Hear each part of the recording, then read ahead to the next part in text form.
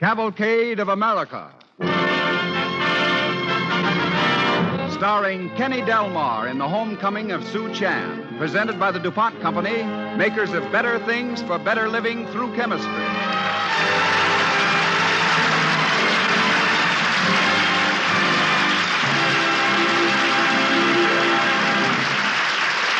Good evening, and welcome to Cavalcade. This is Bill Hamilton.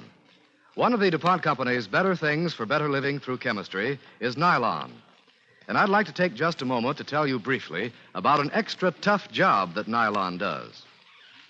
In the oil fields of Louisiana, there is a trucking company that makes a specialty of hauling the giant tools used in drilling oil wells. It's all in a day's work for this He-Man outfit to haul a 19-ton drag-line shovel a couple of 100 miles over rough shell roads. The hauling is done on an underslung trailer called a lowboy. But this lowboy has no springs. Its tires must take the gouging, bruising impact of tons of dead weight at every bump and jolt of the road. But the four rear tires of this giant lowboy have now traveled more than 75,000 miles.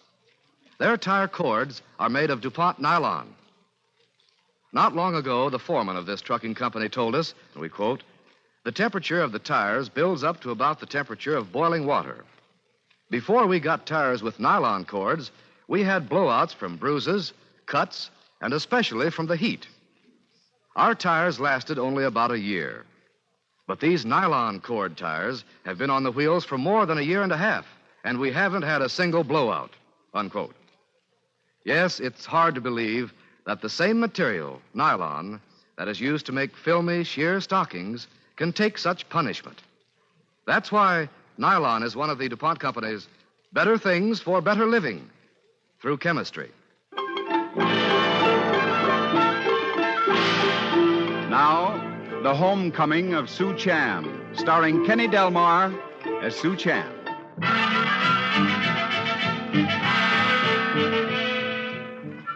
21 years ago, Sue Chan, take boat from China. I arrived in Portland, Oregon.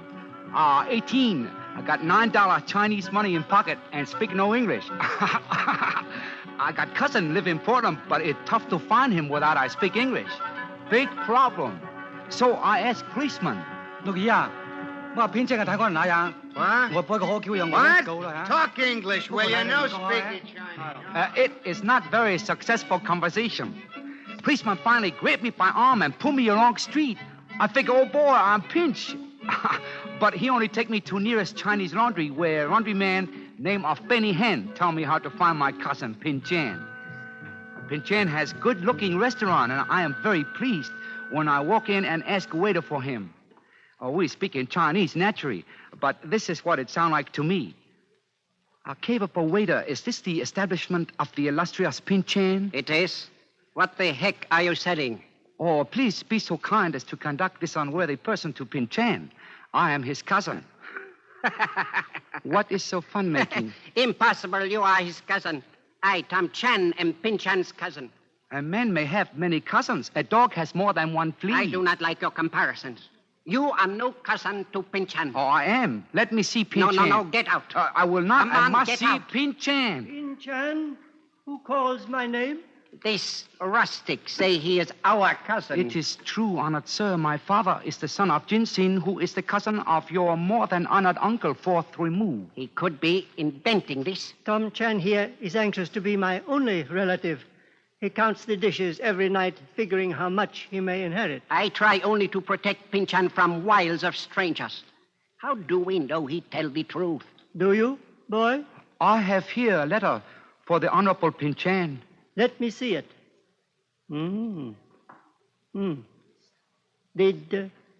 Did your father write this letter, boy? He dictated it, honored sir. I wrote it down. Father is a farmer. He does not write. How is it that you write, boy? When I was 10, I was climbing for a bird's nest. I fell out of tree and for 2 years could not work. So father sent me to the village school. Oh.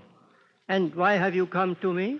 I hope perhaps the Honorable Pin Chan may have some small bit of work for his unworthy cousin. Times are hard home, and I am very anxious to take some American dollars back to China. I suppose they told you at home that here the streets were paved with gold? I did not see any such street coming from the boat, honored sir. I will work very hard, Cousin Pin. For me, you will have to. Welcome to America, Cousin Sue.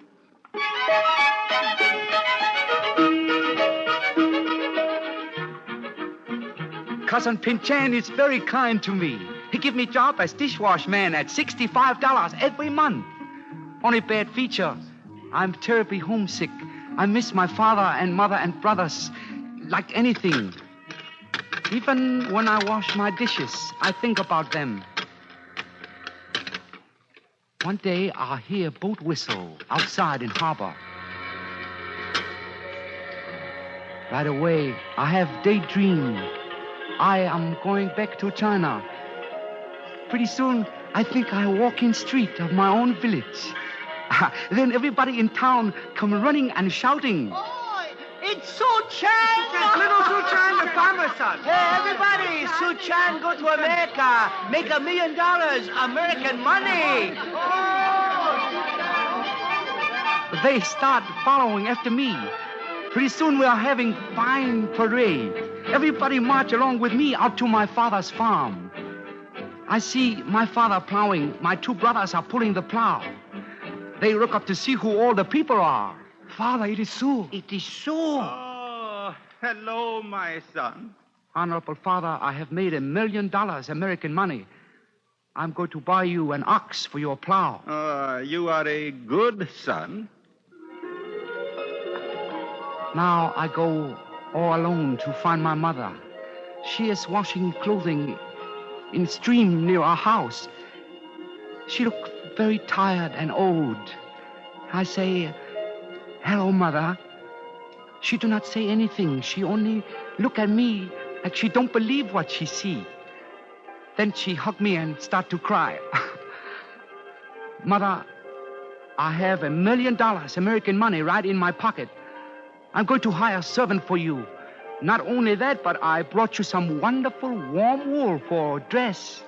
Yes, and whole carton of American soap and boxes of American candy. Nothing is too fine for the honorable mother of Su Chan, the millionaire. Then I unfortunately knock over a big stack of dishes, and that is all the daydream I have that day. What was that crash? Oh, Cousin Sue broke some more dishes, I see. Pin Chan will take those out of your salary.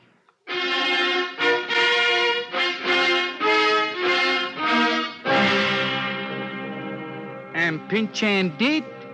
And I begin to see it are not so easy to become millionaire, even in America.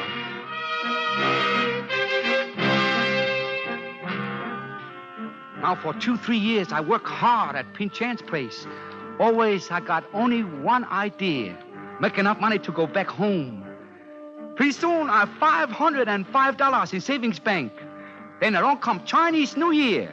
And my cousin Tom and I wonder what we buy for Cousin Pin for New Year gift. I think I will get him rattlesnake wine. Oh, you gave him that last year. Well, what of it? Cousin Pin, he like rattlesnake wine. He say it very beneficial. Well, as you wish. Give him that then. I like something different this time. Something elegant, but inexpensive. Tom, Sue. Huh? Oh, go It quickly. is Cousin Pin. Call Dr. Song. Oh, what's wrong, cousin? Are you ill? One does not call a doctor to paint a house. Oh, I have a pain in my stomach like 8 rats gnawing there. Is it really bad? Oh, do you think I would pay Lee Song's exorbitant prices if I were not in agony? Oh, call him, call him. Yes, I will, cousin, I will.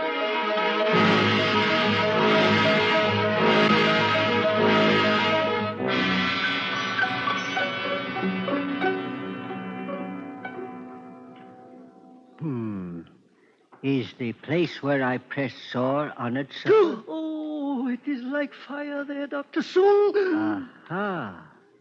It is your appendix, Pin Chan. Oh, what can you prescribe for appendix?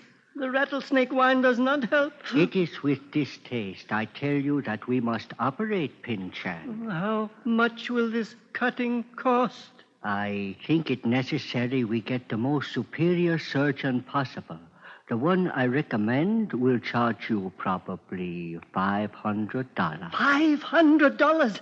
I will not do it. I will cure myself with rattlesnake wine. An operation is your only hope, Pinchan. Never. 500, never. Then there is nothing I can do for you. Oh, cousin, certainly your honorable person is worth $500. No, Cousin Sue, no. Oh, we beg you, Cousin Pin, have this operation. At that price, I would rather die.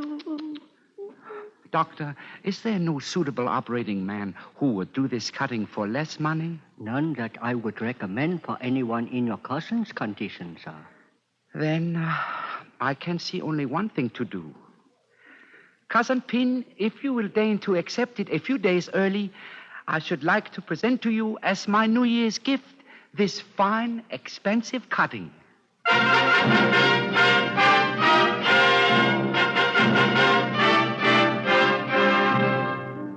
So, Doctor, take away Pinchan's appendix and my $500. That leave me exactly $5 in bank. But operation turned out darn good investment for me, as Pinchan teach me how to cook. Pretty soon I good cook. No kidding. Make more money than waiter. But year or two later, Pinchan close up restaurant. No job. To become millionaire and go home to China seem as far off as ever. But I try everything to make a buck. 1931, I cook in state of Washington lumber camp. Come on, get him. 1933, I a houseboy to rich man in Denver, Colorado. So, my shirt. Oh, here, your dress shirt, sir. Studs and cufflinks in. In 1935, I sell firecrackers in Reveille, Kentucky. Oh, these firecrackers are an unbelievable bargain, sir. In 1936, I even sell Chinese people rattlesnakes for rattlesnake wine. What a racket they make. You know, sell for $1 a foot, make 50 cents a foot profit. By year 1939, I have a wide experience in American business and got $4,800 in savings bank. I are 30 years old now, and I figure if Sue ever going to be rich man, Sue better get going. I work in New York City now in laundry supply business. One day, I walked by a Chinese restaurant on 7th Avenue, sign on front say, place go out of business. Next thing I know, I'm at a bank who own building. I'm sorry, Mr. Chan, but I don't see how the bank can help you out. All I want, Mr. Livingston, is a lease on restaurant and a small loan from bank. You need a good-sized loan, Mr. Chan. The equipment in the place alone will cost you about $10,000, and you have only about $5,000. Oh, can raise other $5,000 from Chinese friend. But you're bound to have heavy losses at first. Sure. That's why I want loan from bank. Oh, pardon me, Mr. Chan. Hello. Oh, hello, dear. No, we can't postpone the dinner. You know how important this is for me. Well, tell the employment agency they've got to get you a cook today. Well, then call another agency. Well, somebody must have a cook. Well, getting back to you, Mr. Chan, the bank can't take a chance on this loan. Oh, I have best security for restaurant in whole world. Really? What's that? My cooking. You have a taste, you know what I mean. I'm sure you know your business, Mr. Chan. You like Chinese cooking? Very much. But the bank could hardly grant a loan on that. I'm sorry.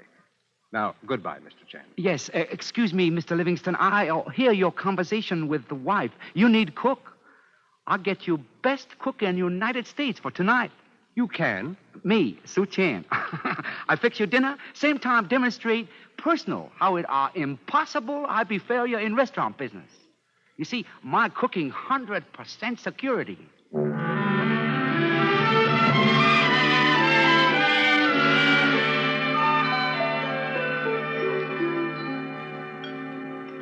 What glorious food, Mr. Livingston. Finest Chinese meal I've ever had. You Livingstons are so lucky to have such a cook. Yes, but I'm afraid we're losing him. What? Mr. Chan is opening up his own restaurant.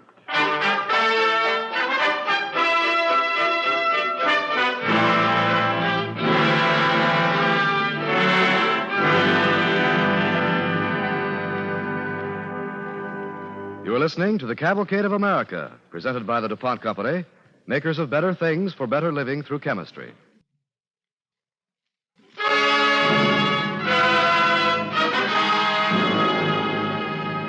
Tonight, in our play, The Homecoming of Sue Chan, our star is Kenny Delmar. As Sue Chan, a Chinese immigrant, he's telling the story of how he made his way in America. So I get a loan from bank and very quick open up restaurant. Business slow at first, but keep getting a little better every day. So I feel everything will be all right. Then I got a new problem. Big problem. Got to have advice. Best food in New York you have here, Sue. Happy you like it, Mr. Livingston. Mind if I sit down 1 minute? Got a problem. By all means, Sue. What's the trouble? My mother in China have a school teacher write me letter. Well, that's fine. No. Mother say I am causing Chan family to lose much face. You? How can she say that? My mother, she say I'm getting to be old man of 30 and still not married. She want me to get married right away before it is too late. Chinese people marry very young. Is there any particular young lady your mother wants for you, Sue? Oh, no. She want me to go to marriage broker like most Chinese people. What you think I ought to do, Mr. Livingston? Aside from what your mother thinks, do you want to get married? Oh, like idea of marriage, fine. Only marriage broke a woman pain in neck. Oh, you've talked with one already. All she want to show me a picture of girl. I don't want to get married from picture. That's the Chinese custom, isn't it? Yeah, but we in America now. Well, there must be Chinese in this country with a more modern point of view. Yeah, but I don't want any too modern. One Chinese girl raised right. But darn it, I want to meet her before I get married. You certainly have got a big problem, Sue.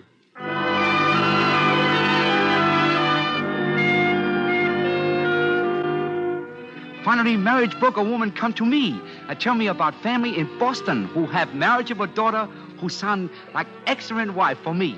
And, Mr. Chan, this lovely girl's name is Viola Eng. Oh, Viola. Can it be arranged I meet the young lady before I make my decision? Miss Eng feels exactly as you do in this matter, Mr. Chan. Oh. She desires to meet you before making up her mind. Good. I'll go to Boston as soon as you can make arrangement. You will be permitted 10 minutes with Mr. and Mrs. Eng. If they approve of you, on the next day, there will be further interview of 10 minutes with Miss Eng and Mother. Yes. Can I see her alone at all? On the third day, if Miss Eng desire it, you may speak to her privately at her home for 6 minutes. 6 minutes?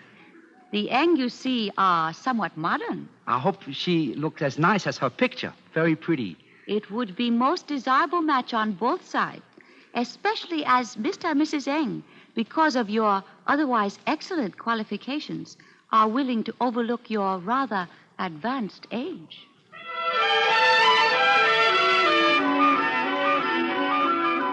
So I go to Boston, and everything come out even better than I dreamed for. And before I know it, I'm a happy married man. It's a good thing to have wife to share life with. Only thing wrong is, all of a sudden, what I have to share, mostly with Viola, is trouble. Customers like food, but not enough come. We lose money. A whole lot of money.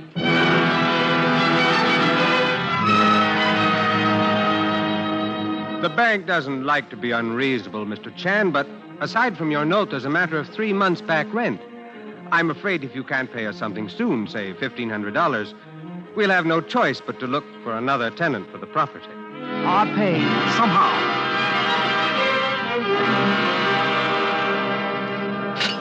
Oh, here your change. Call again. Thank you. I certainly will. That's a good meal.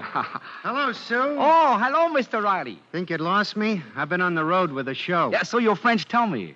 Oh, Sue, there's a little matter of $38 I owe you for some meals. Here it is, and thanks for carrying me when I needed it. A pleasure to do it, Mr. Riley. I don't know if you realize how nice you are to people, Sue. All the regulars here feel it. It isn't that you let me run up a tab. It's the way you made me feel about it. As if you knew what it was like to be down on your luck sometimes yourself. Nobody lucky always. Why the sigh? Well, I in doghouse with bank. What? I thought business was picking up okay. Oh, picking up, getting okay, better, but so much money. If I could hang on a month or two more, think would be all right. Are you really in a jam?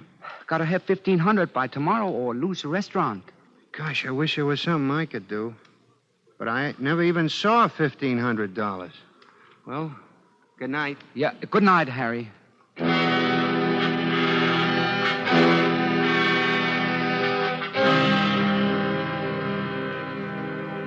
Early next morning, was sitting in office when waiter come in.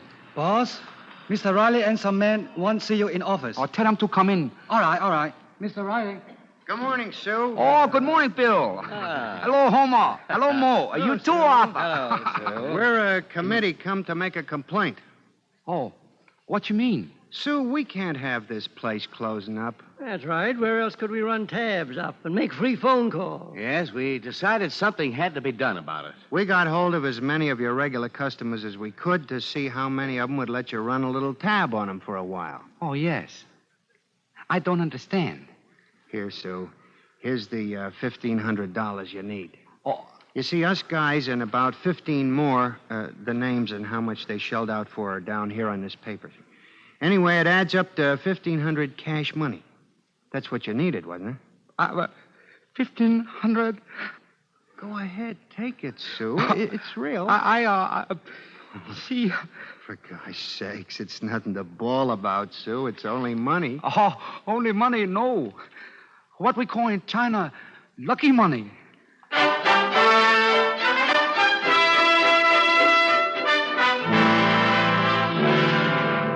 It was a lucky money, too. Almost right away, business get better. Pretty soon, it very good, and I am out of woods. In a couple of years, I have paid off debts, own a whole place, have good profit for myself.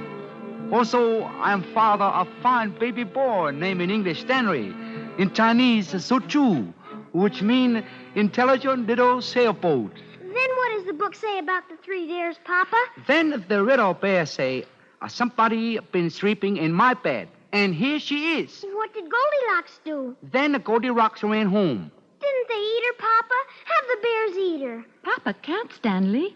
Not when the book says Goldilocks ran home. Oh. Hello?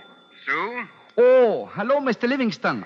Still keen on going back to China when you've made your pile, Sue? Oh, boy. Well, if you're in a mood to make a deal on your restaurant now, I can get you a dandy. Oh, you mean sell it? Sell what, Sue? At the restaurant.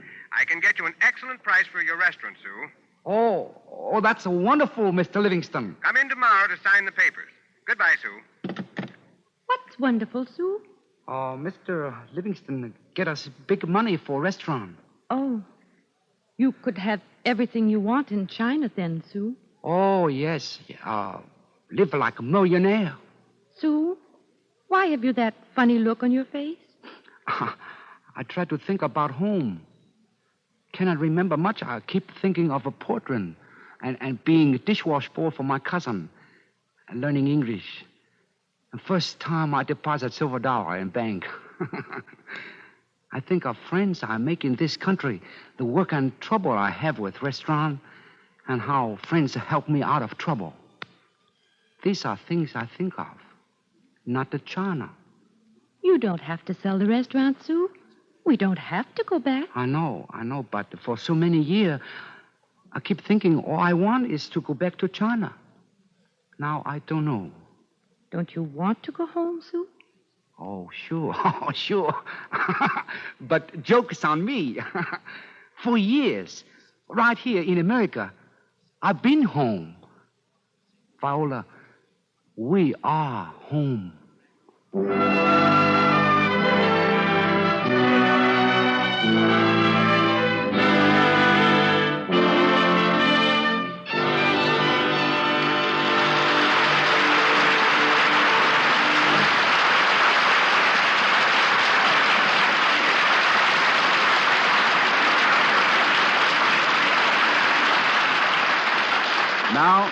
Now, Kenny Delmar, not as Senator Claghorn nor Boris Stroganoff of the Fred Allen Show, not even as Sue Chan of Cavalcade, but as himself, a former Cavalcade player returning as star of tonight's show. Kenny Delmar.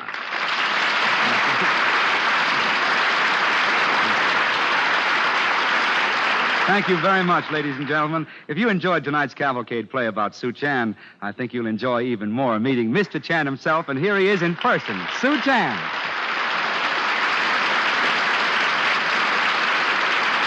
Thank you very much, everybody. It's a wonderful thing to hear one's life story, especially when life is not finished. That way it have real suspense. Sue, what did you think of the way I played you, Sue? Was fine, Kenny. But only once or twice I was bothered with your accent. Oh, you mean there wasn't enough accent? Too much accent. I couldn't understand you. Pardon me, Sue. There's someone out there who wants to see you. Says he's a friend of yours. Who's that, Ted? Well, he also says he's one of your good customers. Well, I better see him. Sue only in radio once. I going in restaurant business for a long time. Oh, here he is now.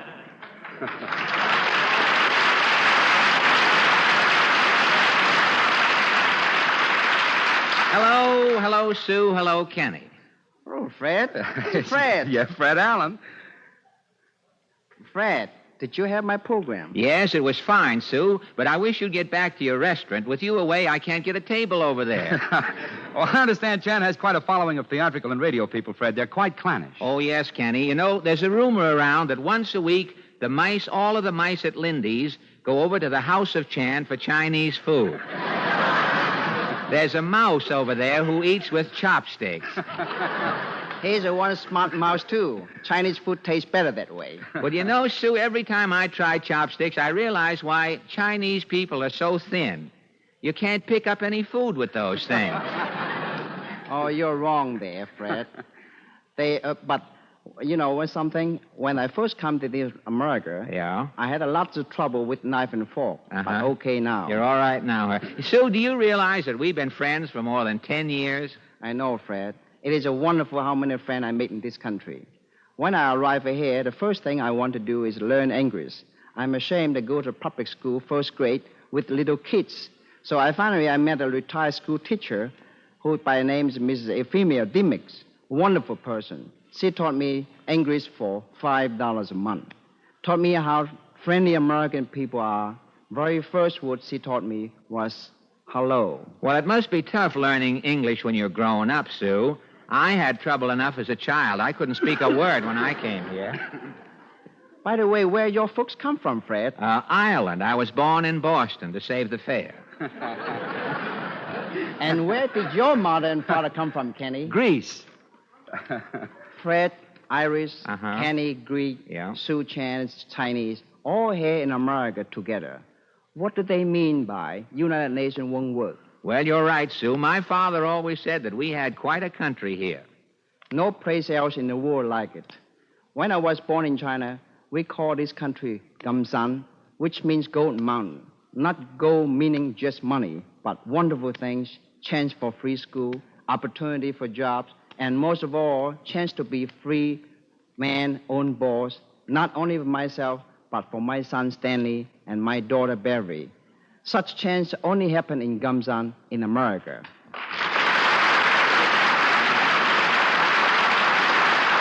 A very great thanks to you, Fred Allen, for coming to Cavalcade tonight with your friend Sue Chan, who, like so many others, made the American dream come true. Tonight, our original play, The Homecoming of Sue Chan, was written by Frank Gabrielson. Music was composed by Arden Cornwell, conducted by Donald Bryan. The program was directed by John Zoller. This is Ted Pearson speaking. As tonight's Cavalcade curtain falls, we're going on vacation. We'll be back in the fall, and we hope you'll be listening then. Thanks for tuning us in these Monday evenings, and thanks, too, for the letters you've written us. We hope you found our plays enjoyable and our stores of chemistry interesting. So until we return to the air in the fall, this is Bill Hamilton speaking for the DuPont Company of Wilmington, Delaware, makers of better things for better living through chemistry.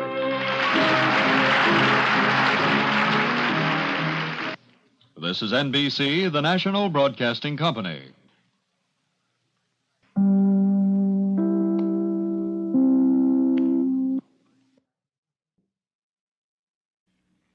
Cavalcade of America. The DuPont Company, maker of better things for better living through chemistry, presents Raymond Massey in Wire to the West on Cavalcade of America. And here is Raymond Massey.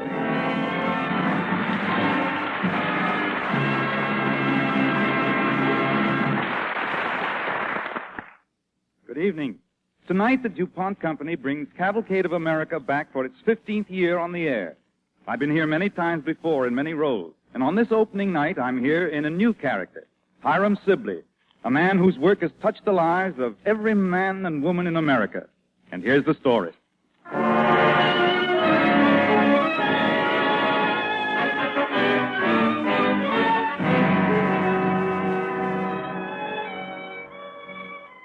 It's Washington, D.C., back in the middle of the last century. Mr. Hiram Sibley of Rochester, New York, enters a sleepy little telegraph office. Anyone here? Hello?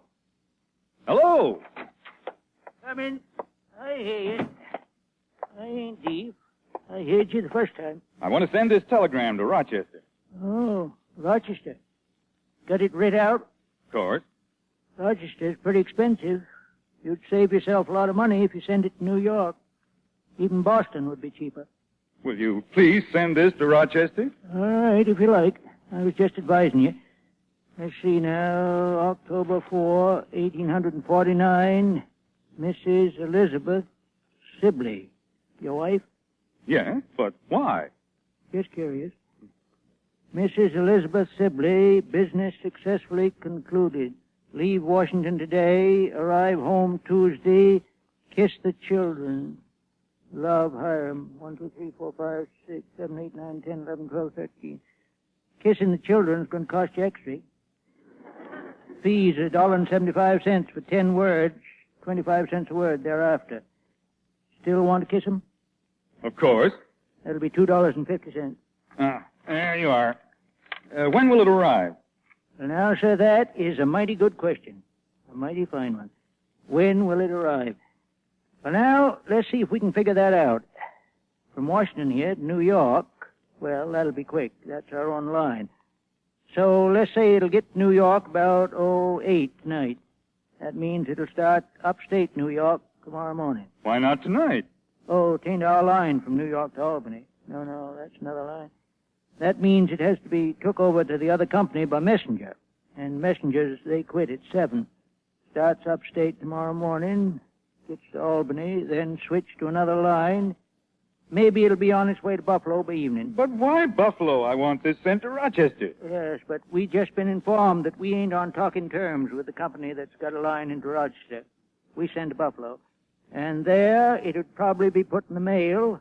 The stagecoach takes a day from Buffalo to Rochester. Better say 2. Well? Well, I'd say it's got a pretty fair chance of arriving in Rochester early Wednesday morning. But I'll be there myself on Tuesday. Yeah, so you will. Well, wouldn't that be nice? Your wife won't have to bother going down to the telegraph office to get the message. You can pick it up yourself.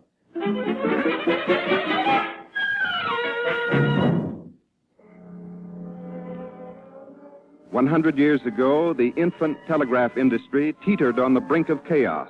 Over 50 different lines, large and small, were operating along the eastern seaboard of the country, a few even reaching timidly westward towards the Mississippi. But it was progress without pattern. Messages, more often than not, failed to get through. Rates were raised and lowered without reason, without warning. And that was a bare 100 years ago. I tell you, Hiram, it's a tremendous opportunity. You've just got to come in with us. Build another telegraph line. Judge Selden, seems to me the country is overstocked with telegraph lines already. And they're all of them bad. Oh, Elizabeth. Mrs. Sibley. Oh, sit down, please. You go right ahead with your talk. I'll pour the coffee. Well, Hiram, can I count you in? I don't see it, Judge. You don't? No. It seems like a ridiculous venture, at least at this time. Right after Morse invented the telegraph, every Johnny and his cousin Mary began building telegraph lines. The result is that the country is suffering from a bad case of telegraphitis. But, Hiram, the country's growing, and the telegraph will grow with it. Maybe so. Maybe when the men who run the telegraph industry begin to get some idea what the public expects, what it wants, maybe then it will amount to something. Well, I must say I'm disappointed in your reaction, Hiram. That's the way I feel about it, Judge. As things stand now, I want no part of the telegraph. Well, then I suppose there's no use taking up more of your time. I'll be getting on. Oh, but you will stay and have some coffee. Sorry, afraid not, Mrs. Sibley. It's late. It's past my bedtime. No hard feelings, Judge. Oh, of course not. Won't change your mind, Hiram? No. Well, good night. Good night, Judge. Good night. That surprises me. The judge is usually so sound in his business judgment, but this wild scheme, telegram, I don't see it. I think I'll sit and read in the parlor for a bit, Elizabeth. Have you seen that book I was reading? The Federalist Papers? Uh-huh. Oh, I put it on your desk in the study. Is it an interesting book? Very interesting. The arguments of Hamilton and Madison and some of the other great statesmen of the time for the need of a strong national government. You wouldn't think they had to fight for the Constitution, argue for it, but they had to. They had to show that the country would never get anywhere as long as the states kept apart, each rivaling the other. They showed that the only way the country could survive was with a strong central authority. Seems to me, Hiram, that that's just what the telegraph companies need. Yeah? Well, isn't that right? You mean some central authority? Well, something to bring them together so they can serve the people efficiently. So they can give the country what it needs, a responsible, dependable, cheap way of sending messages across the country. Yeah. Yes. Well, I'm going up to bed. Good night, dear. Good night.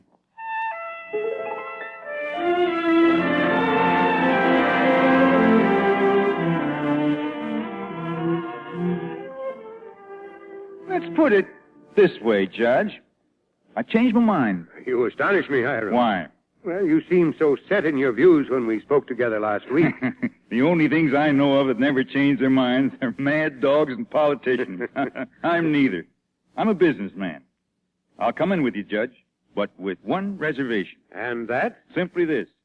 The main objective of our business will not be just to build another telegraph line to the Mississippi. Our goal will be to gather all of the telegraph lines in our territory under a single vigorous enterprise, one that will serve the public first, last, and always. On that basis, I'll come in. On that basis, Hiram, it's a deal.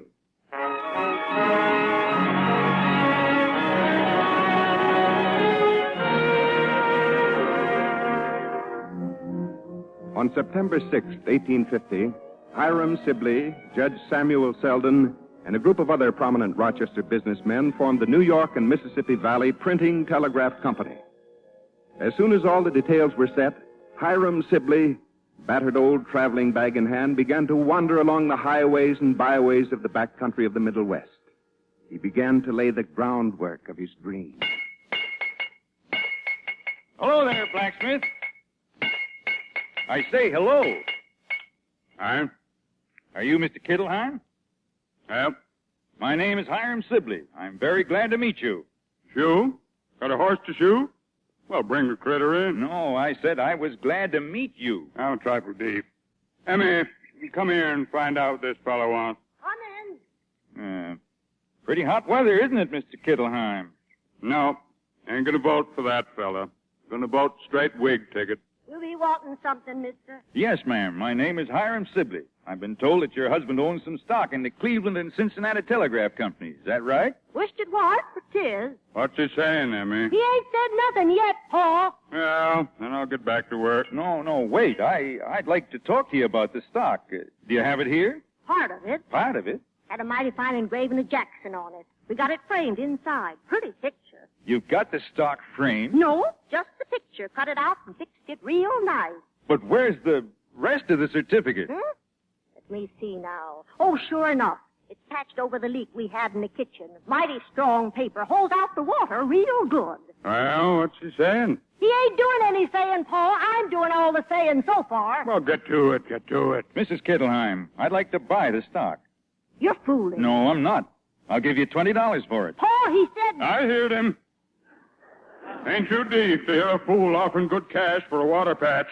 Emmy, go fetch the picture and the paper before this here sucker squirms off the hook.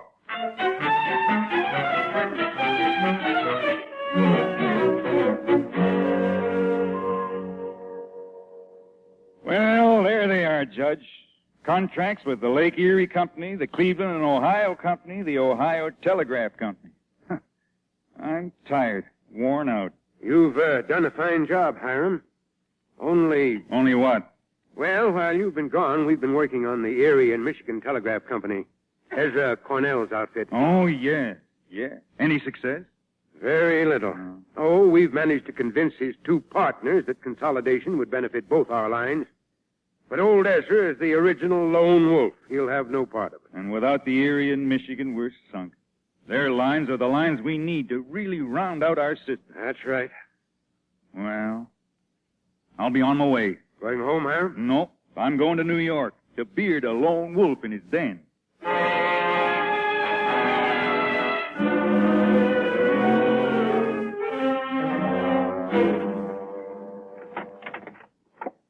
Young man, is Mr. Ezra Cornell in? He might be, and then again he might not. Who shall I say wants to see him? Mr. Hiram Sibley.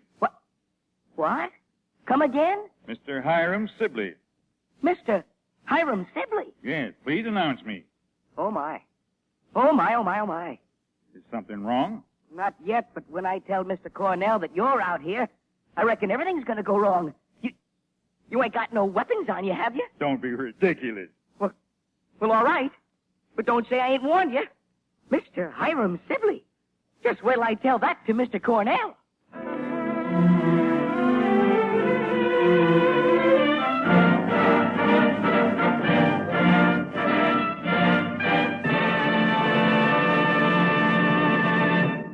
Our story, Wire to the West, starring Raymond Massey, will continue in just a moment. You're listening to the Cavalcade of America, sponsored by the DuPont Company, maker of better things for better living through chemistry. This is Cavalcade's 15th season on the air. During that time, we've brought you stories of yesterday and today of men and women who have added their share to the building of a strong and great nation. And we brought you, too, stories about products of chemical science. Products represented by the familiar trademark, the DuPont Oval. This trademark on any product is the symbol of the skill and integrity of the DuPont Company. It helps you to buy with confidence. The DuPont Oval, trademark of the DuPont Company, is your assurance of better things for better living through chemistry.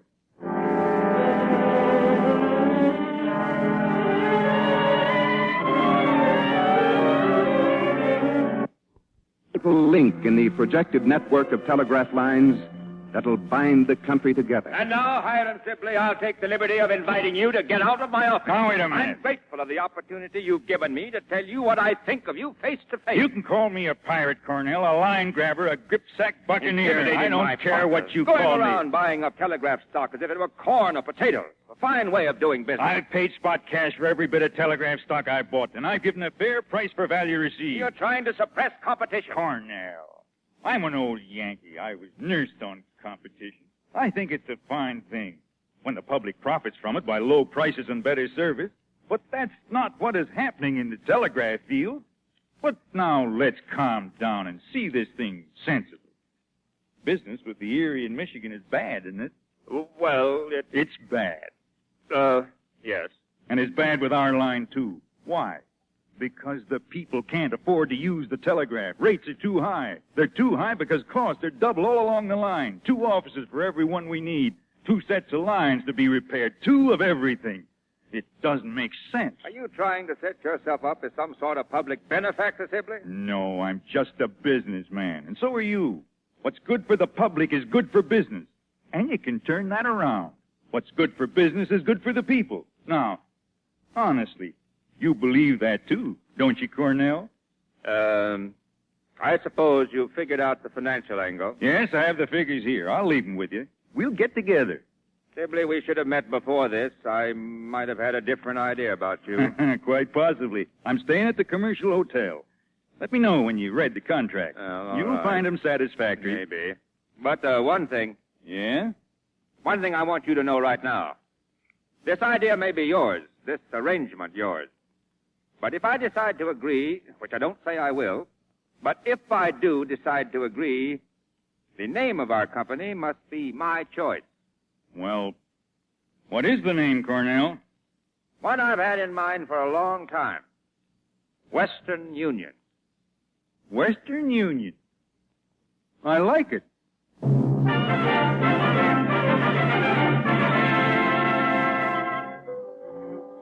By 1860, the Western Union Telegraph Company gave the people the means of instantaneous communication from the Atlantic Ocean to the Mississippi River.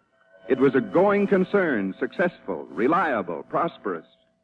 But Hiram Sibley wasn't satisfied. He had an idea. Another idea. Pacific, Mr. Sibley? You're serious? You want Western Union to build a telegraph line to California? I'm deadly serious, Mr. Morris. Well, now, that's a big project. A very big project. A little too big, I should say. Mr. Sibley, now, do you expect to string a line 1,500 miles across the wilderness? Across a land infested with Indians to drag poles out there where there isn't even a tree within hundreds of miles? It won't work. Gentlemen, do I take it that the rest of you are infected with the same timidity that seems to have overcome Mr. Mann? You won't come in with me on a line to the Pacific? Very well, then. If you won't join hands with me in this, I'll go it alone. Oh, Hiram. Yes, Judge. I've always been with you, believed in you, and worked with you. But this isn't the place for personal feelings. I think these gentlemen are right. The project is much too tenuous for our company to undertake. Because if it fails, the damage to our whole enterprise would be enormous. All right. Now, wait a minute. I've got a compromise. You go ahead and build the line. I'll come in with you personally, as will many of the others, I'm sure. Use Western Union men, use Western Union resources. Everything and anything you want. And when the line is finished, we'll undertake to operate. Now, what about that? For the second time, Judge, it's a deal.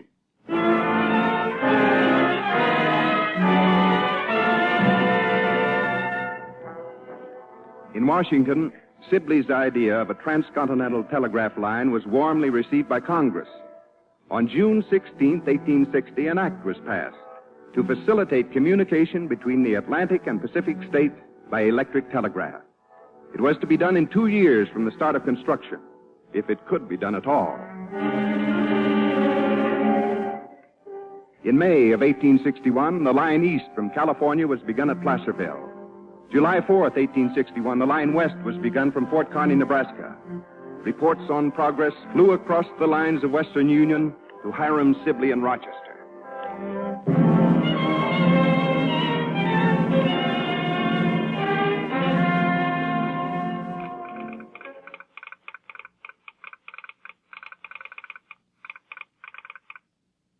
Do you have it in full, Bill? Sir, this is the all, Mr. Sibley. Let me see. Anything serious, Hiram? From Creighton, superintendent of the line going into Salt Lake City. Listen. Contractor refused to deliver poles. What?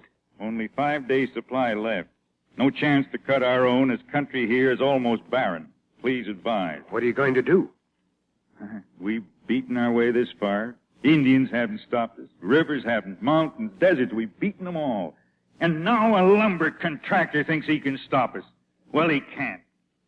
Judge, you'll have to look after things here for a while. I don't see what good that will do. I don't either, but I'm going west. I'll get Creighton the poles he needs if I have to carry them from the Missouri to Salt Lake City on my back.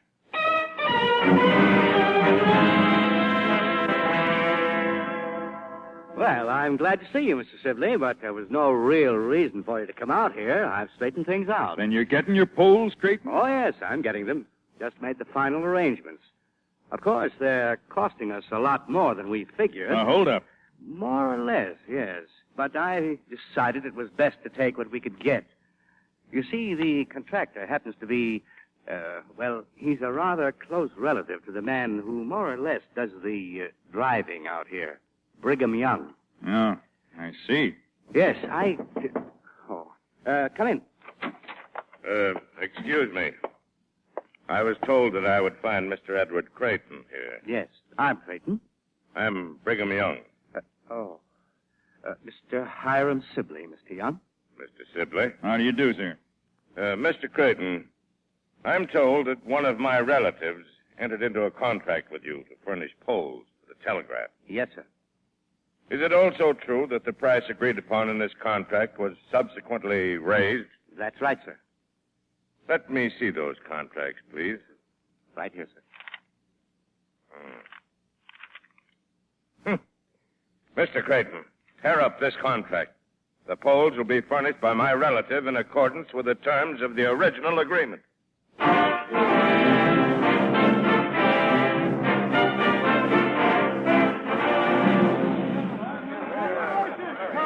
right, may we have some quiet, please? Quiet! Oh, would somebody please shut that door so we can hear ourselves think? Folks have come from hundreds of miles around for this celebration, Mr. Creighton. Ain't nobody going to shut them up. Yes, I suppose not. Mr. Sibley, we're all ready. Try to raise Port Kearney. Yes, sir. Send CQ to Fort Kearney. Fort Kearney, yes, sir.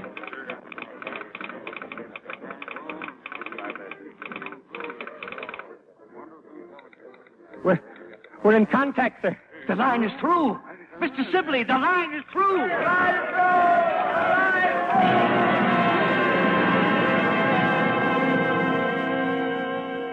Instead of the 2 years limit set for the undertaking, Hiram Sibley built the first transcontinental telegraph line in less than 5 months.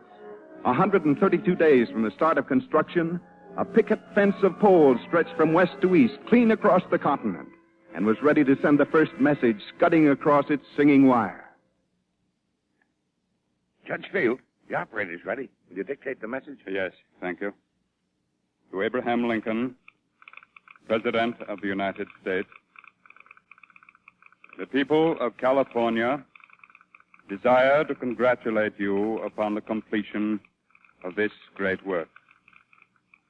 They believe that it will be the means of strengthening the attachment which binds both the East and the West to the Union. And they desire in this, the first message across the continent, to express their loyalty to the Union and their determination to stand by its government on this, its day of trial.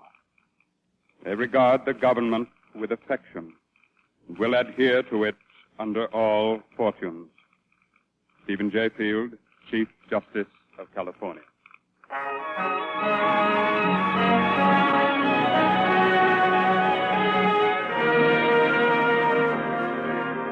At the moment of crisis, with the country at the brink of civil war, a thin wire helped draw the nation together, brought the Pacific to the Atlantic in the wink of a second, a flash of time.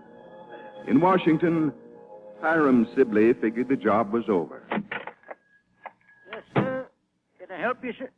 Oh, Mr. Sibley. Hello, Luther. Busy? Oh, gracious. Always busy, sir. Will you send this wire for me? Yes, sir. Can I have it? Mrs. Elizabeth Sibley, that's your wife, Rochester, New York. Business successfully concluded, leaving Washington today, arrive home Tuesday, love, Hiram. Ain't you forgetting something, Mr. Sibley? How's that? Nothing here about kissing the children. You can kiss them now for just a few pennies more. Luther, there's a time in a man's life when he stops kissing his children and they begin to kiss him. It's one of the ways a man knows when he's getting old. It's 11 years now since I sent that first message, remember? Yes, sir. Like it was yesterday. Well, if nothing else, the 11 years has saved me the expense of telegraphing kisses to my kids. Just send the wire as it is, Luther. Yes, Mr. Sibley. I hope the wire will arrive before Wednesday. Oh, it'll be in Rochester within the hour. And you can depend on that, sir. You can depend on that, Luther. You just said it. That's the greatest thing, the whole 11 years in a nutshell. The whole story of Western Union.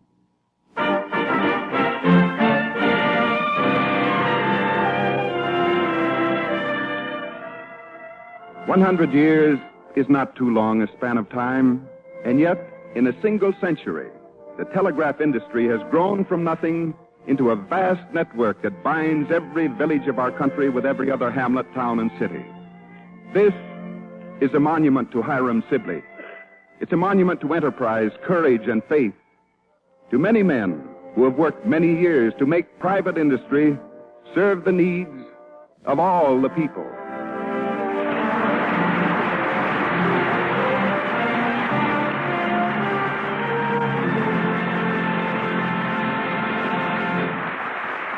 Now, here's Bill Hamilton speaking for the DuPont Company.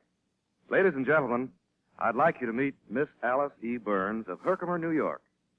A few weeks ago, Miss Burns bought 4 shares of stock in the DuPont Company. Although she didn't know it at that time, Her purchase made her the 100,000th stockholder. But maybe I better let her tell you the story. Miss Burns? Well, Mr. Hamilton, I knew something about DuPont through its connection with Remington Arms at Ilion, New York, where I teach school. My friends who work at Remington speak very highly of DuPont. And when DuPont announced that its stock was being split, I had a little money left over, so I decided to buy some shares. Miss Burns, just how did you go about buying the stock? You know, a lot of people don't know how to do it. Oh, I just went into a broker's office in Utica, told them I wanted to buy some DuPont stock. They took care of the rest. Well, that wasn't much of a problem, was it? It might surprise you to know that over half of the DuPont stockholders are women. They have a very important place in business today as investors who have loaned their money so that industry has new capital with which to expand. By the way, Miss Burns, I understand you've just finished a trip to the DuPont offices and research laboratories at Wilmington, several manufacturing plants, and also the DuPont Atlantic City exhibit. What do you think of your company now that you're an owner?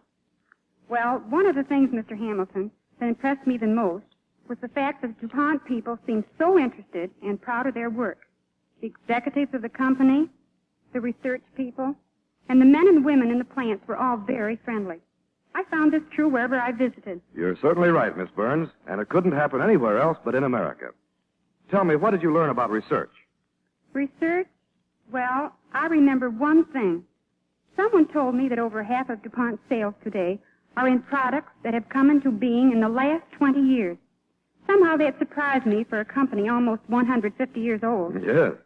Thousands of small businesses and at least hundreds of thousands of jobs have been created because of new products of DuPont research. I guess that's what you mean when you give the DuPont slogan, better things for better living, through chemistry. It certainly is one of the things that the slogan stands for. DuPont men and women working together to create and produce new products have helped bring better living to America. Thank you, Miss Burns, for being our special guest on Cavalcade tonight.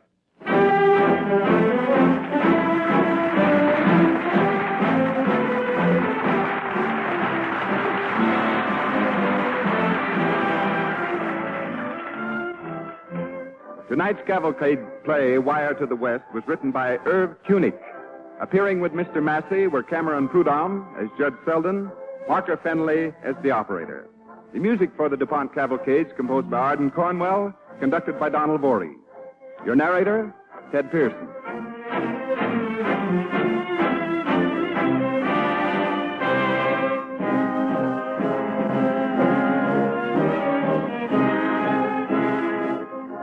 Next week, Cavalcade will present the gifted Hollywood star, Paul Henreid, in Lay That Musket Down, an exciting story of revolutionary times. Be sure to join us next week for Cavalcade and our star, Paul Henreid.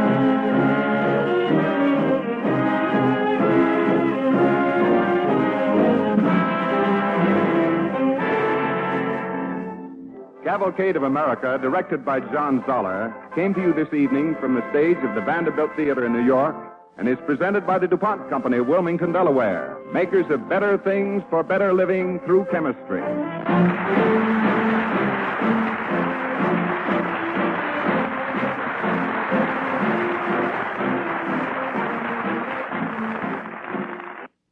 This is NBC, the national broadcasting company.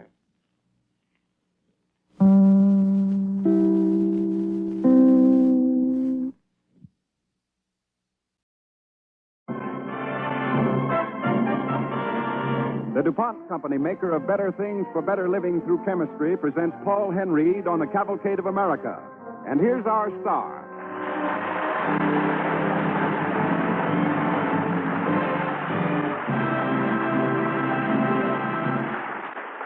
Good evening. It pleases me very much to come to you tonight in a true story called Lay That Musket Down, in the role of that very interesting man, Christopher Ludwig. He played a remarkable part in the American Revolution. If it weren't for this man, Ludwig, who can tell? Maybe George Washington would have lost the war. Yes, who can tell?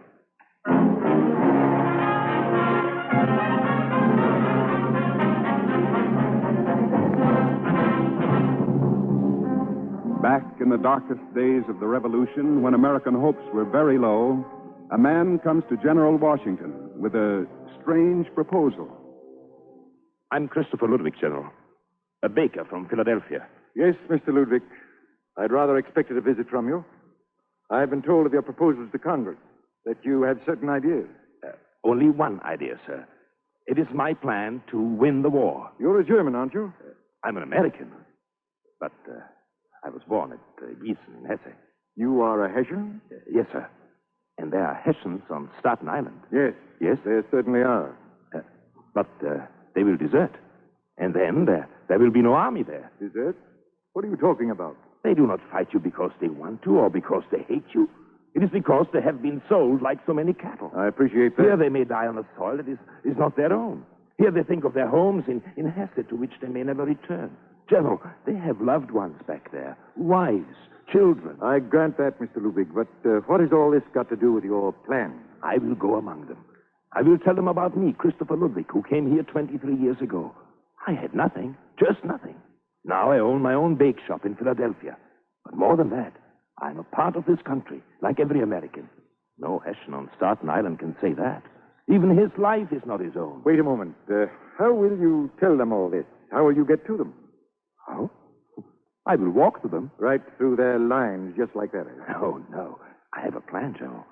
I will dress in the uniform of the American Army. I will say I'm a deserter, come to join my people. It's a good idea, isn't it? It's no good? You know you would be hanged if they caught you? Yes, this I know. Mr. Ludwig, why do you want to do this? Why? Yes, why? I will tell you. I love this country. Here a man can own his own bake shop and he can raise his children. Here he is not afraid that some night there will come a knock on his door, a knock that means he will lose his children to an army, or perhaps his life to a prince. A man can love such a country as this. Mr. Ludwig, I will tell you something. We're desperate. I've listened to you because I listen to anyone with a plan, no matter how wild or fantastic it may seem. We are losing this war. Right now, we are hiding until we can gain strength. If the Hessian commanders knew it, they could destroy us. Oh, General, let me try. I beg you, let me try. Mr. Ludwig, you will have a uniform and a safe conduct through our lines. You let me do it? If you succeed in causing desertion among the Hessians, we'll have gained time and hope. Thank you, sir. God speed you.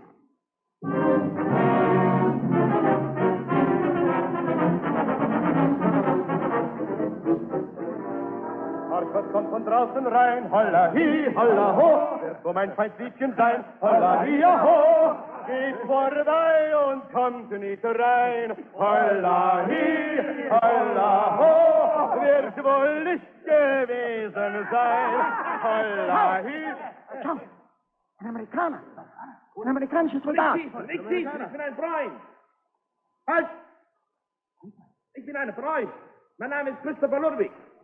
You, keep your arms in the air. I'm coming up. Who are you? Sergeant, my name is Christopher Ludwig. I come from New Jersey. What do you do here? I've run away from the American Army. Deserter? No, I just do not wish to fight my own people. Your own people? Keep your arms in the air. You said your own people. What do you mean? You are in American uniform. I'm a Hessian. I'm from Gießen in Hesse. So? Stand there. Miller. Yeah. You come from Gießen? Yeah. You know this man? No, I have never seen him. You are too young to know me. Sergeant, maybe if I ask him a question. Do it. You. What is the name of the pastor of the little church on Kölnstrasse? Well, when I was there, it was Brenner. Yes, Emil Brenner. Brenner? Well, that was more than 20 years ago. Yes, 23 years ago. That is how long I'm over here. Does he speak the truth, Miller? There was a pastor named Brenner. He married my mother and father. No more talk. We will take him to the officers.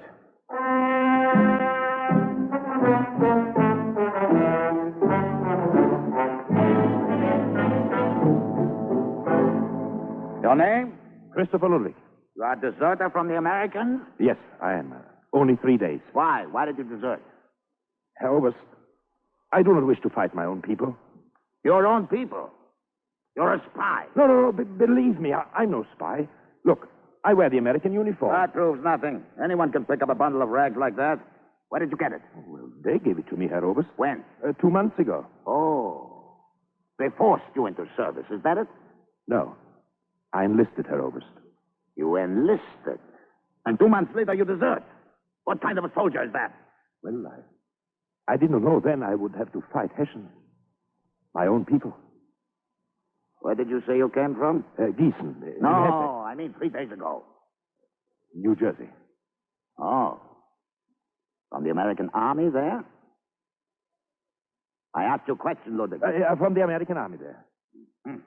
Good. And you know where they are and how many? Very interesting, yes. Come over here, Ludwig.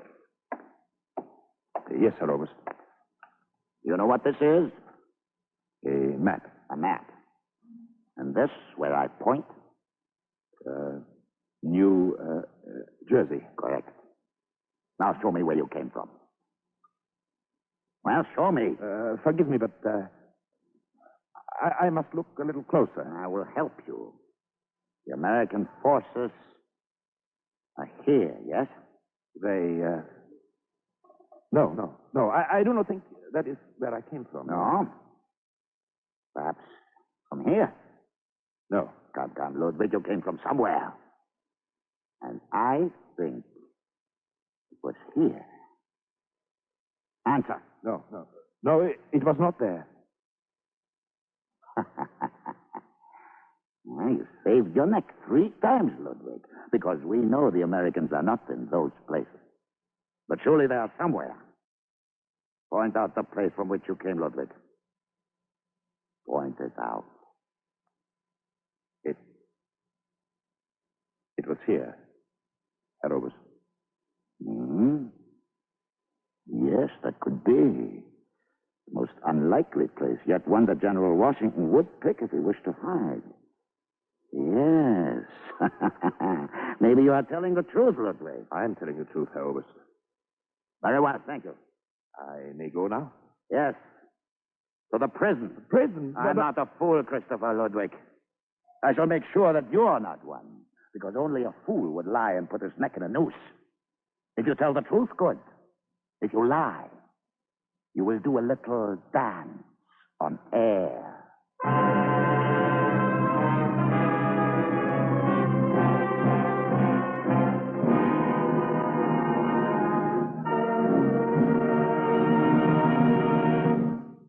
Our story, Lay That Musket Down, starring Paul Henreid, will continue in just a moment.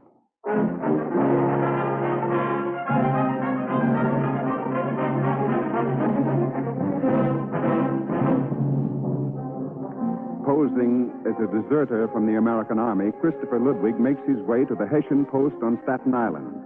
There he's questioned, and in order to accomplish his mission, is forced to disclose the position of Washington's army. It's now 2 days later, and Ludwig's again in the quarters of the Hessian commander. Ludwig, you told the truth. We have found out the Americans are where you say. It was very clever of General Washington to choose that place. Yes, Herr Oberst. But we are clever, too. We will give them a great surprise. Surprise? Yes. They think we still hunt them. They think they're safe. But thanks to you, Herr Ludwig, they are not. You are going to attack? But yes. When? That is the surprise. But now I wish to show my gratitude. I have arranged quarters for you. Your pardon, Herr Oberst. May I ask a favor? But certainly, name it. It is a very long time since I have seen anyone from Hesse. If it is agreeable to you, I should like very much to live with the men, the common soldiers. But I have arranged quarters. A man's ears become hungry for his own language.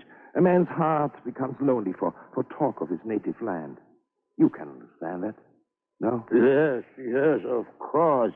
Very well, Ludwig. It shall be arranged. But what on earth will you do there? You seem an intelligent man. What will you do for amusement?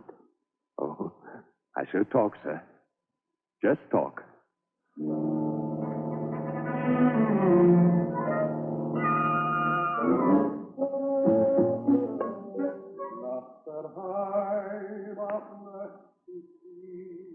Max is always singing that song. I wish he would stop.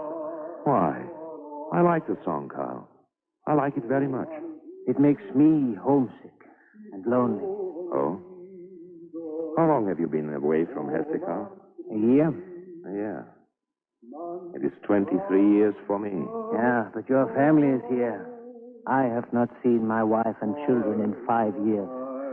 First they sent me to Turkey, then to Prussia, now here. And you don't like America? No, nothing but swamps and trees. Oh, then you have never been to Pennsylvania. Huh? Pennsylvania? Huh. Where's that?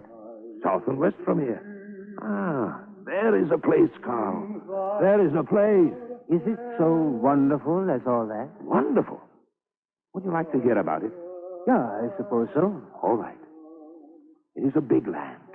Big and rich. Why, the earth is so fertile that a man may reach down and pick up a handful of it, and in 5 minutes there is something growing from it. Oh, that is a story. Oh, it is true. You were a farmer, weren't you, Carl? Yes. And how long has it been since you felt soil in your hands and smelled the richness of it? Felt the cool, moist dew and watched the fields turn green in the spring? Too long. But tell us about Pennsylvania. Is it far? Oh, no, not far. Not even if a man travels on foot. But I talk too much. I make you lonely for Hesse, for your wife and children. A soldier should not think of these things. A soldier should think only of his duty to his prince. To his prince? Huh. One who sold us like cattle. Carl, be careful. Max is right. I'm a fool for talking so. Oh, no. Tell us more. This Pennsylvania, must one obey and swear allegiance to a prince to own land there? One swears allegiance to one thing only in this country, Carl. Yes? Liberty. Liberty. Yes, Max. Here is a place to live and grow and breathe air that is free. What is this? Well, what are you doing? We were talking, Sergeant. Just talking.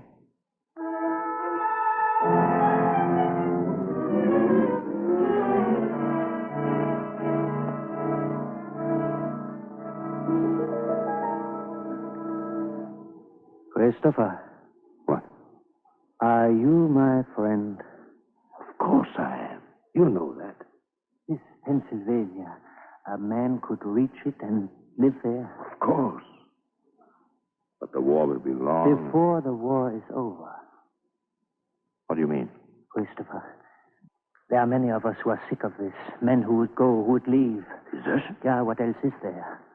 If we stay and fight, we will be killed for a war that is not ours. Or if we are not killed, it means only service somewhere else. But if a man went to this Pennsylvania... How? A moment ago you asked if I was your friend. Now I ask you the same thing. Are you mine? Yes, of course. Good. Then I'm going to tell you something. What? I came here as a spy. A spy? Don't shout it. Now, what will you do, Carl? You will be hanged. Not if my secret is kept. Will it be, Carl? I wish you had not told me. I had to. Because I need you, Carl. I want you to speak to the men you can trust. I can't do it all alone. Me speak to them? Yes. Tell them of this land where men love freedom enough to fight and die for it. Tell Max that his wife and children will live on their own land, in their own house, unafraid. Tell Emil that here the cows give 10 quarts of milk twice a day, that 2 cabbages fill a bushel basket. Will you tell them, Carl? But what about me? You will go too. I will take you with me. When? Right away? Not right away, Carl. But as soon as enough men have deserted to make this army useless against my country. And if we are discovered? You said yourself that only more service or death waits for you. Well, this way you have a chance, Carl. Take it.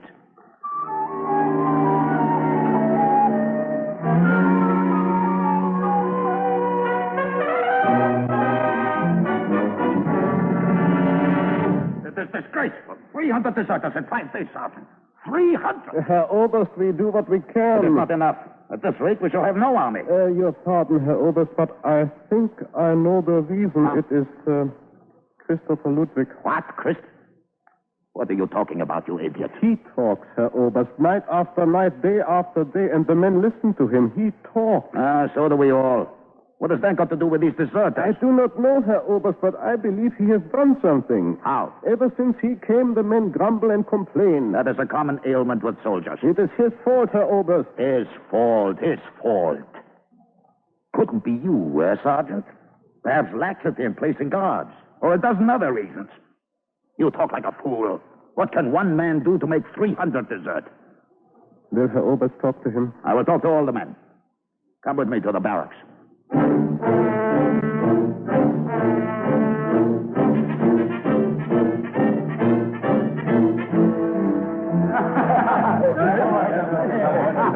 Attention! The Herr Oberst wishes to speak. In a moment. Christopher Ludwig. Come here. You wish to see me, Herr Oberst? Yes. What is all this talk about? Talk? Herr Oberst? The sergeant tells me you talk a great deal.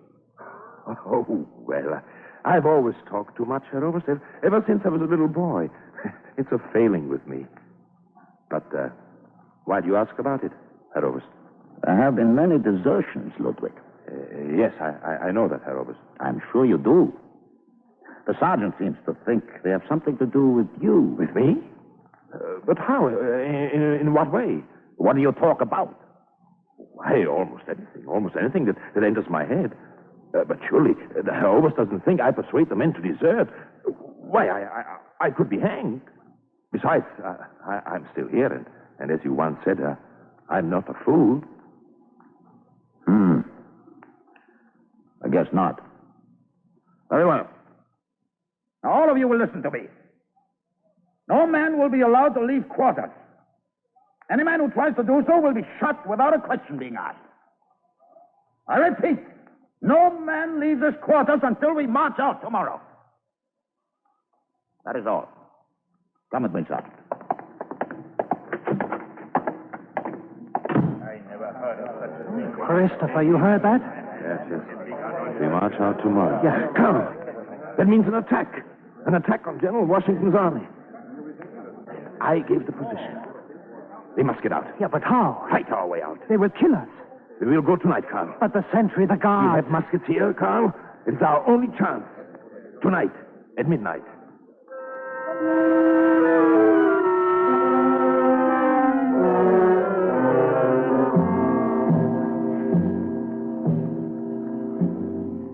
Christopher? Yes, Carl? We are all ready. How many? 50. Good. Now listen to me. Come here, all of you. We shall leave one by one. Stay close to the buildings. Be as quiet as you can.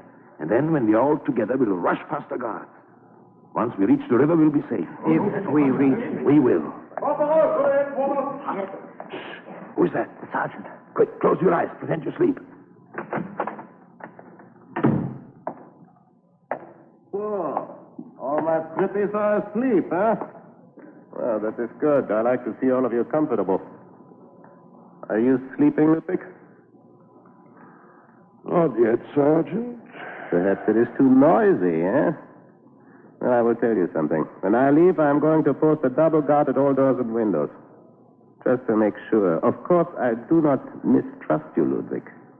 But just to make certain.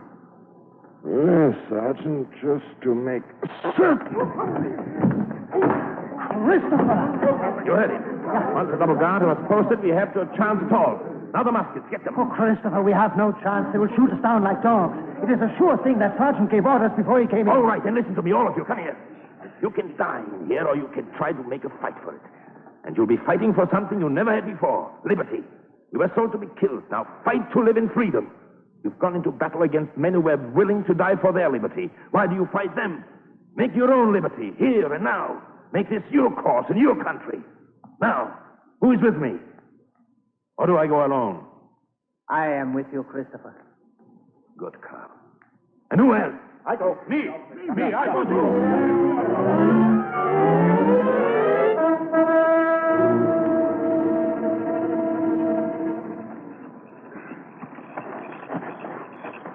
So far, so good. river straight ahead. Yes, just beyond the powder magazine. The powder. Carl, the powder magazine. What of it? What if it blows up? There'll be no powder, no attack. Oh, you can't. There are sentries. We'll take care of the sentries. Then we'll break open the powder keg or two and leave a trail of powder, light it, and then... Puff. Good. Come on. Look, the sentries are talking together. Yeah. Down there. Here is our chance to get in. Quick. In here. See those kegs of powder? Yes, Christopher. Carl, pray open the powder keg quickly. Yeah. There. No, one more. For a powder trail. Now, trail the powder behind us. Yeah. Come, Carl, come. They see us. A few more steps to the woods. Here, we will stop here, quickly. Flint and steel. Here. Oh, they can see the sparks. A few more.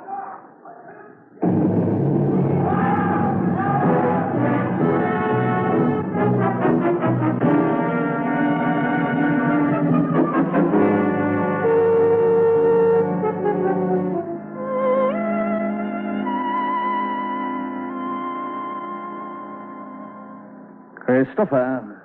Yes? How much farther is it to Pennsylvania? Let us stop here a moment. We are there? Look down into that valley, Carl. Look. Yeah. Have you ever seen such a land? Why, the cows give 5 quarts of milk. You said 10. I did? Well, perhaps I did exaggerate a bit. And you said the earth is so rich that a man can watch his crops grow overnight. And that 2 cabbages fill a bushel basket. And that seeds sprout before the next row is planted. You said all that, Christopher. I know. And most of it is true. But the greatest thing about this land is something I did not tell you. You said a great deal. Could there be more? Oh, much more. Look over this land, Carl. Look at it. Yeah, it is beautiful. Yeah. There's something in the land here that one cannot raise in the old countries across the sea. Not yet. There is something raised here that will spread its roots across the ocean. But here it grows first. Liberty. What is a man without that, Carl? Nothing.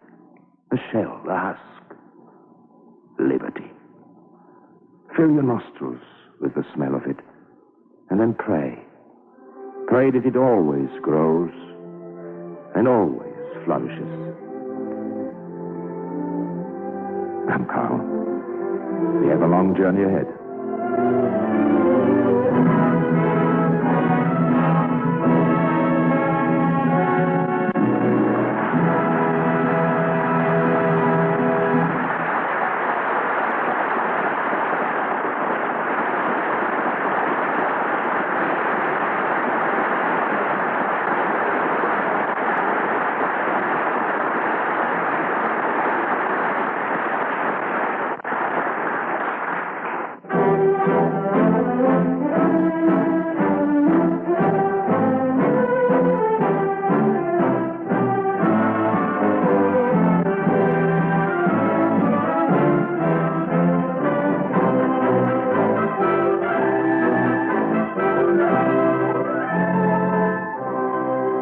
Joe Palmer had a beautiful crop of chin whiskers, and he defied everyone in Fitchburg, Massachusetts to make him shave it off. Well, hear his story next week. Hear how he fought in and out of jail for his right to wear a beard. Listen next week when Brian Donlevy stars in Joe Palmer's Beard on the Cavalcade of America.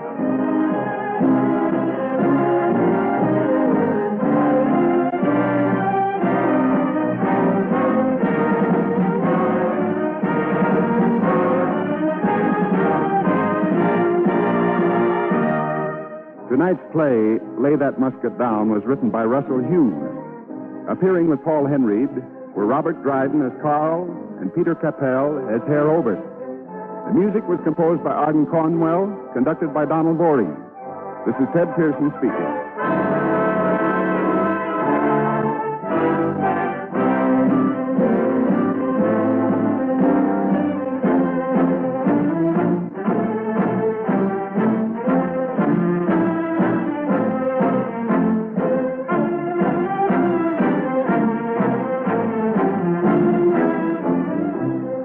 sure to join us next week for Joe Palmer's Beard, starring Brian Donlevy. Cavalcade of America, directed by John Fowler, came to you this evening from the Vanderbilt Theater in New York and is presented by the DuPont Company of Wilmington, Delaware, makers of better things for better living through chemistry.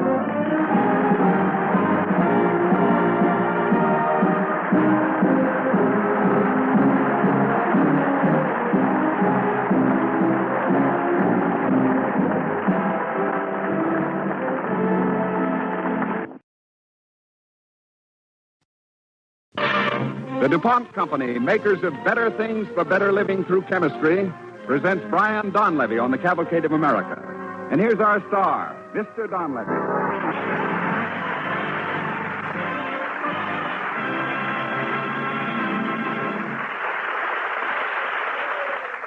Good evening. Our play tonight is called Joe Palmer's Beard. Now, that's an unusual title, and the story behind the title is even more strange. It goes like this.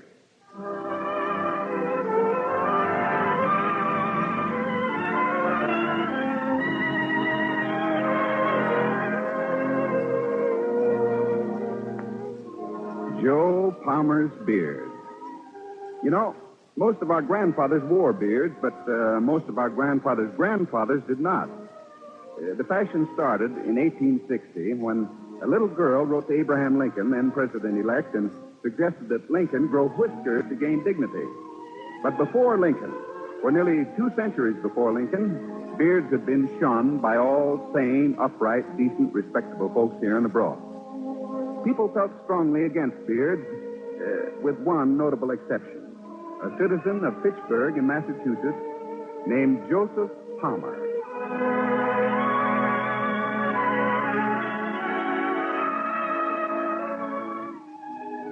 Our scene, then, is a farmhouse near Pittsburgh.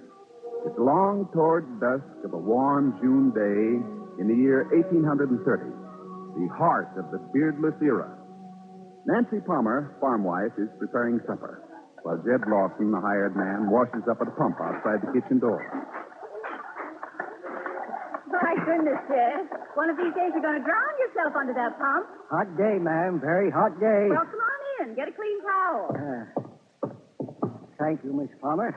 Bring over the eggs, Jed. What there was of them. Hens seem to have swore off laying lately. Looks like Joe Palmer's own hens are set against him, too. Jedediah. Oh, I know it's his bid and it's his business.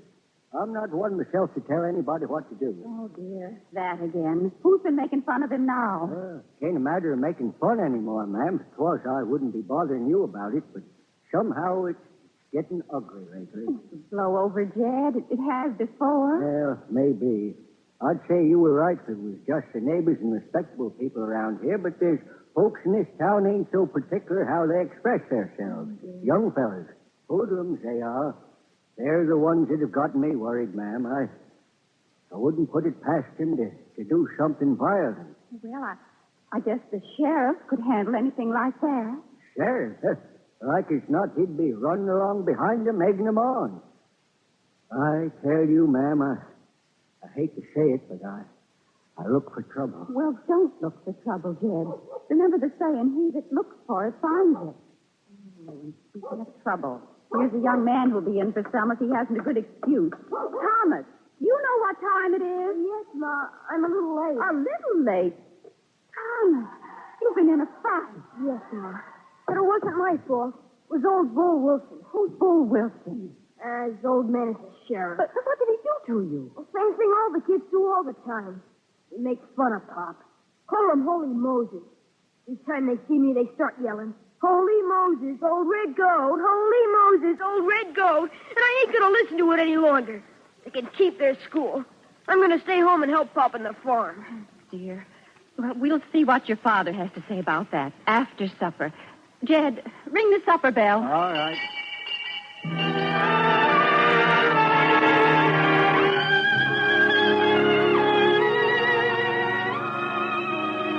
Nancy, any woman who can cook like that and look as pretty as a picture, too, why, she's wasting her talents around Pittsburgh. Oh, Joe. Yes, sir. She ought to be married to the President of the United States and sitting in the White House instead of Joe Palmer's parlor. According to what I hear, Andy Jackson has a wife. Oh, I know you, Mr. Palmer. You're just campaigning for more cherry pie. Ah, sweet ambrosia. Succulent fruit of the sun-kissed Massachusetts hills. Occasionally sun-kissed, that is. Tommy, Yes, sir? you know, I'll bet if we played our cards right, we might, mind you, we might have us another pie tomorrow night. For instance, if you were to get up early before school and chop your mother a nice I'll spend pile the of... whole day chopping, Pop. Oh, I might as well. I won't be going to school anymore. you won't be doing what? Going to school. Please don't make me, Pop. I'd rather stay home and help you on the farm. I'm old enough now, as far as learning goes. You can teach me more than I can anyway. Well, that I won't deny, but it's beside the point. Now, what are you running away from, son? You must be blind to ask that question, Joseph. And deaf. And I'm not running away, Pop. At least I didn't today. I hit Bull Wilson spang in the eye, and he's bigger than I am. Bull Wilson? Huh. Oh, would that be the sheriff's lubberly son? That's why we call him Bull. Oh, I see. And has he been bullying you? Well, you know how fellas are once they get an idea. They can't leave me alone. Always yelling, Holy Moses, or Methuselah, or get a shave or something. It's got me crazy, Pop. Please don't make me go back anymore. Tommy, I'm sorry you've had to take the brunt of this. I didn't realize how far the thing had gone. You know, there are some people, a lot of people, that just can't stand anybody else that's different from them. They're petty and stupid and cruel, and I hate to give in to their small-minded ways. But a beard is not a big enough thing in my life to make you and your mother unhappy. Oh, Joe, do you mean it? Oh, gosh, Pop, you look funny. Yeah, maybe so. But now we've had enough of this serious conclave. How about a little music, Nan? What would you like, Joseph? The best hymn of them all. Behold, the Christian warrior stands. All right.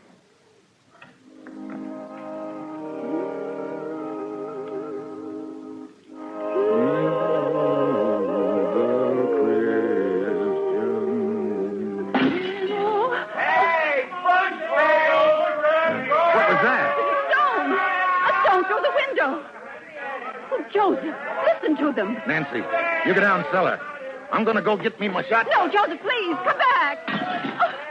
Oh, they hit the oil lamp. Look out, Mom. Get out of the way. Tommy, what are you doing? Tommy, you burned your hands. Tommy! There. Oh, it's out. Oh, but your hands. Well, now we'll see. Joseph, don't go out there. Joseph! Where are you, you scum of the earth? Show yourselves. Come out into the light, you imps of darkness, cowards, scoundrels, murderers. Joseph, don't! Give me that gun! Be quiet, woman. I fired in the air. Well, they've gone. Every last man jack of them. Joe, Tommy's hands are burned, badly burned. All right. That settles it, Nancy. They can't force me.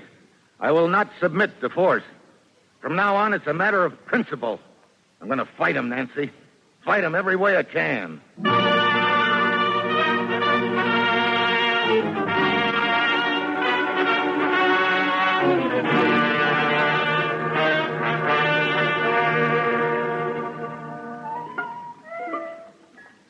A few evenings later, Joseph Palmer receives a visit from a delegation of town notables. There's Elder Trask, the chief vestryman, Elder Williams, the local physician, and Elder Wilson, who's also High Sheriff Wilson. Well, gentlemen, come right in. Hey, Palmer. I declare, church and state. Hello, Joe. Why, Dr. Williams, too. How are your boys' hands? Better, Doctor, much better, thanks to your expert ministry. Well, will you take chairs, gentlemen? Well, thanks. Thanks, Brother Palmer. Now, to what fortunate circumstance do I owe this solemn visitation? Brother Palmer, we have come. In fact, we have been sent, officially, mind you, sir, officially, we have been sent to wrestle with your pride, sir, as the angel of the Lord wrestled with David. It was Jacob, I believe, Elder Trask, but no matter. They were both bearded men. Now, look here, Brother Palmer, there's no call for sarcasm. We've come here upon a peaceful mission, sir, as the chosen representatives of this community. I may say the mission is distasteful to me, Palmer. Thank you, Doctor. Not to me, it ain't. Oh? All right, Sheriff and gentlemen. What's on your mind? Well, it's your beard, man, your confounded heathen beard. Now, you'll have to get rid of it. Why? Why? Because it's indecent, it's immoral, it savors of Satan, brother, and the sign of the goat. It's unchristian. Unchristian? Brother Trask, have you read the Bible? Why, of course. Have you read Leviticus, brother? Naturally, I... Have you read Leviticus chapter 19, verse 27? I've read all of the Bible many times, sir, many times. All right. What does it say in Leviticus 19, 27? Well, I'll tell you. In so many words, it says, "Ye shall not round the corners of your heads, neither shalt thou mar the corners of thy beard." I follow that commandment, Brother Trask, and I enjoy so doing. Vanity, brother, vanity? No, Elder, just whiskers, same as David wore, and Solomon, and Socrates, the wisest of the Greeks. Don't forget what happened to Socrates, Palmer. They gave him poison to drink in the end. They always do, you know, one way or another. Well, I'll keep the beard and drain the hemlock cup if necessary, Doctor. But as for your department, Sheriff, I doubt there's a word in the Constitution of these United States or in the laws of the Commonwealth of Massachusetts that says I have to scrape my jaws with cold steel once a day. And that's the end of it. Oh, no, that is not the end of it, Palmer, not at all. Our instructions were to ask you peacefully to conform to the customs of a Christian community. And if you refuse, we are instructed to take other steps. What other steps? A meeting has been called for Tuesday next at the town hall. And at that meeting, I intend to propose that henceforth no citizen of this community will know you, sir. Nor will he buy the produce of your farm. No. Nor will he sell you his goods, nor will he deal with you in any wise. And I think I can promise you that my proposition will be passed unanimously. Not if I'm there, it won't. You won't be admitted, Palmer. And if you attempt to enter bearded, 20 men will bar your way. Once this meeting has begun, sir, the doors will be locked against you. It has been decided once and for all. Now, good night, Joe Palmer. Come along, Wilson, will you? You and the sheriff go ahead, Elder. I'd like to make one more try with Palmer here. One more wrestle. If he changes his mind, it will be apparent on Tuesday next. Good night. Who's this Socrates? Stupid oaf. Wilson is stupid. Trask is smart and mean. Both of them have power, my friend, and folks will follow their lead. Well, let them do their work. Now, see here, Joe Palmer, get down off your high horse. You're making a fool of yourself, and I'm telling you that straight. What earthly difference does it make to you whether you wear that thing on your silly chops or not? 3 days ago, Doctor, no difference. Except I rather liked it.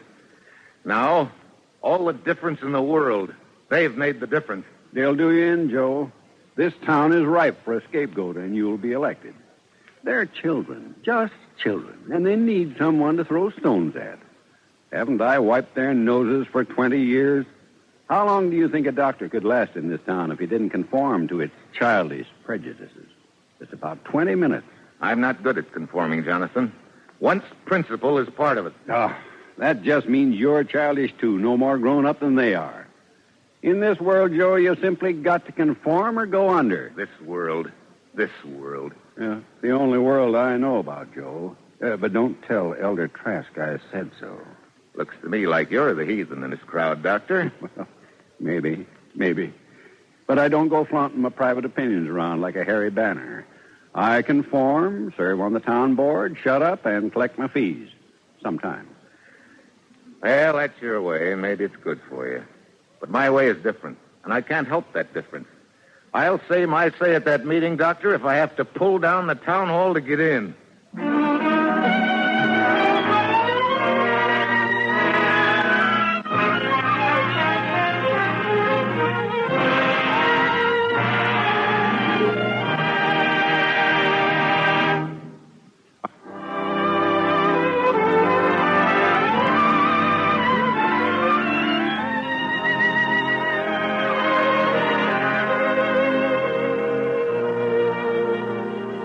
Joe Palmer, victim of unreasoning prejudice, persecuted for wearing a beard, lays plans to set his case before his fellow citizens, assembled now in solemn conclave at the town hall.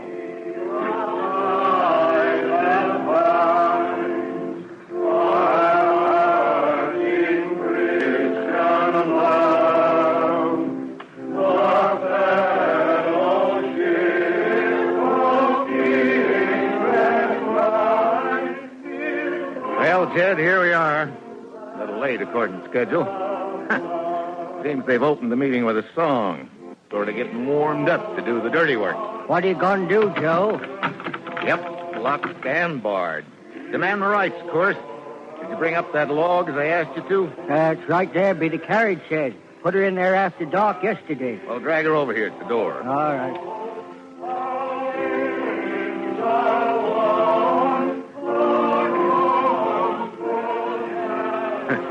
The tie that binds. Open. Open in the name of the Lord God Jehovah and the Constitution of the United States. Well, guess we got to do it, Jed. Got a good hold of her? I got her. Well, we got to bust that door open in one smash, Jed, or we'll look mighty foolish. All set? All set. Let it go.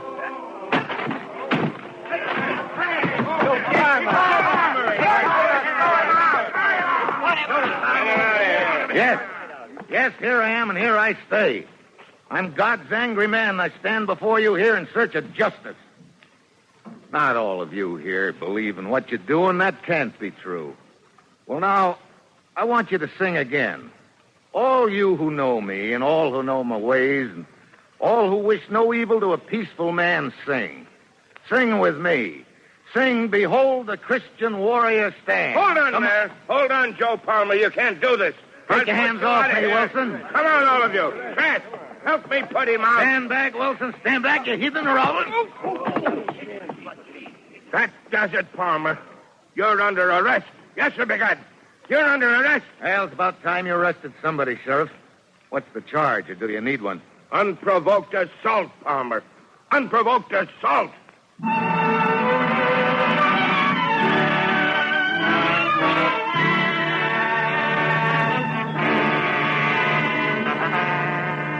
And therefore, Joseph Palmer, it is the duty, and I may say the pleasure, of this court to levy upon you a fine of $50 plus the costs of this action. And being innocent of any crime, Judge Brigham, I refuse to pay any fine whatsoever. In that case, it becomes necessary for me to direct that you be conveyed to the county jail at Worcester, and there pent and confined until you choose to accept the judgment of this court.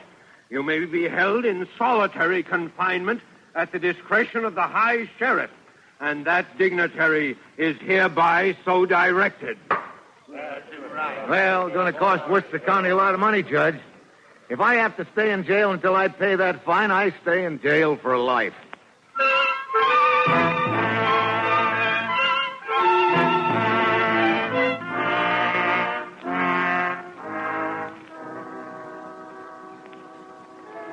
He has gone up to Badgeth and Dibon, the high places, to weep. Moab shall howl over Nebo and over Medeba, and all their heads shall be baldness, and every beard cut off. I trust Isaiah means nothing personal by that. This cell's as cold as a keeper's nose. Get so my fingers are too stiff to turn a page of the good book. Well, no matter. Know it by heart anyhow. For the waters of Nimrin shall be desolate. For the hay is withered away, the grass faileth. There is no green... Oh, it's Tommy. All right, Tommy. All right. Come on in close under the window. That's right. I can't see you, son, but I know you're there. I'd come every day if you'd let me, Pop. I know, son, but we have to be careful. Pop, has I been doing anything more to hurt you? Anything worse, I mean? No, son, no. I'm all right now. Don't go worrying your mother now. Don't you go telling her tales about me. Only, it's time I got out of here, lad, and I think I figured out a way to do it. You mean escape? Ah, there'd be no chance of that, son. Besides, I wouldn't give him the satisfaction of trying. No, Tommy, I'm going to make... Listen, do you remember Mr. Rogers, my friend Clem Rogers, the editor of the Worcester Spy? Sure, Pop. Now, Tommy, I've written a letter to Mr. Clement Rogers telling him of the trouble I'm in, and I have reason to think that when he realizes what's going on, he'll do something about it. Now, what I want you to do is to deliver this letter to him. Will you do it, Tommy? Of course I will, Pop. All right. Watch out now. Here it comes. Oh, and here comes the keeper. Quick, Tommy, scat. Well, if Mr. Palmer ain't taking the air, enjoying the lovely view, get over here out of my way now. The cell's going to be whitewashed. And it wouldn't bother me a bit if some of it slopped off onto your red chin. Oh, for the love of heaven, man, this cell's damp and cold enough now. Why do you have to whitewash the place every other day? Because it stinks, Palmer. It stinks from that there beard.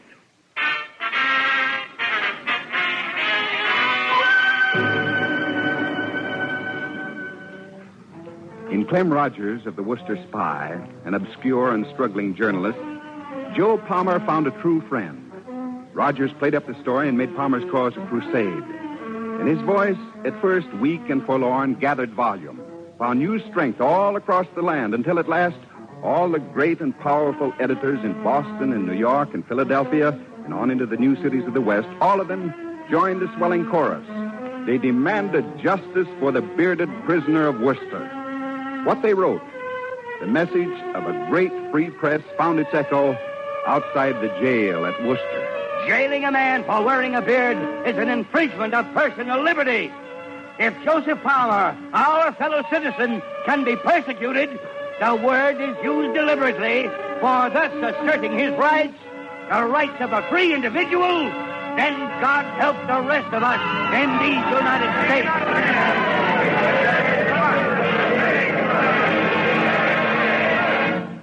The answer, gentlemen, is no.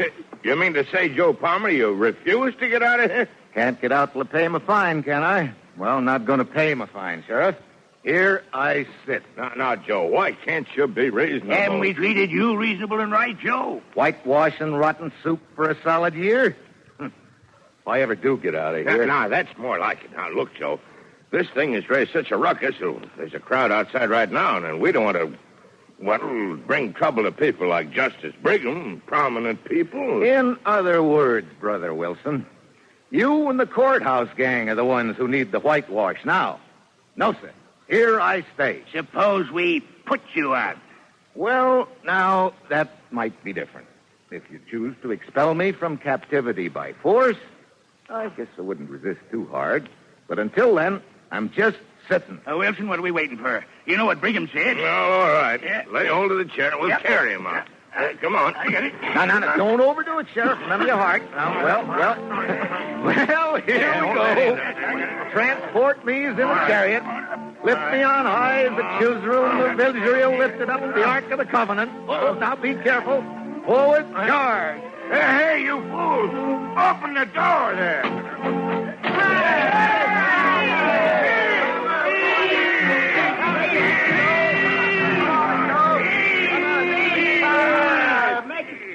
Friends, fellow citizens, well, you know I don't like to make speeches. But I'll tell you this. After a year in durance vile, and vile is the word for durance around here. After a year of captivity, after 3 long months in solitary, I bear no ill will to the skunks who kept me in jail. Forgive them, O Lord, but don't let them get elected again next year. And I'll tell you this. It's good to breathe the free air of a free country once again. And not to have doubts about that freedom, about how long it's going to last. For a while this winter, I was nigh to despair, thinking that evil, bigoted men had made a mockery of my rights. And not only my rights, but everybody's. Well, now, thanks to Editor Clem Rogers over in the carriage there. Howdy, Clem. Hi, Joe. And thanks to enlightened public opinion, I'm free again. And by all that's holy, I still am wearing my beard.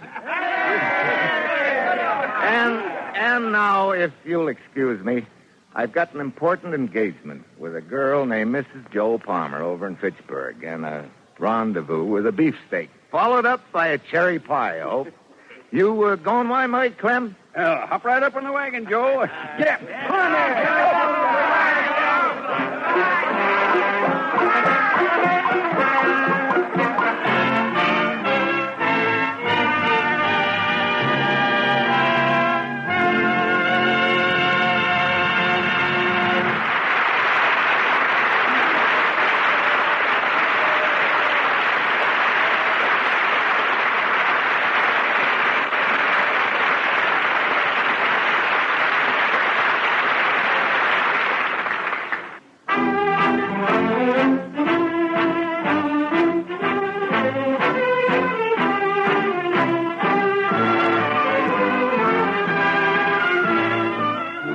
Tonight's Cavalcade play, Joe Palmer's Beard, was written by George H. Faulkner. It was based on incidents in the book Lost Men of American History by Stuart Holbrook, published by Macmillan.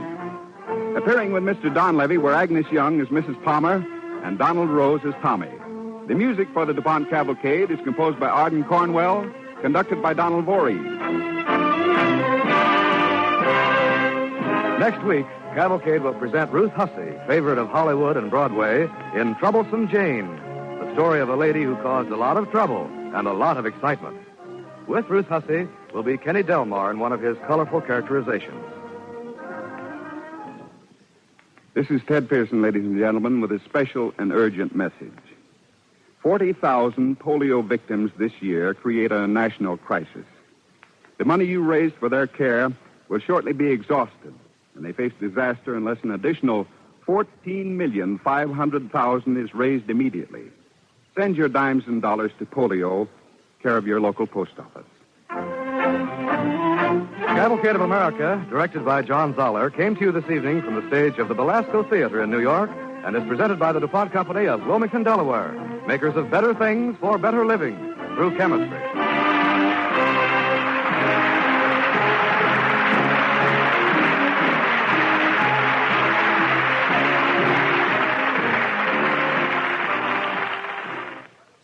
Just 30 minutes from now, the Fibber McGee and Molly anniversary party on NBC.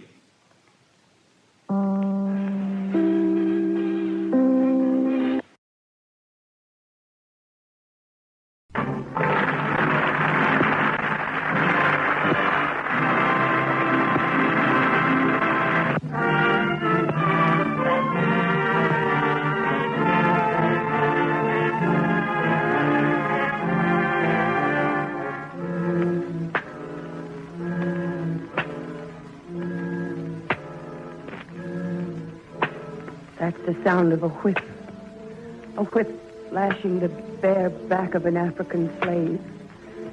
I, Jane Swism, heard the whistle and crack of that punishing whip and saw for the first time a human being in torment. Much as I wanted to, I couldn't stop that legal flogging. But then and there I took an oath I was never to forget, that I would raise my voice against all cruelty with all my strength and with all my heart's devotion, and that no one should ever still my voice, nor force me to silence in the presence of this evil thing.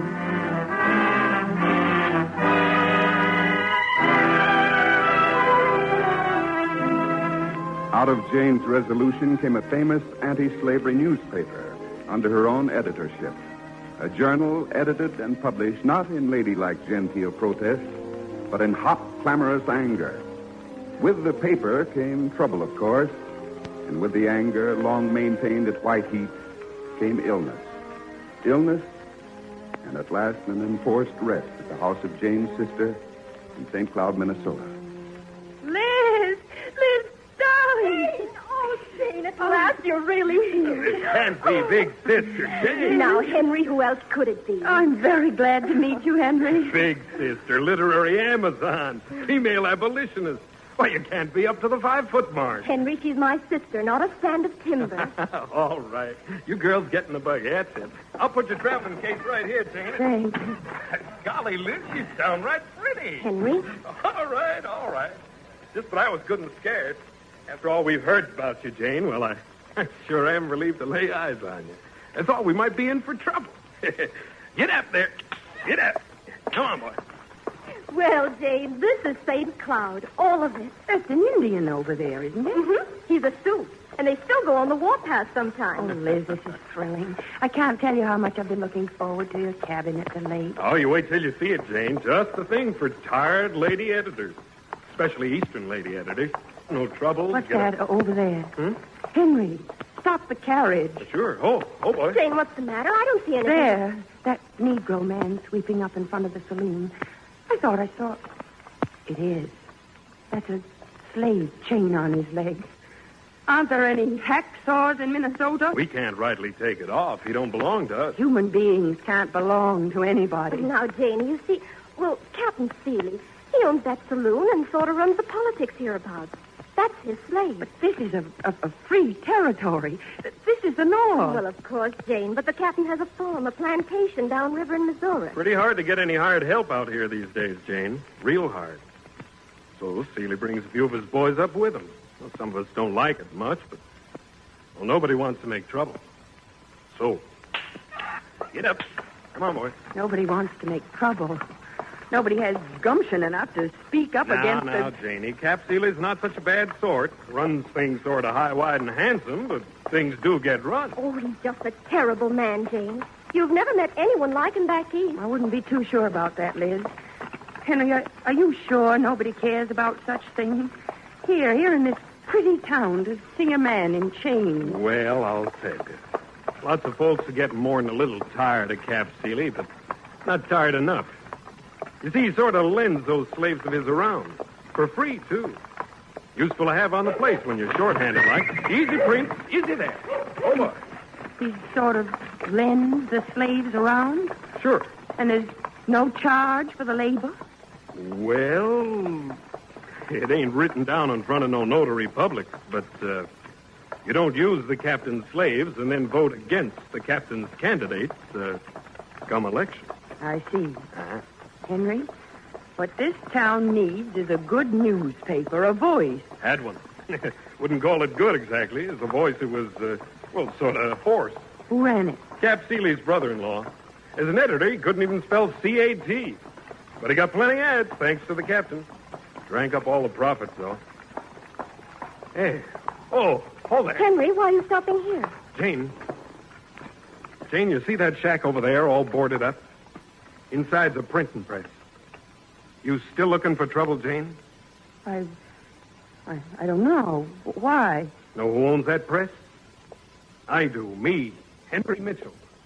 Took it over for bad debts when Seeley got tired paying up for his drunken relations. Press still works, Jane. Want to be a voice in the wilderness? No, I won't do it. I came out here for a rest. I need a rest. I'm not going to start another newspaper. I'm not going to do it.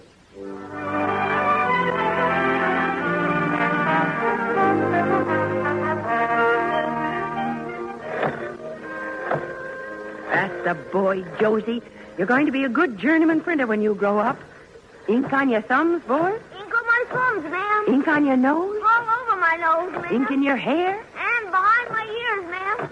Ma'am, I'm all over ink. I love it. Good. It's the finest smudge and the finest smell in the world, Josie. The smell of printer's ink. It's the smell of truth if you make it so. You know what we're turning out here? No, I can't breathe so very good yet. It's a handbill, Josie, saying our first issue will be out tomorrow. I'll see who it is. Good morning. Good morning indeed, Mrs. Witham. A rare morning. An effulgent, I may say a sparkling, a positively delightful morning. Seeley's the name. Captain Marcus Aurelius Fortunatus Seeley, at your service. A pleasure, I'm sure, Captain. Mrs. Witham, I am truly and deeply sorry that I was not among those present here in St. Cloud upon the day of your arrival, so that I might have extended to you an official welcome on behalf of our town and on behalf of our state. Your fame has preceded you, ma'am, but I've been down the river on business. Your business up and down the river doesn't appeal to me, Captain, and I intend to say as much in my paper tomorrow. Ma'am, my friends call me Cap. Captain sounds sort of formal. Yes, doesn't it, Captain? Oh, no, ma'am. That's no way to talk. You and me, we've got to get along. I run this part of the state. You seem to be set on running the only newspaper in my neck of the woods. Well, you and me, we got interests in common. Lots of them. What you might call a community of interest. Captain Seeley, you own slaves, do you not? Why, in Missouri, yes. With the full consent of the law, ma'am. And in Minnesota, with the cowardly connivance of the people who don't want any trouble. What you're aiming at is to make this a slave state. That's true, isn't it? Mind if I smoke, Janie? Captain Seeley, I think you'd better get out of here. Well, I guess you don't care if I burn, huh? That's an old joke, ma'am. It's an old Missouri joke. Now, look here, you female martyr. There's work to be done in this new state. There ain't enough white men out here yet to get it done, so I aim to import a few strong backs to bear the burdens that have to be borne if we're going to reach anywhere here in Minnesota. That's my business. Your newspaper's my business, too. Look at it this way, Mrs. Marta. This is a spread-out town, mainly farms and scattered homesteads all over the county. You've got to distribute your paper through the post office. Correct? And, of course, you are postmaster or some such thing. Some such thing. I manage things in general around here. I license your paper to go through the mails, or I don't. Captain Seeley, do you seriously expect me to submit to censorship from you? Oh, great heavens, no, Janie, no. I'm an easy-going man. I like everything smooth. Smooth and understood in advance. We settle it now. You either get a license or you don't. Oh. I either agree here and now to support slavery or no paper. Is that it? Well, ma'am, you're famous as an abolitionist. I wouldn't expect you to come right out and support slavery in Minnesota. Just don't mention it. All you have to do is support me. It's almost, but not quite, the same thing. You see, I want to make it easy as I can for you. Yes, of course that does make it easier. I knew it. I figured you for a woman of sense. I said to myself, a woman who got to be as famous as that, she's had to learn the ways of the world. It's a deal, then? I have no other course, Captain. Have I? I'll have to rewrite my editorial for tomorrow, but it's a deal.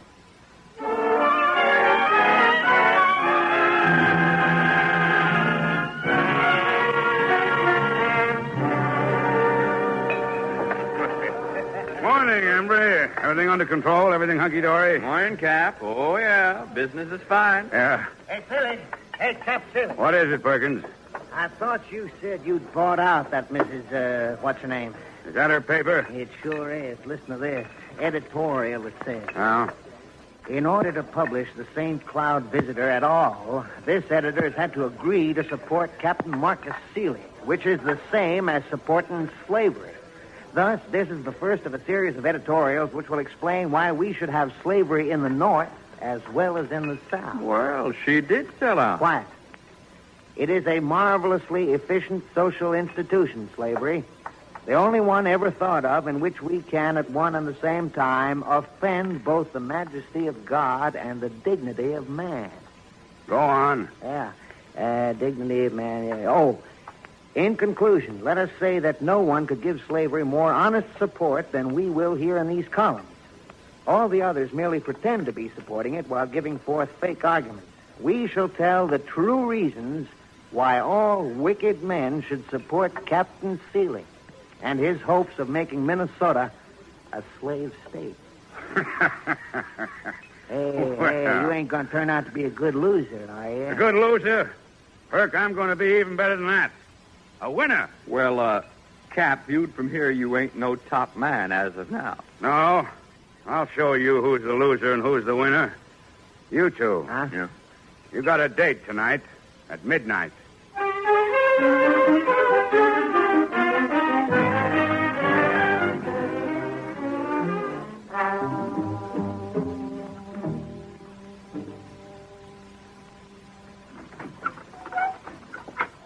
All right, keep it quiet now. Cap, this press here belongs to Henry Mitchell. We can't break it up. Break it up? Why, that'd be against the law, Embry, to get people mad. You ever know me to go around getting people mad? Well, then what are we doing here? I'll show you, Perkins. Bring a light. Now, where's all the sticks of type? Now, there's... let me see. This row here, and this one, and this one. Yeah. Let's go to work. Here, too. Mustn't forget the small type. What do you mean, Cap? Go to work. Oh, Embry, you're dumb. Always will be dumb. These are all the S's. If she don't have any S's, she ain't going to write about slavery, is she? Or Seeley either, for that matter. Shut up, Embry. I gotta hand it to you, Cap. All right, come on, fill your pockets. Then we'll go down and throw every blessed S that she's got into the Mississippi. Into the Millilippi, you mean?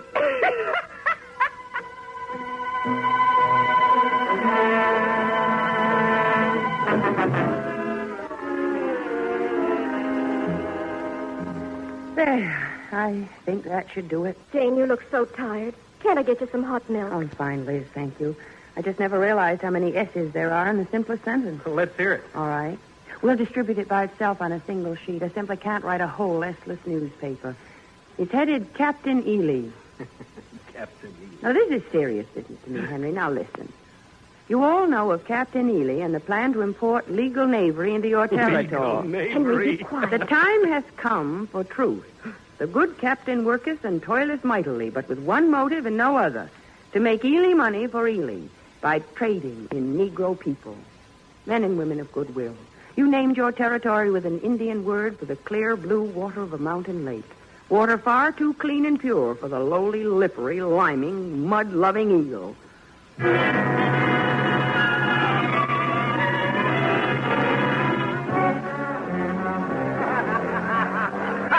For the lowly, lippery, limey, mud-loving eel.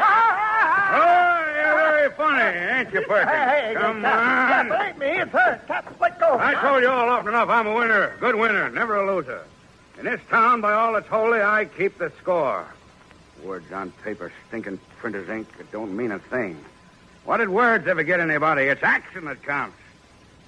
Sure as my name's Marcus Seeley, that Swism woman is going to be out of action for good and all this time tomorrow.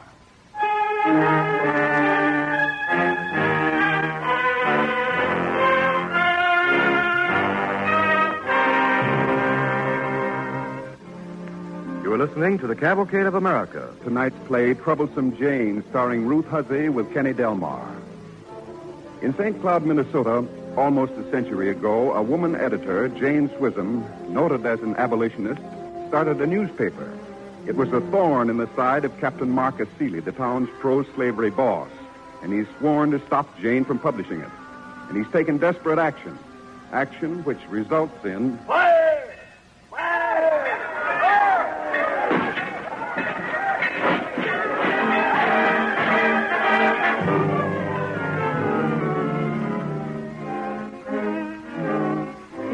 Cap Seeley done? Yep, I heard. Might have burned down the whole town, us included. Burned us in our beds. Yep. Well, ain't you men going to do something about it? I expect we are. What? At the moment, woman, I don't rightly know.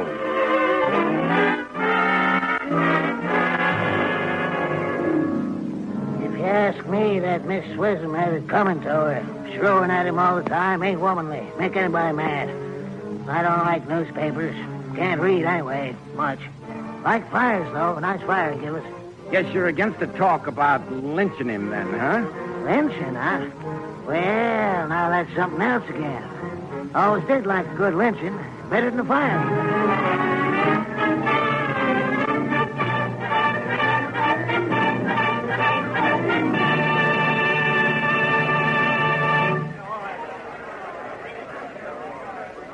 This is close enough, Jane, and for heaven's sake, stay back against the wall where they can't see you. Henry, we can't let them lynch him. We can't. All right, neighbors. It looks to me like it's past stopping, Jane. Listen. All right. We all know what we got to decide tonight. We've been patient for a long time. But you know and I know what we've been patient against. Now,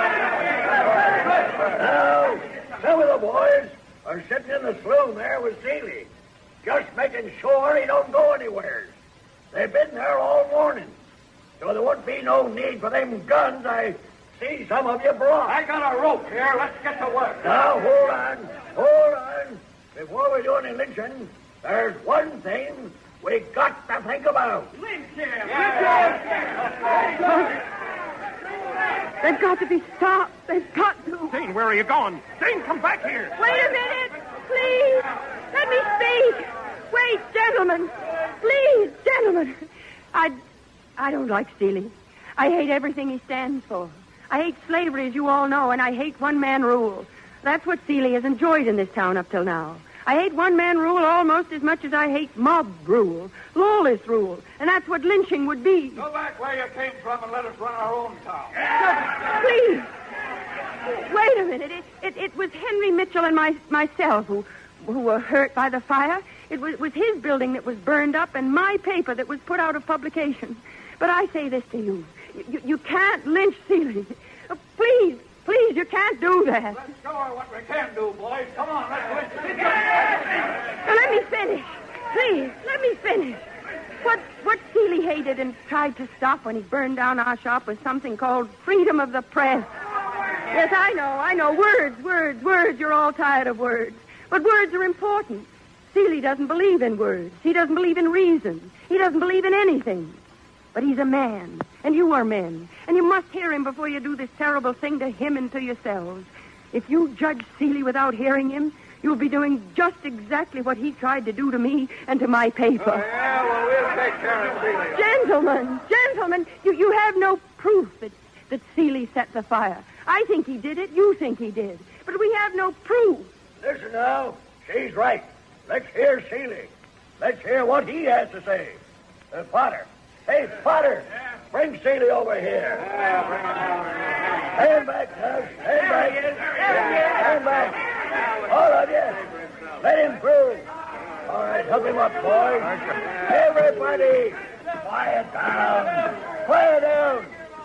Now, we're going to hear Seeley. I didn't set fire to anything. Well, there sure wasn't any light. Listen to me. Hear my side. Just, men, this time yesterday, you were all my friends. I ain't a violent man. You ought to know it. Now, here's the truth. Maybe you'll want to lynch me for this, too, for all I know. This is what happened. See, I was mad at Mr. Swissum. Good and mad. Some of the boys and me, we got crowbars in early, just about dawn it was. 3 of us went down there. We broke up that press. Yeah, we broke up the press and some of the pieces we threw in the river. But there wasn't any fire, no fire at all. What would I set a fire for? My own saloon's only a half a block away. You think I want it burned down? I broke up a press, I admit it. And I promise here now to buy her a new one. That ain't no lynching offense. As for the fire, no, I swear. I didn't start the fire. Mrs. Witham, it's Josie. I did it. I set the fire. Josie, come up here. Help him up here. I did it. Now, what is it? Mrs. Witham, ma'am, I'm afraid I started that fire. I'm afraid I did. Gentlemen, this boy is Josie Allen, as you all know. As you also know, Joe is an orphan. He works for me, and he lives in a room over what was my shop. Now, Josie, you tell us quietly, what happened? Well, they woke me up, smashing up the press they were, and I lit the lamp and went to the head of the stairs to see. Well, I was scared. Of course you were. Well, when they'd gone, right after they'd gone, I went downstairs, and I fell, and the lamp broke, and Gentlemen, do you see what happened? Do you understand? Any more talk of lynching? All right, boys. Guess we better amble on home. Maybe while we're ambling, we better kick ourselves once in a while.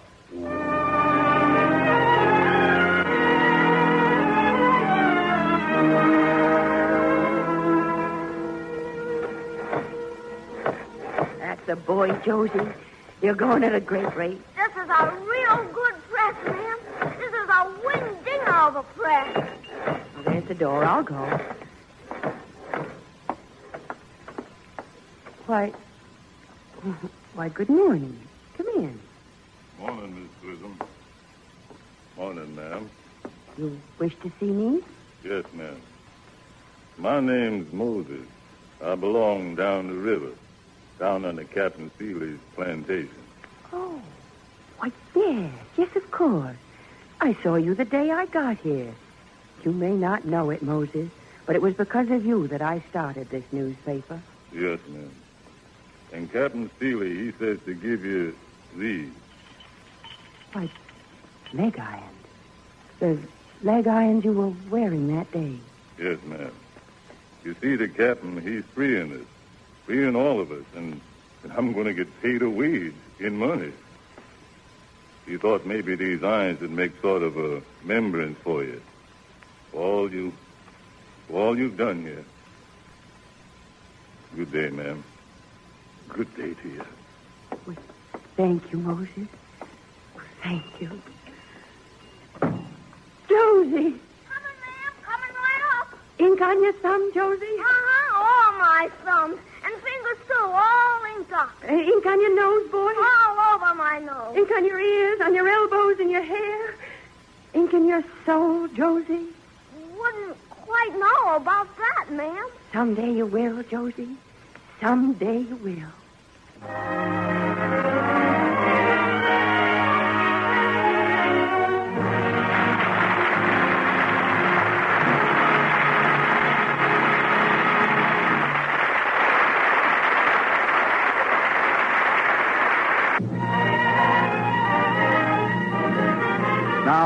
Now, a word about next week's show.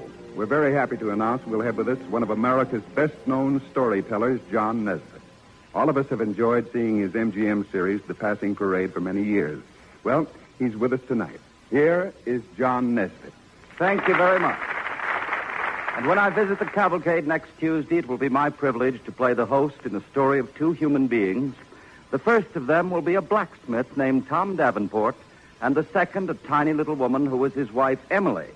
But of all the true stories I've ever found, this one is unique, as it is the case of a man and woman who loved each other very much, and yet somehow found the time to work together upon an invention that has changed our world. So Tom the blacksmith, his wife Emily in story, and myself in the flesh, will all be with you on Cavalcade next Tuesday night. Until then, good evening.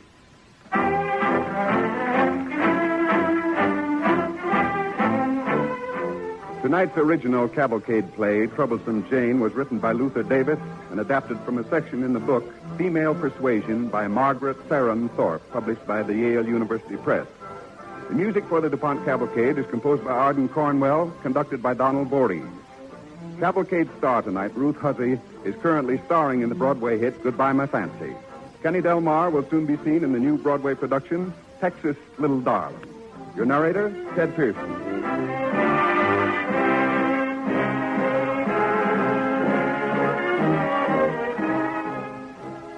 Cavalcade of America, directed by John Zoller, came to you this evening from the stage of the Belasco Theater in New York and is presented by the DuPont Company of Wilmington, Delaware, makers of better things for better living through chemistry.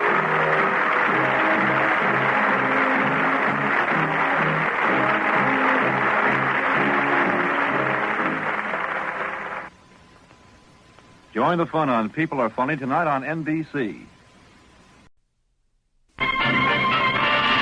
The DuPont Company, maker of better things for better living through chemistry, presents John Nesbitt on the Cavalcade of America.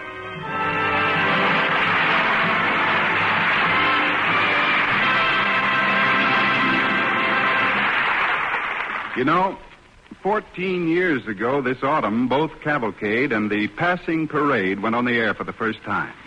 And tonight we're happy to welcome the Passing Parade storyteller, John Nesbitt, as our guest.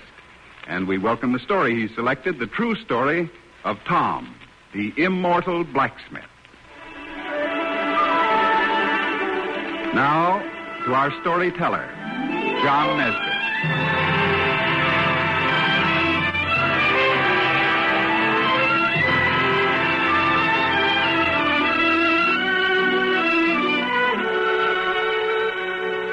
We are standing on a patch of green meadow which is up on a hillside near Brandon, Vermont.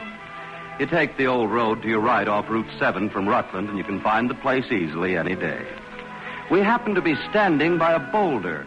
It has one side chipped away, and chiseled into the stone are these words: Thomas Davenport, born July 9, 1802, died July 6, 1851. And under the inscription is one more word, which reads, inventor.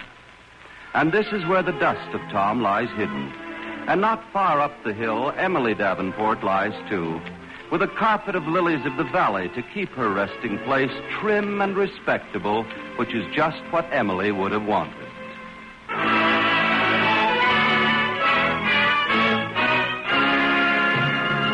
But now I tell you that we are standing on sacred ground. For this nearly forgotten blacksmith, Tom Davenport, is a giant against the American sky.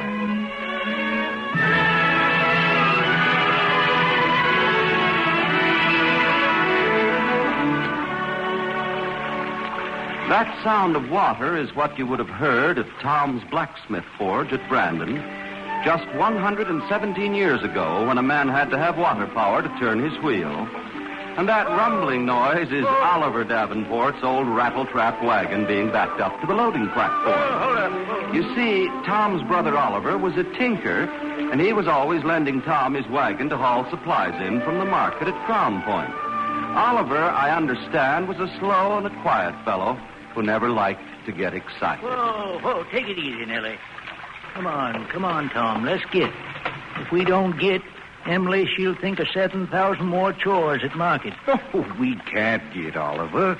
She won't let me have the money till she's finished her piece.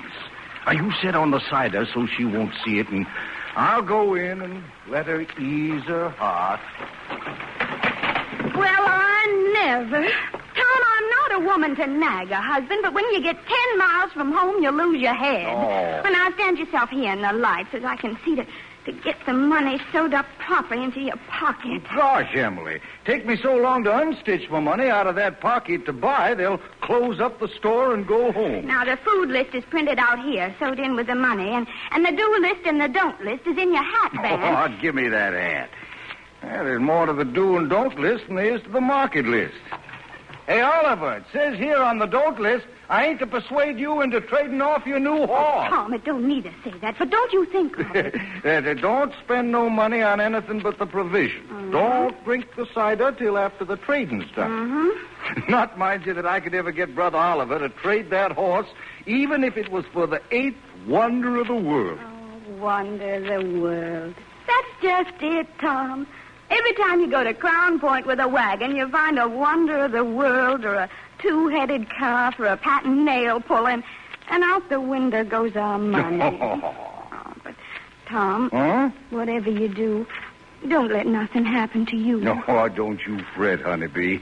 Now, we'll be back safe tomorrow night. I ain't going to trade no horse, and I ain't going to buy no two-headed calf. Land's sake, Em.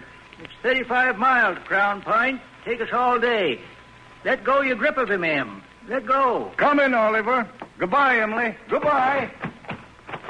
Oh, Emily, if Lem Cooley wants his wheel tomorrow, tell him I'll finish Wednesday morning. And don't worry, honeybee. And no trades, Emily. No horse trade. Right now, he's a plucking them stitches out of his pocket. To prove to Oliver he can look after his own money. Bye, honeybee. Bye, Tom. Bye, honeybee.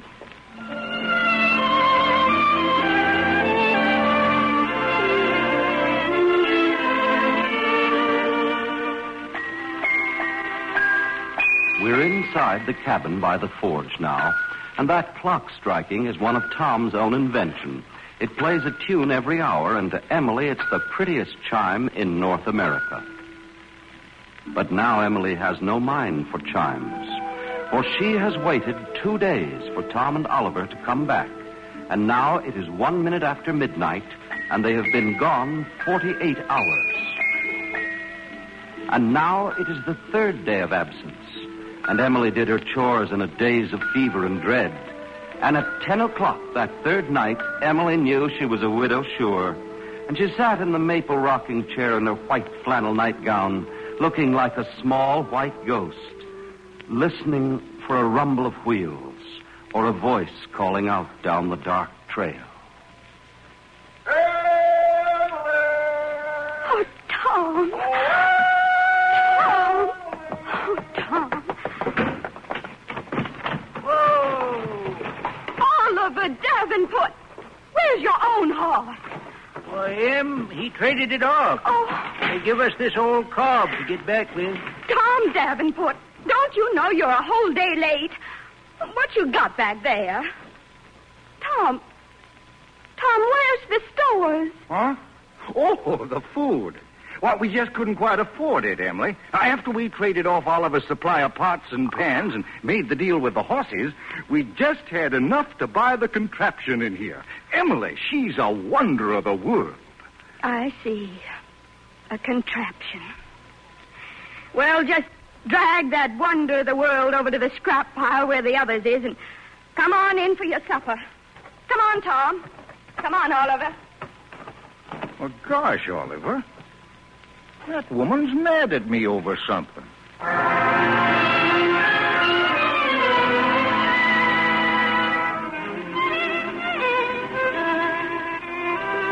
Yeah. If I had attached the wires right, I guess she'll sort of blow up. But we'll just give her a try anyhow. Oh, it's 2 a.m, Tom. If we don't get the lamps out and get to bed, the neighbors, they'll be marching up the hill to see what we're about. Now, Emily, you're about to see an anvil. A 30-pound anvil, Emily. Suspended betwixt heaven above and earth below. Well, that's what did me in, honeybee. Traded for at the Penfield Iron Works. It's a magnet run by electricity. Now, in all them pots and jars, that's acid.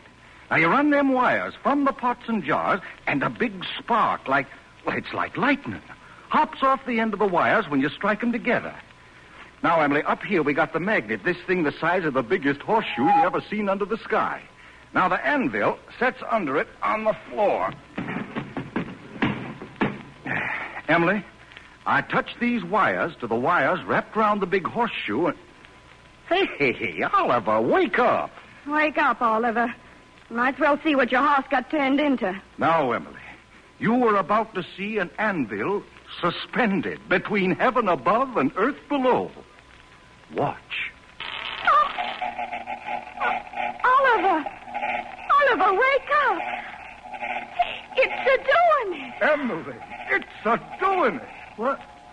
Why, Thunker Tom, it is a-doing it. Yes. A suspending a 30-pound anvil in midair between heaven above and earth below. And nothing touching that anvil but the mysterious hand of God. Now watch. When I pull away the wire, she falls. But, Tom, what's it good for? Huh? Well, come to think of it, honey, I'll be hanged if I know. Now, let's see now. This here magnet, it weighs 3 pounds. This anvil weighs 30 pounds. 3-pound magnet can pick up a 30-pound anvil. Oh, Emily, there's strength hidden in it somewhere. Strength like Goliath, like Samson. No, I got to take her apart and figure out how she's made before I can sleep. All right, Tom. I'll get my account book and pen. We should write it all down if you take it apart. No telling what would turn into when you put it together again. Yes, you do the writing, Emily. I never had schooling. Yes, you do the writing. Maybe someday, the whole state of Vermont may be clear to New York. Well, they'll be reading about it. A new power. Giants working for a man. Giants to make every man strong as a king in his castle. Emily, you'll wear silk. You'll wear silk, Emily.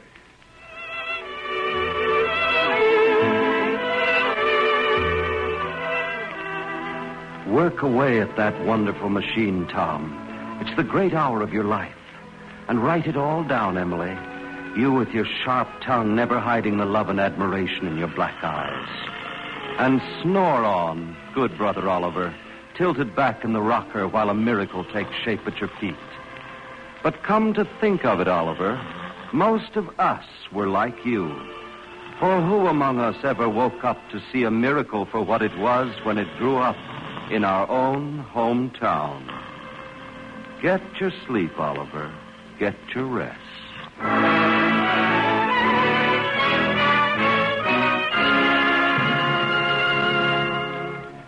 Now we return to the story of the Immortal Blacksmith, as told by John Nesbitt.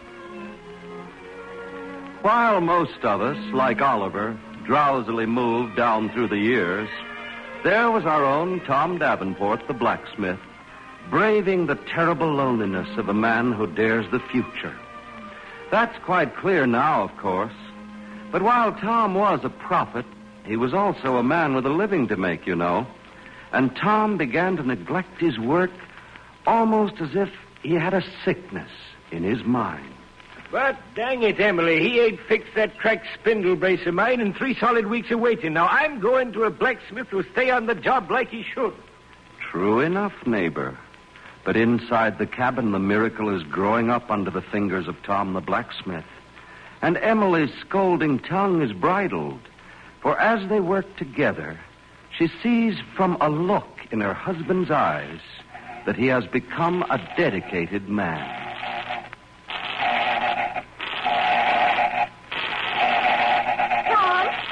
Writing this down as Tom's contraption. Maybe you've got to the point now where it's time to give her a real name. Well, honey, seems you're right. Now, let's see. Her name should be, well, call her an electromagnetic engine. How you spell that? How'd I know? Well, I guess the main thing is to make her do something to earn her board and keep and not worry what to call her. Oh, she'll earn her keep someday. It's like this, honeybee. When I seen the power of this little magnet lift that big anvil, I knowed the Lord was showing us a way to ease our tired muscles and help our work along. Now, this here wheel of ours is like a water wheel, only the water is the electricity in the magnet.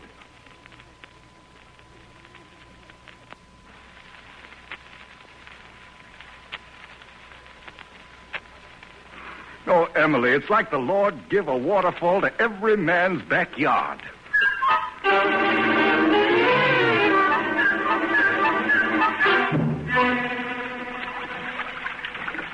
Oliver, if he ain't here, then where is he? Once he was a good smith, and now he ain't worth the powder and shot to blow himself to perdition with. What's he think he's doing? Oliver. Huh? Oh, he don't say.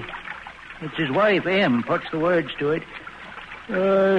I believe you might just say that he's discovered perpetual motion. Perpetual motion? What's that good for?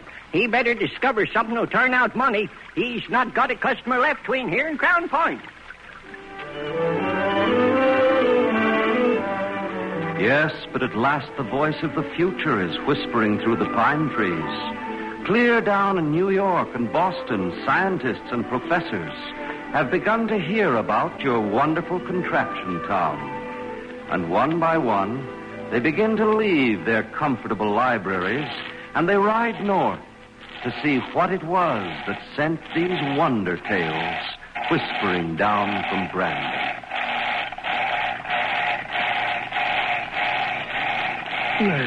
That's amazing. Astounding, Professor. Absolutely wonderful. Remarkable. Well, Most remarkable. that's it, Professor. What we call the electromagnetic engine. Yes, I live and breathe.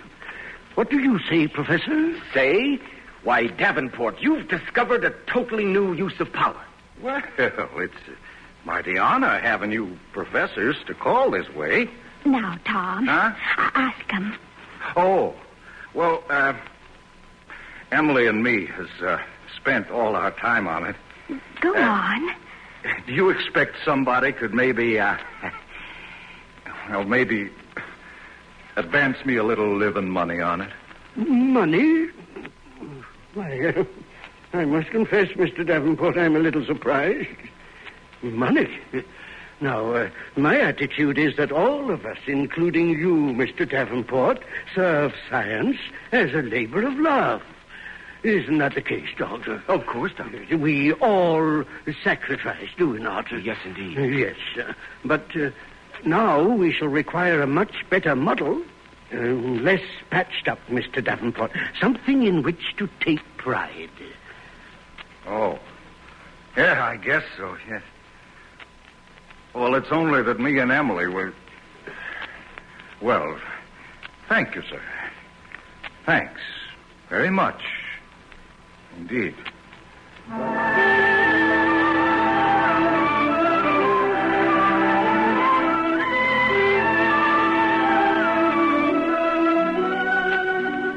It's a curious thing, isn't it? That people all over America now are speaking your name, Tom, with honor. And yet you and Emily must live on salt-rising bread.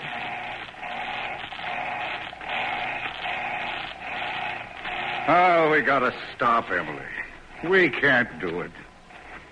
If this new model is to work by herself without me touching the wires on and off to keep her spinning, then we gotta wrap the bar with silk so the electricity won't jump out. Silk costs money.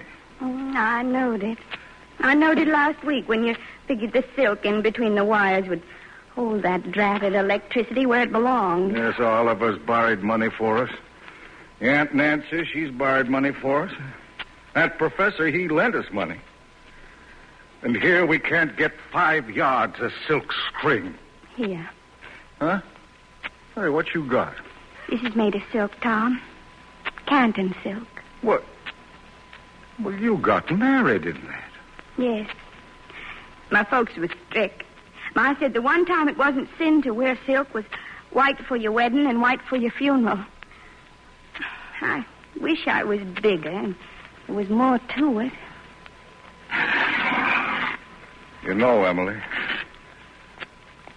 when God made your soul, he made it so big and strong.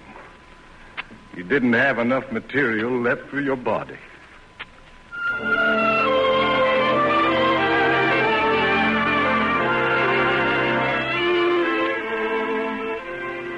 Somewhere, even on this Tuesday night in the year 1949, in the archives of historical societies are to be found dozens of scrolls of honor, which the public prepared in tribute to this same Tom Davenport. There are documents, there are patent papers, and letters of praise. They're now yellow and powdered with the dust of time, of course. But these scrolls and documents happen to be the only reward that was ever received by the blacksmith of Brandon. We honored him, yes, but we held on to our cash, thinking his invention was merely a wonderful toy. And now we must pay one of our final visits to Tom and Emily, and also the good, faithful Oliver. He was the one you'll remember who lost that fine young horse to help make Tom great. We will have to imagine the final words of Tom Davenport, because all we really know is that just 3 days before his 49th birthday, his nerves wrecked by the futile attempt to get backing for that invention, Tom came home wearied unto the death. And there in the cabin sits Tom now. He's wrapped in a blanket, and he's dictating the last of those letters of his to Emily. And Oliver stands by as always, knowing that Tom is living out the last days of his life. $3 postage for the letters, Emily. Well, I ain't got it. But, yes, I'll just take 'em along next trip anyhow. I'll get somebody to carry 'em down to Boston or New York. I guess this must be the 1,001st letter I've written for you, Tom. Maybe this'll be the lucky one. Maybe it will. Oh, but now I'm tired. I guess I'd not been so tired if I could have maybe even got one look at the promised land. Well, Emily, here goes. All right, Tom. Yes, sir. I am the inventor of what is known as the electromagnetic engine. I greatly thank you for your piece in the paper about the invention. But I'm forced to ask you that if you can find anyone interested in helping me put the engine to work, which is what God intended, Emily, I'd be most grateful. I need just a small amount of capital and would find use for just 100... No, I'll make it $50, Emily, to carry us over to spring. Even if you can do nothing for me, I greatly thank you for your kind words. Respectfully, sir, yours, Thomas Davenport.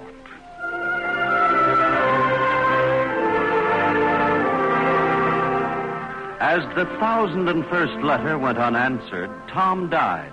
Not disease, mind you, just fatigue. In Vermont, men like to pay their debts, and Tom died in the dreadful shadow of bankruptcy. Debt can kill a man. Now then, did we betray him? No. What destroyed the inventor of the world's first workable electric motor was time. It took generations of scientists to develop the motor and comprehend its power. It took a regiment of engineers and an army of workers to harness the continent's rivers and waterfalls. And only when the nation had accomplished all of this was Tom's wonderful contraption ready to become the familiar electric motor we know today.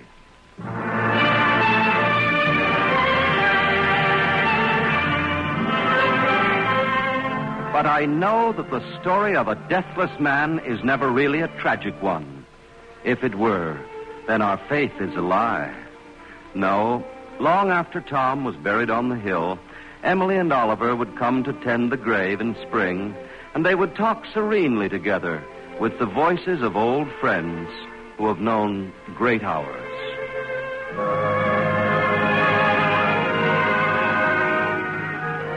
Prettiest grave in the state, Em. Yes, Oliver. I do love them lilies of the valley. They just volunteer themselves year after year. You know, Oliver, I grieve for him. But I never grieved wild. Tommy knew what he was doing. And he loved us both. Me and that contraption. It was a kind of glory to him. Reach me that trowel, Oliver. Here, Em. I declare the bulbs crowd each other like chicks under a brooding hen. You know, Oliver, you never once opened your mouth in blame for Tom talking you into trading off your new horse. Well, shucks.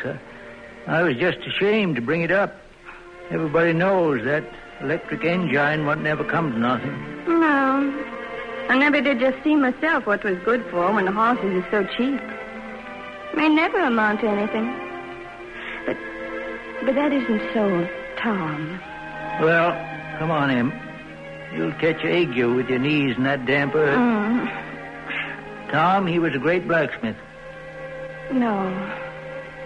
He was a great man.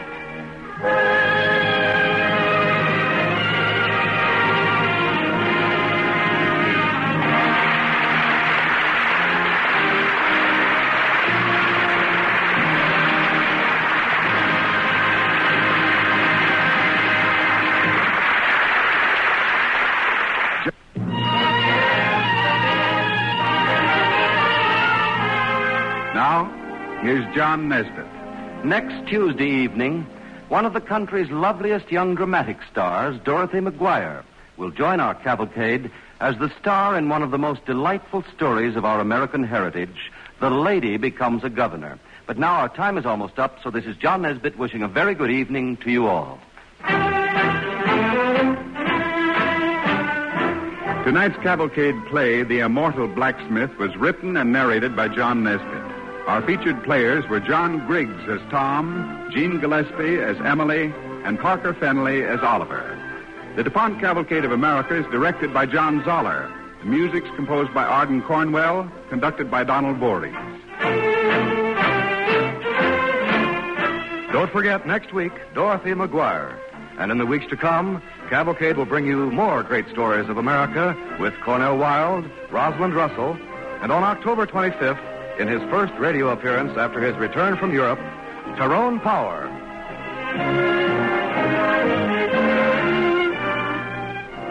Cavalcade of America came to you this evening from the stage of the Belasco Theater in New York and is presented by the DuPont Company of Wilmington, Delaware, makers of better things for better living through chemistry.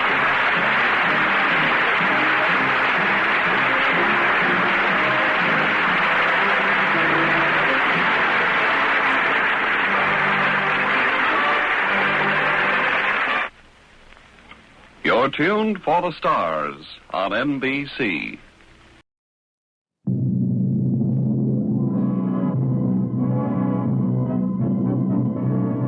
The DuPont Company, maker of better things for better living through chemistry, presents the Cavalcade of America, starring Cornell Wilde.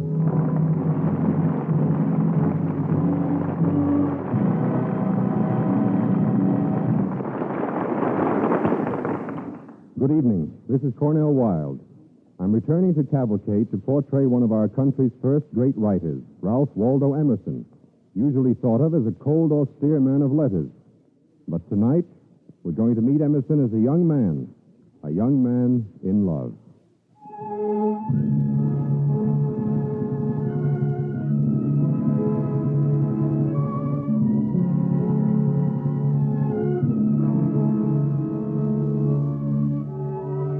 This Little Plot of Ground, starring Cornell Wilde as Ralph Waldo Emerson. Time, December 6, 1828. Place, Boston. Mr. Emerson, since we all enjoyed that little sample sermon you preached for us, Second Church, you know, is looking for an assistant pastor. Mr. Trumbull, thank you, but I don't feel capable of undertaking a pastorate just now. Not ill? No, not quite ready in my mind. Not even as assistant? No, I'm afraid not even as assistant. I must say, for a man of God, you come quickly to the point. It was good of you to call, sir. Well, good day, Mr. Emerson. Good day, Miss Emerson. Mr. Trumbull, my nephew has been under some strain. I dare say, if you approach him again... Good day, Miss Emerson. Won't New Hampshire be cold in December? Well, Boston can get cold, too, you know. Is that intended as a rebuke? I merely said Boston can get cold, Aunt Mary. I heard you. But I saw your eyes double the meaning. Is there something I might eat before I go? There's a pork pie, tea and scones warming by the fire. I was in New Hampshire a year ago this Christmas. I preached for them, and now they want me to visit again, and if I care to, become their regular pastor. Waldo. Yes, Aunt Mary? In all your years at Harvard in your theological training, was there ever any mention of the desirability of a clergyman telling the truth? If I have offended you in some way... In the years since your father died, I have been trying, because I was a sister and I felt I owed it, I have been trying to help your mother with her brood, haven't I? Well, that's true. You've been like a father to us. And by now you may have gathered that of all my nephews, you are my favorite. Oh, I know you've been concerned for me, Aunt Mary, done everything. Then you may also know that for my pains, I have never felt more abysmally rewarded. The idea of your running off from this fine opportunity in Boston to fritter away. Oh, really, Aunt Mary? How can you say that when I'm doing exactly what you Ralph Waldo Emerson, stop lying. Don't you think that remark rather intemperate? Open your valise. I don't understand you. Do you object to opening it? Well, by no means. Customs inspection? Certainly not. I am most interested in what books you're taking to New Hampshire. Books? Half of them you gave me. Goethe's Memoirs, Aristotle on Ethics. What else? What's underneath? Oh, Spinoza, the Edinburgh Review. What's this book tucked under your flannels? Oh, that. Forget-me-not. Well, from title and tinted binding, this would appear intended for a lady's boudoir. Well, it is indeed something in a lighter vein, yes. Ah, it's inscribed. Perhaps to be a gift? To E.L.T., Christmas sleigh ride in New Hampshire, fondest in memory, dearest in prospect from R.W.E. Who is E.L.T.? Ellen Louisa Tucker. Her father. One of the elders in the church up there. Age? 17. Isn't that rather tender? Or aren't you serious? Well, excuse me, it's past time for me to go. On that sleigh ride, will you utter words of matrimony? I intend to speak my mind. You think it likely little Ellen will accept? I think it most likely. What? Hand me that pen. I have a letter to write. Goodbye, Aunt Mary. I'm sorry. Waldo, rid yourself of this nonsense in New Hampshire and then come back to Boston. There's something brilliant to be made of your life. We'll make it. I'll be back in 3 weeks. As you hear those sleigh bells tinkle, think of yourself in harness tinkling away your life hitched to a soft, silly girl. Goodbye. My dear Cousin Sam, kindly make inquiries about the person and family of one Ellen Louisa Tucker. She is of your neighborhood. Should you uncover any matter that might deter or interdict a possible marriage with Waldo, to whom, as you know, I have devoted good years of my life, and hence am most low.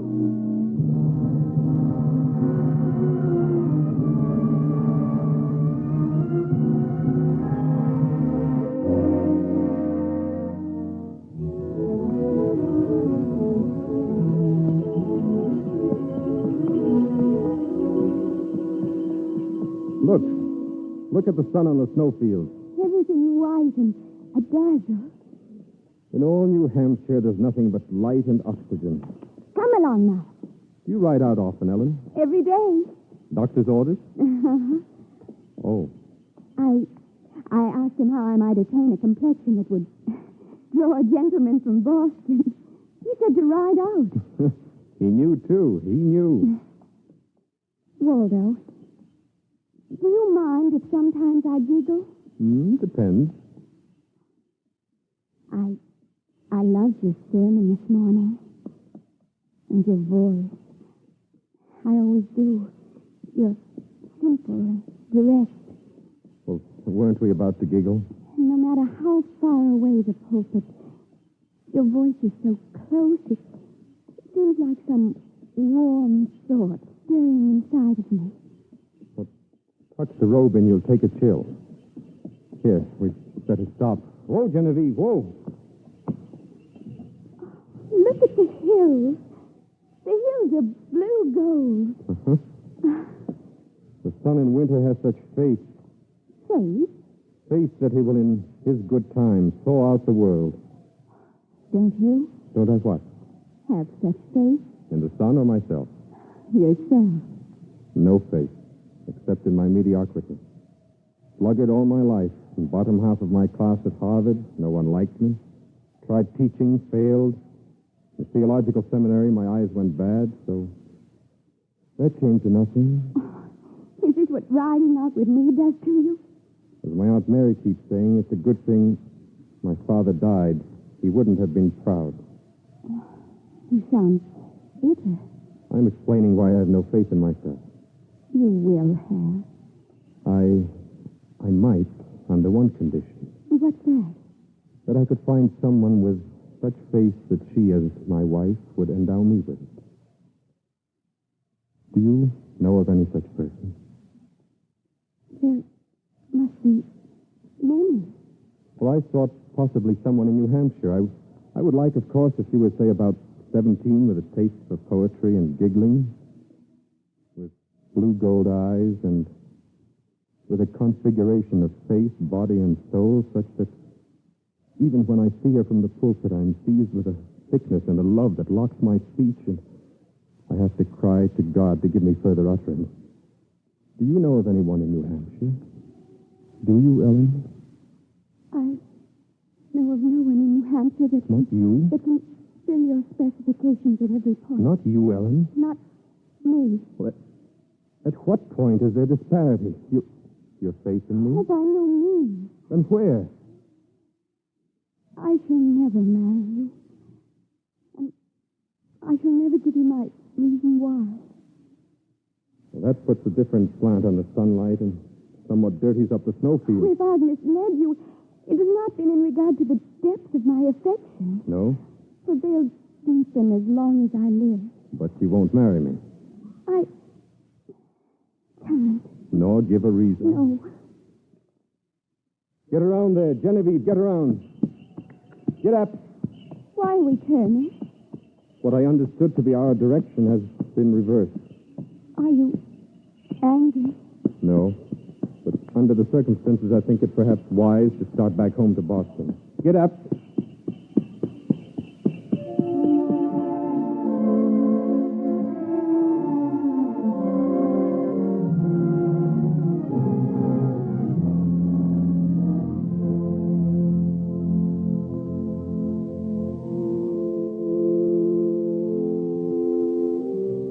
Waldo, what time do you expect Mr. Trumbull, or are you to go to the church?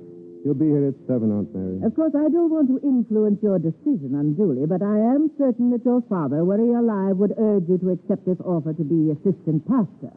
But I keep having doubts. Oh, Waldo, you promised I me. know, but... Haven't I been right in every decision I've helped you to make? And aren't you thankful to me that you didn't come back from New Hampshire saddled and bridled for life? Let's not talk about that. Because where would she fit in now? She could never be a pastor's wife, sick little thing. Sick? Sick, and she comes from a sick family. You seem well informed. Our cousin Sam wrote. Wrote what? They die young. Her father, her brother had to travel abroad for his health and died of a cold in Paris. Her sister Mary died young. What about Ellen? Another sister suffers from consumption. What about Ellen? Ellen suffers so from consumption that they give her but a year to live. Now, aren't you thankful to me for keeping you from such a misalliance? Imagine an invalid wife. Waldo, what's wrong? Waldo, where are you going? To New Hampshire. When Mr. Trumbull calls, tell him I've changed my mind. I'll accept. Waldo. And I'll be prepared to assume my duties in a month when I come back to Boston with my wife. Waldo, if you disobey me and marry that girl... Pray for me, Aunt Mary. I'll pray that you'll suffer and be cursed worse than Job.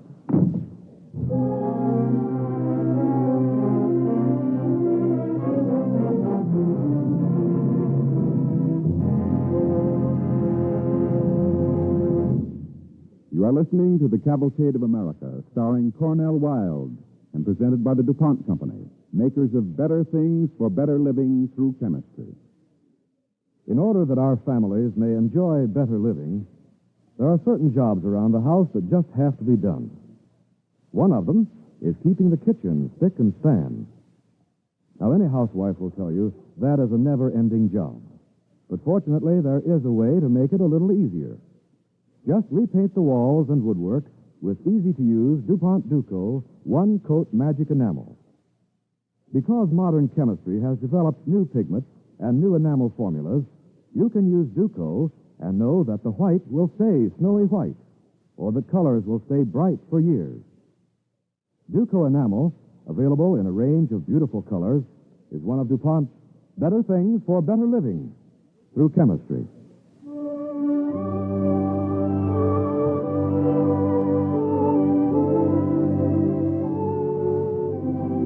Ralph Waldo Emerson and Ellen Louisa Tucker were married, and they came to Boston. 2 years went by.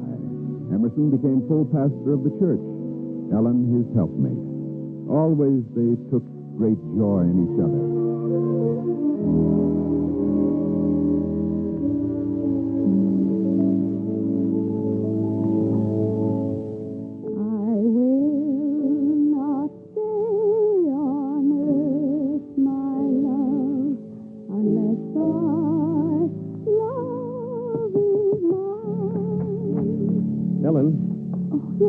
Is there more paper somewhere? Such a long sermon for next Sunday that I've... Who's that in the parlor? It's the doctor. To see me? Mr. Emerson, I waited because I thought I should say a word to the two of you together.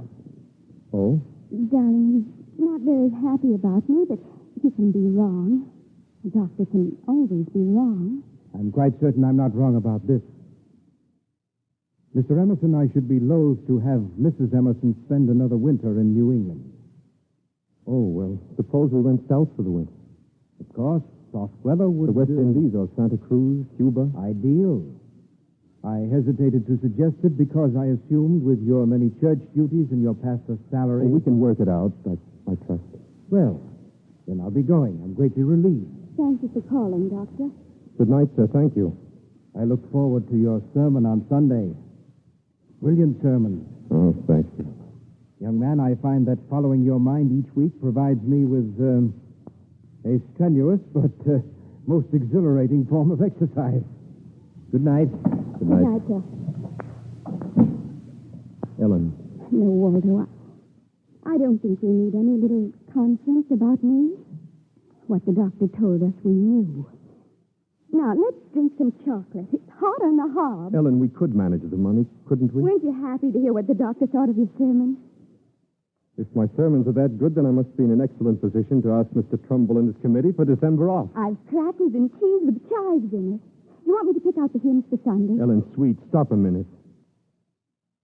Darling, when we married, you promised. Look at You me. promised never to fuss over me. You were never to mention this. Never, never. I know, but this is... You swore on your knees that Always you look smiling on me as if I were Mrs. Methuselah who outlived her husband 100 years. Oh, you're angry. Yes, I'm furious. This is our pact. This is our covenant. I'm only 19. I'm a girl. I'm not an invalid.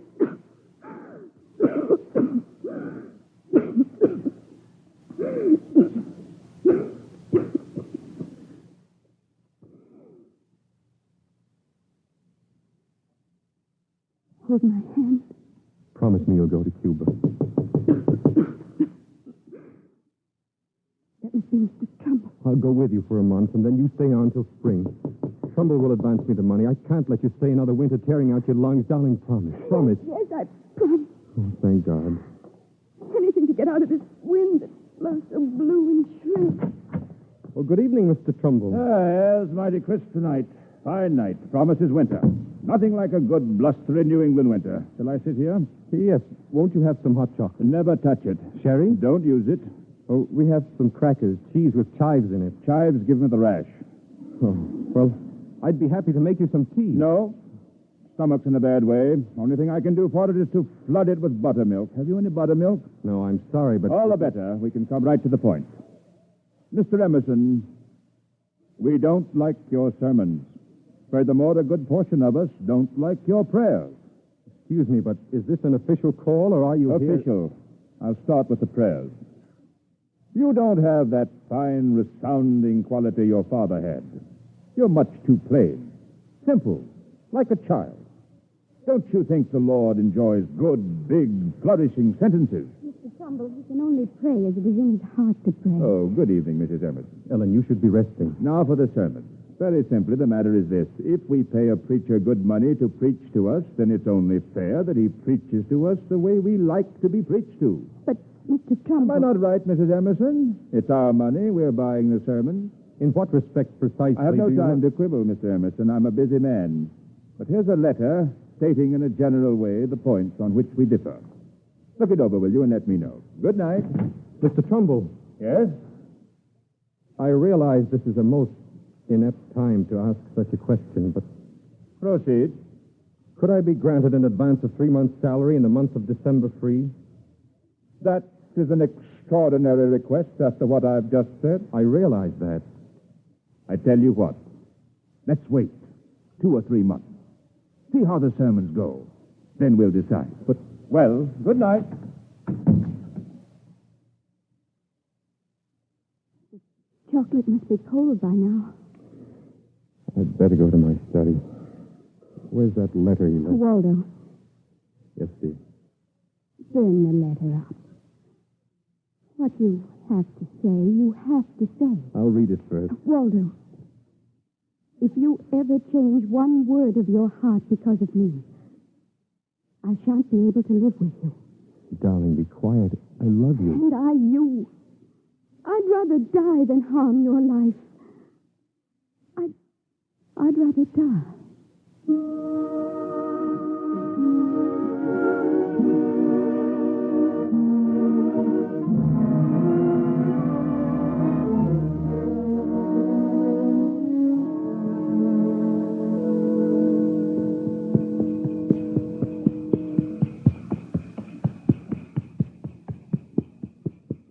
Good of you, Doctor, to come out in the dead of night like this. Been the worst winter I've known.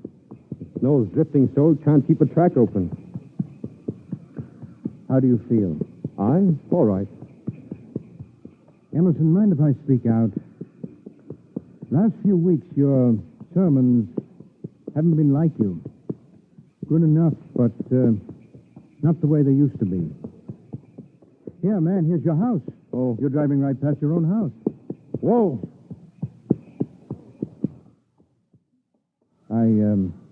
I won't stay long. Then you might sit with her until morning. Emerson, you know this, don't you? She's been dying all week. Yes, I know it. She knows it, too.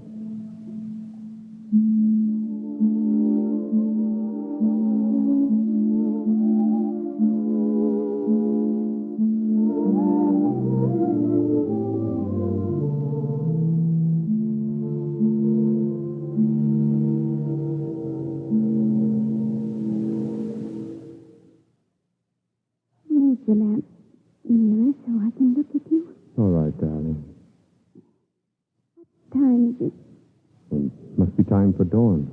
But still it's dark. Winter. Look. Oh, there's a nuthatch dead on the windowsill. I don't know why all the birds don't go south. They have only to fly there. Waldo, I read your sermon for Sunday. Yes? It's not you. I know that. You should write a new sermon. No, my eyes are bad. I can't see to. Well, you could keep thinking about it till Sunday, and then speak informally, as you feel at the moment. I doubt if I dare. Do you remember 2 winters ago, you were sleigh riding? Yes. Look, there's the east. The east is getting light now. The sun in winter has such faith. What? That he will, in his good time, thaw out the world. That's what you said in New Hampshire. And that if I'd marry you, you'd know such fates, too. Shall I take the pillow away? Waldo, promise me something. Anything. From now on, whatever you do or say, let it be because it's you, not Aunt Mary or Mr. Trumbull or even me. I promise. Oh, thank you, Waldo. Now, I think I'll sleep. I'll rest.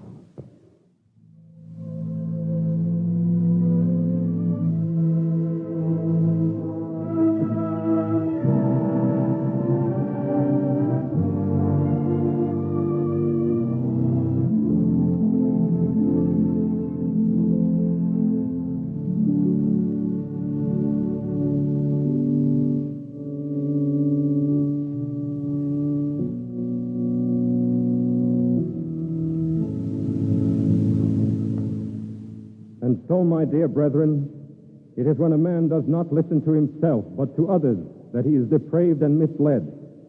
A trust in yourself is the height not of pride, but of piety. The good man reveres himself, reveres his conscience. Jesus said, "Love thyself, God is within." Indeed, the more exclusively idiosyncratic man is, the more infinite. In very deed, the divinity of the individual is the basis of American freedom. For what you can get of moral or intellectual excellence out of this little plot of ground you call yourself, by the sweat of your brow, that is your own portion. And now, if I may speak in a still more personal tone, much as I am grateful to you for your sympathy in my recent sorrow, still I say to you that I can only preach or pray or live by abjuring the opinions and customs of all others and adhering strictly to the divine plan a few dim inches of whose outline I faintly discern in my breast. This I have now determined. This I shall do as long as I write or speak or live.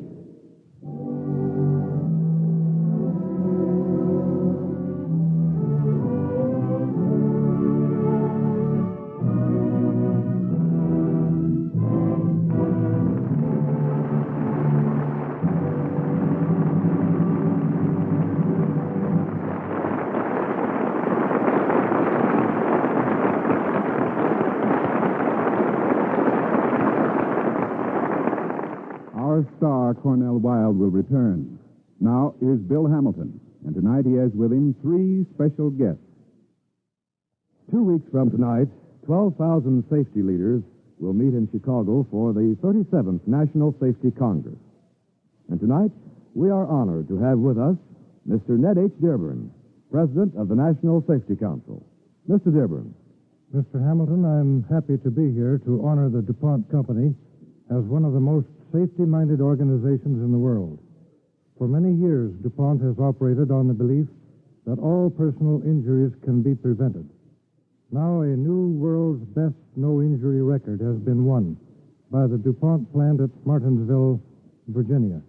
Something like 21 million man-hours with no lost-time injuries. This breaks a 5-year record held by another DuPont plant at Seaford, Delaware. It gives me great pleasure to present to Mr. Don Hartford, manager of the DuPont Martinsville plant, a bronze plaque signifying this achievement. Thank you, Mr. Dearborn. At Martinsville, we have worked hard to win this new world safety record. To keep a plant running year after year without any lost time injuries means that each and every one must think safety and be alert every minute of each working day. It is the men and women of Martinsville who have made this world record.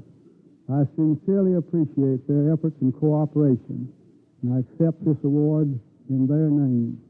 It will be placed in the plant as a reminder that injuries can be prevented. And now, ladies and gentlemen, I have another pleasant duty.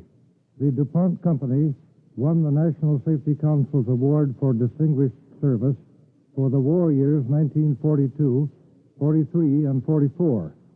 We have again voted awards to DuPont for its accident prevention program in the years 1945 through 1948. I now present a Distinguished Service to Safety pennant for this outstanding 7-year record to Mr. H.L. Miner, manager of the Safety and Fire Protection Division of the DuPont Company. Thank you, Mr. Dearborn. What DuPont men and women have done in winning these awards is inspiring because it shows that all personal injuries can be prevented. If during the period for which the award is given, injuries had occurred in the Martinsville plant at the same rate as in industry as a whole, at least 250 men and women would have been seriously injured. 15 would have been killed or permanently disabled. For more than 7 years, Martinsville has had no lost time injuries, a good example of how an effective safety program is preventing thousands of injuries in our plant. Mr. Dearborn, we will send copies of this Distinguished Service to Safety pennant to all our plants as an inspiration to our men and women who are cooperating so diligently and sincerely to make DuPont plants safe. Thank you, Mr. Miner, Mr. Dearborn, and Mr. Hartford for joining our cavalcade for the presentation of the National Safety Council's awards to the Martinsville plant and to the DuPont Company, maker of better things for better living through chemistry.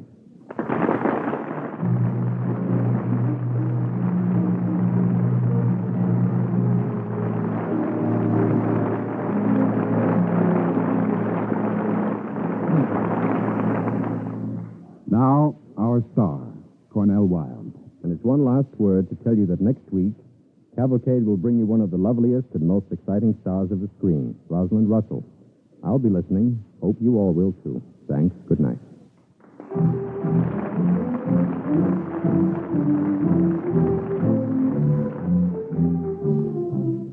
Tonight's cavalcade play, This Little Plot of Ground, was written by Halstead Wells and was based on portions of the book Ralph Waldo Emerson by Ralph Rusk, published by Charles Scribner's Sons. The DuPont Cavalcade of America is directed by John Zoller. The music is composed by Arden Cornwell, conducted by Donald Voorhees. In the cast with Cornell Wilde were Jean Gillespie as Emily, Ethel Owen as Aunt Mary, House Jameson as Trumbull, and Eric Dressler as the Doctor. This is Ted Pearson speaking.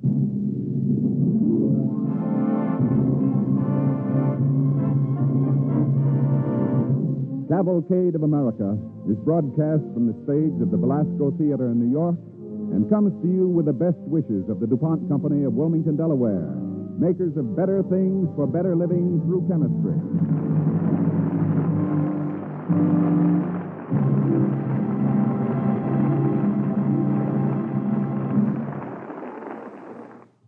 Listen to Me and Janie, which follows immediately on NBC.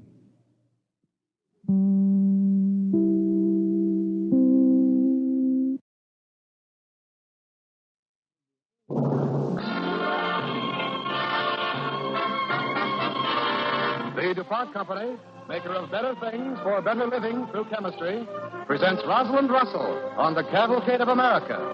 And here's our star, Rosalind Russell.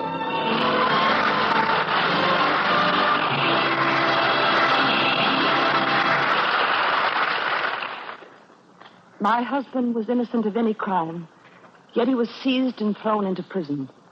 I devoted myself to his freedom, and perhaps to the freedom of every citizen in the American colonies. My name is Anna Zenger.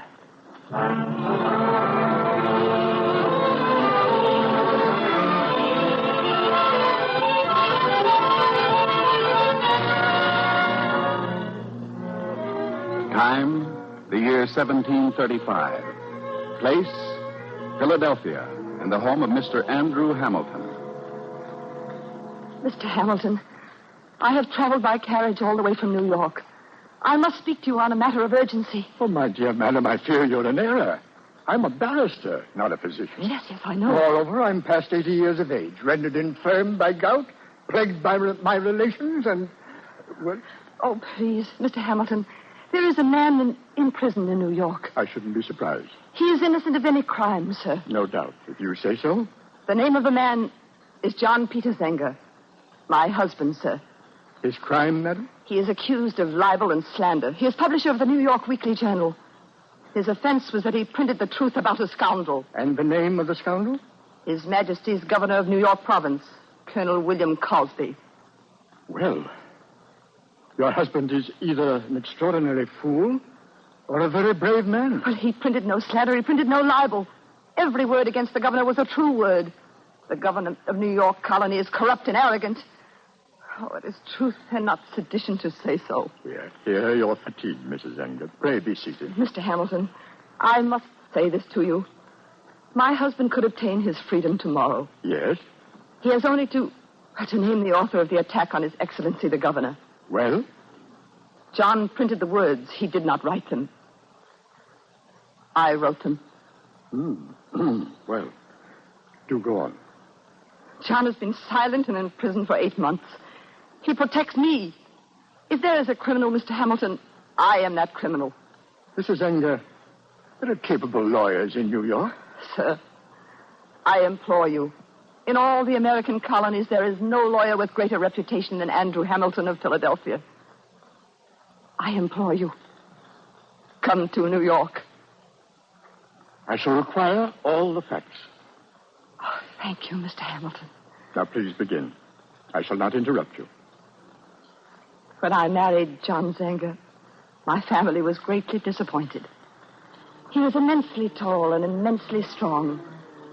And my family conceded that he was a handsome man. But we were early settlers. And John Zenger was an immigrant from Germany. Moreover, he was employed by Mr. Bradford, the printer, whereupon they accounted him no gentleman. Anna, what do you see in me? You. There is too much difference between us. Well, I'm told that difference is customary. You are a man, I am a woman. That's usually so. I'm not clever, Anna. Don't joke with me.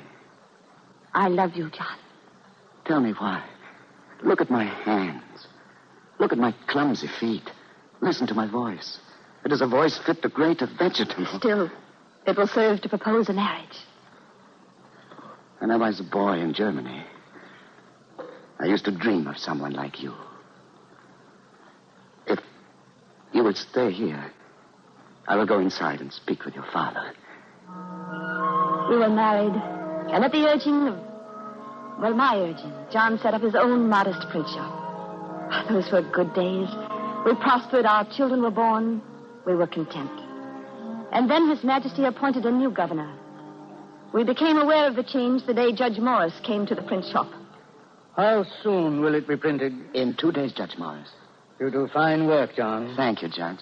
I will send it to your chambers in the courthouse. Send it by wagon to my residence in Westchester. But the courthouse is only a short distance. I am no longer a judge. Oh, have you resigned, sir? I have been removed. By whom? By His Excellency, Governor Crosby. Judge Morris, I'm afraid we don't understand. It's quite simple. A point of law came before me. I delivered an opinion which was not pleasing to the governor. I was removed from office. Oh. Well, who knows about it, sir? The governor and I, and now you. Perhaps all the citizens of New York should know. What would you have them know? That henceforth judges are to be intimidated. And how would you tell them? Well, by printing the information in handbills. My dear Anna, you have a husband. You have a family. With this governor, independence of spirit is a liability. Good afternoon to you both.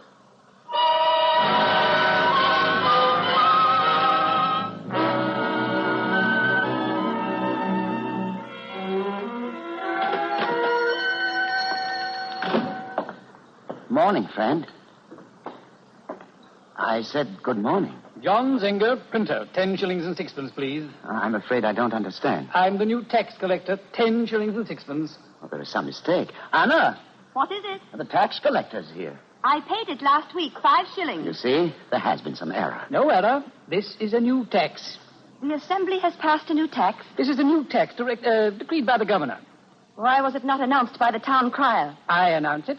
10 shillings and sixpence. That will be the second levy in 1 month. Oh, haven't you heard, John?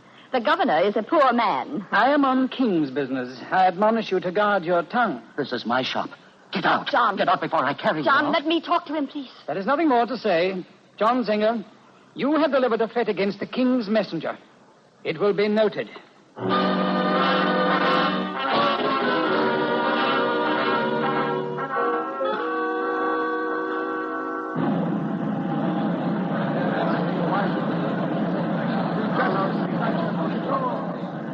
Don't look, Anna. It is not for a woman. Keep your eyes down, Anna. Tell me what is happening.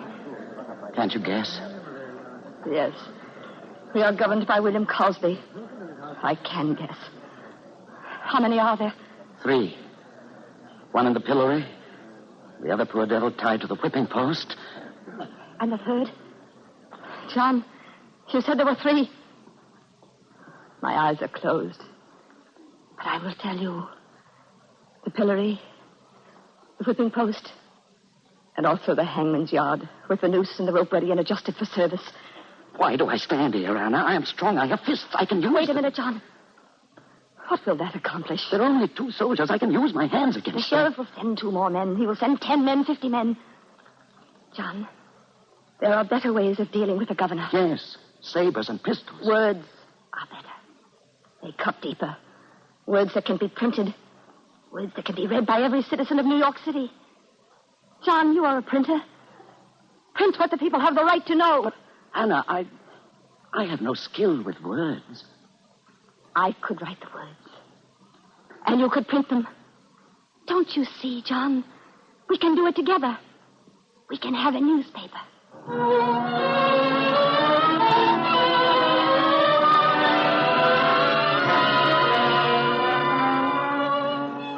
We called our newspaper the New York Weekly Journal.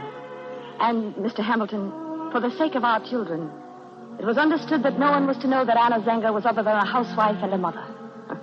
My housewifely duties became exceedingly strange. May I look over your shoulder while you work? If you wish. Why is there no accounting to the people by the governor as to how tax monies are spent? Why is it permitted by the freeholders of New York province that the governor convene the assembly at his pleasure and dissolve the assembly at his pleasure? Anna. Come. Set up the type, John. I will help you lock it in the press. Anna. Yes? You make me ashamed for myself. Why? I am a lump. 2 fists like hands, and no mind, and no culture. Governor Cosby has culture. He puts it on like a coat and wears it at public executions. No coat of culture on your back, perhaps. Nothing to get threadbare. But, John, the things that are yours are things inside. They don't wear out. Anna, we play with fire, you and I. Whatever happens, you must know that I love you.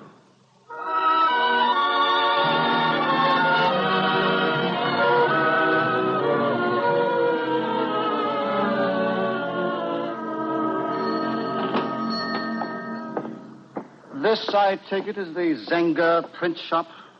How do you do? I do exceedingly well, madam. My husband will return in a moment. Then let us not hasten the moment. You're quite charming when you blush. Who are you? An admirer? What do you wish here, sir? Your husband is the most fortunate of men. It would be a pity if he ceased to be a man. You speak in riddles. A man in prison is buried. Ergo, he is no longer a man. You've come from the governor. I do, madam. My dear Mrs. Zenger, I come to warn your husband that several matters taken up in the columns of his newspaper are in poor taste. Then it must be the truth is in poor taste? Yes, madam. But I am quite sure that my husband will freely open his columns to you or to the governor for reply or rebuttal. Very friendly of you. But we shall not engage in controversy. Nor will you. Nor will your husband. I thank you for speaking more plainly. I shall hasten to the governor's mansion and report that certain indiscretions will not recur in the future. My compliments, Mrs. Zenger.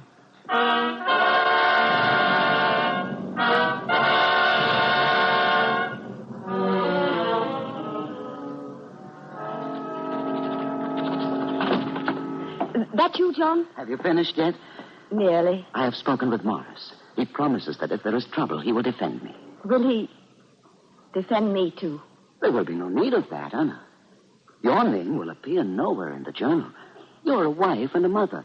You have nothing to do with the New York Weekly Journal. Then perhaps you should hear what I have written. Listen. Under the administration of Governor Cosby, we see men's deeds destroyed, judges arbitrarily displaced, trials by juries taken away. Who is there in the province that can call anything his own or enjoy any liberties save those permitted by the administration? John, I have signed my name to it. Anna Zenger.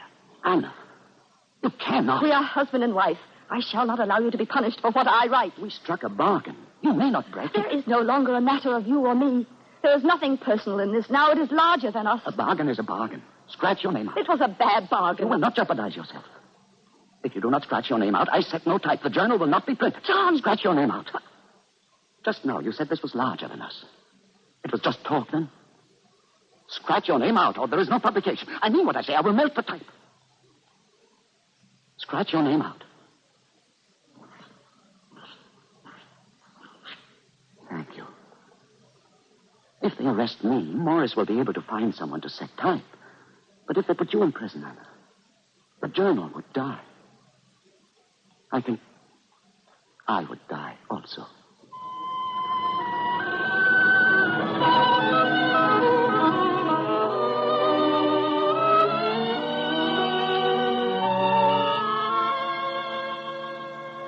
My dear Harrison, have you read this issue of the Weekly Journal?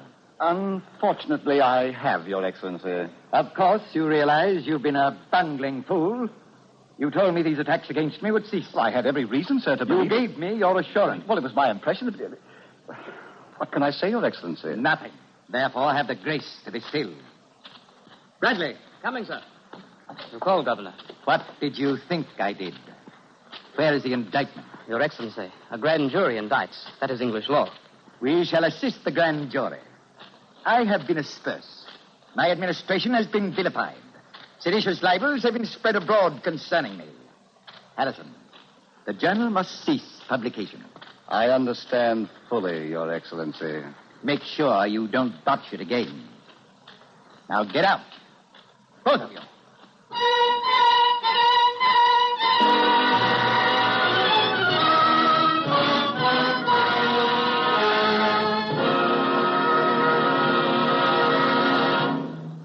You are listening to The Cavalcade of America, starring Rosalind Russell, and presented by the DuPont Company of Wilmington, Delaware.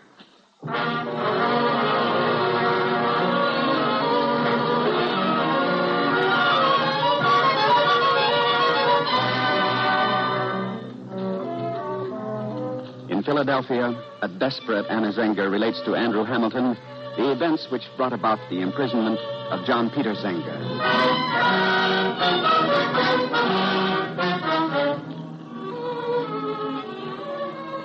It came, Mr. Hamilton. It was inevitable. We thought we were safe, for John was well known now. The Weekly Journal was eagerly read, not only in New York province, but everywhere. It gave us a sense of security that was false. Nearly 9 months ago, on a peaceful Sabbath day, they seized him and threw him into jail.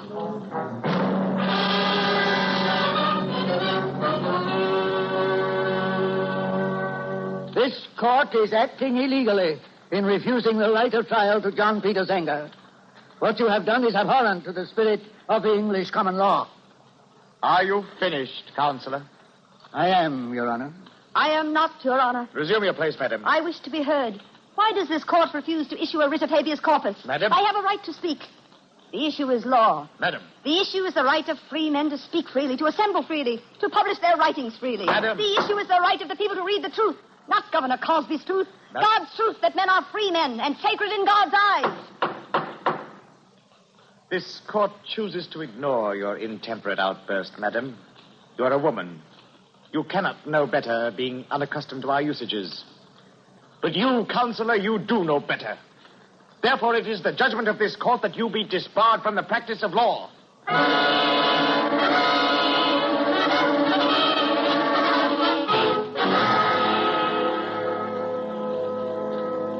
You have 10 minutes with the prisoner, no more.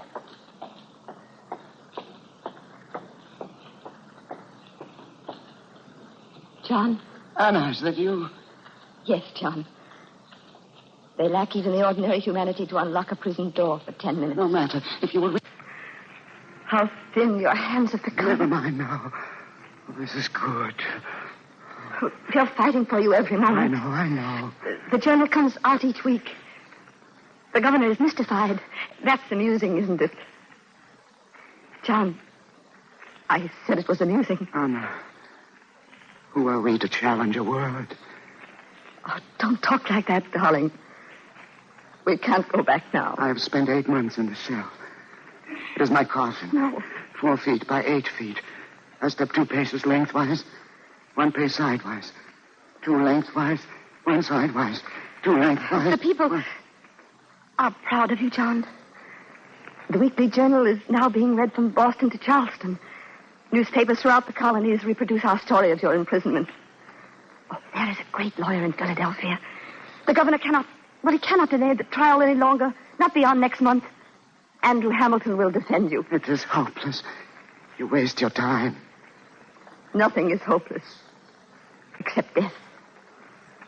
I am going to Philadelphia.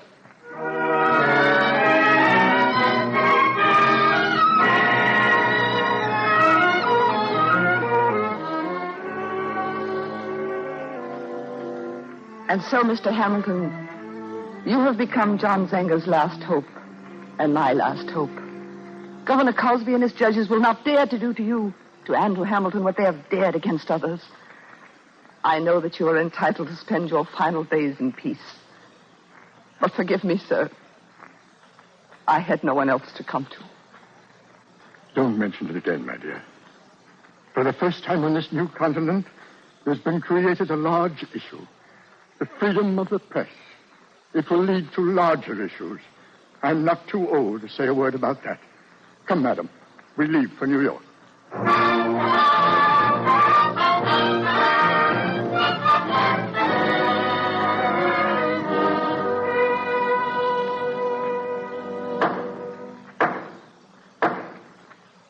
You may resume, Mr. Hamilton. Thank you. I call Anna Zenger once again. Put your hand down, my dear. You've already taken the oath once.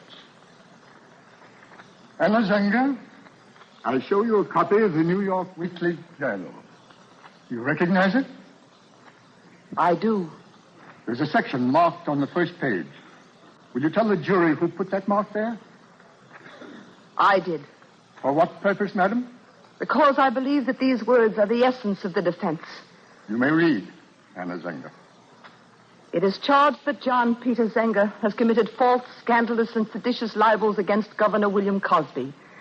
We assert that if you can prove that what a man prints is true, no libel is committed. Mr. Hamilton, the witness is a witness, not defense counsel addressing the jury. I am reading from the Weekly Journal, Your Honor. Do not address this court, madam. I address the jury, Your Honor. Madam. I say to them that the mere printing and publishing of statements in a newspaper is not a crime. Madam, that is enough. Not nearly enough, Your Honor. It is falsehood which makes libel and scandal, not truth. Mr. Hamilton, correct your witness. Not at all, Your Honor. I thought the lady acquitted herself rather well. Mr. Hamilton, I warn you. I no longer address the court. The case is clear. I address you, members of the jury. The issue is freedom of the press, granted by your verdict, and all other freedoms will flow from it. You are 12 honest and lawful men. In you lies our safety. Our safety against governors who injure and provoke the people to cry out and complain, and then make that very complaint the foundation for new oppressions and prosecutions. Gentlemen of the jury, in your hands is the guarantee of our liberty.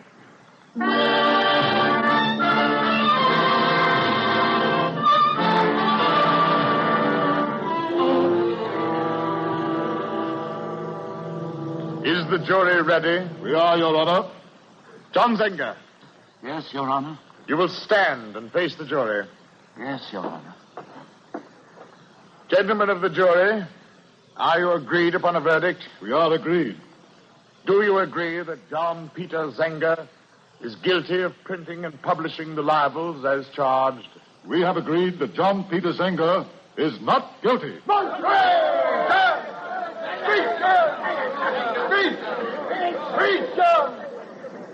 Zenger, my warmest congratulations. This is your day. My day. Mr. Hamilton, I would still be in prison, but for you. And I, too. You, Anna? Mr. Hamilton, when John was seized, I thought that only John Peter Zenger was in prison. I was wrong. We were all imprisoned. And now that you have freed him, you have freed us all.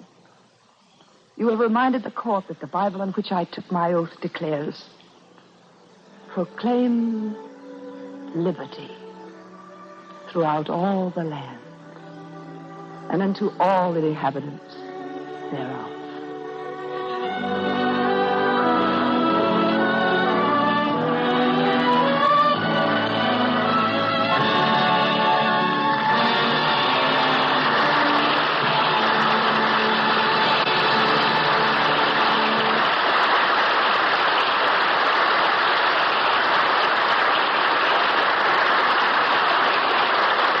Our star, Rosalind Russell, will return in a moment.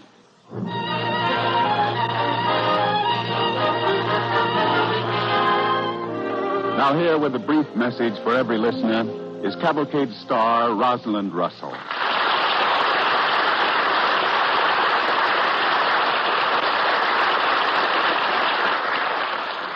Just to remind you to open your door wide when a Red Feather volunteer calls.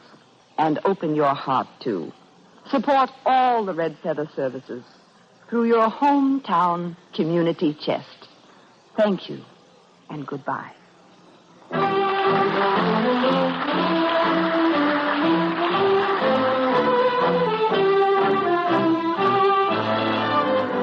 Tonight's Cavalcade play is an original radio drama by Morton Wishengrad, suggested by the novelized biography Anna Zenger by Kent Cooper, published by Farrar and Straus. The director, John Zoller.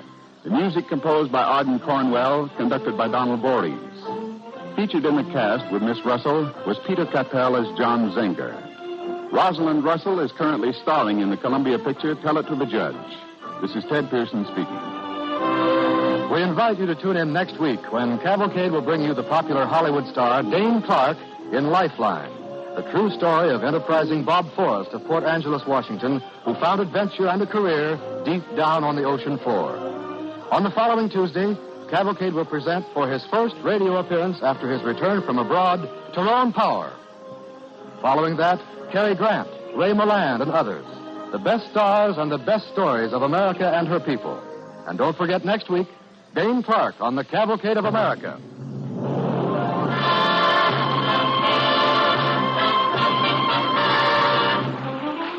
Cavalcade of America comes to you from the stage of the Belasco Theater in New York and is presented by the DuPont Company of Wilmington, Delaware, makers of better things for better living through chemistry.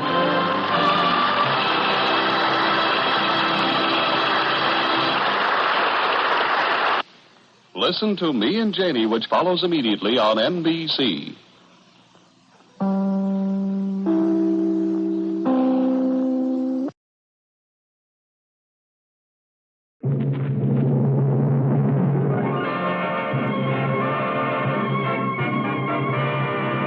DuPont Company, maker of better things for better living through chemistry, presents Dane Clark on the Cavalcade of America.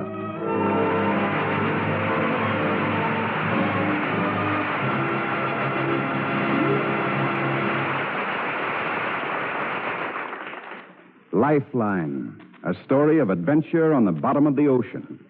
And here is Dane Clark as Bob Forrest.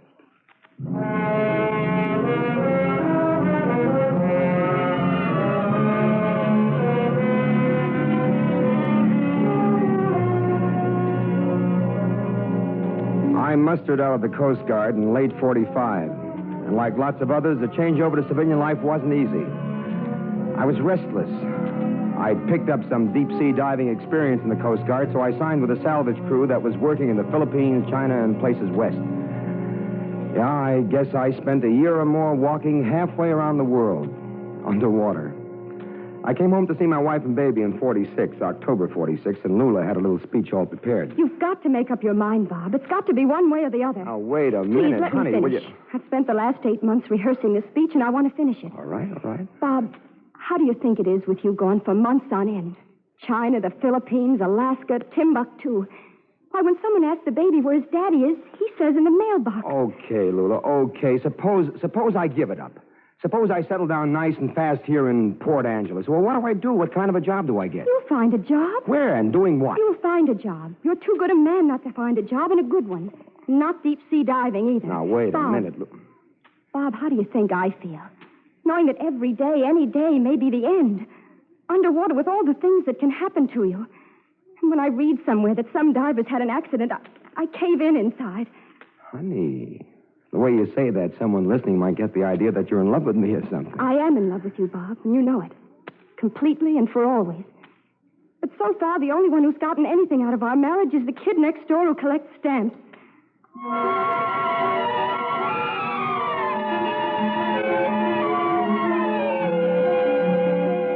It's a smart thing not to argue with a woman, especially when she's right. But agreeing with Lula still solved practically nothing. Because our town, Port Angeles, Washington, is up there in the hip pocket of the country on the shore of Puget Sound. It's timber country mostly, with big paper mills that work over the hemlocks hauled for miles around. But I was a diver, not a lumberjack. So getting something for myself was going to be a question. Next day, I wandered down to the docks. It was a wet, sloppy day with the wind blowing in from the sound.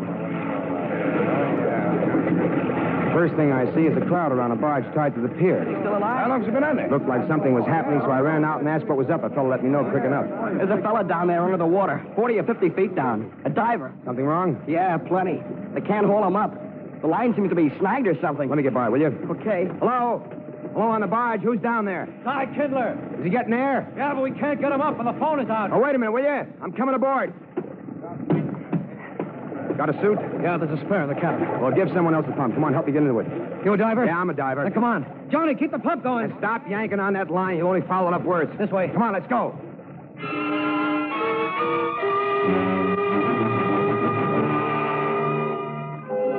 I was in that diving suit within 3 minutes and over the side in 4. I went below, down maybe 20, 30 feet.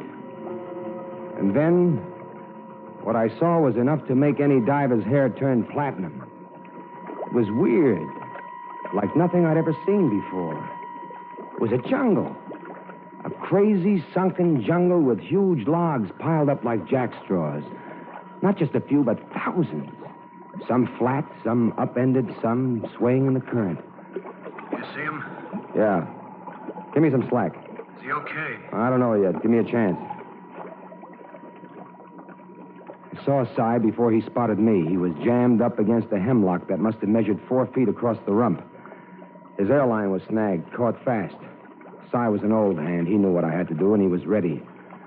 I put the blade of a saw right across his airline, then waited as Si slipped the lead weights off his shoes and from around his belt. He waved his hand. I cut the airline. He flexed his knees and shot upward. He was free. Okay, he's up. We got a line out to him. Well, get me up, will you? There's plenty of trees down here, but it ain't no picnic park. Come on, haul away.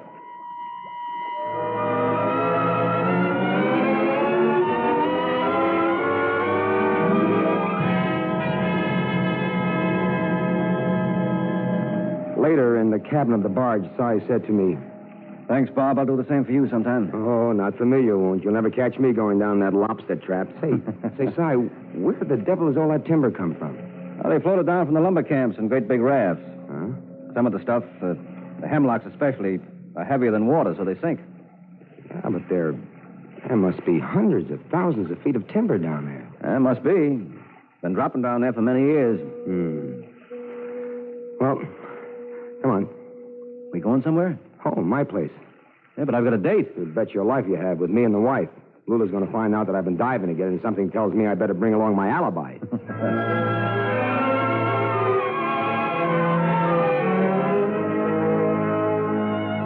I couldn't get those underwater logs out of my mind. All that timber just lying there, doing nothing, waiting. Then the idea came to me. Not sudden, but over a day or two of thinking. I walked into the office of Don Frodel of the Crown Zellerback Lumber Company, operators of the biggest paper mill in Port Angeles. He asked me to sit down. He offered me a cigarette. Well, what can I do for you, Mr. Forrest? How many feet of logs do your raft booms drop to the bottom of the Sound every month, Mr. Frodel? Thousands of feet. It's a chronic problem. Why? And, for every log you lose, you've got to cut another tree, don't you? Yes? Well, turning that around now, for every sunken log that could be saved, that would save a tree, huh? That's right. And your company likes to save trees. Well, naturally. We're always interested in conservation. Good. I'm in the conservation business.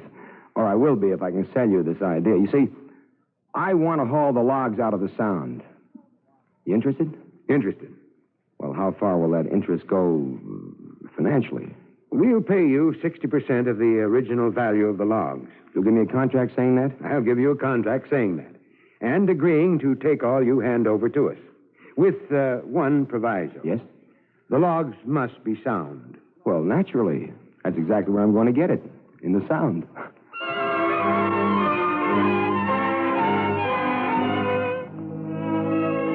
On the basis of my contract with Crown Zellerback and maybe even a little bit on my own gall, the banks gave me the financing I needed. I was in business. I latched on to some top diving gear from the War Assets Administration. I picked up a diesel-powered crane barge and 3 sea mules. Then with an old pal of mine, Dewey Landrew, as topside man, I went into business as an underwater lumberjack. All away!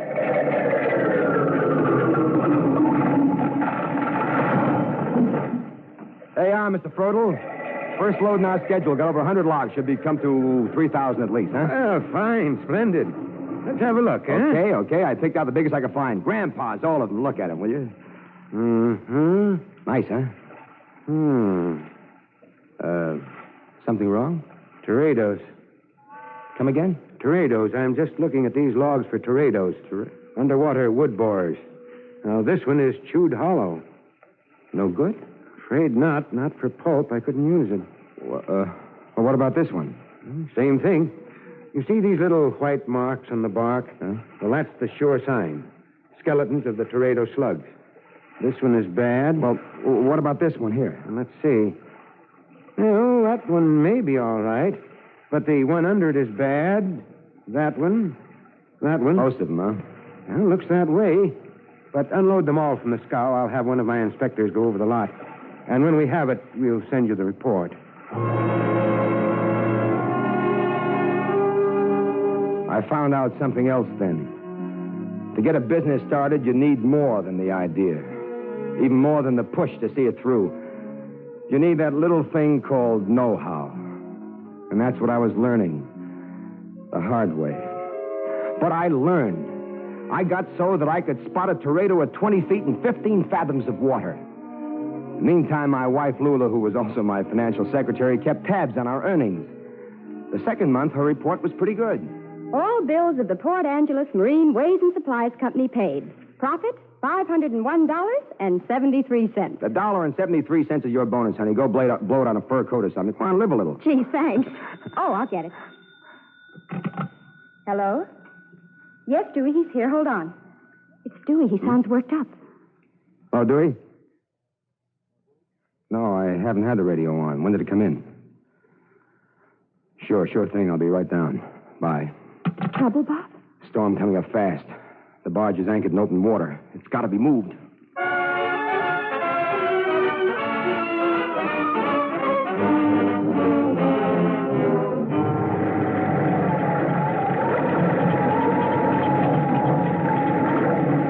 Easy, Dewey. Hold the launch broadside. Don't try it, Bob. You can't get aboard that barge. Not the way it's bucking in this way. Come on, get me closer, will you? Closer. I'll get aboard next time it dips this way. But ease the launch closer, will you? Closer. Now. Are you okay? Okay. Can you get the line? Yeah. Here it comes. Yeah. I got it. We'll make it fast in a hurry. Get off that barge now. Get off. All right, here it comes. Here's the line. Hitch it on the stern. Okay. It's fast. Now get going if we can just get it around the pump. Look at the barge. It's heeling over. It's going over to drag us with it. The axe. Give me that axe, will you? It's under your seat. Oh, I got it. Cut the line, Bob. Cut the line. All right, here.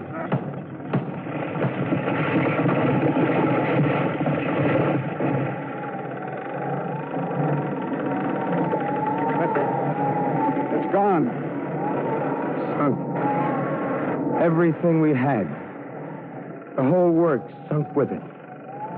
Our business is back where it started, on the bottom of the Sound.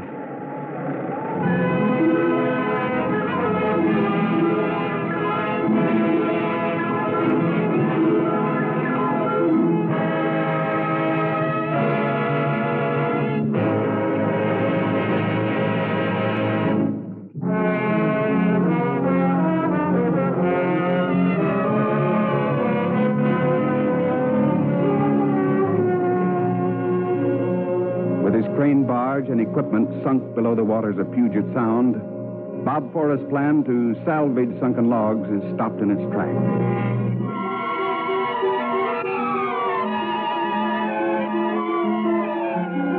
With what little money we had saved up, I hired a salvage outfit to try to get our barge off the bottom. Day after day, I'd go out and watch them work. One day, Cy Kindler came aboard. He lit his pipe, squatted down next to me on a coil of cable, and he said, Pushing out next week, Bob. Where to? Madagascar. What's doing there? British transport sunk there during the war. Carried the payroll for the whole expeditionary force. Nice job. Good figure? Uh-huh. $35 a day, plus keep. Plus $1 extra for every foot down below 16. Sounds good. Yeah, sweet. Wish you luck. Thanks.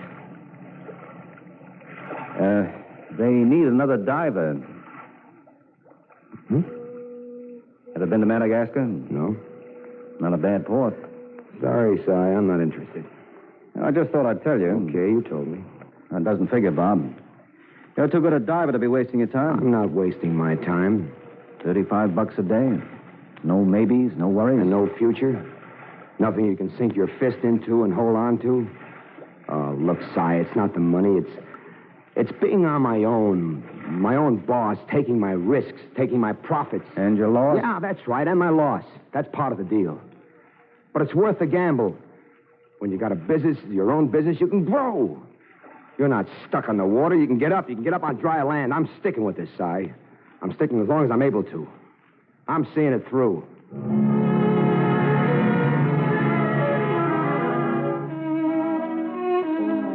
2 months after the hurricane, my loan was due, and I was at rock bottom. I went to the bank. The banker listened to my troubles, scratched his nose a bit, and said, How much of an extension will you need, Mr. Forrest? 1 month. Will that be time enough to get you rolling again? I want a month. If I'm not rolling by then, I'll be ready to call it quits. 1 month. Now, let me see. That'll be until April 30th. That's right. Okay. The bank will go along with you. And good luck.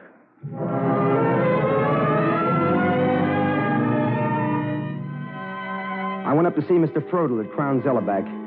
He had some bad news for me, something I hadn't figured on. He told it to me straight. There's another outfit moving in, Bob. They've approached us for a contract. Oh.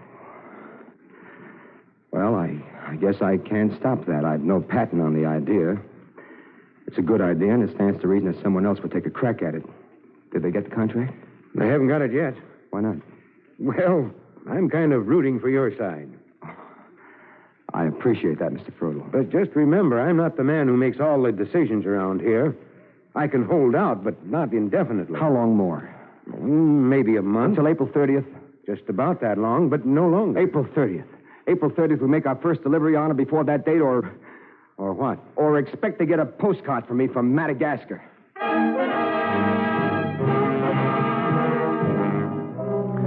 Tuesday, the 18th, was the day set by the salvage company for raising of the barge. Lula came along with me, and Dewey was there, too, and the three of us stood along the railing of the salvage tug, looking down at the water, waiting. Look, Bob, those bubbles. The tanks are servicing. Get back from the rail, Lula. Back. There she comes. Bob, it's up. They've got it up. Yeah, it's up. But look. What a mess. Bob, it's all right, isn't it? It doesn't matter about the mud. The barge is all right. I don't know, honey. We'll have to go aboard and find out, but it looks like it'd take a month just to scrape the scum off her deck. And all we've got is 12 days. It's like I said. I just don't know.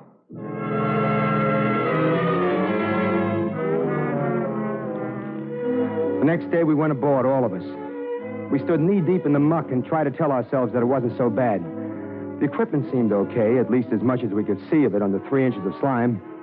But we went to work, all of us. Lula along with the rest, elbow deep in mud and grinning.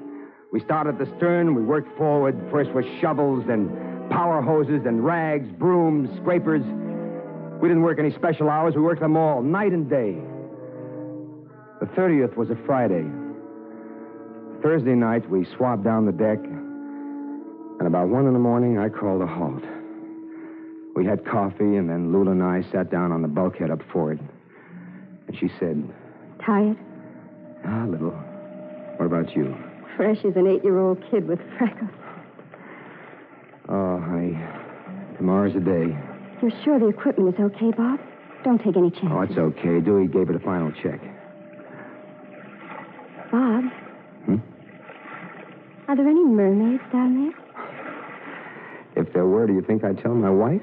Why not? Do you think I'd be jealous of an old mermaid? Wouldn't you? Uh-huh. I would. Oh, honey, as soon as we get set again, we're going to take off on a vacation with little Steve. Yosemite, maybe. We'll take the coast route down, see the big trees. Frisco, too. Maybe we'll even be able to catch the big rodeo at Salinas. Wouldn't that be something, Lula? Lula? Sweet dreams, baby. Sleep tight.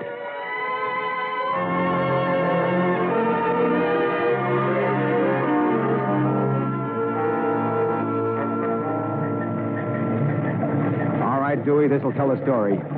Clamp on the head. Let's get going. Let me do a test on your phones. 1, 2, 3, 4, 5, 6. I wish you'd get real original. Read me a poem or something. Bring up the big ones, Bob, the jumbo. That's for me, honey. Okay, Dewey. Right. Now. There we are. Good luck, Bob. Good luck.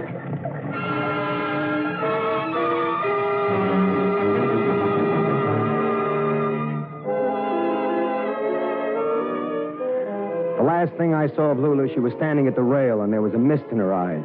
Or maybe tears. Then I was below, in my private little jungle below Puget Sound. Dewey and I had figured out that about 28 logs would make up our load. That meant 14 cables to attach, 2 logs to a line. I passed up the first few. 2 were rotten with tornadoes. 3 more were puny, not my style. Then I hit a batch of beauties, all of them over 3 foot across and solid as a rock. This was my meat. How you doing, Pappy? Great. Swell. How's Lula? She's got one finger bitten down to the palm. She's halfway through the next. I'll tell her I'm okay. I'm starting the lash cable. Get going, then. Time's a-wasting. In a little less than 2 hours, I had 13 cables attached. 1 more to go. And all the time, I was whistling to myself, feeling that at last I was over the hump. Once, when a 5-foot sand shark swam up to give me the once-over, I slapped him on the tail and told him to go find another playmate. I was busy. I headed for the last log, a whopper that must have measured close to 4 feet across. Then I saw it. swam out of a heap of logs that must have been its nest, its 8 arms flaying away at the current, its dagger-like beak white and ugly. Octopus! But I wanted that last log. An octopus or no octopus, that was for me. One eye on the devilfish, I stomped slowly to the log, bent down to twist the cable around its beam, and then it was on me. Bob, what's the matter? What's tugging on your line? Octopus! Come on up. No, not yet. One more log. I'm just hitching it on. Come on up, you crazy fool. No, wait. Wait. Okay, line's attached. Now hold me up and get set on deck. I'm bringing company.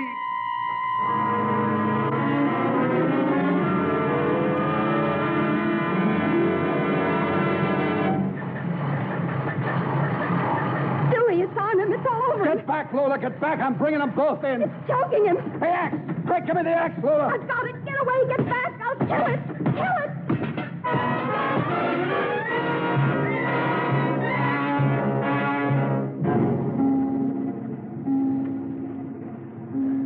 Are you all right, Bob? Sure, honey, sure. I'm fine. Oh, you swing a mean axe, young lady. I still don't feel so well. I shouldn't wonder. It was so ugly. Forget it, honey, forget it. It's all over with now. Dewey, get those logs aboard. We've just got time to meet our deadline. You bet. You okay now, honey?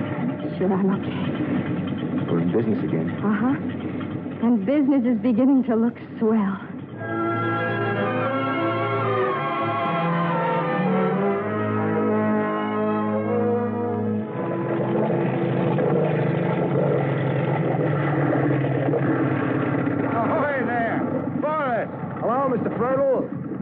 Get your crane working. Here's your timber. Right on time. You can say that again. Right smack on the nose.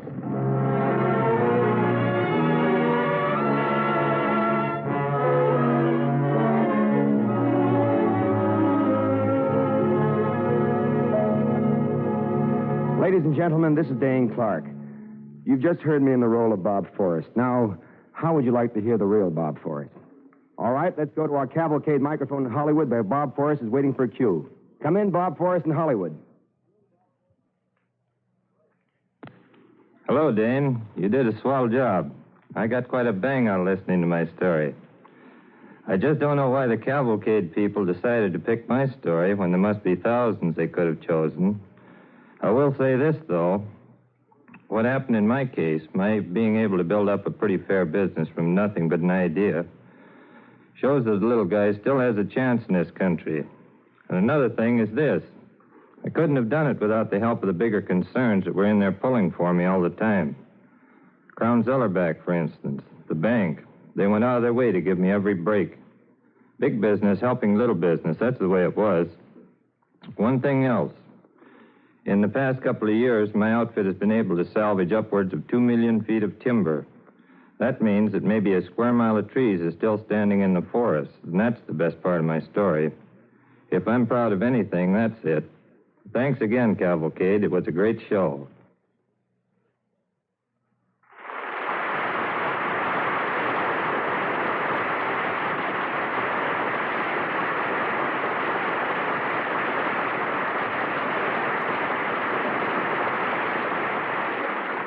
Well, thank you, Bob Forrest. We understand that you've just opened a boat repair yard, too. Well, good luck to you, Bob, in your new venture.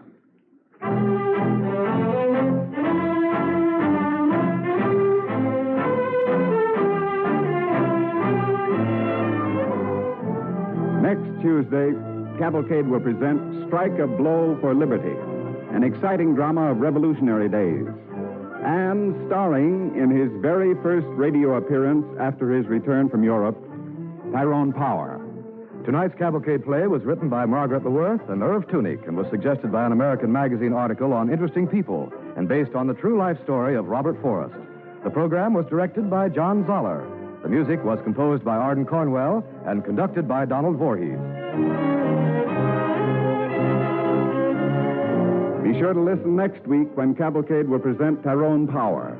In the weeks following, Cary Grant, Ray Milland, and other great stars in stories of America and its people. This is Ted Pearson speaking.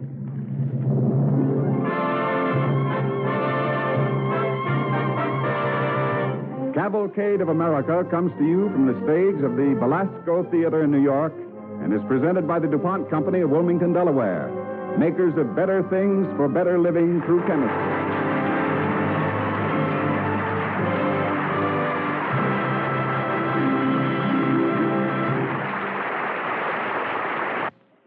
Listen to Me and Jenny following immediately on NBC.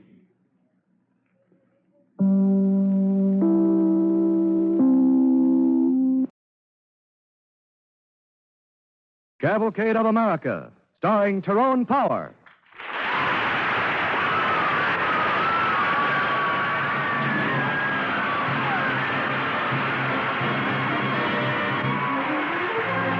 The DuPont Company, maker of better things for better living through chemistry, presents the Cavalcade of America.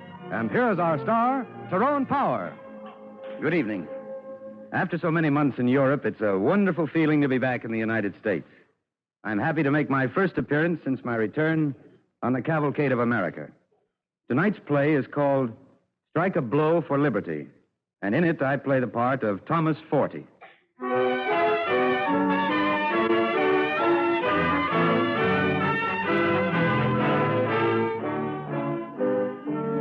Strike a Blow for Liberty, starring Tyrone Power as Thomas Forty. It's 1781. Cornwallis has just surrendered at Yorktown, and a great American victory has been won. And in New York, in a small, barren room, a young man bends over his writing tablet, his pen in hand. I, Captain Thomas Forty, 26 years old and a free American, do speak to my descendants. My sons to be, God grant that this record of my experiences in the war for independence empower you with courage to speak out for the right when your hour of decision arrives, as arrive it must. The hour of decision. Aye, that's the moment that tears a man's heart. It arrived for me on a bitter cold day in the year 1778, time of the British occupation of New York. I was a printer then, keeping my opinions to myself and holding on to my snug little berth in the shop of the Loyalist Gazette. As I stood beside the press this day, a stick of type in my hand, old Asa Matrick, the pressman, caught my eye. Tom, heard the news? What news is that, Asa? Here you are. Go on, read it. A traveler from Philadelphia, bringing the newest intelligence, reports General Washington's winter camp at Valley Forge to be no more than a disorganized rabble. He doubts that this so-called army could at the present time muster a full regiment. The smallpox has been rife, and there have been numerous desertions amounting to an exodus. Who wrote this? Our esteemed employer, Mr. Elijah Rivington, Esquire. I don't believe a word of this Tory rot. Well, I know, Asa, Tom. my stomach crawls up into my throat when I even think of setting it in type. If you don't, somebody else will. At your wages. You know what I mean, boy? I know. They're starving to death here in New York, and I've a good job, and I'd better keep my mouth shut. Correct. But what bothers me is not the British so much. They came here to fight, and they'll get licked, and then they'll go home. But it's our own disloyal Americans. These renegade Tories. Not so loud, my like boy. Rivington and that Colonel Delancey. Tom, don't be a fool. Ordinary people like us don't have to take sides. It's not our war. My advice is stay out of it, and you'll stay healthy. Mr. Rivington, good afternoon, Your Honor. Afternoon, Asa. Tom. Afternoon, sir. It's cold. Well, there's one good thing to be said for this weather. General Washington minds it more than I do. Oh, that's correct. I'll take my oath on that, sir. By winter's end, his rabble will have frozen to death and the war will be over. And those on the wrong side of the fence will be suitably dealt with. Eh, Tom? Oh, yes, sir. But why mention that to me? It was just a thought. Oh, yes. Here. Now, Tom, I want you to take this Valley Forge intelligence to Francis Tavern. You will deliver it to Colonel Delancey. He'll be very pleased, I'm sure. You are acquainted with Colonel Delancey, my boy? I've heard of his exploits, sir. And you do not approve. What a pity. Well, how could anyone approve of a renegade who makes war on his own countrymen? And defenseless women and children, burning down their farms up there in Westchester while their husbands are away fighting. Why, Yes, Thomas. Go on. I'm sorry, sir. I didn't mean... You amaze me, my boy. Such opinion. Oh, Tom didn't mean it, sir. He's a good boy, Tom. Well, I should hope so. Hand me that pen, Tom. I wish to accompany this article with a note to the Colonel. Oh, yes, sir. Here you are, sir. Thank you. Mr. Rivington, sir, I hope you didn't misunderstand that it... Oh, of course not, my boy. Particularly when one considers that you were born up there in Westchester County, where Colonel Delancey and his men have been operating. Yes, sir. Yes, sir. That's it, sir. Now, we'll say no more about it. There you are, Tom. The article in the note. France's Tavern. And my compliments to Colonel Delancey.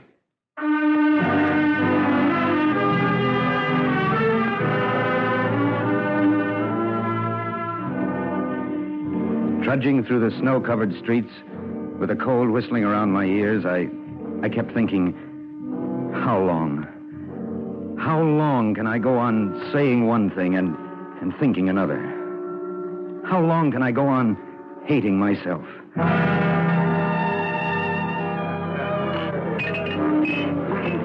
Inside Mr. Francis' tavern, I found Colonel Delancey. I gave him the article and the note. Well.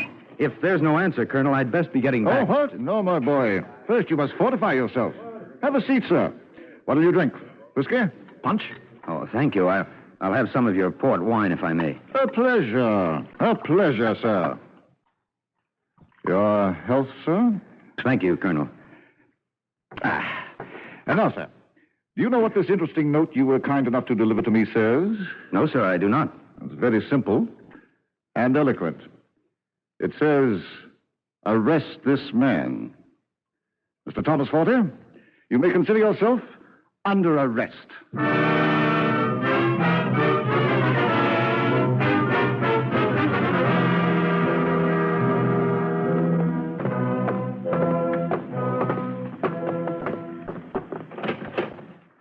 Here's the new prisoner, Sergeant.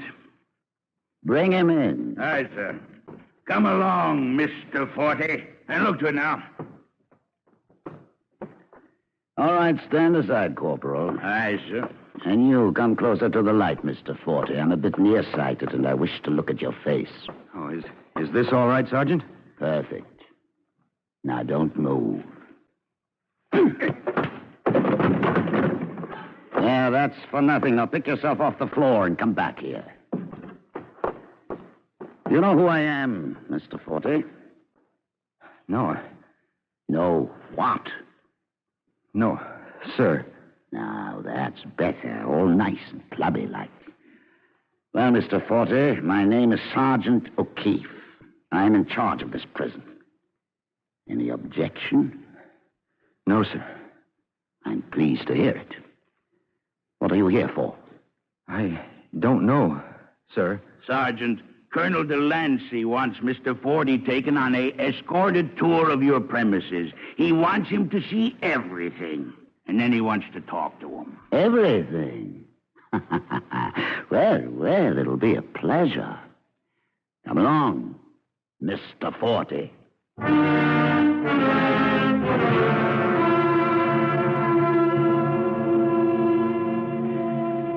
And so I was privileged to take an escorted tour of the ill-famed Tory prison in New York, Sugar House, that vilest of all jails on the American continent.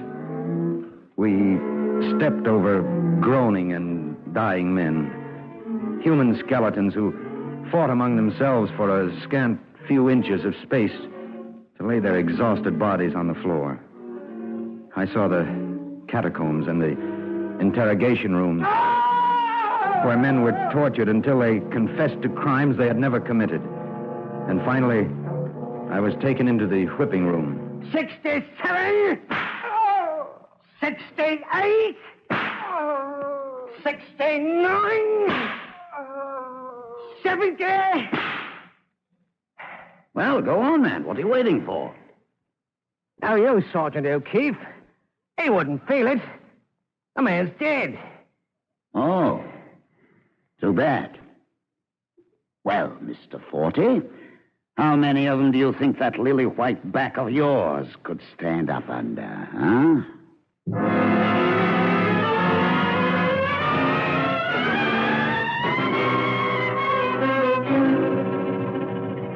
Well, Mr. Forte, what do you think of the sugar house, huh? And how does Sergeant O'Keefe appeal to you? Colonel Delancey, I was told you had something to tell me. Would you mind telling it? Well, Tom, I understand you were born and bred in Westchester County. Is that right? Yes. Do you think you could still find your way around up in that part of the country, my boy? I'd know every foot of the ground with a sack over my head. Why? Because I intend to make Westchester the devil's own hell for every single rebel and his family who live up in those hills. Haven't you done that already? Not quite. Tom, I'm recruiting a corps of light cavalry, a small, compact unit to strike so quickly the rebels will never know what point will be next. I want every farmer in that county to go to bed each night fearful he won't live to see the light of morning. I see. And what have I to do with these plans of yours, Colonel? Oh, Tom, I want you with us. It'll be your chance to retrieve yourself, boy. You mean you want me to join up with the Tories? Why not? You'll be fighting on the side that's sure to win. I promise you. And then afterwards, well, we take good care of our friends. Oh, my boy? Is there an alternative? Certainly. The sugar house. And I can rot there until I die. Is that it? Not at all. I give you my word as a gentleman that sooner or later I'll have you taken out. And hanged. How much time do I have to make up my mind? Oh, about 30 seconds. 30 seconds. Just 30 seconds. My hour of decision. What shall I do? How is a man to know the right and wrong of a complicated thing like this? Isn't a man's first duty to live? What good is a dead body to the world? And what of the warm arms a man dreams about, and children to come after, and the singing and dances about the maypole with the afternoon sun hot on your head? You've got to be alive to enjoy that. 20 seconds, Tom. What difference does it make to me who wins? There's some who are born to rule and others to break their backs in serving them. It's always been that way, and it always will ever since the world began. But wait a minute. Isn't that what they are fighting for? Washington and his men? This thing they call freedom. That all men are created equal. That they are endowed by their Creator with... Well, what of it? Is that worth dying for? Tom, your time is up. Have you made up your mind? Yes, Colonel. I'll stay here in the sugar house.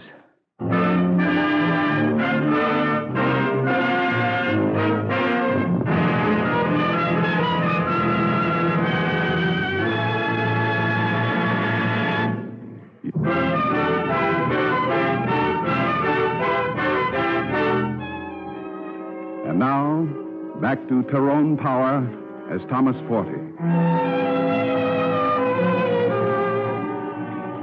After I'd spent some months in Sugar House, the notorious prison, I was walking about in the deserted catacombs one day when I heard a noise. What was that? Oh, you mind if I warm myself by your kettle, mister? It's cold in these catacombs. Oh, you're having your exercise period, huh? Well, now watch out for them beams, or you'll bang your head. Yes, I haven't explored this tunnel before. Oh, say, that heat feels good. How does it happen they let you have a fire, mister? Ha! I'm privileged. Sort of an official, you might say. I bury the dead. Oh. Are you a prisoner here? That I am, mate. John Weed's the name. Been here 7 months. How about you? Tom 40. 3 months, 17 days, and about 4.5 hours. But what's that you're cooking? Rotten pork and rotten sea biscuit. It's been condemned for the Navy. That ought to tell you how bad it is. But what do you do with it? I eat it. I drop the biscuit in the boiling water. See? Well, that kind of cleans it up a bit. And then I fish it out. And I scrape it off. And I eat it. I told you, I'm privileged. You look as though you could do with a bite. Have one? Well, you sure I wouldn't be depriving you? Oh, not at all. Ah, there she goes. Now, just fish her out and scrape her. Tom? Thank you, John. Thank you very much.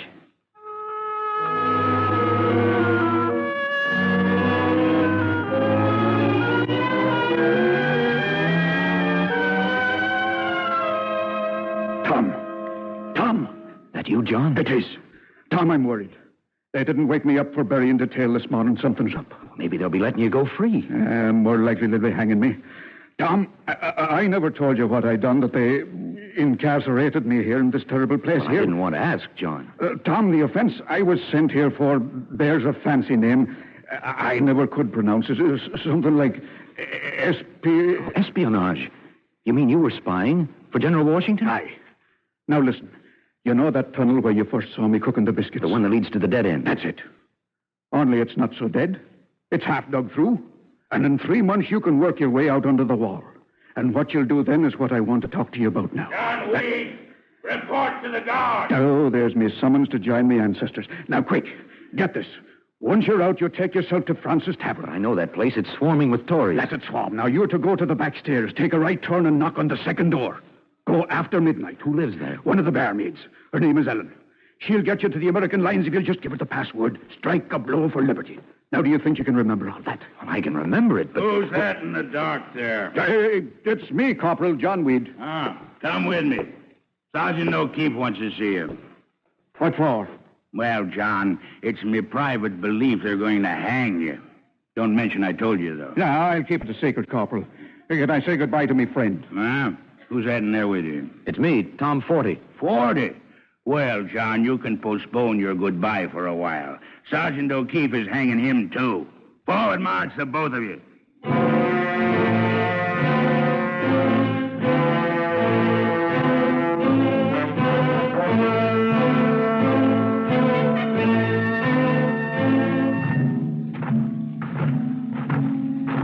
I'll take care of these two, Corporal. Report back to your duties. All right, Sergeant.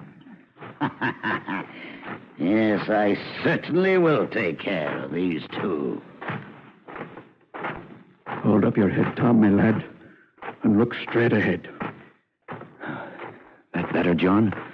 Ah, that's fine. Just remember, boy, you're dying for the best cause a man ever had.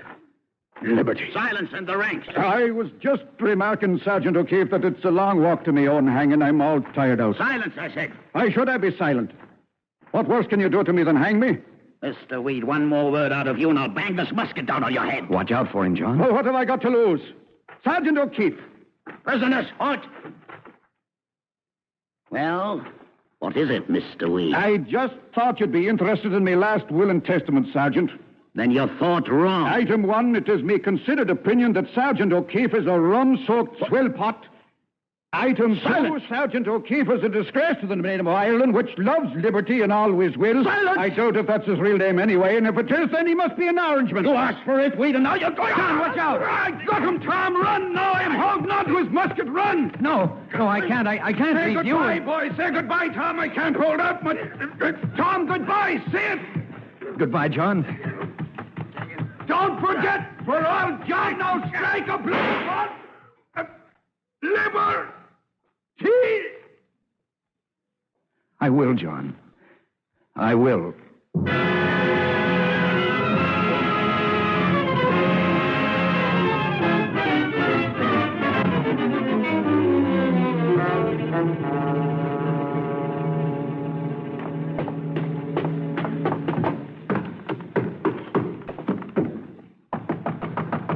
Who is it?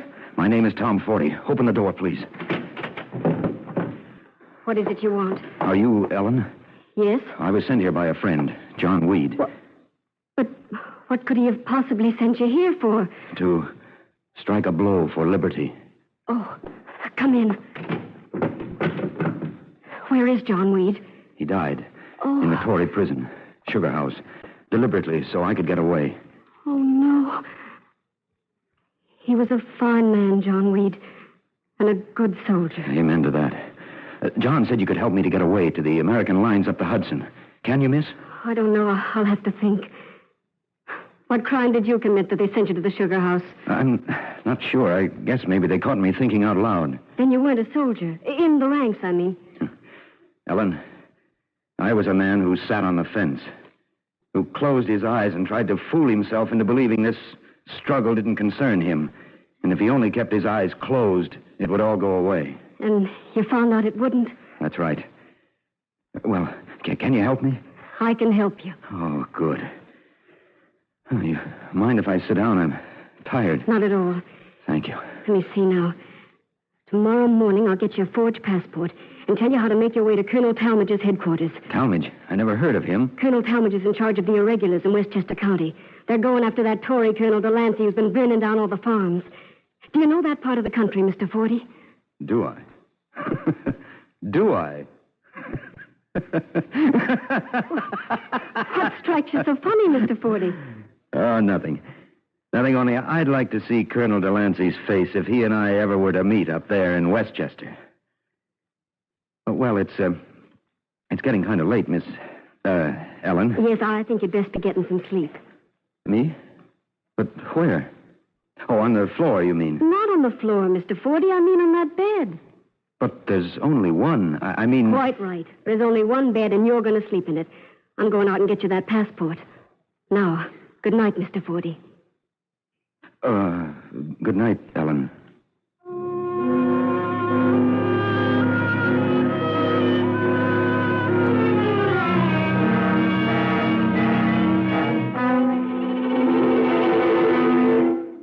Mr. Forty. Mr. Forty, wake up. Oh, yes. What is it? You best hurry. Your man's waiting downstairs for you. Here's your passport. Don't lose it. Oh, I won't. Ellen, I'd like to thank you. Oh, never mind that. Well, maybe someday when this is all over, I mean, I'll come back and see you again. All right, Tom. In the meantime, there's something of bigger importance you can do for me. And for John Weed, too. I know. Strike a blow for liberty.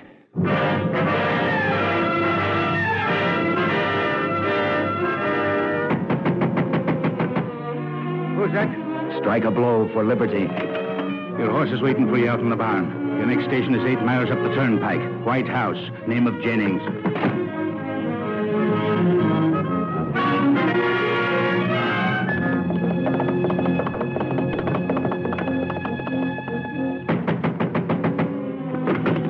Strike a blow. All right. I know who you are. Now, take that dapple gray there. Now, you cross the river on the ferry. When you get there, ask for Colonel Talmadge. He knows you're coming.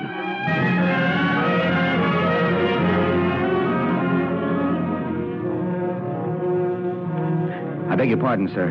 Can you tell me where I'll find Colonel Talmadge of the American Irregulars? I'm Colonel Talmadge. Oh, I'm Tom Forty. I'm here to help, sir. Welcome, Mr. Forty. Big a newsman like you. Follow along now. I will. I'll follow along, sir.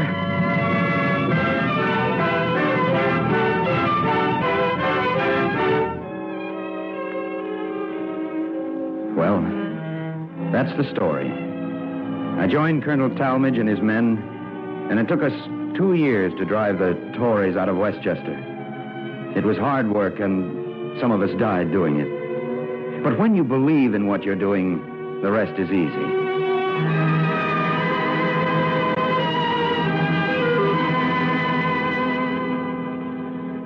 What it all goes to prove is that a man can sit on a fence just so long, and then a strong wind comes along and blows him off.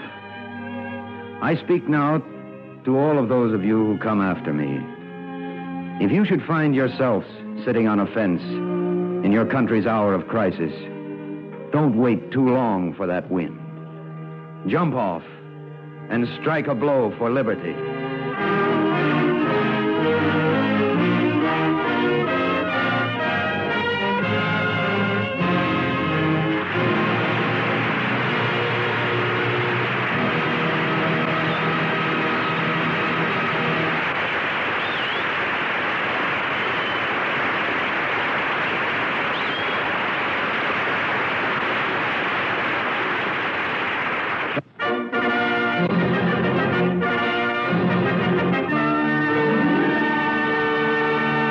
Next week, Cavalcade will present Cary Grant.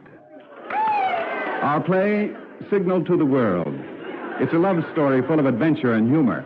We invite you to listen. Tonight's Cavalcade play was written by Arthur Arendt and was adapted from the novel Thomas Forty by Edward Stanley, published by Duell, Sloan & Pierce. Tyrone Power appeared through the courtesy of 20th Century Fox Film Corporation, producers of The Prince of Foxes. The program was directed by John Zoller. The music was composed by Arden Cornwell and conducted by Donald Voorhees. Now don't forget, next Tuesday, Cavalcade presents another of your favorite stars, Cary Grant. The following week, you'll hear Ray Milland. And in the succeeding weeks, other great stars in stories of America and its people.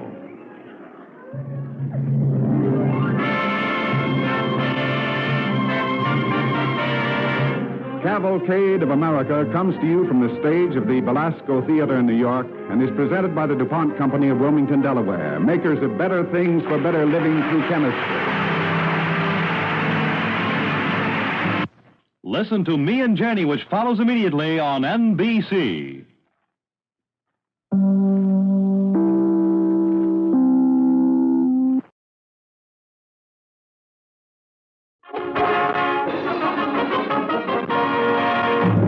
DuPont, maker of better things for better living through chemistry, presents The Cavalcade of America, starring Cary Grant.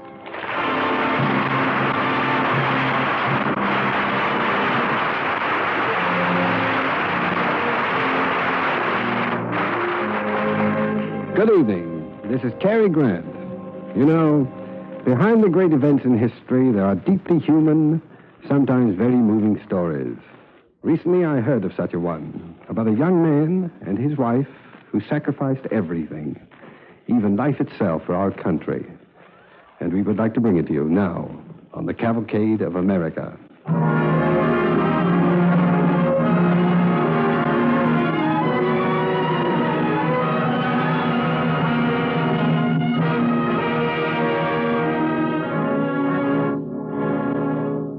With Cary Grant as Robert Townsend, here is Signal to the World.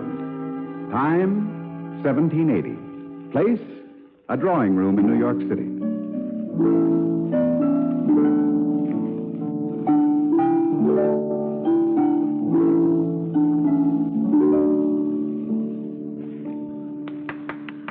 Wonderful, excellent. Thank heaven for your wife. Oh, I often do, Sir Henry. And with good reason. Come here, Susan. I'm glad you liked it, Sir Henry. Townsend, you're a lucky devil. Charming, talented wife, prosperous business, not a care in the world. Up to now, none at all. Up to now? Something wrong, Robert? I was just wondering, what happens to me if the rebels win this war? Bosh, not a chance. Washington knows he's about done for. Oh, they're still fighting, Sir Henry. Last ditch stand, Robert, last ditch, all over but the shouting. Take it from me, my lad, as Commander-in-Chief, I know. Really, Sir Henry? Then the end is that close for the colonists? That it is, Susan. Tomorrow they'll wake up to a shocking surprise. They'll... Yes, Sir Henry? Oh, nothing at all. Robert, it's very late. We'd better be going. Oh, of course, darling. Our apologies, Sir Henry, but Susan, you know, she needs her rest. Oh? Oh, yes. What'll you name the lad, Robert? It might be a girl, you know. Possibility, yes. Remote, but a possibility. Come in. Excuse me, Sir Henry. Well, what is it, Lieutenant? A messenger, sir. Good. Send him in. Yes, sir. I think we'd better be going. Not now, Robert, not now. I believe this is the news I've been waiting for. Wait and hear it. The messenger, Sir Henry. Oh, come in, man. Come in. Dispatch for Sir Henry Clinton, Lieutenant General in His Majesty's Forces, Commander-in-Chief. All right. I know who I am, and so do you. Now give me the dispatch. Soon be back in England. This nasty little disturbance will be only a memory. Oh. No, it's a mistake. What's wrong, Sir Henry? You're pale. Here's some wine. No, thank you. Robert. Yes, sir? I believe you know Major Andre? John Andre? Very well, sir. We're good friends. Major Andre's been captured as a spy. A spy? That's right. Well, I don't understand, sir. Andre was a British officer, never a spy. He was sent on a mission to negotiate with Benedict Arnold. What went wrong? It was all so foolproof, so sure. Where was the leak? But Andre, an officer... Andre will be hanged, Townsend, hanged like a common spy because there was a leak somewhere. Close to this command. Yeah.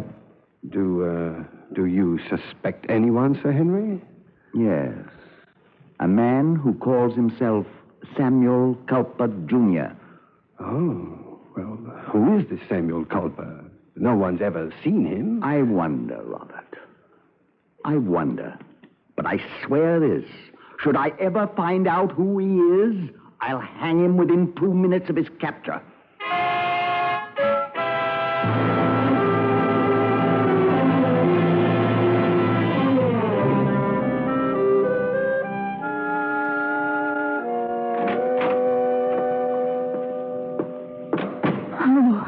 Good to be home. Yes, it wasn't the most pleasant evening we've ever spent.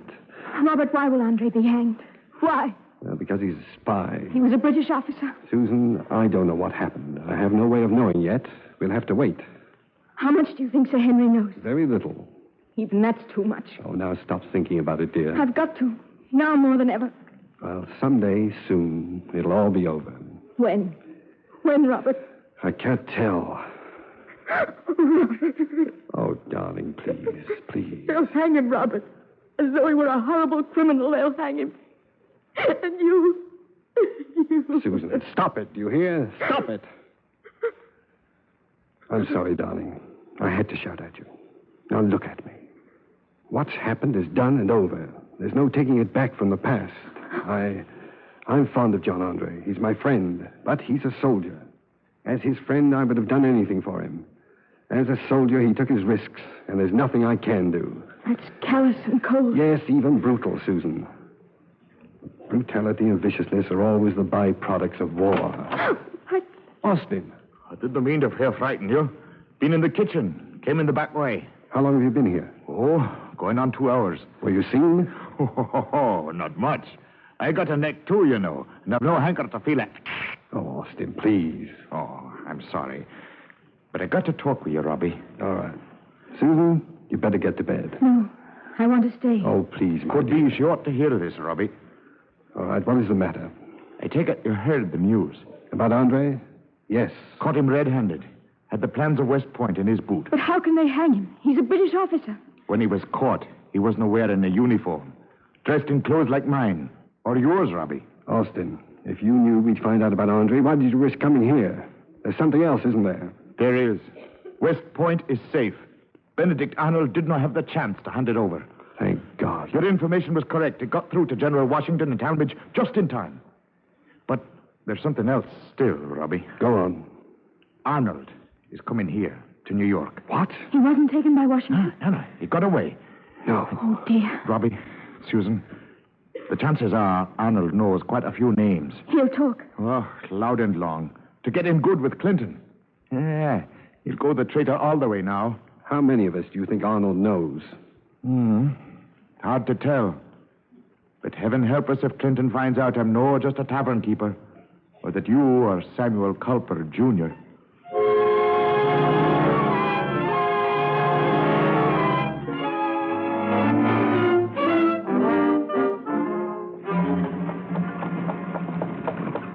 I hope you're not going out of your way, Sir Henry. Not at all, Robert. Glad I saw you walking along. Wanted someone to talk to. Oh? I hated that business about Andre. Poor devil. Should have stayed in uniform. Do you have any idea how the news leaked out? Andre was almost through when he was taken. I'll find out, Townsend. I've got a pretty good idea who this Samuel Culper person might be. That surprise you, Robert? I thought he was a deep mystery. Use your head, lad. Figure it out. He's got to be someone close to my officers. Talks with them on friendly terms. Oh?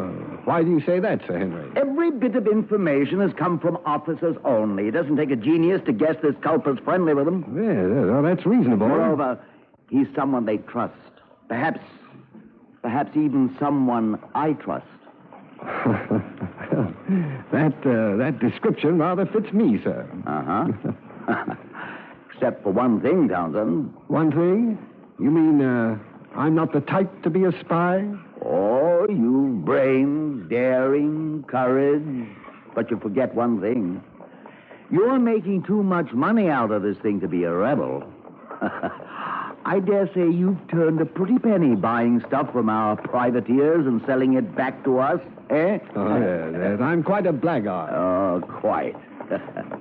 Therefore, you are not Samuel Culper, because if the colonists win, your business will be done for. Huh? Completely ruined, sir.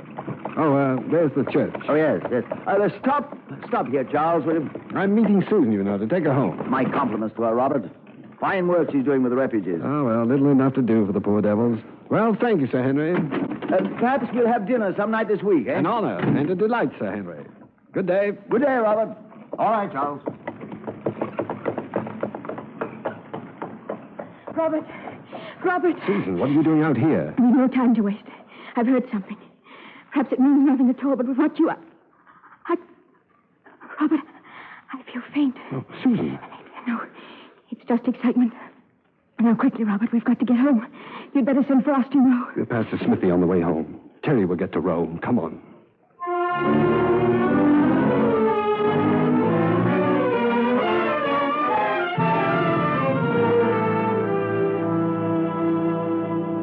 Feeling better, darling?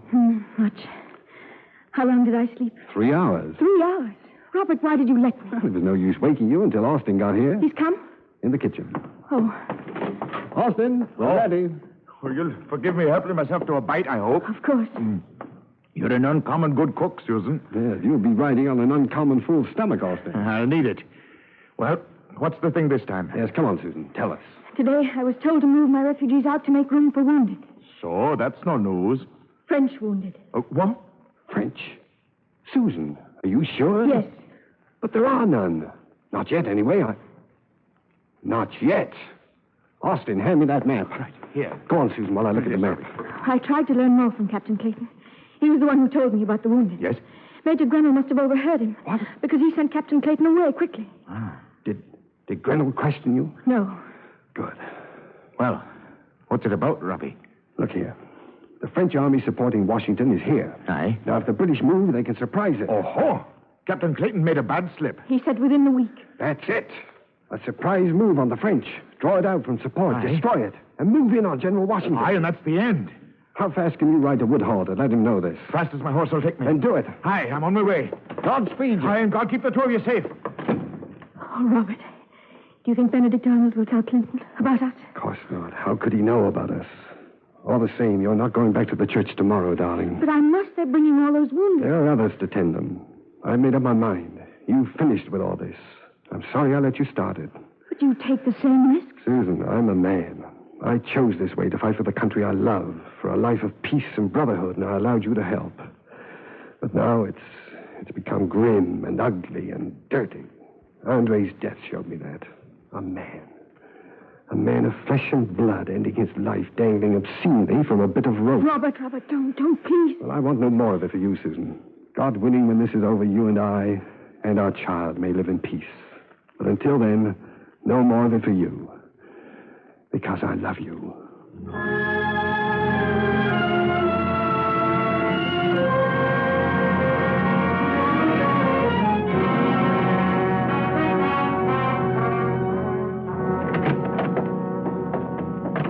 Master Townsend. My goody Hawkins, what's wrong? Your wife, she be not home, Master Townsend, she be not. But where did she go? Was she with anyone? Did she leave any message? Answer me. I see her go. With the men she was. What men? Soldiers they be. Redcoats. British? Aye, they come and took her away. Oh, thank you. Thank you very much. It's on 3 hours past now. They come and... Susan. No, Susan. No. No.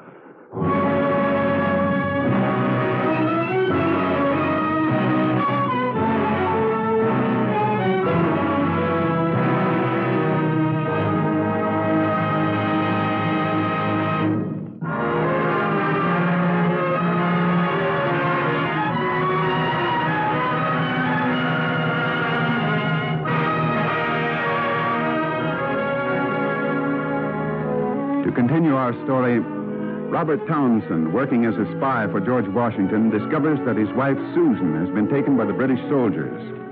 But it's now 5 days later, and Townsend is talking with his two close friends and accomplices, Woodhull and Austin Rowe. Austin, what news? What about Susan? What did you learn? It's bad news, Robbie. They've taken her all right. She's their prisoner now. How do you know? I heard two soldiers talking about it. It seems that Major Grenell overheard her pumping Captain Clayton for more information about the attack on the French. And the soldiers mentioned something about Samuel Culper, Jr. They believe Susan is Samuel Culper? Aye. But I am. Where are you going, Robert? To Sir Henry. Wait, lad, wait. You know he's not here. To the authorities, then. You are committing suicide. Better than murdering my own wife. You're going to give yourself up? Is there anything else? No. Grab him. Grab him, Rowe. Let go of me, Austin. No. Let go, you Robbie. fool. Don't you see what's happening to Susan? And worse will happen to you if they get their hands on Samuel Culper. Get away from me. No, Robbie. Please, Robert, just a moment. Think. Giving yourself up to save Susan won't do any good. They'll hang you. And hold Susan anyway. Robbie. As things stand now, there's no sure evidence that Susan is a spy. Only guesses. Don't you see that? But she's not well. And the child. We'll do everything we can to help you, but for heaven's sake, help us by being calm. Sure, Robbie.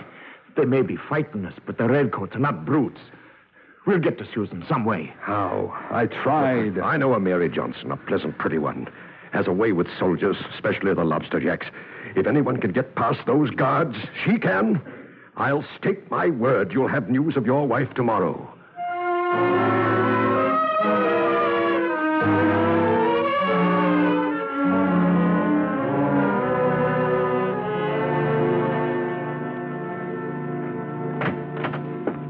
Good evening, sir. I'm Mary Johnson. Mistress Johnson? Oh, do come in. Thank you. You saw her? You saw Susan? Yes, I saw her, sir. How is she? Are they treating her well? Tell me, how is she? She's very ill, sir. Ill? Well, I've got to go to her. Sir, it would be useless. Well, there's one way I can do it. Woodhull and Rowe wouldn't let me do it before, but now I've got to. The last thing she asked of me before I left her was to keep you safe. Safe? Keep me safe? They can have me. I'm through with deceit and lying. Deceit, lies. Oh, sir, it seems to me you've rendered your country a great service. Service? Skulking about in the night like a sneak thief, hated by those who think I betrayed my country. What service is that? What is left after self-respect is gone? Sir, there's one thing. Something you've got to live for. Yes, Susan, my wife. No, wait a moment. Sally, come in now. All right, Sally. I'll take it. You wait outside. Here's what you have to live for, sir. Susan. What about Susan? Oh, sir, I'm sorry. I'm so sorry. She's dead. You didn't tell me that. Why not? I thought your son would help a little. I killed her. And for what? A hopeless cause. Sir, they're saying there's more hope now than ever before. For whom? For me? For Susan? Bring her back. Let our cause or our hope bring her back for an hour.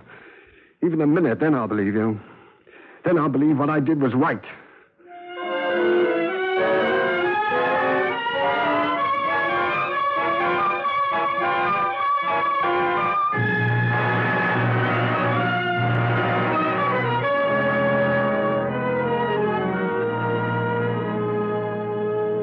I'm sorry, Woodhull. There's no use asking me. I'm through. Robert, you can't quit now. 5 days ago, my wife died a prisoner in enemy hands because of me. 5 days ago, my son was born in the shadow of a gallows, and you asked me to go on. If there was another way, I wouldn't have come to you. But only you can get to Sir Henry Clinton. He likes you. If he'd been here, perhaps Susan wouldn't have... No. Listen to me, Robert. Cornwallis is in the south. If Washington and Rochambeau attack, it'll end the war. Not if Clinton marches to support Cornwallis. It's hopeless. Does he have to march? Robert, if Washington could be sure Sir Henry would stay in New York, one last blow might win for us. Yes. Yes, it's all right. It's all right. Well, Robert, Woodhull, we live a short time, a pitifully short time. It may be that you and I and General Washington may not even live to see what we fought for come to fruition. But perhaps he will. Perhaps my son will. And his son, too. Well, how soon does General Washington need the information? He's waiting now. All right. I'll try. But this is the last time, Woodhull. The last time.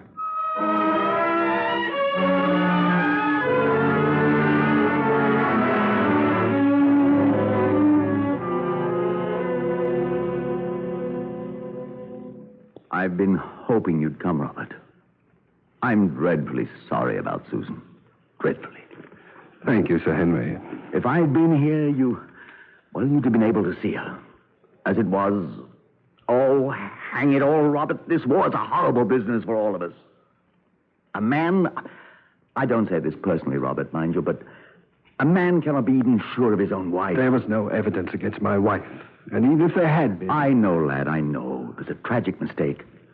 I beg you to bear in mind that I was not here when it happened. If I had been...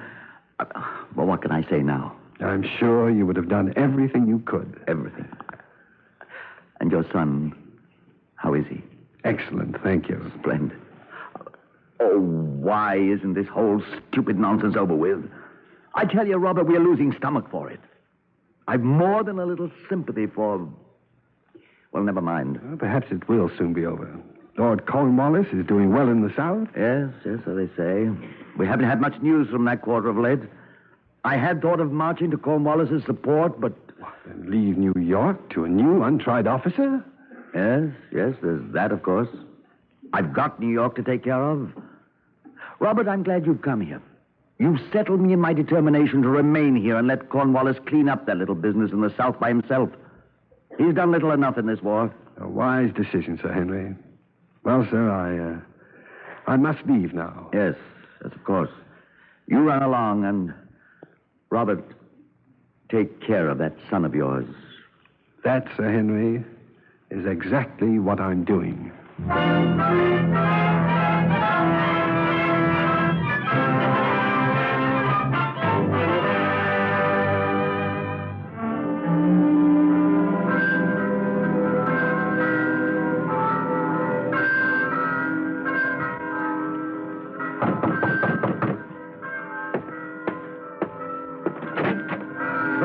Robbie, my lad, I've come for you to take you around. Hello, Austin. Well, why the long face, my bucko? Oh, I'm sorry. I should have had better sense. Come on in. You've heard, of course. Yes. Oh, it was a fine thing, Robbie. Washington and Rochambeau moving in on Cornwallis. The French fleet holding Chesapeake Bay. Bottled up, my lord, was like old rum in a jug. And Sir Henry Clinton fooled into staying up here. Austin,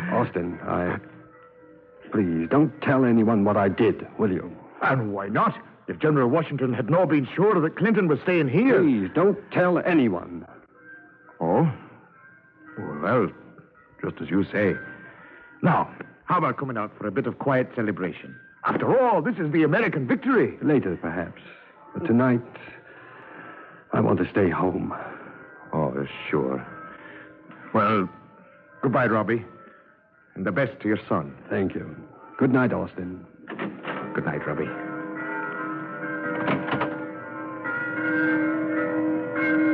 Pray close the door, Master Townsend. The wee laddie's awake with all the noise. Well, I want him to hear it. Give him to me. Just as you say, Master Townsend. Now, take care you don't hurt him. Thank you, Kitty. Thank you. You may go now. Yes. Yes. Son, you don't understand what I'm saying, I know. But I want you to hear.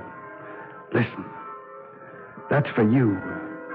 And those that'll come after you. Right now, it's only a lot of sound, but behind those bells are men you've never seen and never will. And a woman you've never seen.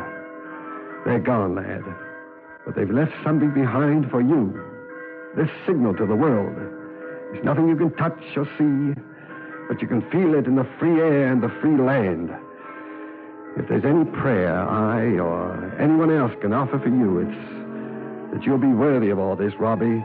Be worthy of it.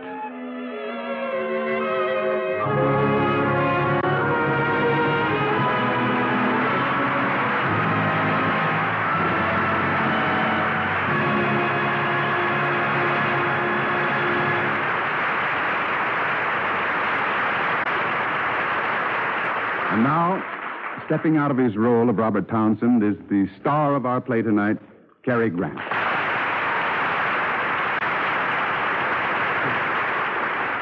Ladies and gentlemen, there's a curious footnote to this story.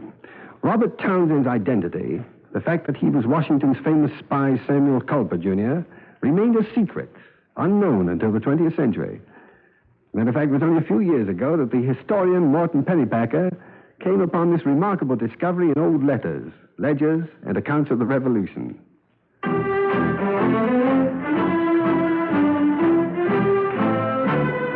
Tonight's Cavalcade play, Signal to the World, was written by Russell Hughes and was based on a feature entitled The Quaker and the General by George Scullin, published in True, the Man's Magazine.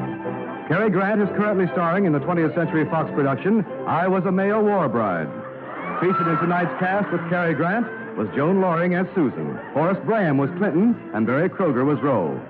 The program was directed by John Zoller. The music was composed by Arden Cornwell and conducted by Donald Voorhees.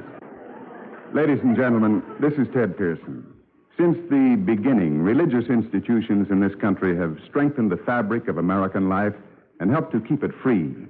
We urge you to attend and support the religious institution of your choice.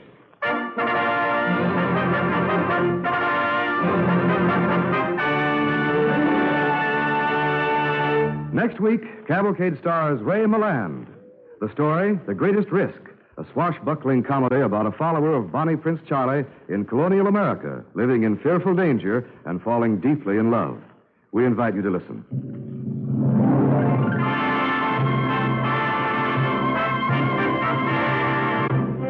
Cavalcade of America comes to you from the stage of the Belasco Theater in New York and is presented by the DuPont Company of Wilmington, Delaware, makers of better things for better living through chemistry.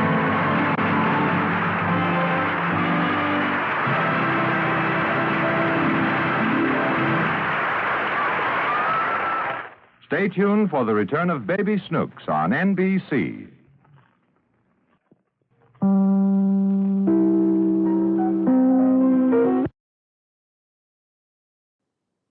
Things for Better Living Through Chemistry presents the Cavalcade of America, starring Ray Milland.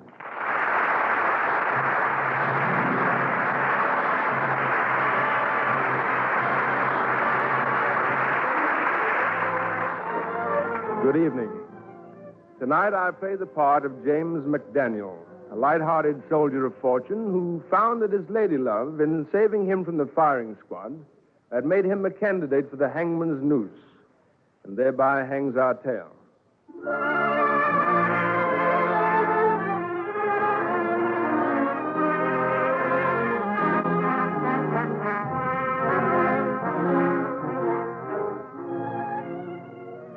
The time, 1744. It's late afternoon in the public square of Salem, New Jersey. The place is deserted, except for a man who stands with his neck, wrists, and ankles securely clamped in the confining embrace of an apparatus known as the stocks. He's quite alone. Well, practically alone. Oh, get away from me. Go on, get away, get out. James, I came as soon as I could. Dorothy, get that confounded dog away from me. Oh, yes, James. Here, you, Scat. Go now. Go home. Did you bring a pen and writing case as I asked you to? Yes, James. Oh, my poor darling, those cruel stocks, your poor neck. Oh, now, Dorothy, please, no tears. You smudge your writing. Oh, my writing, yes. What do you want me to write for you, James? Well, it was a letter to an important personage, the Commander-in-Chief of the armies of His Majesty Louis XV of France. Oh, must it be in French? Well, let him puzzle out the English. It'll instruct him. Oh, yes, James. Bear with me until I set up this writing case. There. I brought an extra quill, too. I'm ready, James. Good. My dear Marshal Saxe. My dear Marshal Saxe. The following is a true and full account. True and full account. Of my mission in America. Upon receipt of my orders from you and Colonel MacDonald, aide to Prince Charles Stuart of the Chateau Tournai, I boarded the lugger Victoire at Le Havre and set sail for Philadelphia. where I arrived in due course after a long and wretched voyage. I proceeded according to orders to the Admiral's Inn, a public house near the waterfront.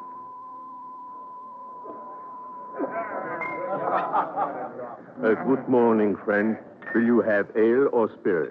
Spirit, landlord. The voyage all the way from Europe takes it out of a man, you know. All the way from Europe? All the way from France. The roses were in bloom when I sailed. Huh? Oh, well, here you are, sir. Thank you. Help yourself. Thank you. Your pardon, sir. Yes? My name is Proctor. Did I overhear you say that you had just arrived from France?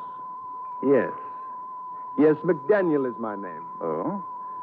You spoke of roses blooming when you sailed. Proctor, did I overhear you say that you had just arrived from France? Yes. Yes, McDaniel is my name. Oh? You spoke of roses blooming when you sailed. How well I remember the roses around the Chateau Tournai, especially the white ones. Oh, yes. It's blooming profusely this year. Where can we talk? I'll arrange it. Landlord. Aye, Colonel Proctor. This gentleman is weary from a long voyage. The noise here disturbs him. Would you be so good as to serve us in the back room? On a weekday, sir? Exactly. Here is half a crown that says we will not be disturbed. Oh, yes, sir, yes, sir. Proceed and welcome. Come along, McDaniel. Sit down, McDaniel. Well, they tell me you were paid a pretty penny for this mission and promised a large estate besides, should you succeed. News travels fast, even in this remote corner of the world. Don't deceive yourself about this remote corner of the world, as you call it. You will find the Americans as alert and well-informed as any Europeans. Then weren't you a little rash to speak up so loud about white roses? They know well enough that the white rose is the symbol of the Stuart cause.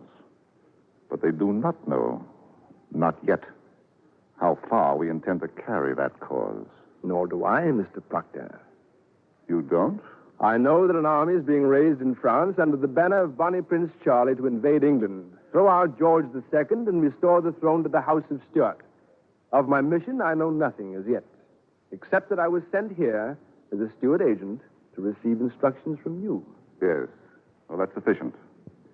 You are to proceed down the river to Salem, New Jersey. Now, this packet contains your identification papers. You are supposed to be a Professor Lathrop, a music master. Music master, me? I know nothing about music. Well, I was told that you knew how to play the clavichord. Yes, but not well enough to teach. Well, that depends upon how well you impress your pupil. Oh? I have a pupil? Yes. Miss Dorothy LaCroix, the niece of one of Salem's leading citizens, Mr. Wistar. She's engaged to marry William Worrell, the king's advocate in Salem, and one of the leading enemies of our cause. Oh, well, couldn't you have found a pupil a little less dangerous for me to teach? Well, that's the whole reason for our choice. You are to establish yourself in the Wistar household, and through your position as Miss LaCroix's tutor, find out how much Worrell knows about the Stuart movement in America and what he intends to do about it. I see. Tell me, is there a real Professor Lathrop? There is. We're holding him prisoner here in Philadelphia. Well, you seem to have made everything quite easy for me. Well, the least I could do, McDaniel, since if you're caught, you will either be shot for a spy or hanged for a traitor. Oh, what an exciting story for the men of my old regiment to tell, Proctor. James McDaniel? Oh, yes, I knew him well. Spent his last days teaching the scales to Miss LaCroix. Dull young lady from Salem.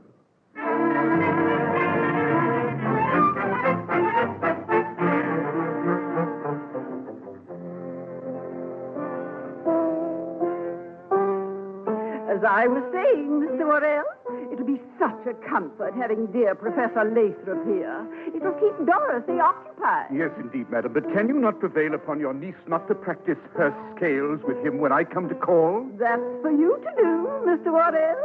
You're her fiancé. By gad, madam, I will. Excuse me. Professor.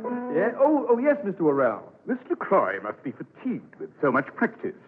While she's resting, perhaps you would favor us with a selection upon the clavichord. Oh, pray do, Professor. Well, you see, I've been so long at sea, I'm afraid my fingers have become stiff. I'm rather out of practice. Well, surely you could favor us with some simple melody, Professor. Or something spirited.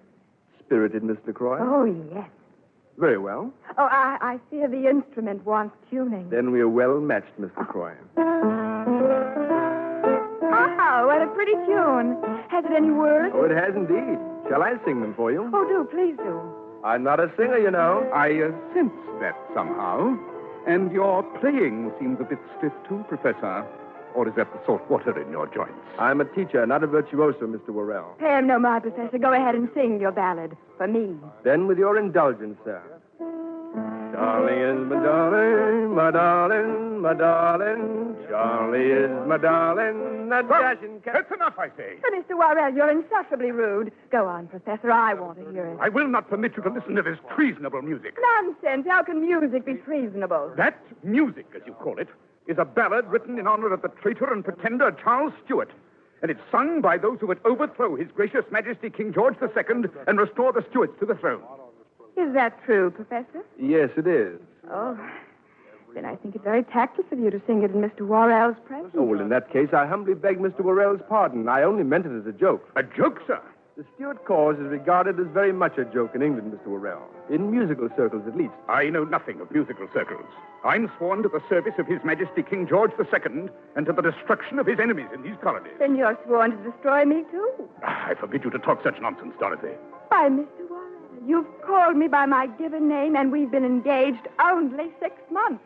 How very dashing. I think it's time we set the date for our wedding, Dorothy.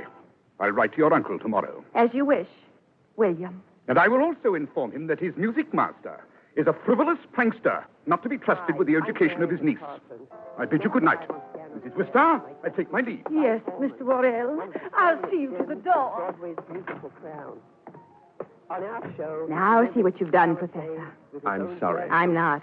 He's become entirely too serious of late, especially about this Stuart nonsense. What did you mean when you said he was sworn to destroy you, too? Oh, I'm not a Stuart partisan. Not for George II either. I'm for independence. Independence? What's that? An independent America, no kings, no foreign rule. It's a very strong movement here. What are your colors, Professor? My banner is gold, Mr. Croy, the color of money. Oh, I don't believe it. It's true. If I were not a music master, I imagine I'd be a soldier of fortune. You've come to the right place for that. America has need for adventurous men. But perhaps you're disappointed in America? Miss LaCroix, please. It has taken William Worrell 6 months to call me by my given name. Surely a soldier of fortune like yourself requires no more than 6 hours? Well, Worrell is right, Dorothy. I am frivolous. I'm not much of a musician either. I doubt if I can teach you anything. Then I will teach you. But must I go on calling you Professor? Well, my name is James. James. James, I like it. Yes, James, I will teach you. And what will you teach me, Dorothy? About an America you never heard of. A really new world, a free world, a joyous world. Have you thought of such a world? Never. But if that's what you've been trying to tell me this evening with your wide, wonderful eyes and your warm voice. No, please. Then I want to learn more of it from your lips. You misunderstand From me. your own lips, Dorothy. Oh. Yes. Yes, James. You shall.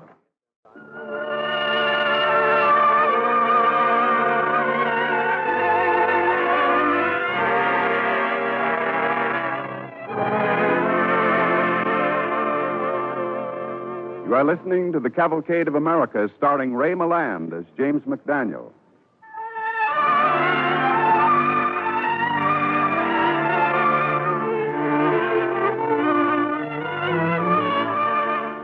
And now, back to our story, starring Ray Milland as James McDaniel. I had successfully carried out the first part of my assignment as per Colonel Proctor's orders. I was securely established in the Wistar household in Salem as Miss LaCroix's music master. Then I received a message from Colonel Proctor saying that he'd arrived in Salem and urgently wished an interview with me. Our meeting place was, appropriately enough, a cemetery, where I went in the dead of night and took up my vigil upon the tombstone of a convicted traitor and awaited the colonel's arrival.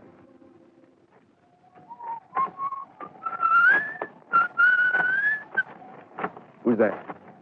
That you, Colonel? If you're expecting Worrell with the King's soldiers to arrest you, it's no thanks to you, it wasn't. How are you, Colonel? I've been in Salem all afternoon collecting gossip. They say that you've been making love to Worrell's fiancée, and he's looking for any excuse to arrest you. Yes, so I have. What of it? What of it, indeed? If Miss LaCroix breaks off her engagement with Worrell, she's of no further use to us. I'm supposed to be a music master, not an arranger of marriages. You are supposed to be a Stuart agent, not a lady killer. Our whole cause in America may collapse while you are blibbering the time away with a pretty thing in skirts. You ordered me to find out how much Worrell knows of your plans. I've found out. He knows nothing. Are you certain? Absolutely. Then we will proceed within the week. Proceed? To what? To action, man. Did you think you were so handsomely paid merely to dally over a clavichord with a pretty girl? Well, I should have known there was a catch somewhere. You are to lead a force of 300 men in an armed uprising against the courthouse in Salem and seize it. If Worrell suspects nothing, it'll be but poorly defended. Well, that much is simple, but what does one do with a courthouse once one has it? You ought to hold on to it until shot by the King's soldiers, hanged by the King's advocate, or relieved by a band of our partisans from Philadelphia. But whatever for? For the House of Stuart. For bonnie Prince Charlie. What on earth does Charlie want with the Salem courthouse? This is only one of hundreds of uprisings being planned to divert troops from England. Use your head, man. The Stuarts do not have sufficient forces in France to invade England with things as they are. Supposing King George sends troops here to restore order, won't that be rather hard on these colonists? You're working for the Stuart cause, Daniel, not for the colonists. I thought I was working for money. It seems to me you take a very light view of all this. Well, why shouldn't I? If I'm shot if I do and hanged if I don't. Well, what do I do next? I'll get a message to you when it's time. In the meantime, you'll go back to instructing Miss LaCroix upon the clavichord. And keep your mind on your music.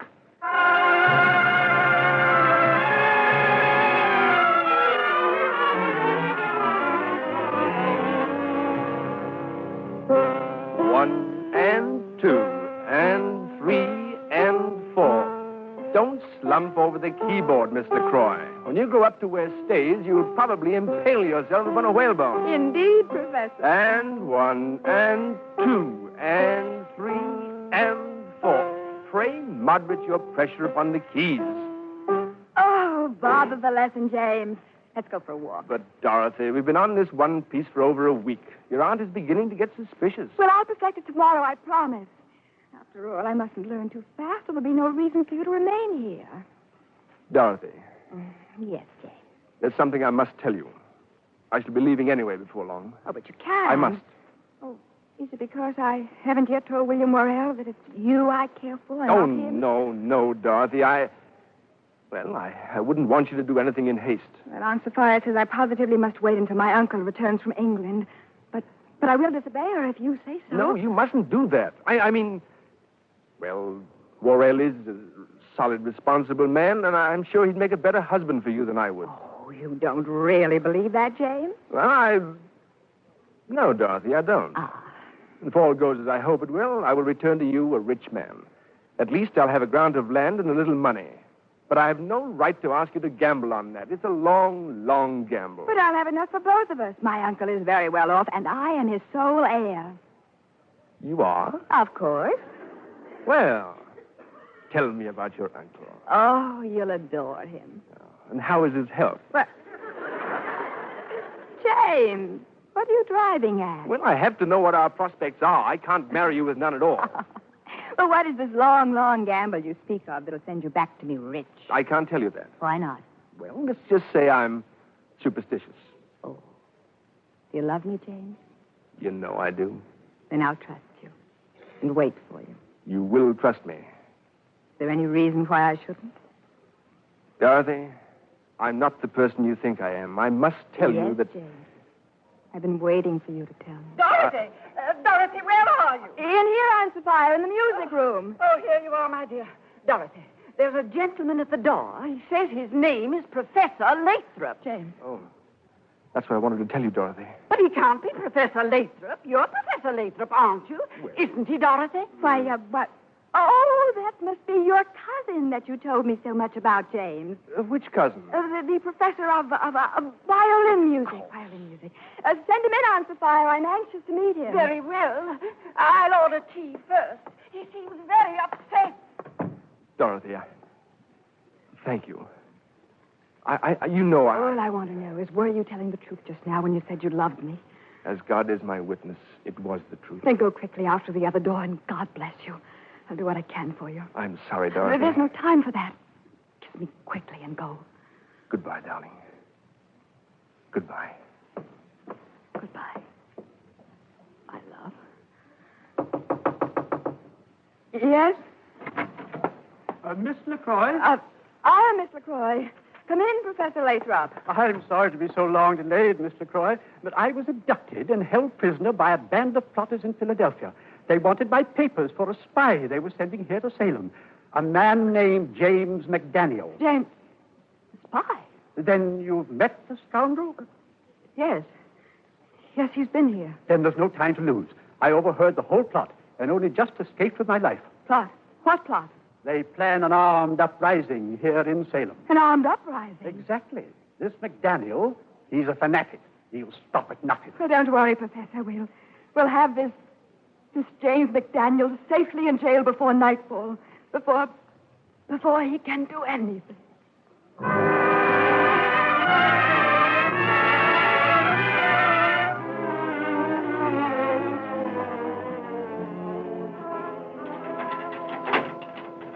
Visitor for you, McDaniel. Visitor? Who is it? It is I, James. You've already put a rope round my neck? Have you come to tighten the noose? James, you must believe me. I had William Orwell arrest you to save your life. I couldn't let you throw it away like that on a hopeless cause. Shot for a rebel or hanged for a traitor. You draw fine lines. Oh, James, please, listen to me. There's still hope. Hope? What hope? I've brought these papers, James. I want you to sign them. What are these? The banns for our marriage. What? If they're published today, we can be married before you go to trial. Are you marrying me to save my neck or to ease your conscience? Oh, James, my darling, I implore you. There's wisdom in this plan of mine. William says they cannot convict you without my testimony. A wife cannot be made to bear witness against a husband. No, I couldn't. It would be dishonest. But you would rather be hanged than marry me? Under the circumstances, yes. Then you are a fool, James McDaniel. And I hope they do hang you.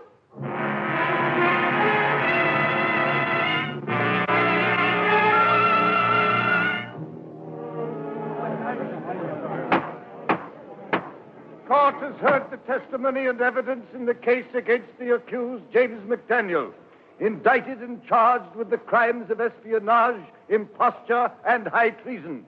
Before the court proceeds with the charge to the jury, has the accused any testimony to offer on his own behalf? I have, Your Honor. Step forward, James McDaniel. My lord, gentlemen of the jury, all the testimony you've heard against me is true, but I am not guilty of treason. I didn't care a hang which king sat upon the throne of England, and I still don't. I had always looked upon America as a faraway, howling wilderness of little importance in the destinies of nations or of the world. I learned too late how mistaken I was. I know now that the only rebellion worth any man's life in this land is rebellion against all tyranny and all foreign rule. Rebellion not to unseat one king for another, but for America, for the freedom of the people to build a great free nation on this continent. That rebellion will come one day, and, God willing, I'll live to help fight it. But I say there is no treason possible in America except treason against America itself. And of that, I am not guilty. Gentlemen of the jury, the comments of the accused notwithstanding, the court holds that advocate for the crown failed to establish treasonable intent and orders you to find a verdict only on the charge of impersonation, punishable by exposure in the public stocks for a period not to exceed 48 hours.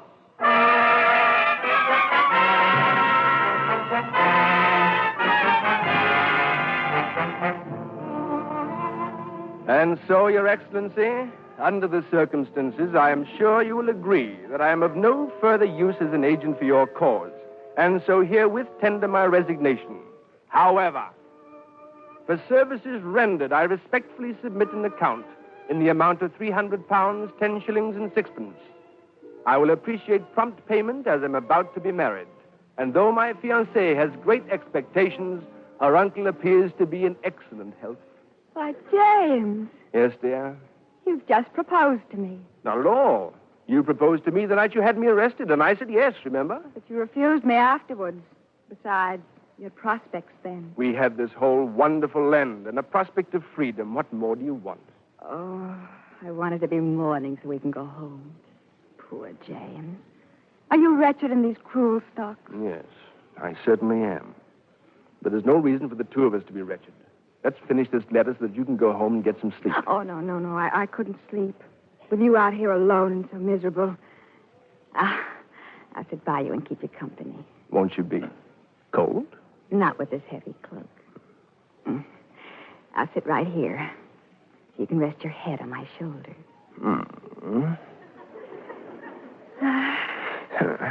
Well, James, how will you finish your letter?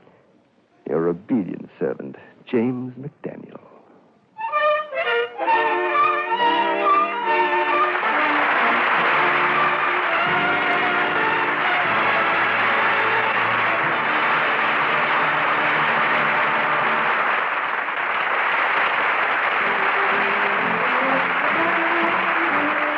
Tonight's play, The Greatest Risk, was written by Robert Tallman from an original story by Joseph Sickler and was based on a document in a record office in Salem, New Jersey.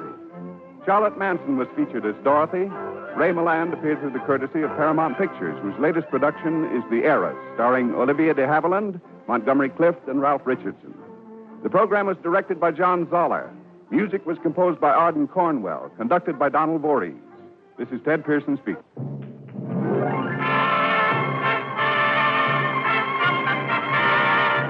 Cavalcade of America comes to you from the stage of the Belasco Theater in New York and is presented by the DuPont Company of Wilmington, Delaware, makers of better things for better living through chemistry.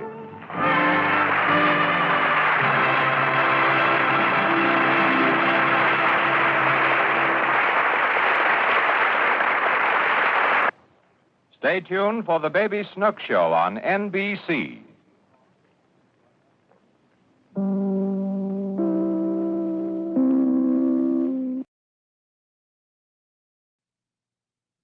This is Henry Fonda. Tonight's Cavalcade story is about a man, a mound of earth, and an idea. The idea was oil. What happens when Clayton and the three together, the man, the mound, and the idea, adds up to one of the most thrilling moments in the story of our...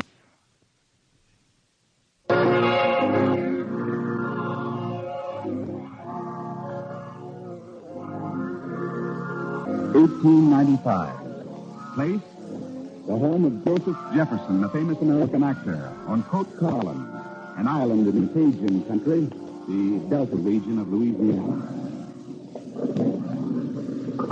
Patsy? Where's Mr. Jefferson, you know? Last I seen of him, he was sitting under an umbrella just around that hedge. Glasses paint on canvas and cussing like a mule driver with a misery. Bad mood, eh? He was biting back at the mosquito. What's our depth? At about 2,010 feet. Was this the last sample you took up? That's right. About the 2,000-foot level. Smell it? Yep. Fine grade of skunk water. Patsy, my boy, your trouble is you can't see further than your nose can smell. I'm going to see Mr. Jefferson. I smell as far as any man, and further than most. You're right, Patsy. Farther than most, and with reason, too. Hello there, Mr. Jefferson. Oh, so there you are, Lucas. Uh-huh. Painting, I see. What's it supposed to be? It's supposed to be a landscape. That's right. That's a tree there, isn't it? No. Yeah, sure, it's a tree. It would look more like a tree if that damnable derrick of yours wasn't in the way. Got to have a derrick to dig a well. But it throws the whole composition out of kilter. I see what you mean. But you asked him to come down here and put down a test well for salt. And what have you found? Salt? What's your sample? Here, smell this. Oh, what is it? Salt, garnished with oil. Not a dish for my salad. Away with it. Mr. Jefferson, I think there's oil on your property. But I'm not interested in oil. Lucas, I'm sorry I even started this. I never intended to make my estate into a machine shop. I'm sorry, Lucas, but you'll have to stop and immediately. You're set on that? I am. Ring down the curtain. Exactly it. The show is just starting. Close it down right now. Well, it's your property, Mr. Jefferson, but I think you're making a mistake. I don't. All right. Patsy. Yes? Patsy, stop the drill. Cut it off. Stop the drill. Cut it off. I'll have the rigging down by tomorrow. Good. Good. Well, and what are your plans now? I'm going west. California? No, Texas. I found an underground mountain of salt here on your land, Mr. Jefferson, and I found traces of oil. Everywhere I put down a well hereabouts, I found the same thing, salt and oil. And it follows a pattern, a line that points west, points like an arrow to Texas. Sounds like a wild idea. Maybe it is, but I'm going to follow through on it. I'm sending east for my family, my wife and son. I'll have them meet me in Beaumont. You're letting yourself in for a lot of trouble, Captain Lucas, just to follow through on a wild idea. I can't figure out why you're doing it. It's not hard to figure out, really. Why do you keep returning to the stage season after season? You're a rich man. Oh, that's different. The stage, the smell of grease paint, it's in my blood. With me, sir, it's the smell of oil. It's in my blood.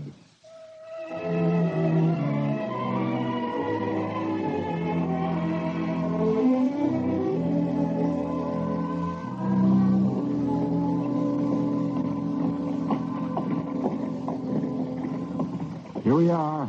Like it, Caroline? Oh, it looks like a wonderful house, dear. I'm dying to see the inside. No Indians. We'll dig some up for you tomorrow, Tony. Come on. You like it? Well, yes, it's nice, but it's empty. Where's the furniture? That'll come. I needed the cash. I had the supplies for the digging. Anyway, I wanted you to pick it out yourself. Meantime, I've got some packing cases we can use for tables and chairs. And plenty of wide-open spaces. Well, I suppose wide-open spaces is exactly what one has to expect in Texas. Oh, it's good to be here, Anthony. It's good to be here with you.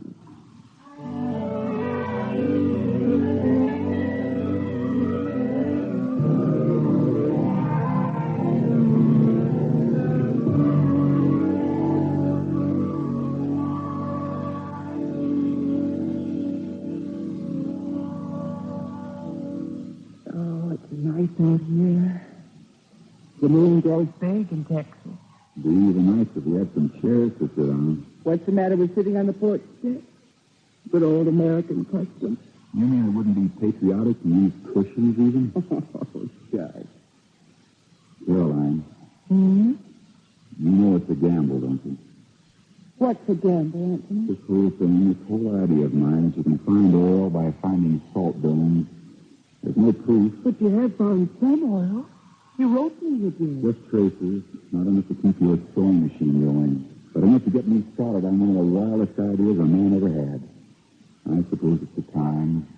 The whole world is spinning around on wheels these days, and it's going to need oil. Millions of barrels of oil to keep it going. Well, I thought there was plenty of oil in Pennsylvania and West Virginia. Nowhere near enough. New fields have to be opened. New supplies of oil have to be found. And there's only one thing that's going to find them. Science. The old days of drill and pray are over. It's going to be geology now that finds oil, and engineering that'll bring it up. That sounds sensible. Trouble is, not many others agree with me. Matter of fact, hereabouts, your loving husband has been building up quite a reputation as a local crackpot. Yeah? That's right. Lots of people think my idea of finding oil by locating salt domes is a mild form of insanity. Well, I don't care what they think, Anthony. It doesn't matter, but... Well, there is this. You've built up a wonderful reputation as an engineer. We can always get along fine. We don't need oil wells to be happy. We don't need the money. It isn't the money. It's the idea. Either I'm right and the others are wrong, or they're right and I turn out to be the village idiot. Well, Anthony, what are you doing about it? For one thing, I'm going to see a chap of the improbable name of Peale Higgins tomorrow. Mm-hmm. He has a piece of property I've heard about, and I want to investigate it. And if I get it, I start drilling. With me? With you? 100%.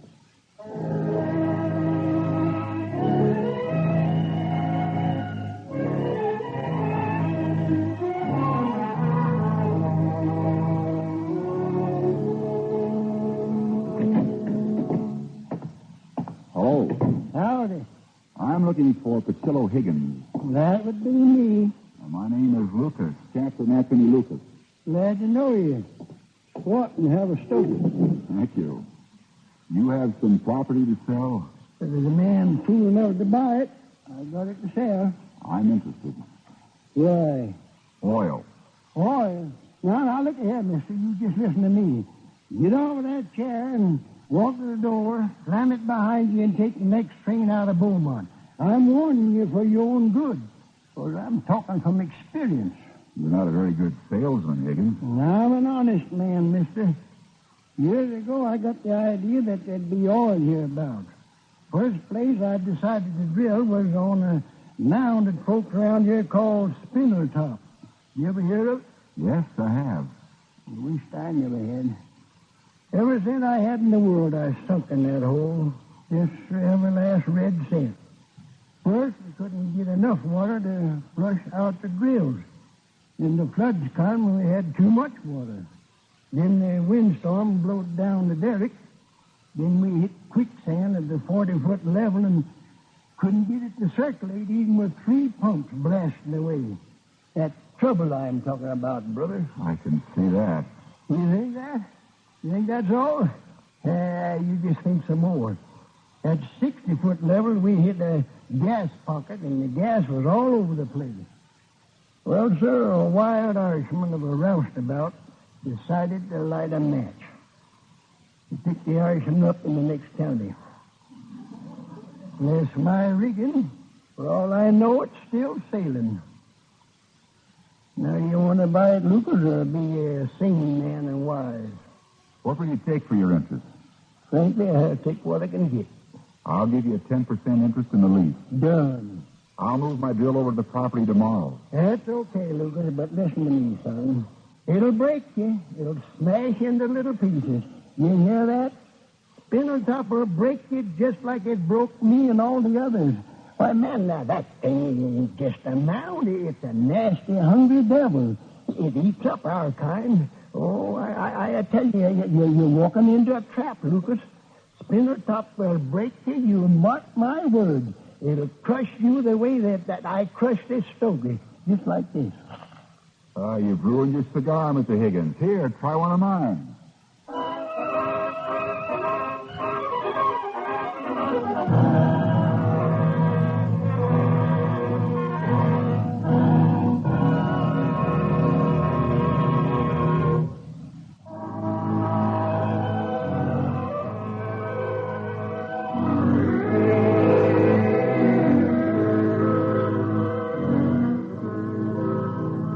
Defying the jinx of a salt dome near Beaumont, Texas, called Spindletop, an engineer named Anthony Lucas is determined to drill it for oil.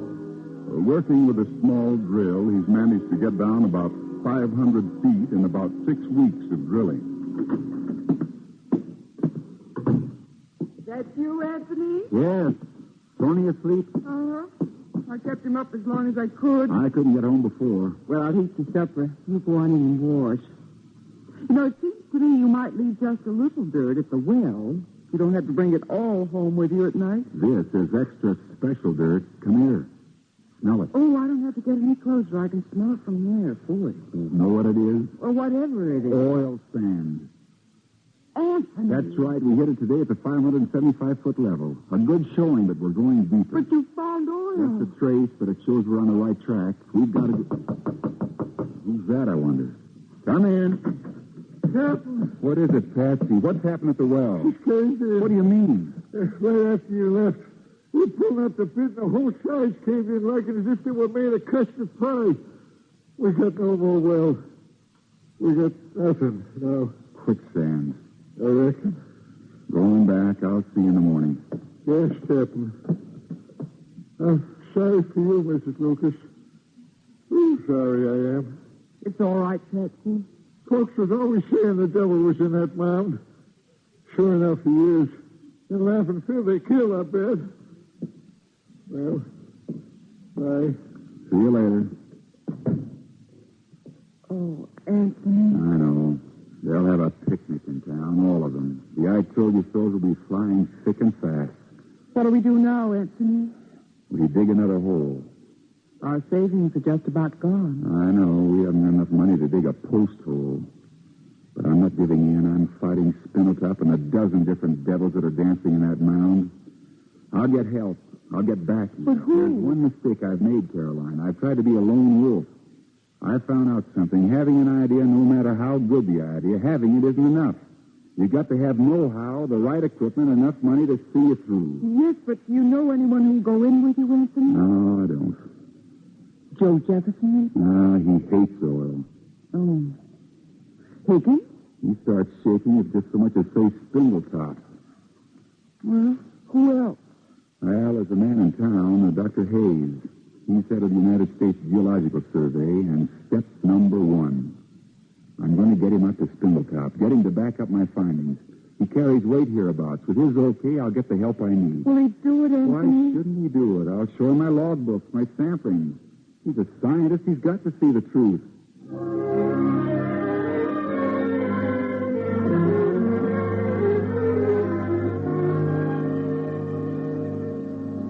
Now, if you'll come over to the work shack, Dr. Hayes, I'll show you some of the samplings I've taken. Yes, it's very hot out here, isn't it? You've got to admit it, Dr. Hayes. All the wells I put down in Louisiana show it clear as crystal. Wherever there's a salt dome, there's evidence of oil. I've shown you my log books, my chart, and Let me sit down for a minute. I'm exhausted. Look, Dr. Hayes, all I want is your statement that my theory has a sound scientific basis, that's all. You do agree that it has, don't you? Captain Lucas, you have a fine reputation as an engineer. But as a geologist? Now, look here, there's nothing to prove that this particular hump here means that there's a salt dome below it. What else could account for it? 1,000 things. The folding of subterranean rock structure, an anticline, perhaps? Yes, but I Now, know... let me go on. Even if there were a salt dome below surface, that still is no proof of oil. But I found that every... After all, Captain Lucas, facts are facts. Why, at Galveston, they put down a well to over 3,000 feet and had no trace of oil. No, I'm afraid I can't agree with you. But I tell you I'm right. And I tell you you're wrong. And now, sir, I'd appreciate your taking me back to my hotel. I need a bath.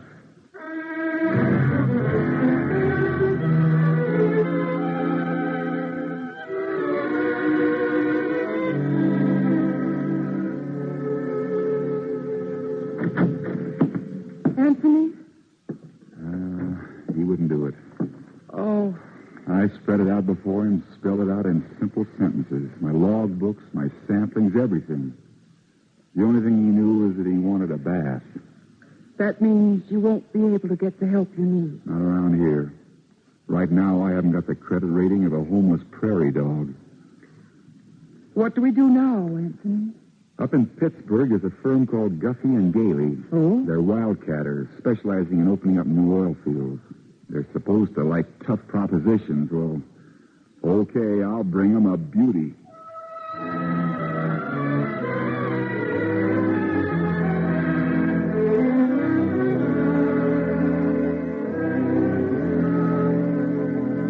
Everybody who knows anything about oil says my idea is hogwash, Mr. Guffey. They do, eh? They call it a wild and woolly idea. Is that a fact? Everybody I know has turned me down cold.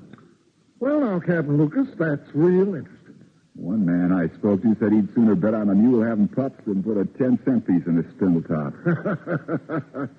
By golly, that sells me. I'll back you. How far? Till a mule has pups, if need be. But understand, Lucas, if we take the risks, we take our share of the profits. Agreed. It's not the money that's important to me now, Mr. Guffey. It's never been the real thing. It's just the idea, the chance to prove it to myself and some others. Tell you what I'll do. I'll get off a wire to Corsicana. Know of the Hamill boys out there? No, can't say I do. Best drillers in the business.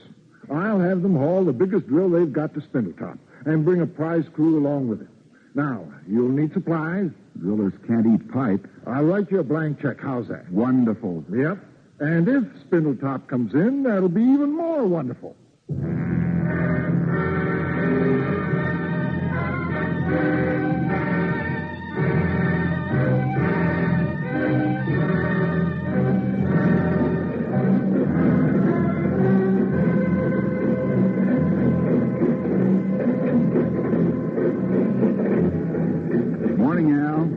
Morning, Captain Lucas. I don't like the sound of that drill. Don't like it myself. She's rearing like a year-old bronc. Have you been able to log anything at all? Oh, not much. Every time we have to stop the pump to put in another length of pipe, gas pressure from below mokes up the hole, and we lose whatever we've drilled. Past 2 days, we show minus 40 feet. Stop drilling. What? Stop the drill. It's no use going on this way. Either we find a way to control that gas pressure or we give up. I don't like giving up. I don't like it either, Alva. I'm not wasting money, especially when it isn't mine.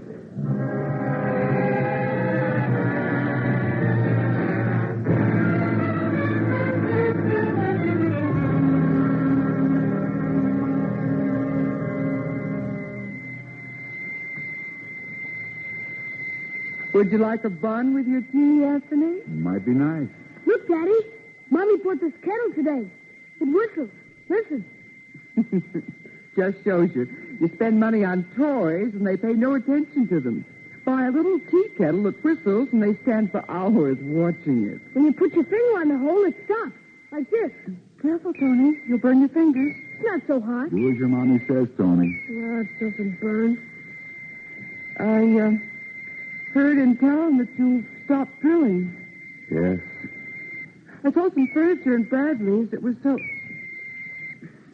What are you doing with that kettle? My Lord, it's bad enough that Tony keeps playing with it. Stops the steam coming out when I do this. Take my finger off, it starts again. A valve. A check valve. What in the world? Caroline, never mind my dinner. I'll grab a bite out of the well.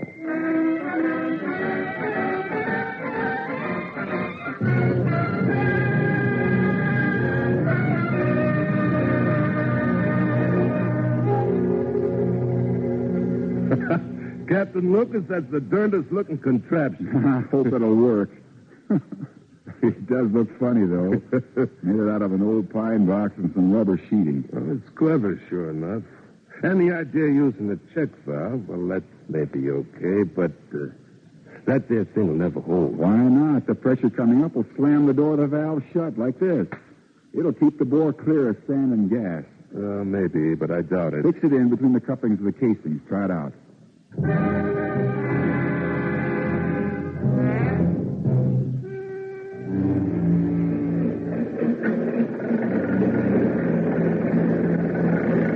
Well, this is it. We'll find out now. Stop the pump. Right. Hold it, Joe. Hold the pump. Rig on another length of pipe in a hurry. Doctor, another length of pipe, Joe.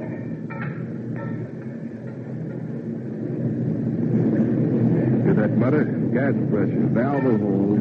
Maybe. Okay, pipe set. Start pumping.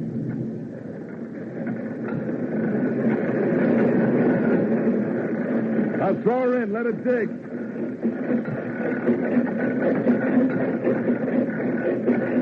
Hey, sweet. She's digging sweet.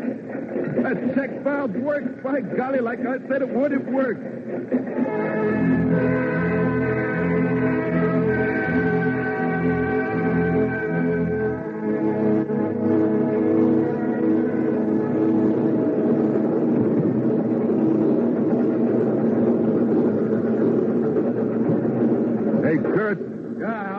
Where's Captain Luke? Seen him this morning? Yeah, he was out early. He went into town to fetch the new fishtail drill that comes down from Portugal. Hey, what's that? I don't know. She's blowing. Kurt, get down off that rig. Get down, Kurt, get down.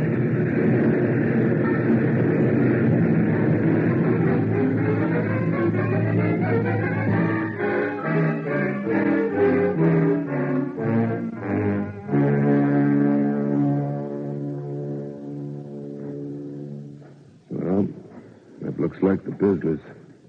They're really washed up now. Yeah. Look at the way that flying pipe smashed the derrick. And the mud. It must be 6 foot of mud over everything. Well, I suppose you ought to try and clean up this mess. Hey, let's get out of here. Here she comes again. Come on, Al. That metal's down you. Al! Al! Kurt, come in. Get to a telephone. Get Captain Lucas. Great jumping horns, coats. This thing ain't spouting mud. It's spouting oil.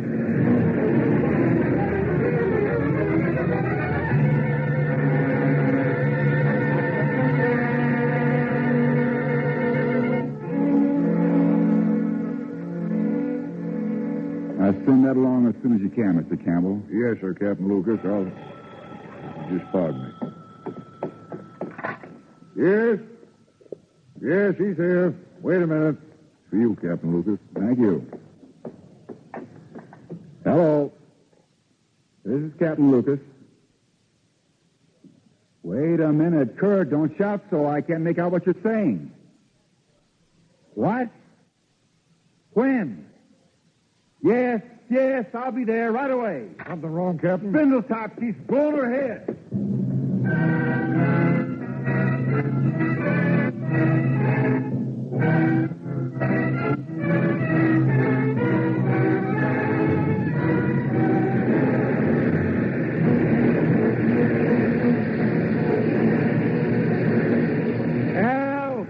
Al, it's oil. Oil it is, Captain. Smell it. Taste. Anthony! Caroline. It's wonderful, Anthony. Million years of power blasting out of the earth. Look at it, Caroline. We worked for it. We fought for it.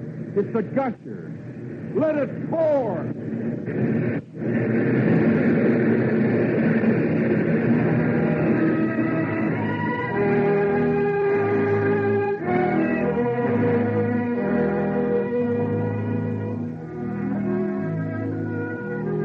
Spindletop, the pioneer well that tapped the tremendous petroleum resources of the Texas Gulf region, has since produced over 130 million barrels of crude oil. Oil for America's machines, automobiles, and homes. And today, with more than 100 producing wells in the Spindletop fields, with modern oil scientists constantly locating new underground reserves beneath the United States, nearly 27 billion barrels ready to be tapped for 1,001 uses. The men of oil continue to find it faster than we can use it. These are the accomplishments of an industry, this year celebrating its 90th anniversary, that grew because it was free to grow. Drillers in the fields, pipeline engineers, scientists, tankermen at sea, investors, gas station attendants, and refiners. The men of oil, who tonight turn their thoughts back with us to the dawn of the 20th century, and a man working with a crude rattle-trap drill atop a salt dome in the hot Texas sun. A pioneer of American oil, Anthony Lucas, driller of Spindletop.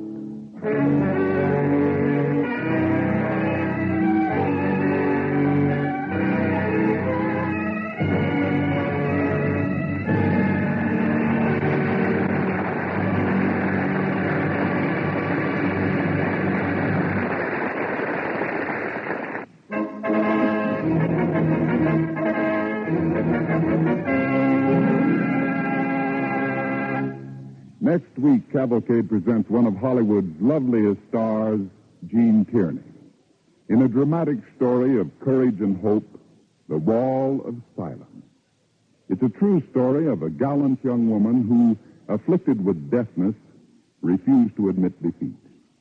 Be sure to listen next week to Cavalcade and our star, Gene Tierney.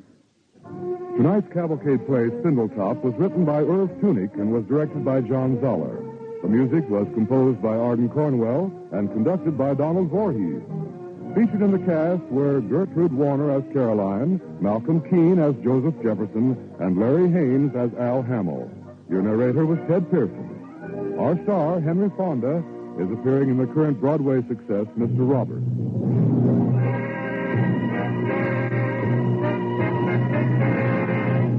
Cavalcade of America comes to you from the stage of the Belasco Theater in New York and is presented by the DuPont Company of Wilmington, Delaware, makers of better things for better living through chemistry.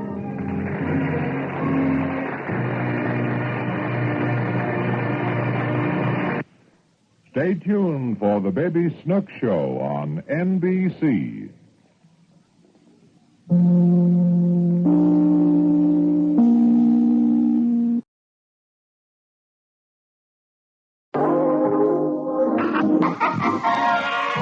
The DuPont Company, maker of better things for better living through chemistry, presents the Cavalcade of America, starring Gene Tierney.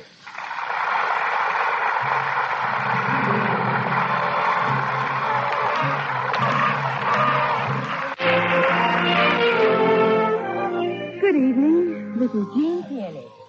Tonight on Cavalcade, I see a woman who was suddenly imprisoned behind a terrible gray wall of silence. This is the true story of that woman and how she came from behind that wall.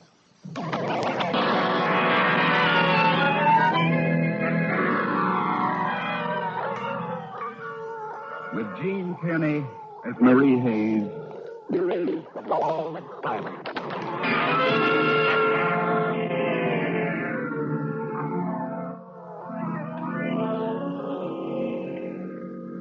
You never know when it's going to happen. You lead your life normally. You laugh, you sing, you go to a dance. That's how it began with me. Yes, there was a winter dance at the Copley Plaza in Boston. I was a sophomore at Simmons College. I was young and I was happy. And it was the big dance of the winter season. Marie? Anyone ever tell you? What? The way you dance? Oh. Mary Hayes, you've got the cutest little baby face. Oh, that's not the way. Not another one like Mary Hayes. Oh, Marie, not Mary. Anyway, let's not talk at me. Let's just dance. I love to dance, don't you?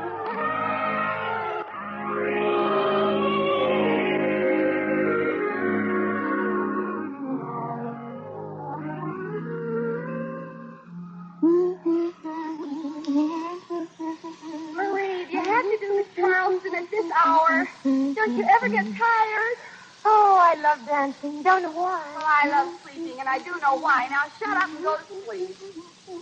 You know something, Flo? The only thing wrong with tonight... I'm not interested. Was that Henry wasn't there. Oh, no, not Henry Heiner at midnight. Marie Hayes in 10 seconds. All right.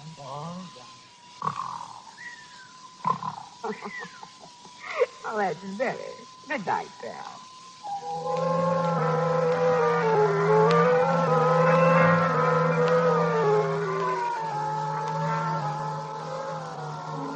Have you ever gone to sleep as I did that winter night in 1926? My flesh tingled. I was warm. I fell asleep dreaming of the voices and the music of a sounding world.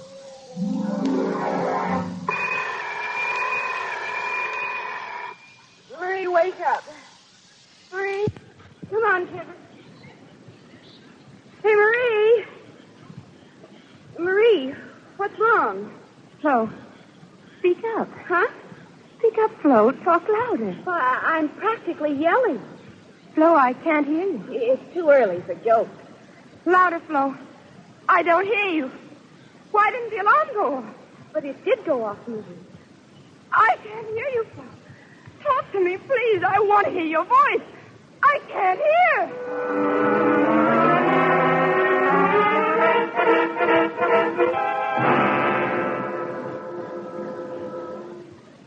Your roommate has nothing more serious than a case of influenza. But, Doctor, she can't... Yes, I know she can't hear. Happens.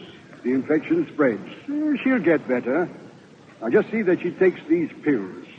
Get plenty of fluids into her. Nothing to worry about. Not a thing.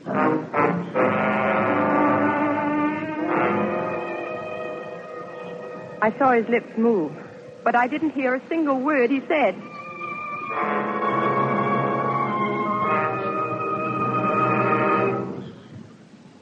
when your ears have been busy bringing you the sounding world for all your life, the absence of sound, the abrupt, unexpected end of sound is like the death of consciousness. That's how it was for me in 1926.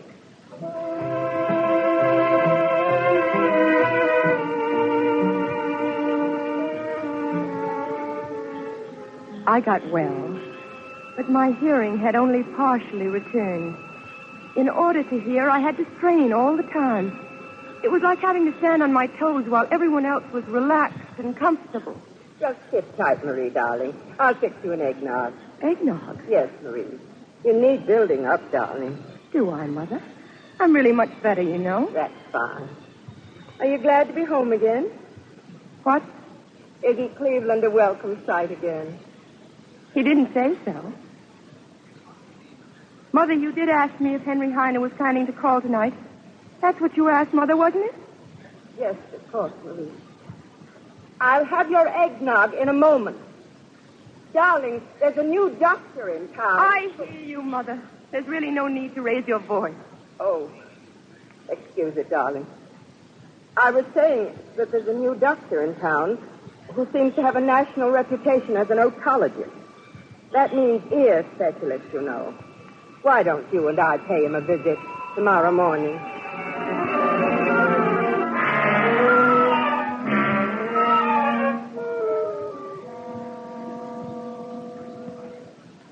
Now, Marie, just one more time while I strike the tuning fork like this. I place it here, like this. Yes. Yes, Marie? Exactly the same as before. Not much different? None, Doctor. No difference. I think that will be all for now. She's really considerably better than she thinks. Wouldn't you say so, Doctor? Oh, yes, Mrs. Hayes. Only a slight impairment, which will improve with time. Nature, you know.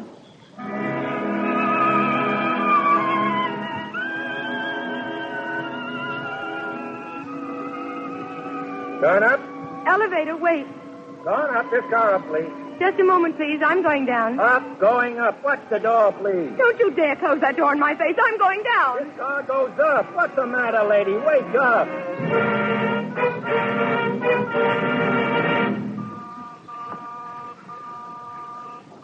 Who's there? It's I, darling. Who's there? It's Mother. Darling, I can't shout. The neighbors. Who is there? Darling, it's drizzling. I'm spoiling a new hat. Let me in. You can't come in. Go away. Marie! Marie! It's Mother! Oh. Mother, I'm sorry. I didn't expect you until 4. Oh, darling, darling.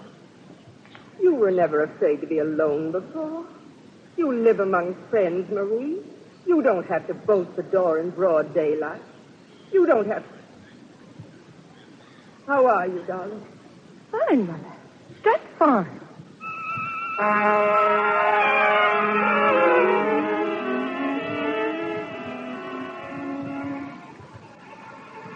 I had become afraid. Afraid of not hearing. And not being able to hear, I listened increasingly to the fantasies of my imagination. I imagined conspiracies against me everywhere. I bid a heart. 2 diamonds. What were they whispering about? Waiting for you, Marie. What was that smile for? What were they saying about me? 2 diamonds, Marie. You certainly can be mistaken about a person you've known all your life. What do you mean? You grow up thinking a person is pretty quick on the trigger. Oh, for heaven's sake, have a little tact. Marie? Oh, you can say anything you want. Everybody knows she's deaf as a post. Every moment of the day you die a little. But there are moments when you die faster. I pretended that I hadn't heard. That was foolish. But even more foolish, I pretended that I heard when I heard nothing. I wanted to be normal. And a normal woman has 2 ears. Small ears, long ears, thin ears, thick ears, pretty ears, silly ears, but functioning ears. Ears to hear the sounds of the world.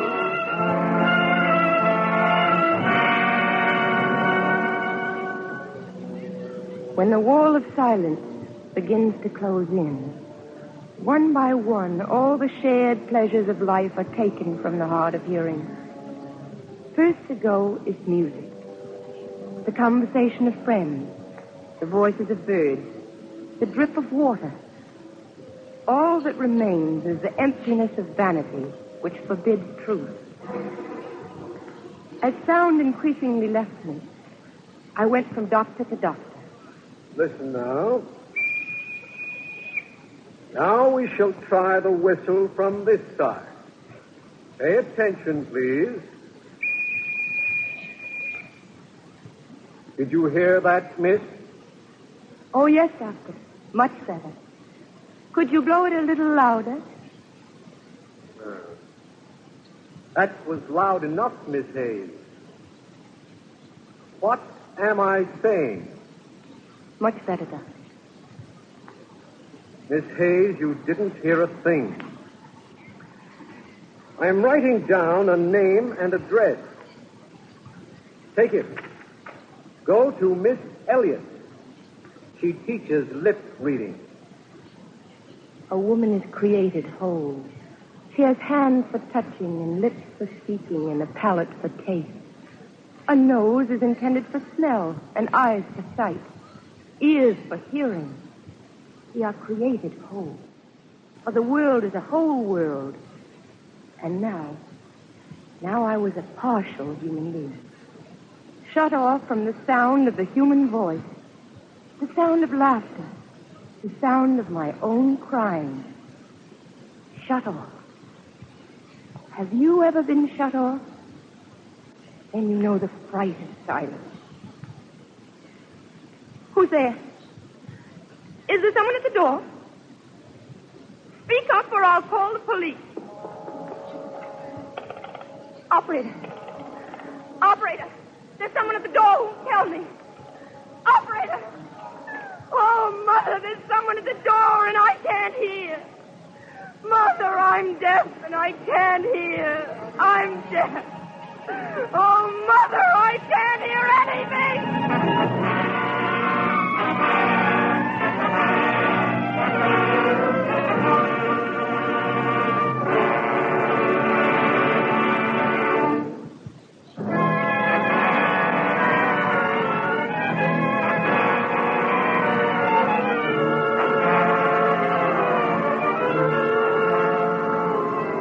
A young American woman, Marie Hayes, has lost her hearing and finds herself in a lost world, alone, behind a wall of silence.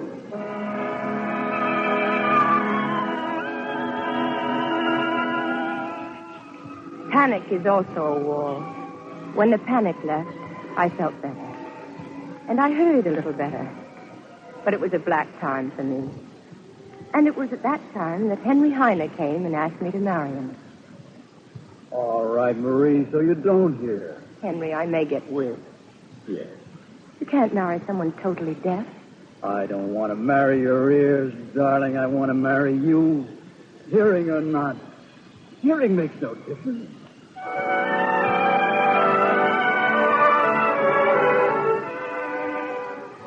It isn't true. You have to hear. You have to hear what a husband says. You have to hear children when they fall down, when they're sick, when they cry. I was gambling with the safety of my children. My children's children. I didn't know. No one tells you these things. Yes, I became Mary Hayes Heine.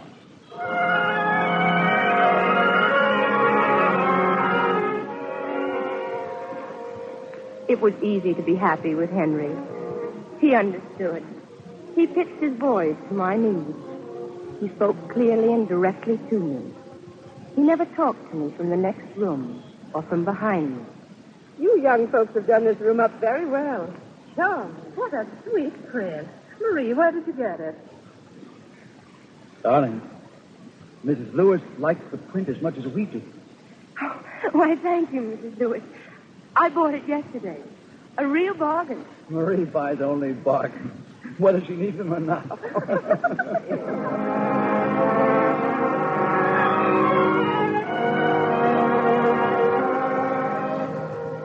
Laughter should be heard, not seen.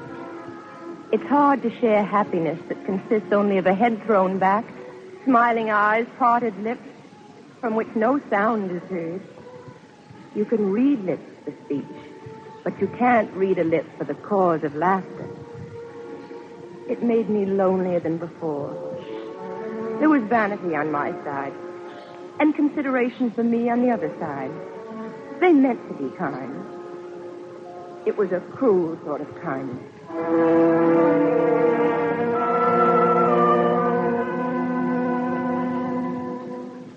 Deafness is a progressive thing. It goes downhill. There are days and weeks of improvement, but they are a delusion. The progression is down. I decided to go to a famous doctor in Chicago. Redpath, come here, please. Marie, you do hear a little better, don't you? Yes. I've noticed it. It's strange that you should hear better on a noisy street or in a railroad station. The noise helps, doesn't it? Forgive me, Henry. Oh, don't be absurd, darling. Forgive you for what? For all the crises. Oh, no, cut it out. Forgive me for making simple things frightening, for making small things oversized, and for making quiet things dramatic. Henry, why am I so frightened? Darling, I wish I could go with you to Chicago, but maybe it's better for you to do it alone. I'm helping, and your doctor is helping, but Marie, you have to do it by yourself. Grown people have to do things by themselves.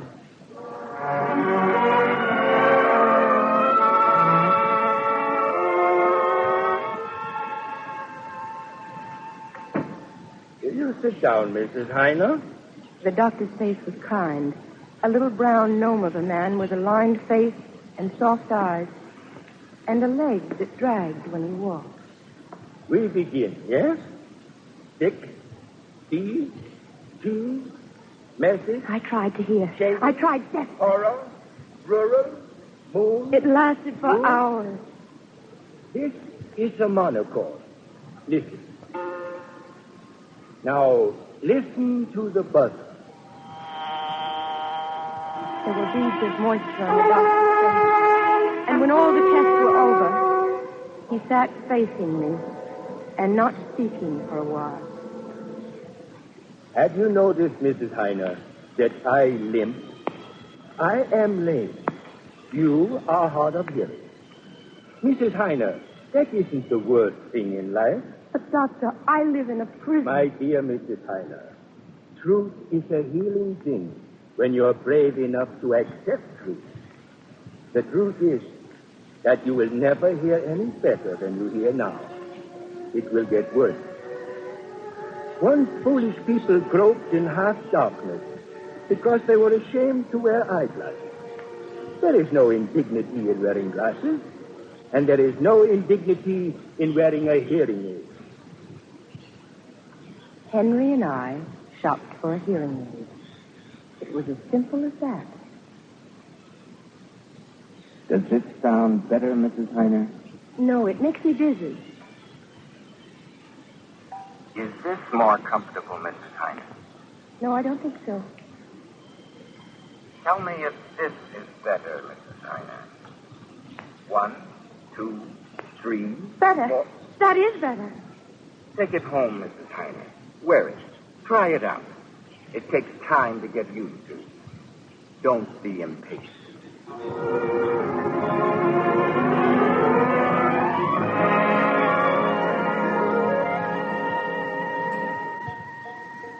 Henry! Henry, come here! What is it, Marie? What do you look as if you found $1 million? I have. Listen. I don't hear $1 million. Do you hear it? I had to put in a new washer. That drip would drive me mad. Oh, don't just touch it. Let it drip. What a waste of water. Let the sound alone. I never realized until now how far I'd gone into silence. Let it drip forever.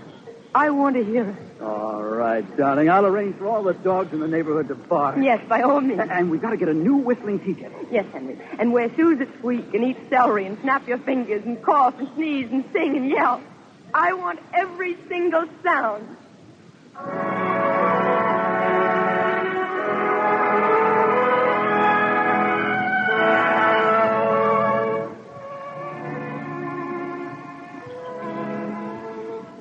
I could hear again.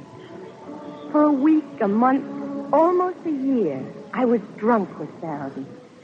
And then I remembered that there were others who still could not hear, who were afraid, who needed help.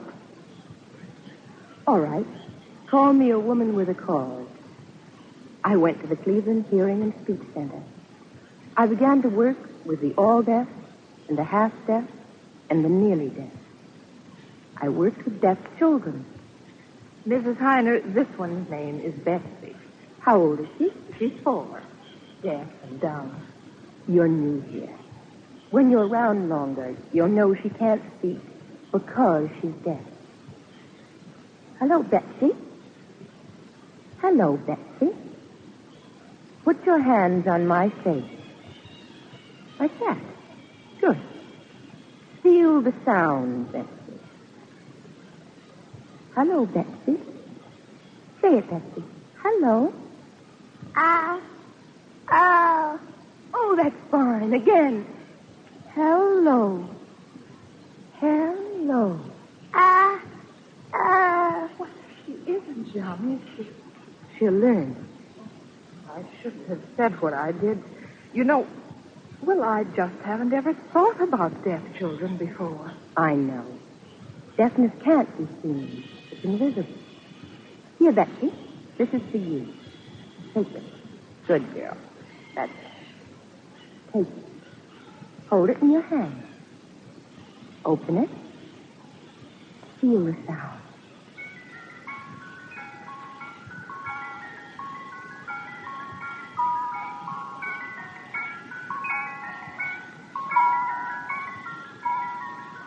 The deaf are set apart. They withdraw into their own silence. But now they must listen to me, because I've got something to tell them. Can you hear me? There are between 7 and 15 million Americans who must be made to hear. There are children like little Betsy who are born deaf. They must be taught to speak. There are the old people. They sit in a room and suddenly it seems to them that the last door has closed. There are men and women like me, anxious, afraid, lonely. They're prisoners behind the wall of silence. 7 to 15 million Americans. Listen. I have lately come from where you are, and now I open the Bible to your place. And in that day shall the deaf hear.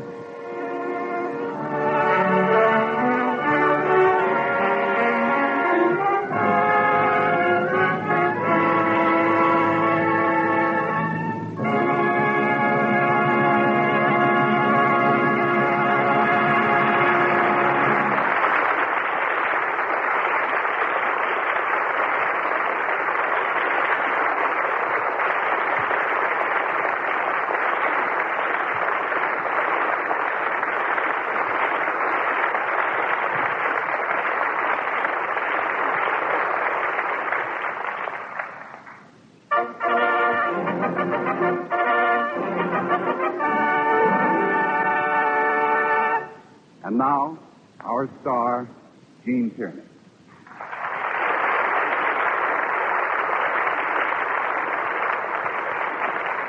Thank you. There's one thing I would like to do now, not as Marie, but as Gene Tierney, and that is to bring you the real Marie, whose story we told tonight. And here she is, Marie Hayes Heiner.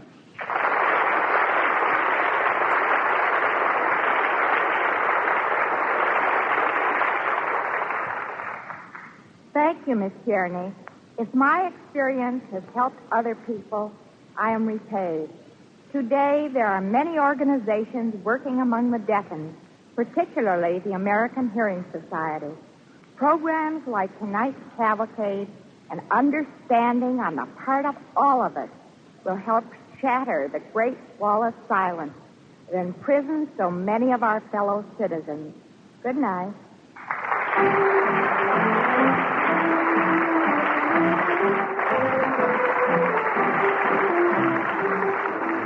Next week, Cavalcade will present one of the screen's most irrepressible personalities, Mickey Rooney.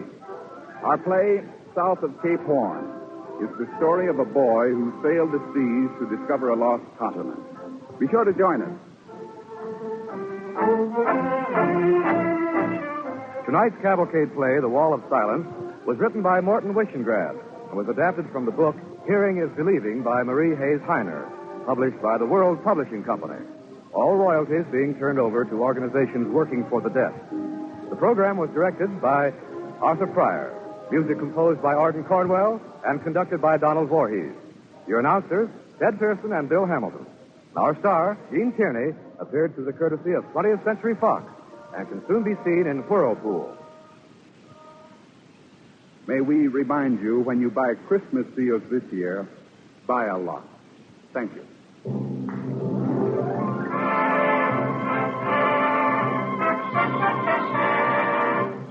Cavalcade of America comes to you from the stage of the Belasco Theater in New York and is presented by the DuPont Company of Wilmington, Delaware, makers of better things for better living through chemistry.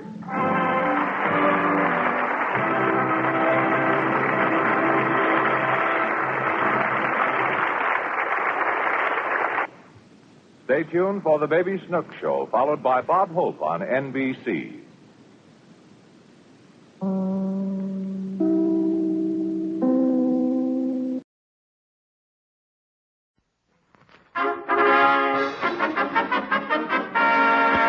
The DuPont Company, maker of better things for better living through chemistry, presents the Cavalcade of America, starring Mickey Rooney.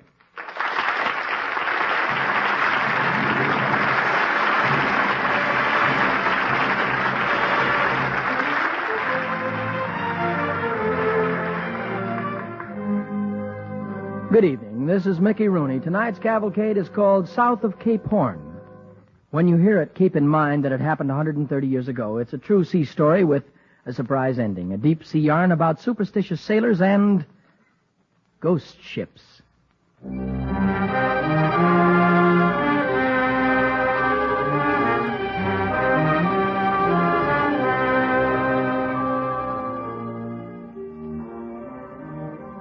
The time of our play, 1820. Place, a home in Stonington, Connecticut. Well, there you have it, Mr. Palmer and Mrs. Palmer. I'm taking a fleet of 8 vessels down after seal. Yeah, and your son, that's good, Captain. Yes. Your son, Nat, served me well last year as mate in the Hercilia. Mm-hmm. And I think he's ready for command. Well, fine, Captain, fine.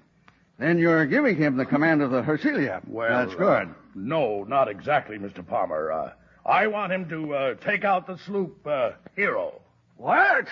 The Hero? Yes. Why, man, you can't mean what you're saying. Oh, now, Mr. Palmer, I'm telling you. They were talking about me, Nat Palmer, and I knew it.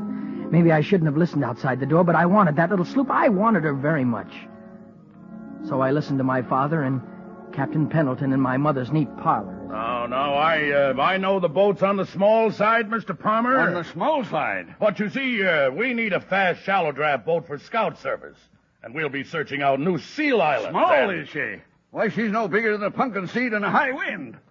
I'm a shipbuilder, sir. And I say it'd be murder to send my son 9,000 miles south in that slop job. Well, now. Be quiet, Mercy. 1 foot freeboard she has. 1 foot. All right for Long Island Sound, maybe. Now, Nathaniel, don't get all worked up. I'm sure Captain Pendleton knows what he's about. Well, thank you, ma'am. Mrs. Palmer, do you mean to say that you want your son and mine to go hooting off to the South Pole in a leaky old cockle shell? No, of course I don't. But I'm sure Nat's got his mind set on it. And he's just as stubborn as his father. Huh. Besides, it isn't every Stonington boy gets to be a captain at 20. Huh? Oh. Well, all right. All right, then. We'll leave it up to the boy. Oh, fine. After all, he is a Connecticut Palmer. If anybody can do it, he can. Good. And to speak of the devil, you... Evening, folks. Well, hello, man. Father Captain Son, Pendleton. come here. You know what this is about? Yes, sir, I do. You think you can take the sloop Hero to the Seal Islands and back? You know the boat, boy? I know her, sir. She's tricky to handle, but there's no vessel bigger than a skiff. I can't take anywhere on Earth and back. When do we start, Captain?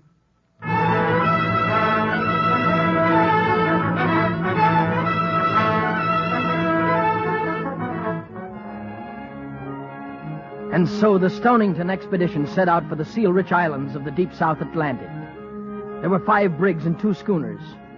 And then me and the little Hero like a terrier at the heels of 7 Great Danes.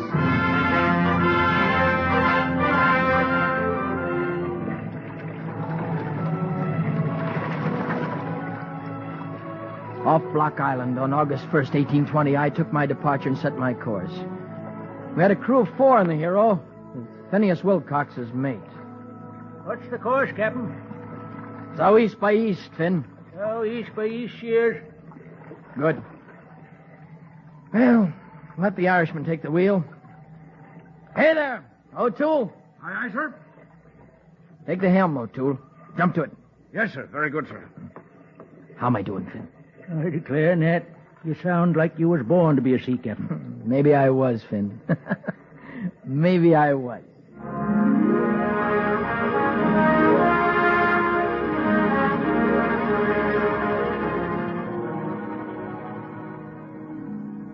And a month later, I wrote in my log, September 1st, 1820.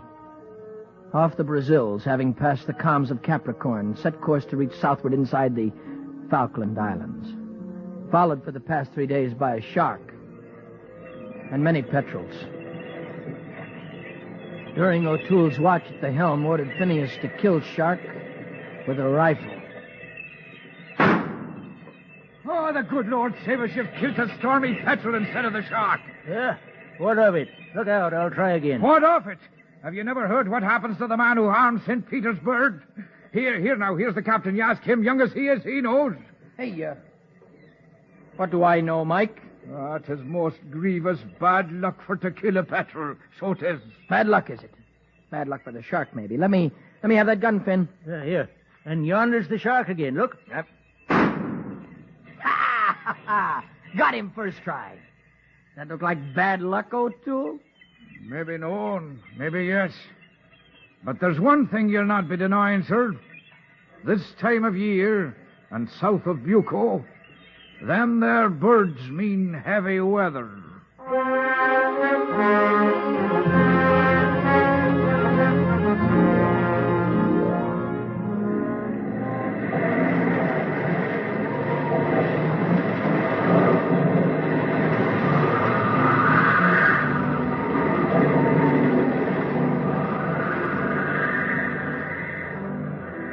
October 1st, 1820. In latitude of Cape Horn, have logged nearly 9,000 miles from point of departure. Heavy seas, sleet, rain, fog, frozen rigging. 3 days without sleep. Even O'Toole is too done in to tell his ghost tales.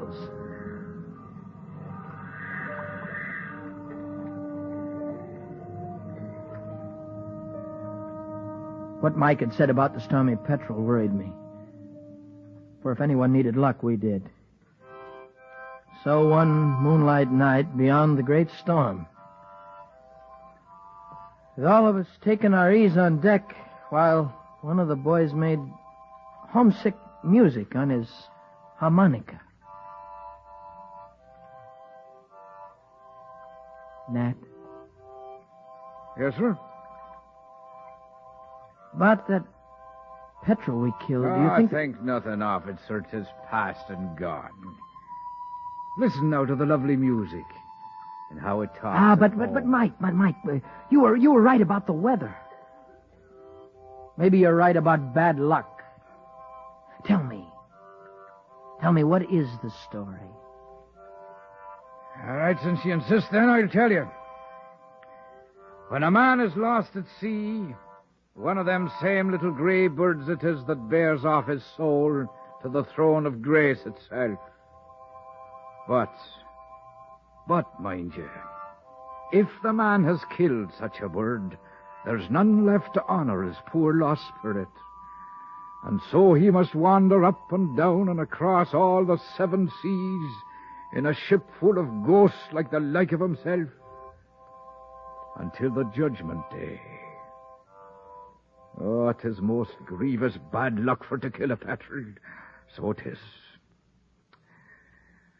So it is.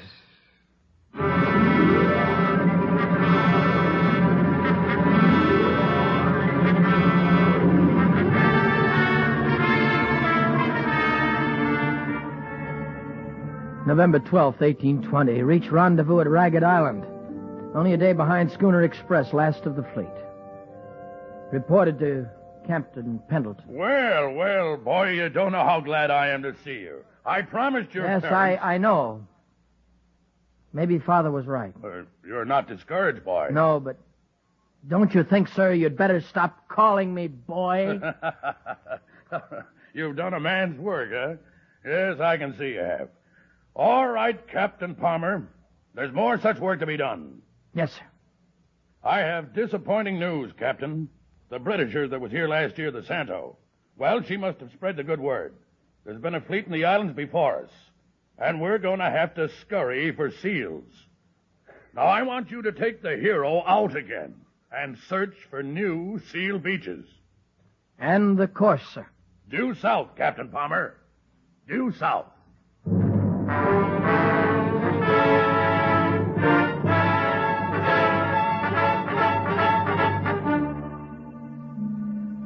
Latitude, Finn, is 68 degrees south. I want you to remember that. No ship, big or little, has ever sailed this far south before. Leastwise, if they did, they never got back to say so. Gosh, I want you to remember, just in case you get back to Pendleton, and I don't, you understand? Yeah. You figure one of us might... One of us might not get back, yes. Don't want to scare you any, Finn, but we're in a bad spot. Now, when did we first sight land to the south? 10 days ago, Ned. And no seals. No seals at all. No seals on the beaches. But plenty of land. We've followed this coast, and I've charted it accurate for 300 miles. If it's an island, Finn, it's a mighty big island. With no seals. Nary a cub. The seals may not be so important later on. That's why I want you to remember the figures. Maybe this is bigger than seals and the money they bring. I don't know. Well, all I know is we've been becalmed now for 3 days. It's about time we caught a trace of breeze. O'Toole says that we're going Finn O'Toole's a good man. But he imagines things. All right, now he's up on the... imagine things, do I? Begging your pardon, sir, but do I imagine that we've been rolling here in the fog for 3 whole days? Look at O'Toole. Do I imagine that I can't see my hand before my face for the great thick fog at all? Ned. Listen, Ned. Do you hear what I hear? It's music. But what kind of music? Never heard anything like it. You'd be saying I was imagining things if I said it was the music of ghosts and them making merry over dead men's bones. Do I imagine that music, Captain? It stopped. Mike, we must have imagined it. No ship's keel has cut these waters since time began, and I'll not be frightened of a tinkle in the fog. Mr. Wilcox! Yes, sir? It's time to change the watch. Will you strike 8 bells, mister? Sure, Ned. Gosh.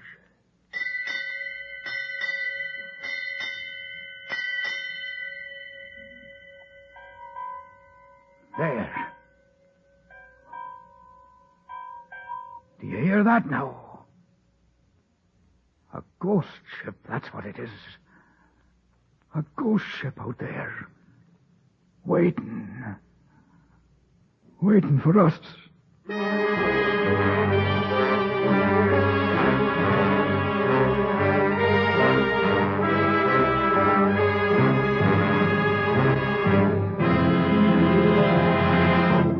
are listening to South of Cape Horn, starring Mickey Rooney on the Cavalcade of America, sponsored by the DuPont Company, makers of better things for better living through chemistry. Among DuPont's better things for better living through chemistry is nylon. Today, most of us take pretty much for granted such better things as nylon hosiery, and more recently, the increasing use of nylon in lingerie, blouses, and other items of clothing. And yet, when nylon first appeared in 1939 to compete with natural fibers, it would have failed if it hadn't given you some extra value for your money. Every new product, whether developed by DuPont or another manufacturer, must prove that it can serve you better than something you've had before. Serving you is the purpose of DuPont's Better Things for Better Living through chemistry.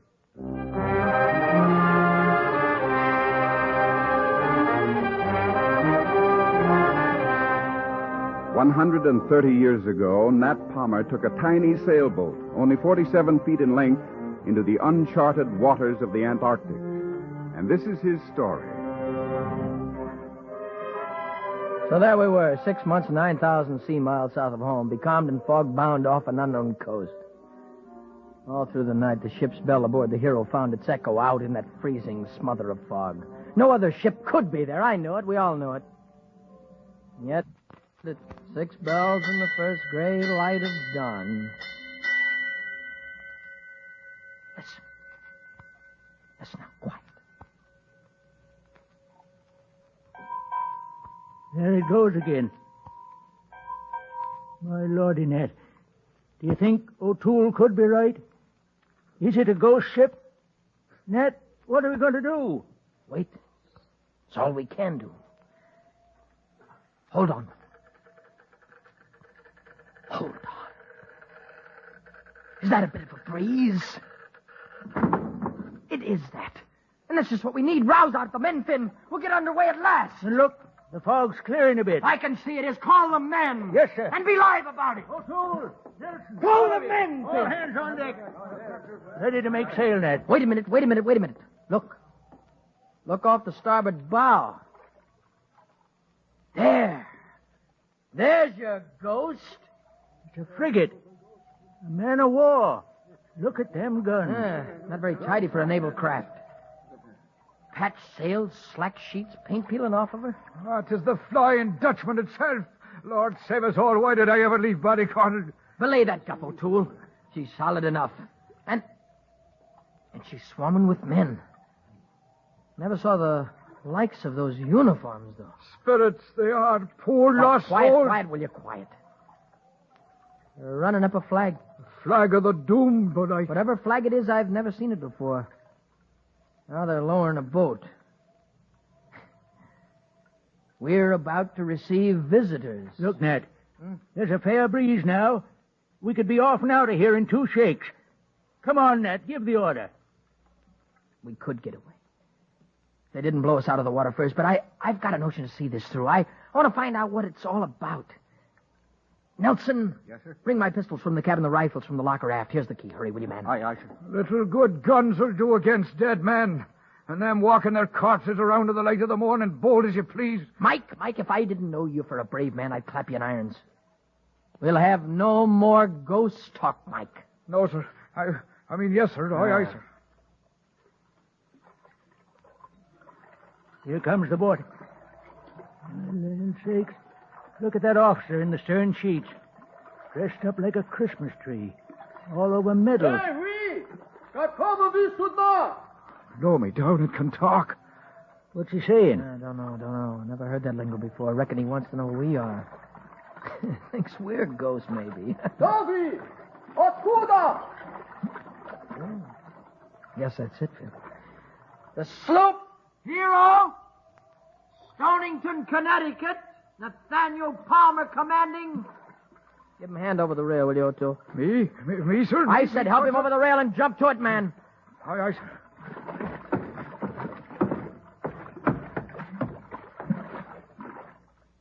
Доброе утро. Кто здесь капитан? Вы? Sorry, mister, can't understand a word you say. Do you maybe, speak English? Пожалуйста, придите к нам. Туда, восток, туда. He's pointing to the frigate. Guess they want us to join the other ghosts over yonder. Very good, mister. We come. You understand? We come with you. Хорошо. Sure. You ain't going over there, are you? Sure thing, and so are you. Bring along that log, Finn. I have a feeling we'll need it. And keep that pistol where you can reach it quick. Now, come along.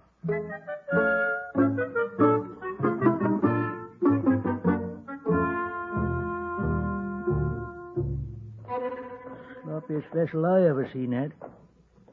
Where do you suppose they're taking us? The cabin, I guess. Gotta get a hold of that gun.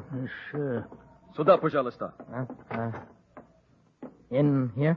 Да, сюда. Капитанская каюта. Водите, пожалуйста.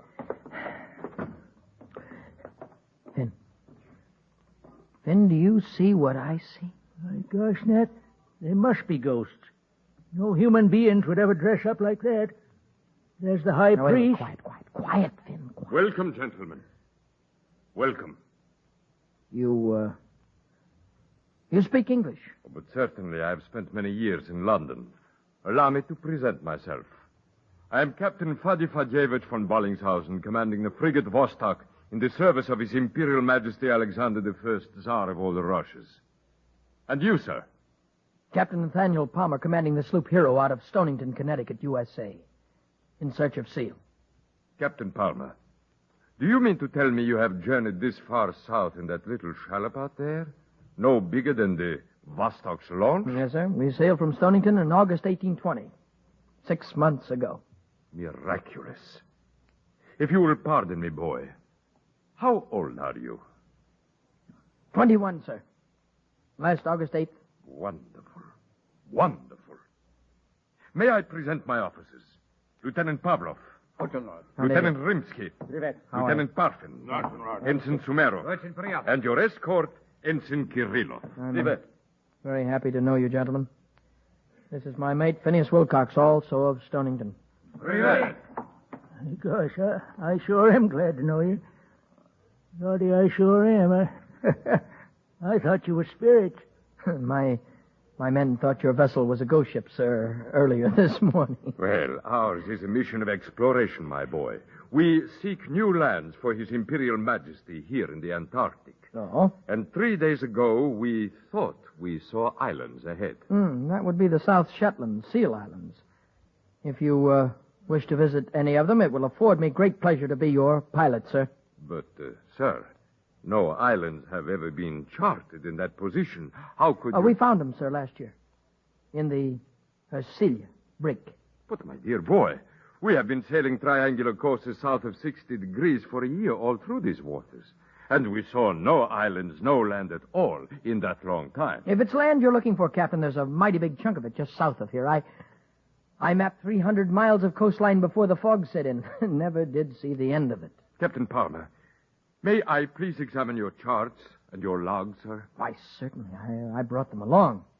Had a hunch somebody might want to have a look. Finn? Here you are, Ned. Thank you. Captain, you'll find the new coastal charts in the back, I believe. Thank you, Captain Palmer. I shall ask the steward to bring in tea and vodka.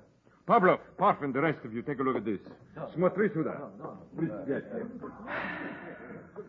All right, Finn. You can let go of that pistol now. Well, my fingers are sort of growed around it, Ned. See, what is this vodka? Like rum, only stronger. You'll like it. Not for breakfast, I want. I'm hungry. Captain Palmer, sir. Yes, sir. If this map is accurate, and I can see that you are a meticulous workman, sir, you will soon be a famous man. And I must report to my Imperial Master that my mission has failed. Oh, sir, I didn't realize... Captain, what is your greatest ambition, your fondest hope? To build fine ships, sir. Fast ships, faster ships than anyone else has ever built before. I am certain you will accomplish that aim, too, in time. But destiny has touched you early, boy. So very early. I'm afraid I don't understand you, sir. Captain, for 2 centuries, geographers have believed in the existence of a South Polar landmass. I have been one who so believed. And I have devoted my life to exploration, dreaming that I might one day find this long-imagined land. That was my secret mission and my heart's desire. You have been my anticipator, Captain Palmer. Well, Captain, I guess I'm sorry. Ivan, you're just in time. Take each of you a glass, gentlemen. I shall give you a toast. Captain Palmer, Christopher Columbus had his predecessors, his anticipators, and all their names have been lost to history. We do not know for certain the identities of the original great discoverers. But you, my boy, will be alone in your fame. Gentlemen, charge your glasses. I give you Captain Nathaniel Palmer, discoverer of the Antarctic continent and the first continent finder whose name will be known to all the world. Drink. Thank you, Captain. Great jumping. Gosh almighty.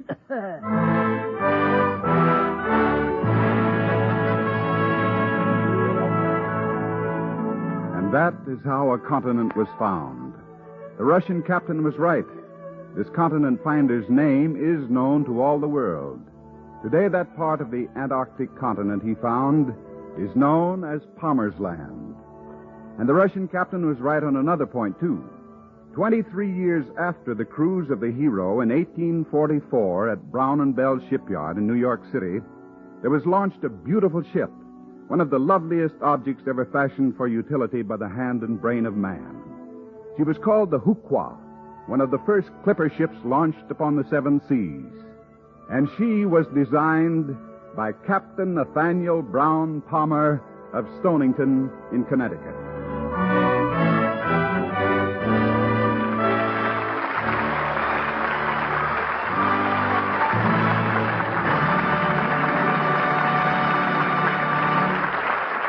Our star, Mickey Rooney, will return in just a moment. Now, here's Bill Hamilton with a timely tip for Christmas. Under your tree on Christmas morning, there'll be exciting packages of all shapes and sizes. And they'll be even more exciting if they're wrapped in sparkling cellophane in rich holiday colors to glorify them with a Cinderella look. Cellophane, one of DuPont's better things for better living through chemistry, has done much to brighten our American holiday season. For more attractive gift wrappings, all you need are colored sheets, tape, and ribbon, all made of glistening cellophane. And if you want to add an extra flair to your packages, that's easy too. For example, you can make pompons with a handful of colored cellophane drinking straws. Just tie a string around the middle, pull tight, and watch the shimmering straws fan out into a smart decorative effect. And of course, you can buy all kinds of cellophane decorations for your home and your Christmas tree. Wreaths, bells, garlands, streamers, even cellophane snow. Many of them are made of a special flame-resistant cellophane. When the DuPont Company first began manufacturing cellophane in the United States in 1924, there was only one type. But DuPont believed people would like this new chemically made film, and that they would need different kinds of cellophane to meet different problems. Groups of scientists have been working together since, combining their talents to find new types for new uses. And today, there are more than 50 different types of cellophane, used in more than 5,000 different ways. One of these is for holiday decorations. Our Christmases are brighter and more colorful because of cellophane, one of the DuPont Company's better things for better living through chemistry.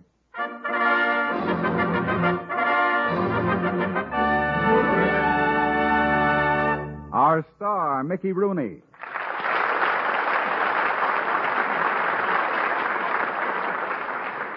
Without my oilskins and rubber boots, and I don't need a sextant or chronometer to tell you that it's later than you think, there are only 10 more shopping days till Christmas. While you're shopping, think about the people in Europe, will you? If you haven't the time because you still have to get something for Aunt Emmy or Uncle Bill, let care shop for you. The folks in Europe should be remembered, too.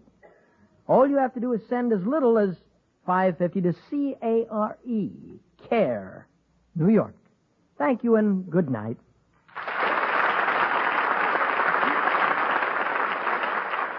Next week at Cavalcade time, the DuPont chorus of 127 men and women will again bring you a big package of Christmas cheer.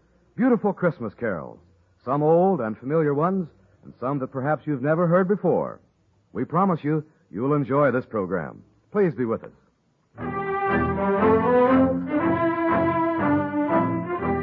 Cavalcade is directed by John Zoller. The music composed by Arden Cornwell, conducted by Donald Voorhees. Tonight's story, South of Cape Horn, was written by George Faulkner, based on a portion of the book Clipper Ship Men by Alexander Lang, published by Jewell, Sloan, and Pierce. Featured in the cast were Parker Fenley as Phineas, Arnold Moss as Ballinghausen, and Ian Martin as O'Toole. Mickey Rooney appeared through arrangement with Metro-Goldwyn-Mayer and can currently be seen in The Big Wheel, a Popkin-Stifel-Dempsey production released through United Artists, photographed by Ernest Laszlo, ASC, on DuPont Motion Picture Film. This is Ted Pearson speaking.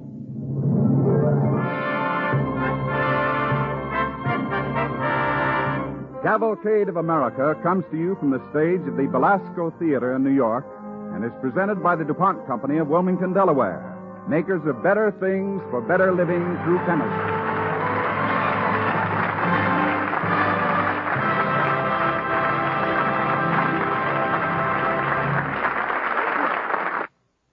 Stay tuned for the Baby Snook Show, followed by Bob Hope on NBC.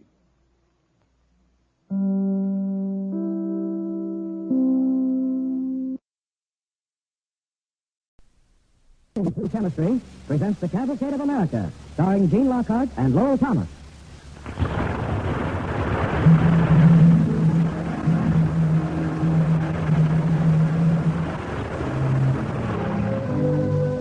Good evening, everybody. This is Lowell Thomas to tell you about tonight's Cavalcade, the story of a man in a small town in Ohio. There are more important stories, I suppose, and yet there's something special about this one. It's a good story. It's good to be able to tell it, and good to know that it's true. It's about a man named Lou Reese. And in the part of Lou, you're going to hear the Broadway and motion picture star, Gene Lockhart.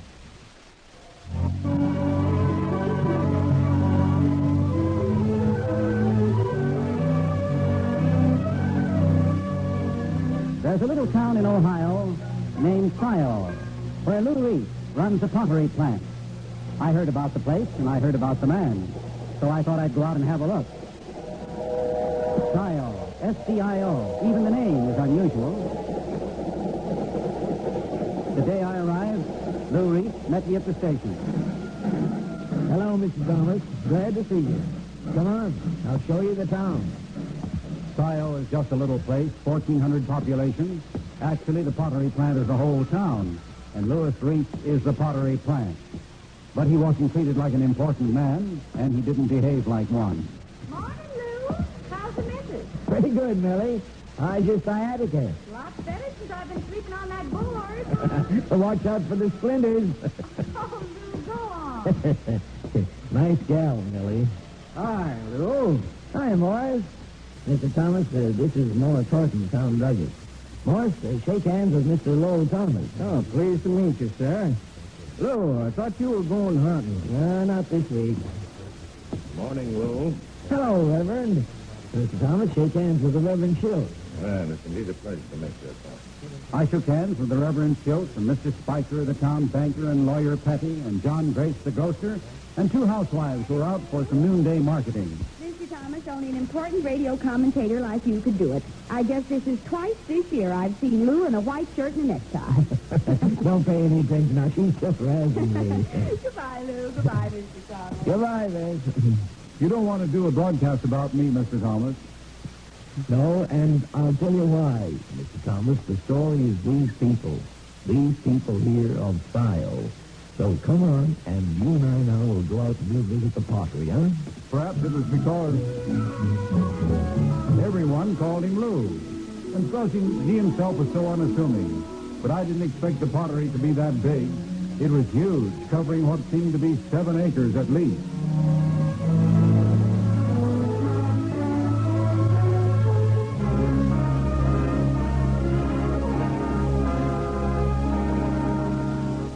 1932, Sile was a ghost town. Nothing much to do except sit around, smoke your corn cob, and wait. People didn't know just why they were waiting and for what. They just waited. Perhaps they were waiting for a man named Lou Reese, who had friends in Sile, and who liked to hunt rabbits. Hey, wait a minute. Take it easy, fellas. What's the matter, Gene? See a rabbit? No, but I think Lou does. Stop. Go ahead, Lou. Go ahead. Shoot. Shoot what? Shoot, scare it away. What, that building there? You mean you don't see a rabbit? No. What's that building doing out here, fellas? Well, it looks like it's doing. Going to ruin.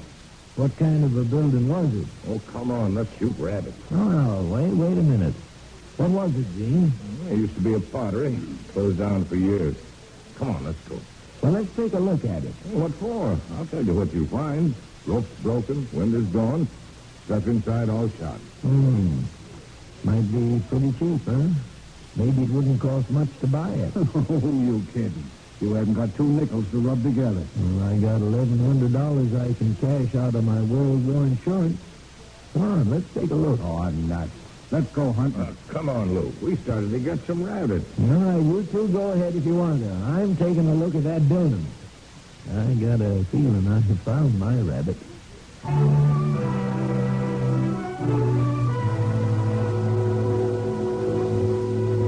In Sile, they tell the story as though it were the beginning of a great legend, and perhaps they are right. They tell how Lou stood looking at the place, how he walked around it, seeing it from this side, then the other side. It was tumbled down, ramshackle, overgrown by weeds. He didn't even notice. Got an idea I can do something with that place. He took his idea into town. He wasn't a Sile man, but somehow he got the town dentist and the bank cashier and the merchant who ran the clothing store. And 1 or 2 others. Got them together, and he asked them some questions.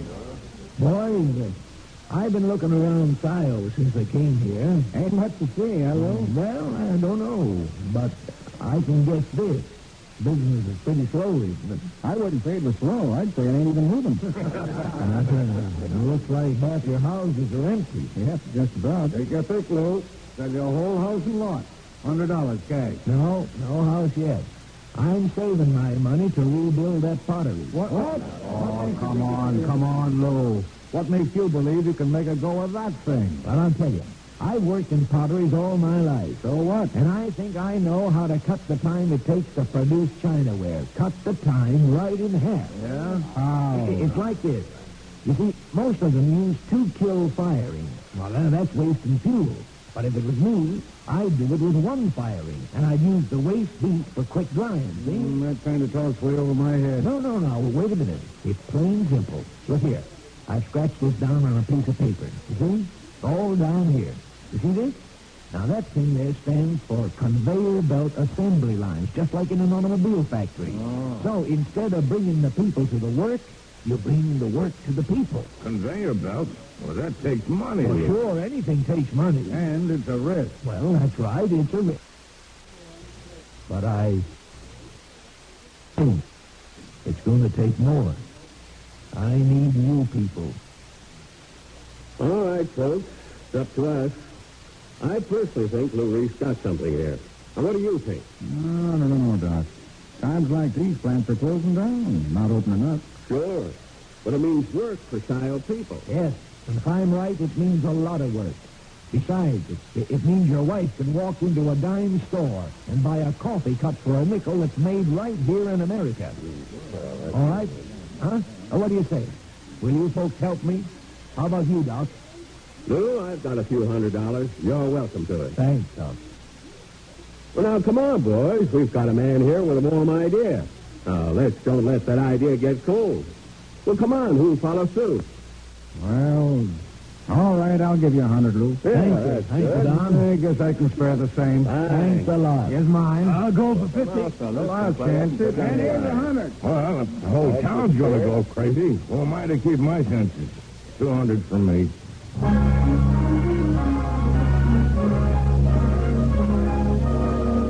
He wasn't a man with a silver tongue, but he looked honest, and he sounded honest, and he was putting up his own $1,100 every cent he owned in the world. Somehow, they just couldn't let him down. The money they were able to spare wasn't very much, but it was enough to pay the $8,000 in back taxes that the building was knocked down for at the sheriff's sales. So, Mr. Lewis P. Reese had bought himself a piece of property. There it is, boys. The Scio Ohio pottery. How's she look to you? Like a broken-down barn. We'll fix that up in no time. And how many months is no time? Oh, now, don't be like that. The main thing is to get rid of the upright kills and put in the circular kills instead. And then the roof, well, if we're lucky, mended it'll do. Otherwise, we'll have to build a new roof. But I got it all figured out. Come on now, let's get back to town. Wait a minute. We just got here. Why do we go back? Because this is going to be a big job. I got to get us a labor force. Uh-huh. And what are you going to pay your labor force? You say pay? Mm-hmm. P-A-Y. Pronounced money. Well, don't both of you stand there looking at me. I've used all I've got. Come on. I'm going into town and ask for volunteers. And what makes you think they're crazy? Because they're the kind of people we are. They hate being on relief or out of work. This means jobs for Scio people. Maybe they're crazy like I'm crazy. I hope so.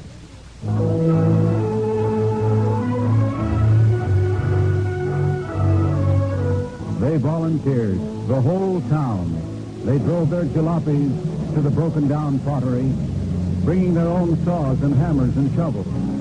Dr. Scott came out, and the high school principal, the minister, the minister's wife, farmers and their families, working without pay, carting out the dirt, shoveling sand, pouring cement, doing things they had never done before.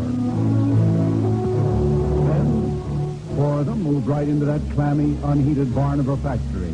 They lived there for 6 weeks, working from early morning when it was too dark to see, until late at night when they were almost too tired to sleep. They slept in their overcoats, gloves on their hands, a cold, dreary barn of a place full of echoes. Tomorrow, Aaron and I work on the tunnel kill. Okay. Gene, you and Don finish the shelving, huh? Okay. Then everybody else pitch in on the conveyors. The conveyors are the main thing. Okay, Lou, okay. Now, please stop now.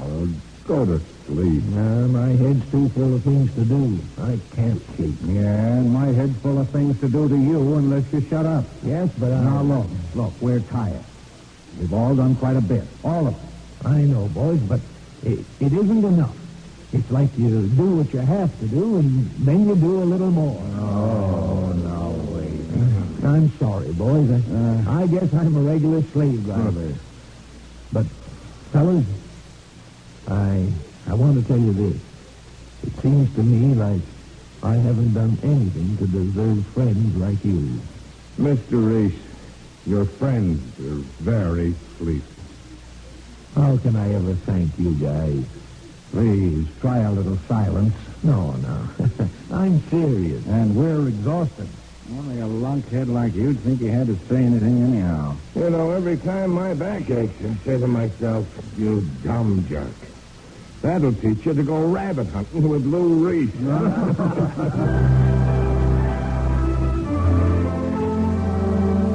By early February 1933, the factory was virtually rebuilt.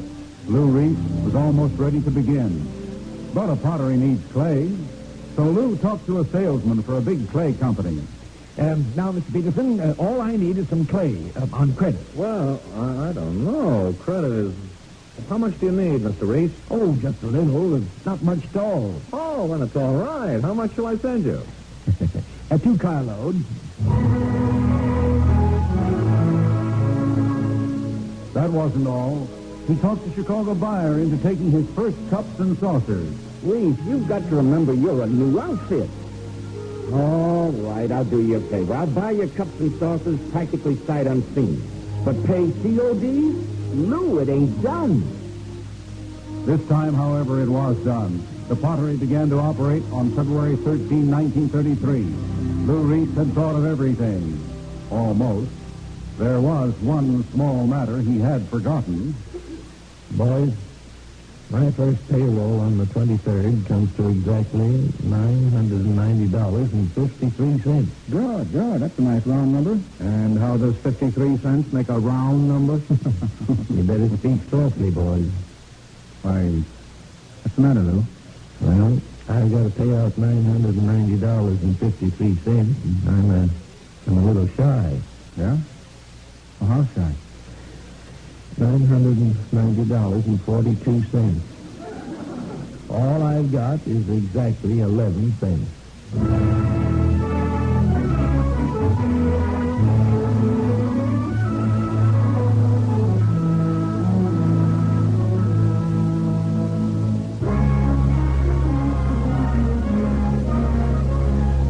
In February 1933, Lou Reese of Scioto, Ohio, trying to meet his first payroll, discovered that his total working capital was exactly 11 cents.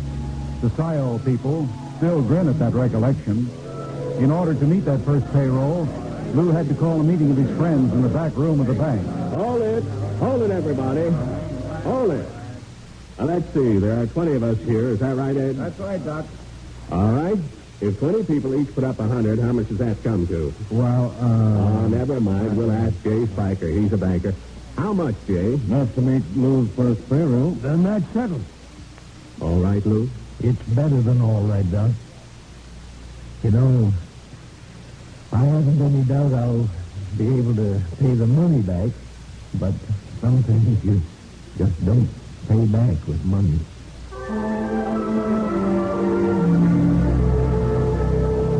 There must be 200 people in Scioto who can tell you this story. It's almost as though each one owns a part of the history of Lou Reese, and perhaps each one does. I remember what Lou's secretary told me. Mr. Thomas, my name is Nina Hiller. In 1932, Lou Reese was somebody God sent. From the very beginning, we got better wages than anyone in the county. My, it was fine to see the business grow. Each year, more people got jobs. Lou put in a cafeteria, and then he added some asphalt tennis courts and a ball field, and then a hospital. It got so that after people went home for supper, they came back to the cafeteria for coffee and for card games and to be together. It wasn't just working for a company. It was like all your friends in one place. Then she told about December 1946. Quiet, folks. Quiet, please. Folks, it's Christmas. When we began the Scioto, Ohio Pottery Company, I said it was going to be our business. Now, American business is run on the principle that the investor is entitled to dividends whenever it's possible to pay them. I got 11 cents, Lou. Sure. A few years ago, when I had to meet my first payroll, all I had was 11 cents. But I think we'll do better this time. Now, I'm not going to talk anymore. I just want to say that the Scioto, Ohio Pottery has a little Christmas present for you. $705,000. Merry Christmas.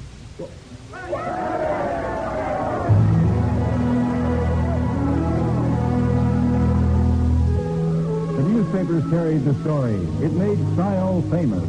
I remember saying something about it myself. But the story isn't finished. The Scioto, Ohio Pottery became the biggest producers of white dinnerware in the world. Then on December 11, 1947, 15 years to the day when they moved into an old abandoned pottery, Fire! Fire! Everybody out! Fire! Fire! It's spreading through the mangle of the drilling tower. Watch those walls! Watch those walls!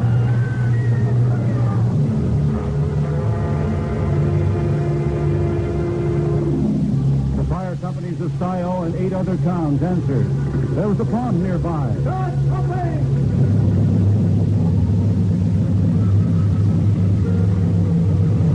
They threw every ounce of water that pond held onto that burning pottery. And then the pond went dry, and they had to stop. All they could do then was just stand and watch the flames.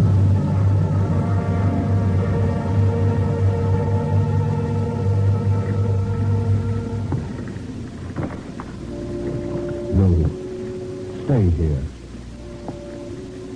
Lou, don't go in there. Lou! This whole section's gone. Well, anyhow, the office is still standing in the cafeteria. Come on, everybody, let's get some coffee. Lou Reese told me the story. He got up and walked over to a window. There was just twisted girders, rubble, and water. The damage was $2 million. But come here, Mr. Thomas. I want to show you something. You see that spot out there? That's where the miracle happened the next morning. Nobody had asked them to come, Mr. Thomas, but they came. They came with shovels, with crowbars, with pickaxes, with wheelbarrows, with just their willing hands. Oh, dear. Men, old men, too, and high school boys. Emily, this way. And women, the young girls, housewives, the preacher, Mr. Spiker, the banker. And it was freezing, below zero, 18 below. Lou, where do you want me? They weren't thinking of the cold. They were only thinking of one thing. They came on Friday, and more came on Saturday, and still more came on Sunday. From 20 miles away they came. Okay, jump it. With their hands and with their hearts, they carried out the broken, burned-out pottery. And they left it clean inside, except for the twisted steel girders and the melted machines. Mr. Thomas, I worked with them, and I got tired with them. But maybe my eyes asked them why they were doing it. We're doing this for ourselves, Lou. Maybe this is how we pay you back for 1932.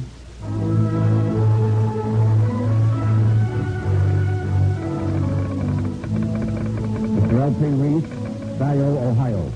I'm overwhelmed by your tragic loss and what it means to you all. Please let me know if we can help in any way. Our services are yours. Signed, R.H. Miller, Freight Traffic Manager, Pennsylvania Railroad.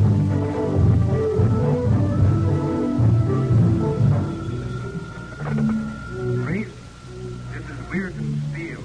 We're sending our general manager and our best engineers to survey your damage. This is Wheeling Steel. You get railroad cars to our siding and we'll make immediate delivery of 4-inch pipe and corrugated sheeting.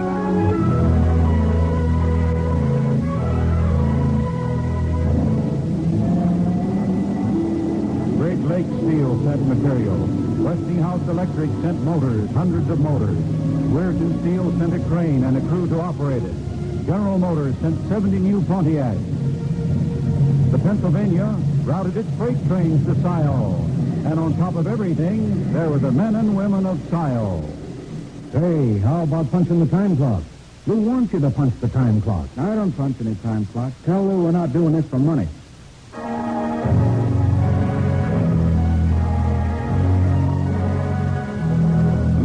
Stood near the window, and he told me how the people of Scio froze their fingers in weather that dropped to 20 below, how they worked for 62 days, how they finally agreed to accept $1 an hour, how they worked 80 hours and lied. I only worked 40 hours. You owe me $40. Yeah, that's what it said. $40. He told me all these things, and how men and women working in driving snow gathered the acres of steel and cemented that concrete, blocks all of them, and rebuilt their own dreams.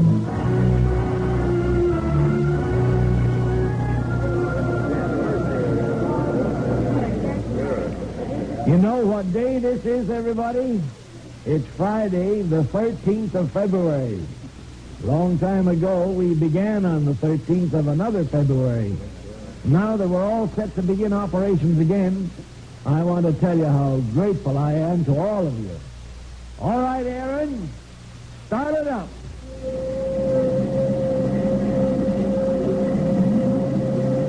We're back in business. We're back at the old stand.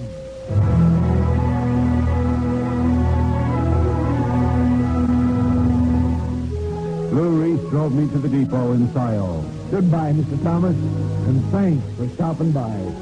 Lou, if someone were to ask you, what does it all add up to, well, what would you say? Well, I wouldn't know what to say, Mr. Thomas. And but I'm sure of just one thing. I've got the kind of riches money can't buy.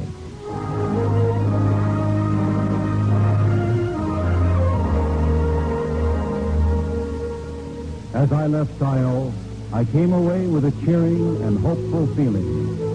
Here was a good example.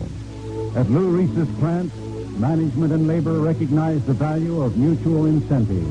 Together, they built up a small competitive business. Their survival in the face of disaster depended not only on themselves, but on the consumer and the public trust. They had earned success, and their united hard work paid off. Scio, Ohio, and Lou Reese. Yes, a story of America that's good to know and good to tell and good to remember.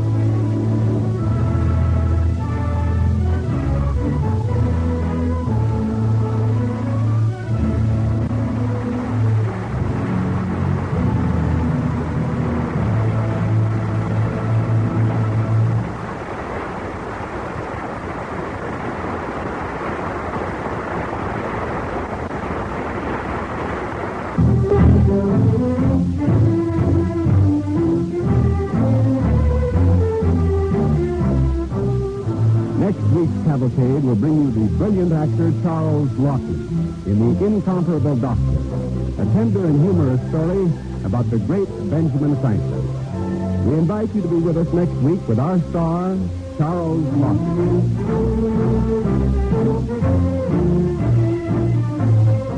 Cavalcade is directed by John Zoller, music composed by Arden Cornwell, and conducted by Donald Voorhees. Tonight's Cavalcade play was written by Morton Wishingraff. Gene Lockhart is currently starring in the Broadway success, Death of a Salesman.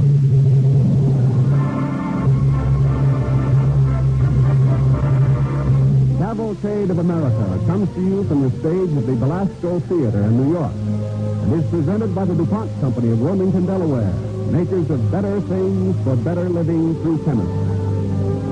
The men and women of the DuPont Company and Cavalcade wish you a Happy New Year.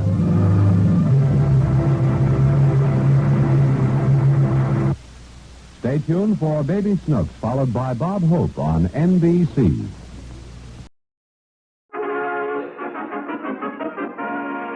DuPont, maker of better things for better living through chemistry, presents the Cavalcade of America, starring Charles Lawton.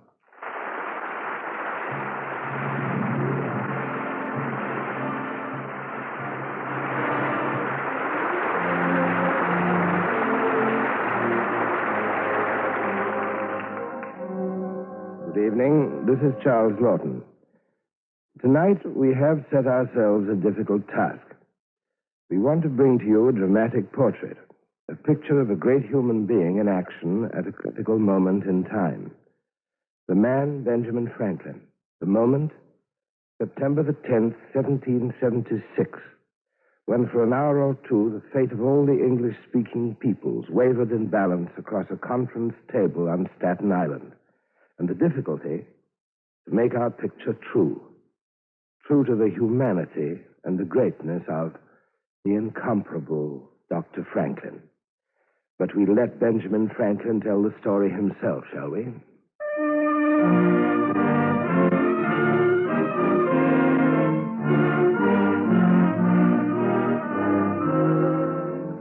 The Incomparable Doctor, starring Charles Lawton as Benjamin Franklin.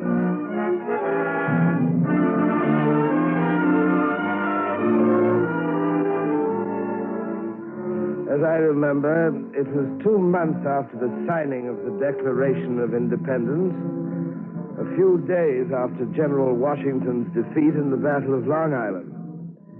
On this day, I arose, according to my habit, at 5 o'clock, having attended to my correspondence.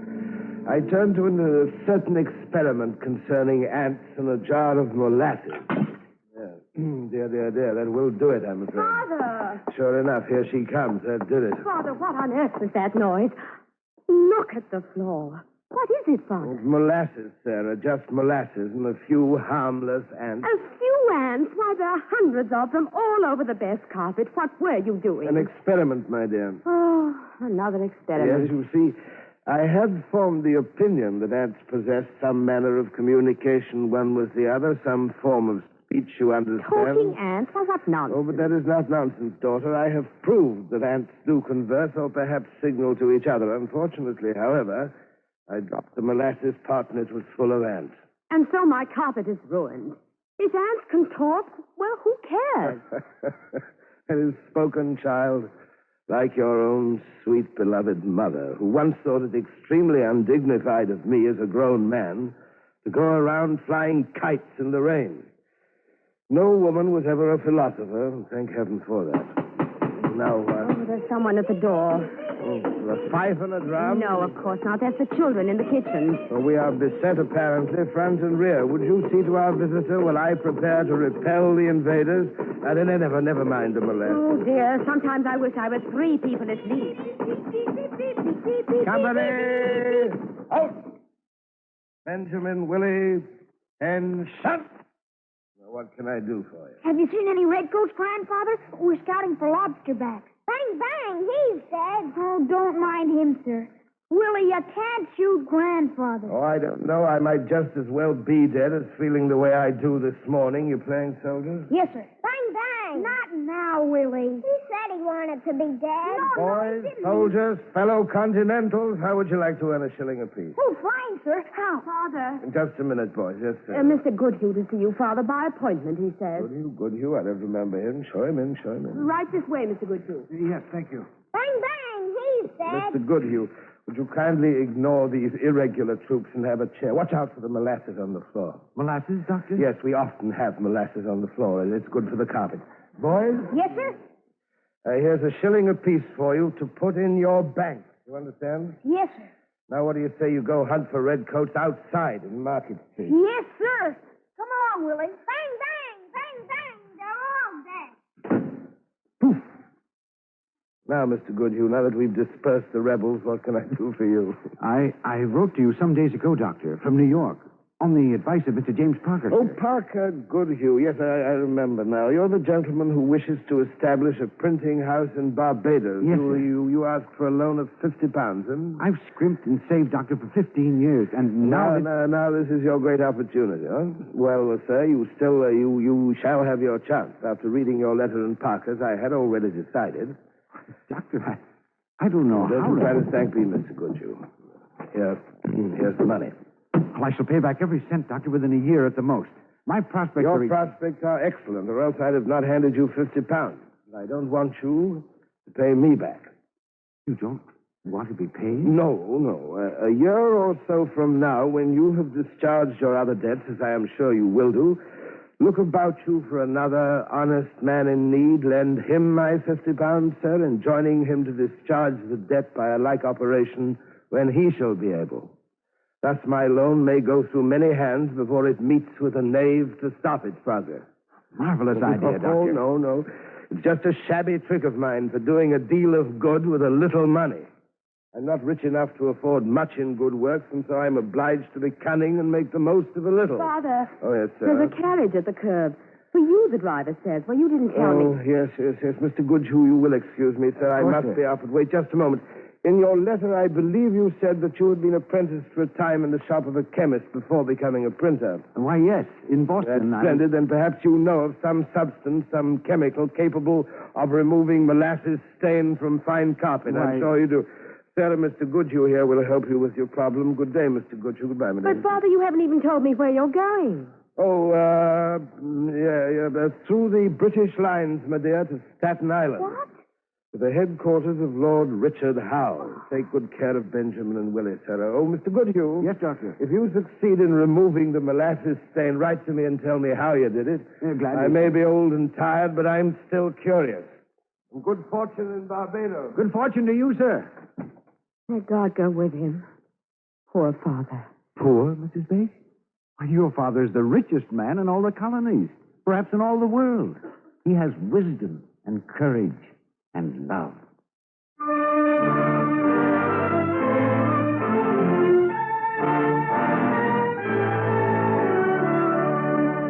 And so we rode from Philadelphia to New Brunswick through a long, rainy September day.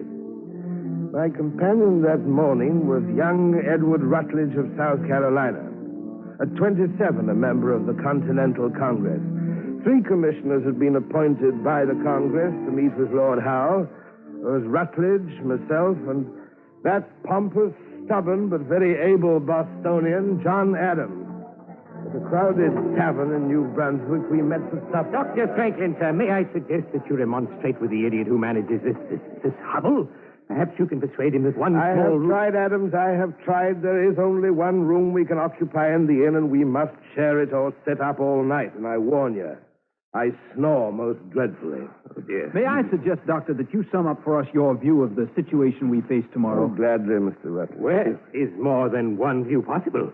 The whole thing is a humbug, a trap, sir. A device to place the blame for war on the Continental Congress. That may be true, Adams, but here is the problem, as I see it. 1, General Washington is badly beaten on Long Island, and General Sullivan is captured.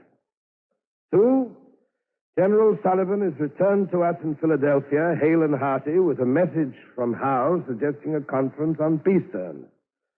New peace terms. Which terms Sullivan could not clearly describe to the Congress. Because those terms do not in fact exist. Sullivan has let himself be used as a decoy duck. That is possible, yes, but we cannot afford to assume that it is true. Your advice then, Doctor? Well, let us proceed on the morrow with an open mind, but with the greatest care. Lord Howe is a man of honor. I knew him in London, and I know he himself sincerely desires a peaceful settlement. Do you want peace, sir? Do you want to see all our work undone? There never was a good war, Adams, nor a bad peace. But it takes 2 to end a quarrel. And I share your doubts concerning the good intent of Lord Howe's masters in London. In London, yes, I happen to know, sir. The King's ministers have a little list, sir. A list of those amongst us who can hope for no pardon under any form of settlement. Those of us who will most surely hang. Now, sir, my name heads that list. Naturally. In the alphabetical circumstances, Mr. Adams. I hope the list includes my own name, sir, down among the F's. Nevertheless, can we not approach Lord Howe in one mind? An open one? Dr. Franklin, you are chosen to lead this mission, sir. I shall follow your lead unless and until your words run counter to my own convictions. Now, with your permission, sir, I shall retire. Good night, gentlemen. Good night, Adams. And I, sir, must be off to my own lodgings. You were fortunate in finding friends in New Brunswick, Mr. Rutledge. I shall have only the company of Adams all night, and I think I'll postpone that pleasure by writing a few letters. Well, it's after midnight, Doctor, and we must be off again at dawn. Old men need little sleep, son. Good night to you. Good night, Dr. Franklin. Oh, let me see. My dear Dr. Priestley, in regard to my theory concerning communication among ants, I am sending you herewith a description. Pardon, sir. Yes, madam? You're Dr. Franklin, the great Dr. Franklin? I am Benjamin Franklin, ma'am, yes. My name is Wilkins, sir. Mary Wilkins. I've been running the tavern here as best I could with the poor lad you saw as my only help since my husband... Your husband is with the army? No, he was killed, Dr. Franklin, on Long Island. And our son, our only son, was done away with at Bunker Hill last year. My dear woman, I am shocked and sorry. It isn't true, is it? It can't be true what the soldiers are saying. What are the soldiers saying? That Congress is making peace with the British. That they're selling out the army. That you're going to Howe to surrender. That my husband and my son gave their lives for nothing. Nothing. No, there, Mrs. Wilkins. Don't weep. But is it true? Is it true? No, ma'am, that is not true. We are going to meet with Lord Howe, yes, but I give you my word, Mrs. Wilkins, that we shall do nothing in our negotiations to dishonor the sacrifice made by your husband and your son. Oh, I believe you, Doctor. Most people do, ma'am, since I always tell the truth. Now, I think I'll change my mind and retire. Would you kindly show me the room, ma'am? Right this way, Doctor. Thank you. I'm sorry it's so small and only one window. Mr. Adams complained most bitterly. Very like Mr. Adams. Here we are. Good night, Dr. Franklin. Good night, ma'am. Remember my words. Oh, Lord, this is small indeed. No chimney.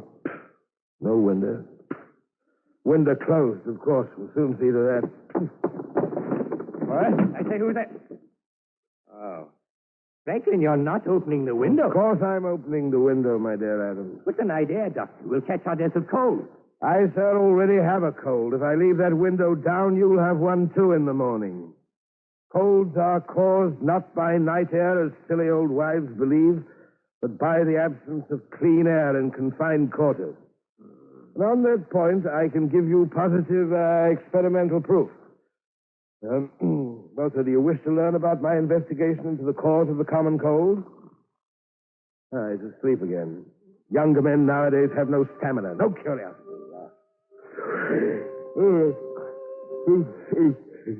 I wonder if Sarah ever got the molasses off the floor.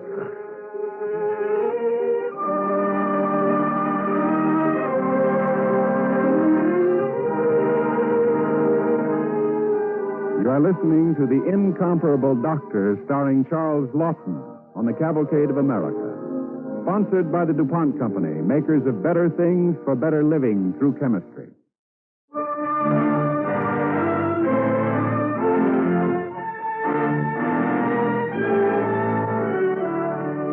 In a dark hour, during our war for independence, Benjamin Franklin, in company with John Adams and Edward Rutledge, has left Philadelphia on a mission to confer with the British commander Lord Howe on Staten Island.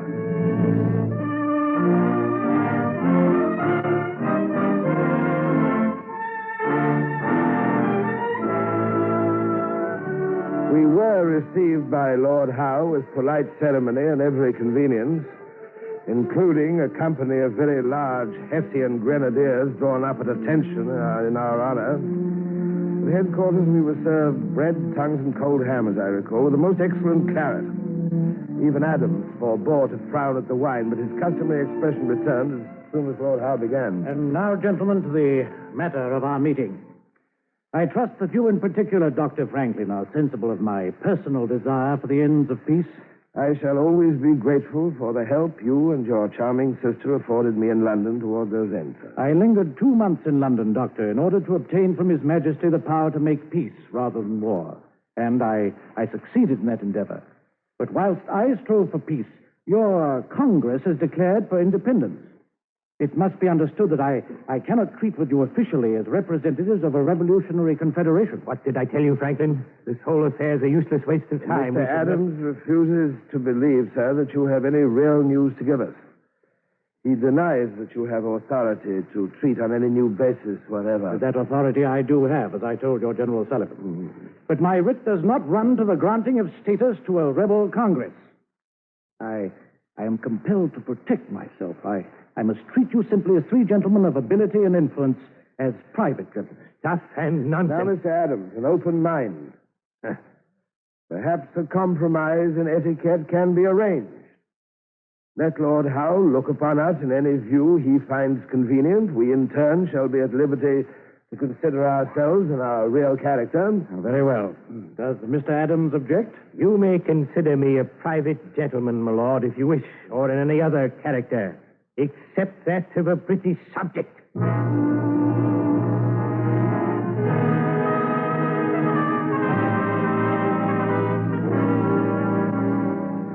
So it went back and forth for 3 endless hours. During every second of those hours, I searched for that impossible, final, last, dear hope of peace, peace with independence and honor. So did Lord Howe after his fashion. You see, it was not simple, this revolution that you've read about. It was not a case of red-coated villains against saintly heroes in continental buff and blue. It was a complex and mixed-up affair like your own life and your own time. Your life and your time were in the balance then in that farmhouse on Staten Island when young Rutledge said... In all honest, friendly fellow feeling, may I urge upon your lordship the advantages Britain might obtain from an alliance with these independent states. Allied as co-equal partners, my lord, we might lead the world and bring peace and plenty to every corner of the globe.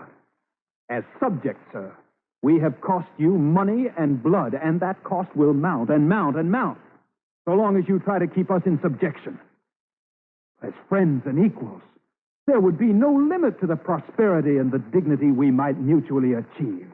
If you will but recognize our independence, sir, and... Independence. There, gentlemen, I'm afraid, is the heart of our dispute. Is there no way of treading back this rash step of rebellion, and so opening the door to a full discussion of the new terms I bring?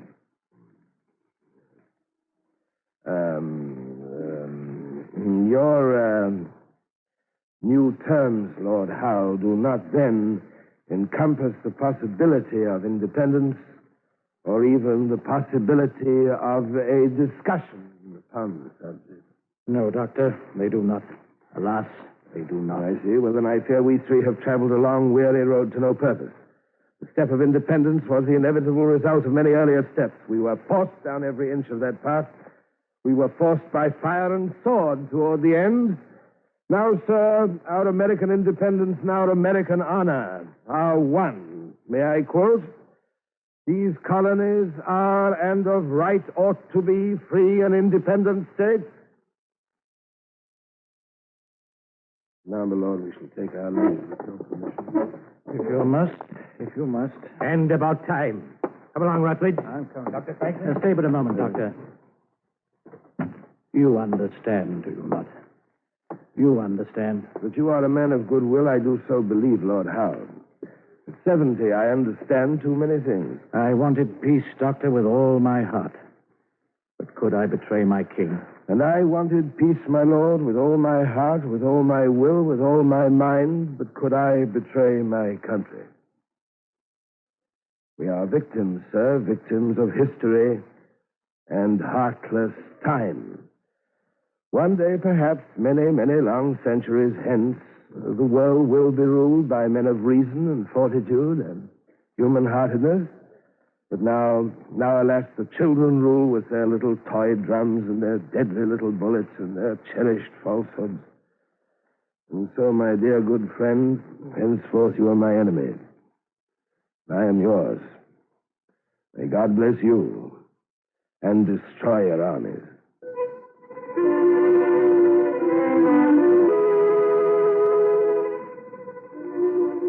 Dr. Franklin, sir, what happened? What happened with Lord Howe? Nothing happened, Mary. Nothing has changed. The war will go on. Does that make you happy? Yes. Yes, it does.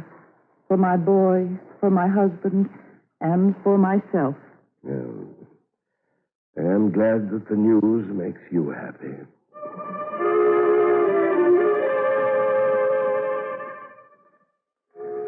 Well, I had done my best, as at least I knew, back in the stuffy little room with Adams that night. Well, I must admit, Franklin, you surprised me. I had thought last night you intended to yield. I could feel the rope around my neck. Ponder not too often upon that noose, my friend. With the help of God and General Washington, we'll yet escape His Majesty's gallows. With the help of God, sir? You surprised me again, Doctor. I didn't know you were a religious man. Well, I conceal that fact as best I can. But tonight, after the event we have witnessed, John, would you join me in a prayer? It's one that I composed myself. It's a manner of litany, and I try to offer it up at least once a day. I must say, Dr. Franklin, I'm too tired for praying, but if you wish... All you need to do is to join in the responses, John. My prayer goes like this. That I may be preserved from atheism and infidelity, impiety and profaneness, and in my addresses to thee carefully avoid irreverence and ostentation, formality and odious hypocrisy. Help me, O Father. John, say it. Help me, O Father. Help me, O Father. That I may be sincere in friendship, faithful in trust, and impartial in judgment, watchful against pride and against anger, that momentary madness, John. Help me, O Father. That I may be honest and open-hearted, gentle, merciful, and good, cheerful in spirit, rejoicing in the good of others. Rejoicing in the good of others, John. Oh, there he's asleep again. Well, it takes only one to make a prayer. And for as much as ingratitude is one of the most odious of vices, let me be not unmindful, gratefully to acknowledge the favors I receive from heaven. For peace and liberty, for food and raiment, for corn and wine and milk, and every kind of healthful nourishment. Good God, I thank thee for the common benefits of air and light, for useful fire and delicious water. Good God, I thank thee for all thy innumerable benefits, for life and reason and the use of speech, for health and joy in every pleasant hour. My good God, I thank thee. Amen. Oh, so to bed.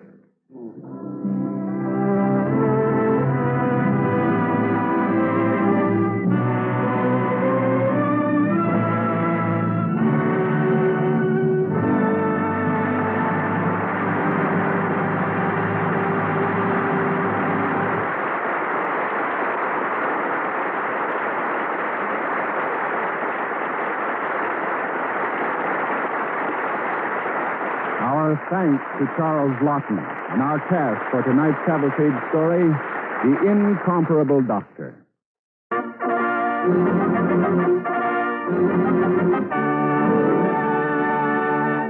Next week, Cavalcade will present two Hollywood stars, Joan Caulfield and John Lund. Our broadcast coming to you on this occasion from Nashville, Tennessee, will tell of Sam Davis, a Confederate scout who died on the gallows rather than betray his trust. Be sure to listen to Cavalcade next week, and our stars, John Lund and Joan Caulfield. Tonight's original Cavalcade play, The Incomparable Doctor, was written by George Faulkner. Charles Lawton may soon be seen in the RKO release, The Man on the Eiffel Tower. Appearing with Mr. Lawton tonight were Kathleen Cordell as Sarah, Ivan Curry as young Benjamin, Tommy Rettig as Willie, Melville Ruick as Mr. Goodhue, Scott Tennyson as Mr. John Adams, Elliot Reed as Rutledge, Catherine Grill as Mrs. Wilkins, and Guy Spall as General Howe. Music was composed by Arden Cornwell and conducted by Donald Voorhees. The program was directed by John Zoller. Ladies and gentlemen, this is Ted Pearson.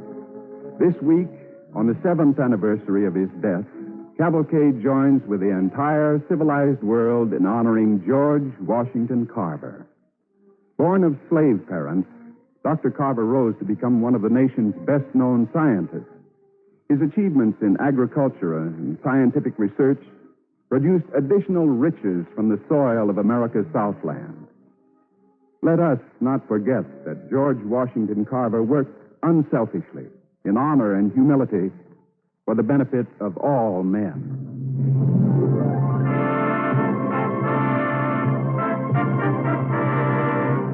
Cavalcade of America comes to you from the stage of the Belasco Theater in New York and is presented by the DuPont Company of Wilmington, Delaware, makers of better things for better living through chemistry.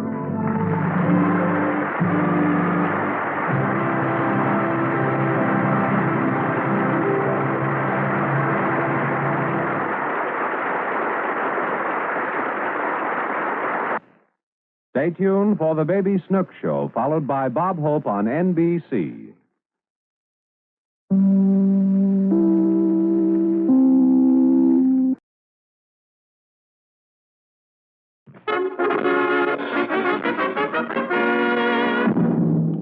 The DuPont Company, maker of better things for better living through chemistry, presents the Cavalcade of America, starring John Lund and Joan Caulfield.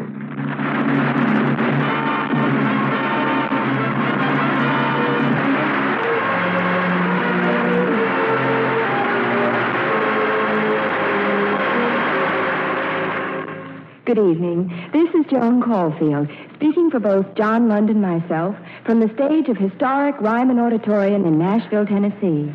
We're happy to be here tonight for this special Cavalcade broadcast. Our play, Honor Bound, recreates the story of a hero of Nashville and the Confederacy, Sam Davis. John will play the part of Sam, and I'll be Connie Hardison, the girl who loved him.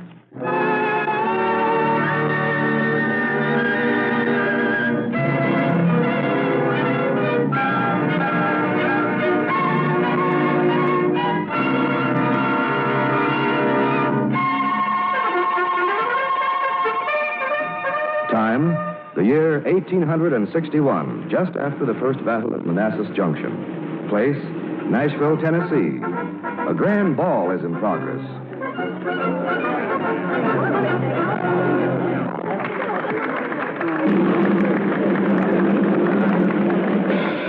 Ladies and gentlemen, that concludes the opening Grand March.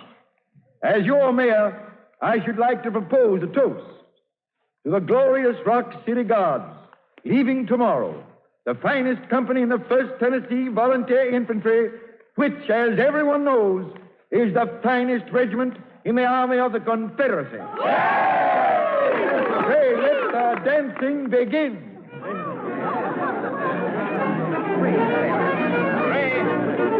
Gray Hardison. Oh, pardon me, ma'am. Oh, Gray. Anybody seen Gray Hardison? Excuse me, ma'am. Dr. Shaw.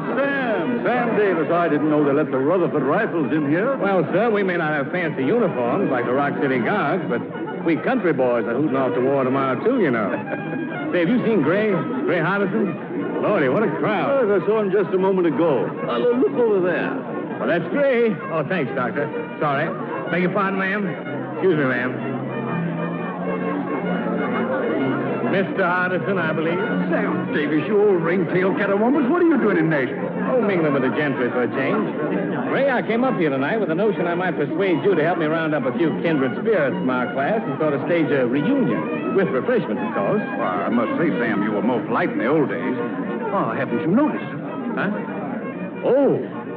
Well, I do beg your pardon, miss, ma'am. Please excuse me. Thompson, I want you to meet Sam Davis, who used to be my roommate at Western Military Institute. Sam, this is my sister Connie. How do you do, Miss Connie? I mean, Miss Constance.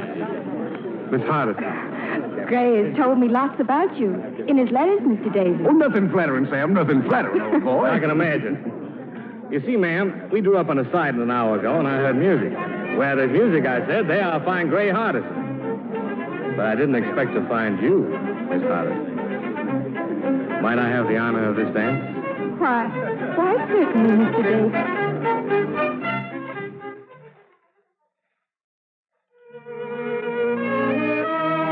You know that tomorrow I shall be the most unpopular girl in all Nashville. I've danced with no one but you all night, and... Do you know that tomorrow I'll be halfway to war on a most uncomfortable, cold, hard, flat car? And that I may never come back? This is the last dance, you know.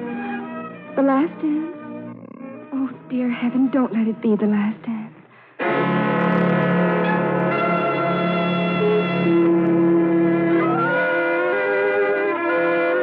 And it wasn't. Oh, it was a glorious night.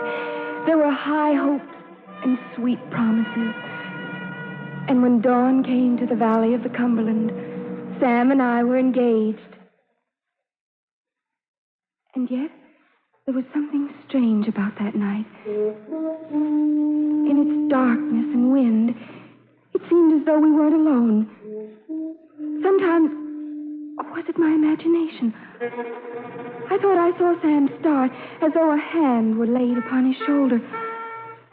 But there wasn't time then to question nameless fears. And anyway, I was so proud. Indeed, weren't we all proud of those fine, chivalrous young men in gray and gold sash, wheeling their mounts and flashing their sabers and clattering off to the glory of the Confederacy. Then, dreadful months passed with no word of Sam, and I was worried. I worried even more when at last I did hear, for Sam had become a scout in the Army of Tennessee.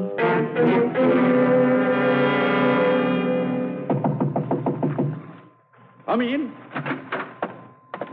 Captain Coleman, sir? Oh, yes, Davis. I sent for you. Well, Sam, don't you know me? Why, no. Should I know you, sir? Well, suppose I didn't have this beard and here, I'll remove these spectacles. Dr. Shaw. Now, Captain Coleman, in the service of the Confederacy. Well, I'll be... Sit down, Sam. Sit down. Thank you, sir. Sam, how long is it since you've seen Constance Hardison? Oh, nearly 2 years, sir. Not since the Yanks took Nashville. But I've had letters smuggled out. Did she mention her brother, Gray Hardison? No, she didn't. I've heard nothing of Gray since Shiloh. Sam, young Hardison has been working for me as a scout. As a matter of fact, he's in Nashville right now, Sam. And he has information of extreme importance to General Bragg at Chattanooga and our Army of the Tennessee. I want you to get it from him. You know the country roads around Nashville. Can you do it, Sam? Of course, sir. He's at the Hardison's place. You're to leave tonight. The Federals are pretty riled up over the information we're collecting and passing on to General Bragg. They've detached an entire regiment, the 7th Kansas Cavalry, to scour central Tennessee for the man they know as Coleman and his scouts. I'll be careful, sir. Good. May God ride with you, son.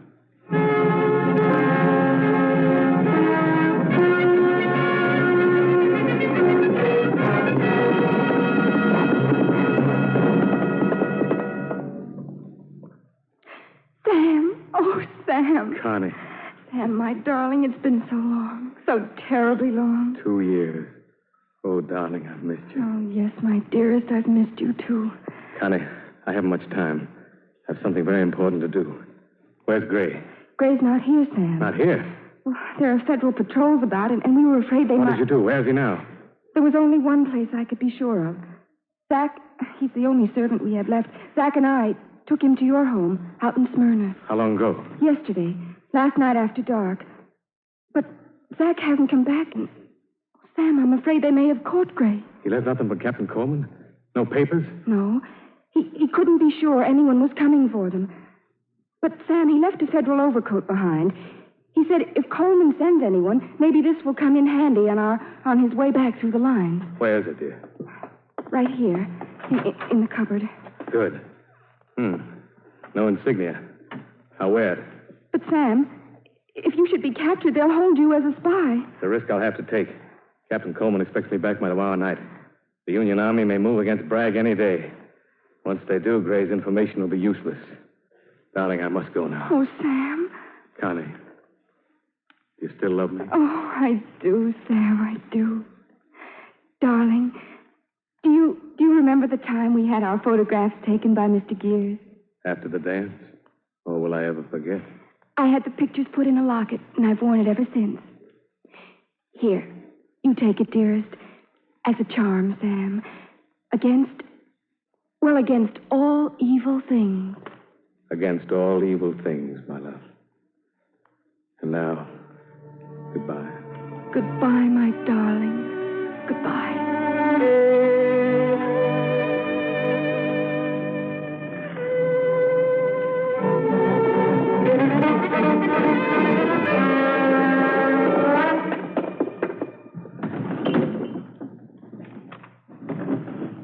Mother, are you there?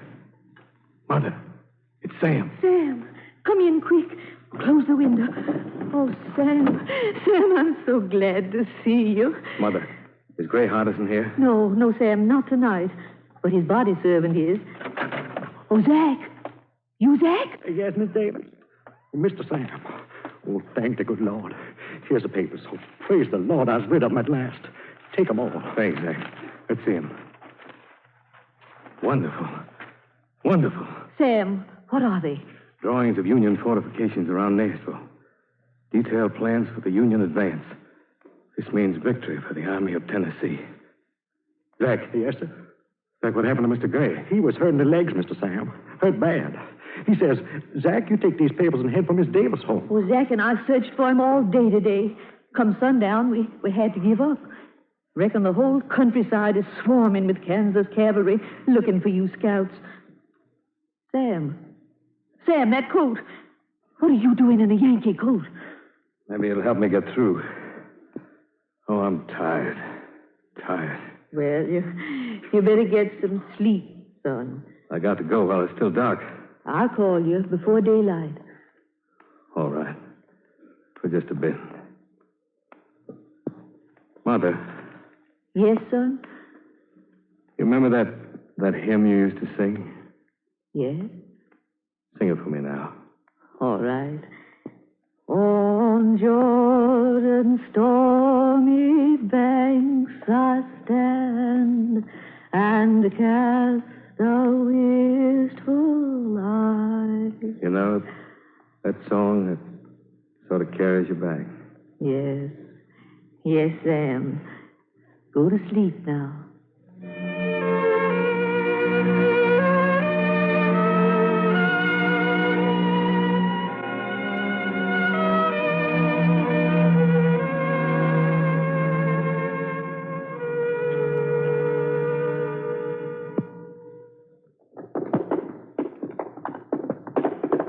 All right, come on, Prince. Come on, boy. Oh! Oh, boy. Oh, Prince. Get down from your horse. All right. But what's the matter? Hold his horse, Corporal. Yes, sir. Where? Oh, yes, sir. Where? Oh, yes, sir. Where? Oh, yes, sir. Where? Oh, yes, sir. Where? Good sight seeing one of our Union officers down here at Minor Hill. Who are you? And where do you belong? Private Adams, sir. 21st Illinois. 21st Illinois, eh? What kind of an outfit you got on there, anyway? Not too regulation, I reckon, at that. As soon as I join up with my regiment, I aim to get a new issue. Know where the 21st is, sir? I'll ask the questions. What town in Illinois are you from? Springfield. Where do you live in Springfield? On 6th Street. Where'd you leave your regiment? Over Nashville way before I got lost, sir. Uh-huh. You're a bad guesser, Johnny. Too bad you didn't know the 21st Illinois is from Mattoon, not Springfield. And it's down near Vicksburg. Now, will you tell me who you are? I'm Sam Davis. All right, Sam Davis. For the next few days, you're going to be the guest of the 7th Kansas Cavalry.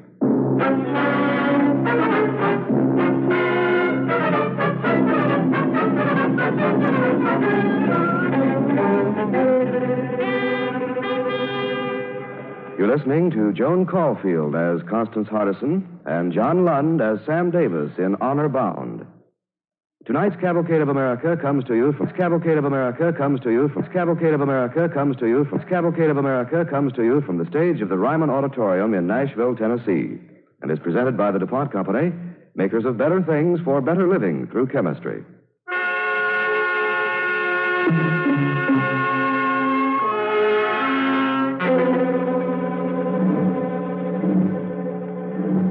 As our story continues, Sam Davis, captured by federal troops, is brought to the jail at Pulaski.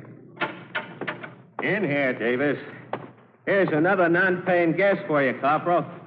Picking's been pretty good in the hill country lately. What's the matter with this one? He's limping. This boot hurts my left foot pretty bad. Could somebody help me? Yeah, we got all the conveniences, even a doctor. Dr. Shaw. Yes, Corporal. One of your fellow prisoners.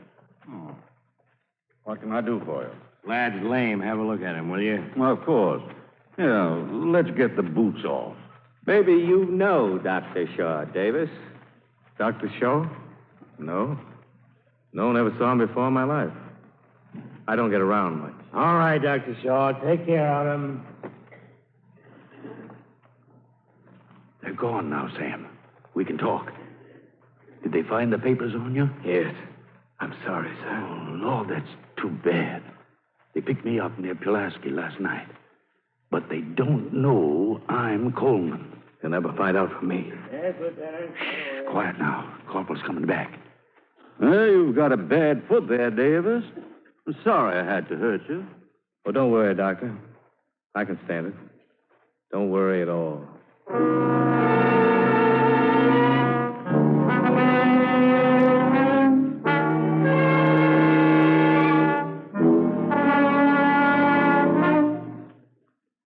Show the prisoner in, Lieutenant. Yes, sir. This way, Davis. Davis, Yes, sir? you know who I am. General Dodge, sir. Commanding the Kansas troops. When you were caught, you had on your person detailed information concerning my command. And it was intended for General Bragg at Chattanooga. Well, my boy, wasn't it? I can't answer that question, General. Davis, you're one of Captain Coleman's scouts. Now, son, the plain fact of the matter is we want Coleman. Where is it? You know. Where is Coleman? Sam. It is Sam, isn't it? Yes, sir. How old are you, my boy? 21, sir. Son, do you realize the seriousness of your situation? Unless you help me find Coleman, I shall be compelled to order your trial as a spy by court-martial. The evidence will surely convict you. You know what that means, Sam. Yes, General Dodge. It means I'll hang. Think of your mother, Sam. And there's someone else? Yes, I thought so. Well, think of her. Think of the life that might be yours. Sam, don't force me. Just tell me where Coleman is, and I'll give you a safe conduct pass back to the Confederate lines. General Dodge, if I don't tell you, my life is over. If I do tell you, my life won't be worth living. I'll have sent another man, my friend, to die for me. Well then, General, I'll have to die. But, Sam, listen. You're doing your duty as a soldier. Let me try to do mine. You have my deepest respect and admiration. Nevertheless, Lieutenant. Yes, sir. Draw up orders for a court-martial to be held tomorrow at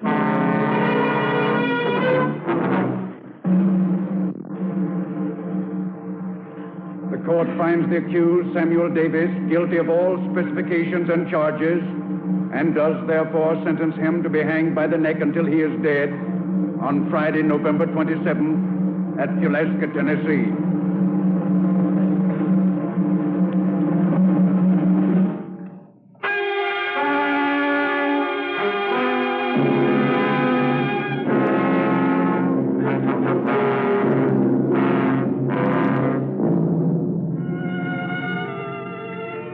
Deliver us from evil.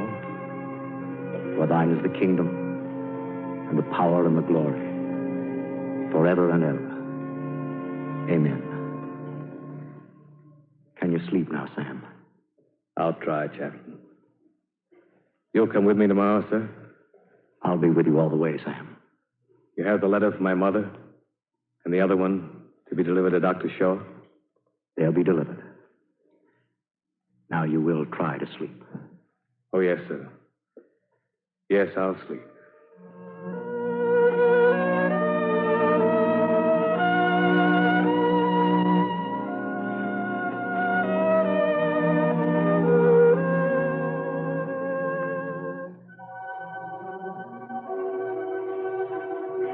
Sam, do you know that tomorrow I'll be the most unpopular girl in all Nashville? Connie. Connie. Is it you? The last dance. Oh, dear heavens, don't let it be the last dance. Should I tell him, Connie? Should I? Wear this locket as a charm, Sam. Against all things evil. Against all things evil. Against all things evil. But it's not good to die, Connie. I won't die. I'll tell them. You hear, Connie? I'm going to tell them. Connie! Sam, my boy, wake up. Wake up, Sam. Why, it's daylight. Yes. You were dreaming, boy. Is it time yet? Almost. Sam, have you changed your mind?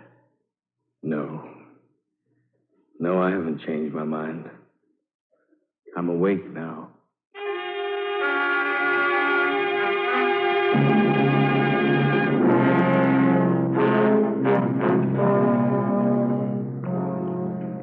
You ready, Sam? Yes, Jeff.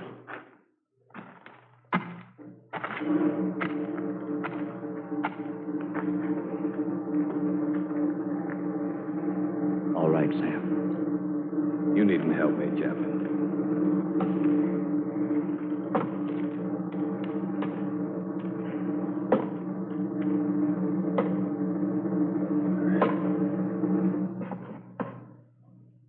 Samuel Davis. It is my sad duty as Provost Marshal to carry out the order of the military court. However, I am authorized by General Dodge to tell you once more here on the gallows that you can still go free if you'll tell us the whereabouts of Captain Coleman. I'd die 1,000 deaths before I betray a friend. Any last request, Sam? May I give the signal myself? When you're ready, Sam, close your right hand. Chaplain Young, would you do one more thing for me? There's a hymn my mother used to sing. On Jordan's stormy banks. Would you sing it for me? I'll try, Sam. On Jordan's stormy banks I stand and cast a wistful eye to Canaan's fair and happy land, where my possessions lie. Where my possessions lie.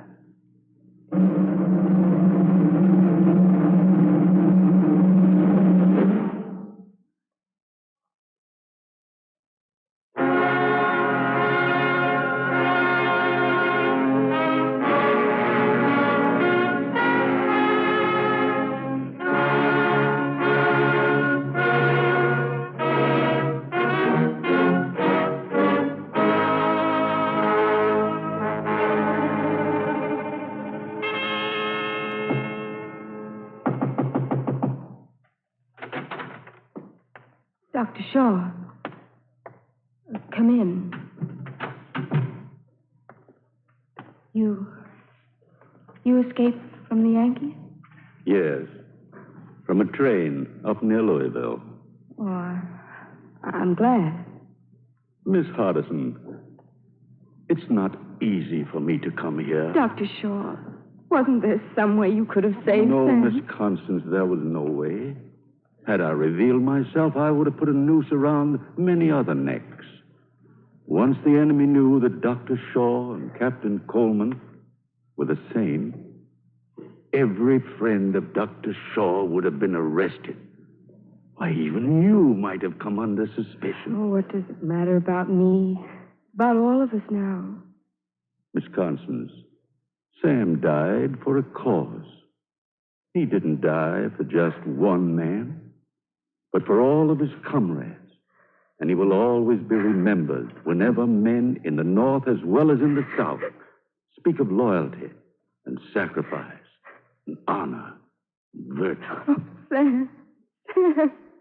Before he went away, he asked the prison chaplain to give me this for you.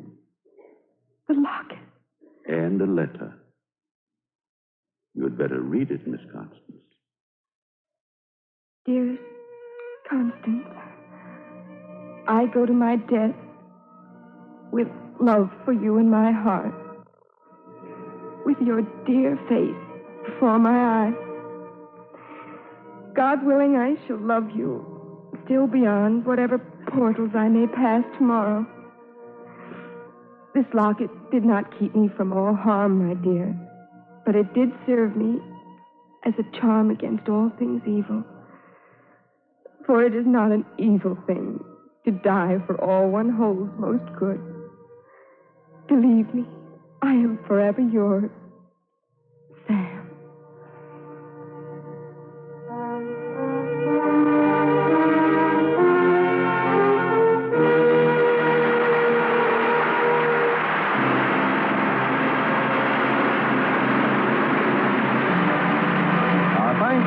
Caulfield and John Lund and our Cavalcade cast for Honor Bound, tonight's story of the Confederate scout Sam Davis. Next week, Cavalcade returns to New York and presents another popular Hollywood star, Dorothy McGuire. Our story, The Golden Needle, is a romantic drama of a girl from a small town who, because of her ingenuity with the sewing needle, helped make American women the best dressed in the world. Be sure to join us. Tonight's original Cavalcade play, Honor Bound, was written by George Faulkner and was suggested by the novel On Jordan's Stormy Banks by Adelaide Rowell, published by Bobbs Merrill, and Sam Davis, Confederate Hero, by Edith Johns Rucker Whitley, published by the Sam Davis Memorial Association. Music was composed by Arden Cornwell and conducted by Donald Bryan. The program was directed by John Zoller.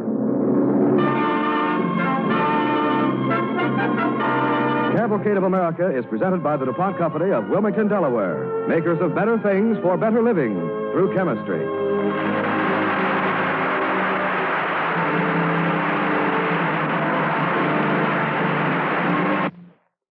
Stay tuned for the Baby Snook Show, followed by Bob Hope.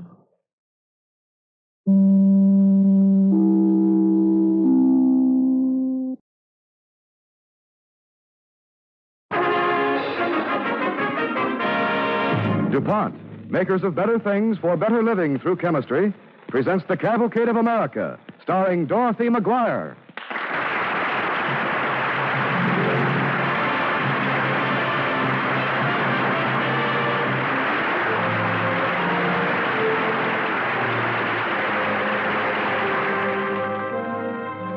Good evening. This is Dorothy McGuire. I don't know anyone, man or woman, who doesn't enjoy looking at a pretty dress. Tonight, I think you'll enjoy listening to the story of a woman who's got 1,000,000 of them. Nellie Donnelly, Nellie Don, who took a needle and a piece of gingham and built a great American enterprise, thus proving, as the song says, that everything's up to date in Kansas City.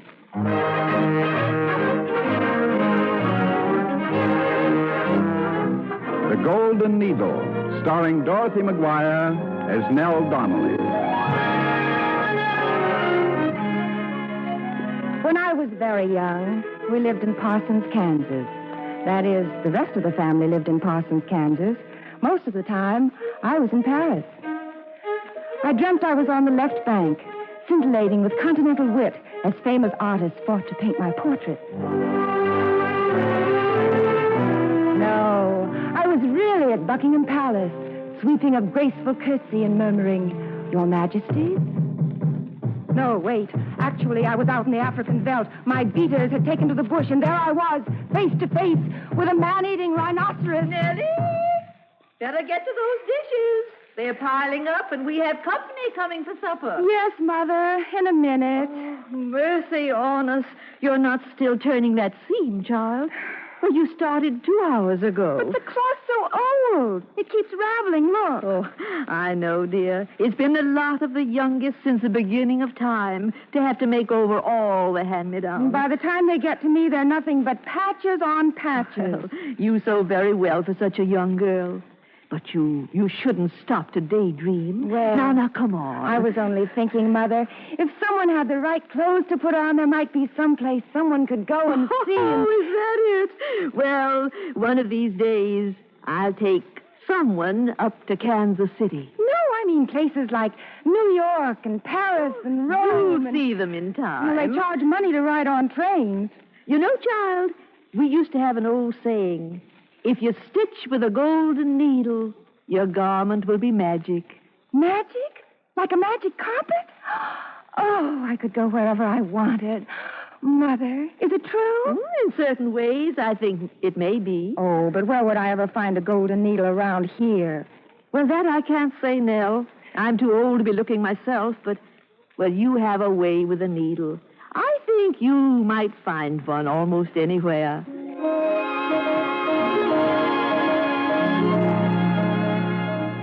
I looked and looked for that wonderful needle, but it never turned up. And as I grew older and thought I was wise, the whole idea became something to laugh at. Then, one day in 1916, after we'd moved to Kansas City, I invited some of my Lindenwood school friends over for lunch.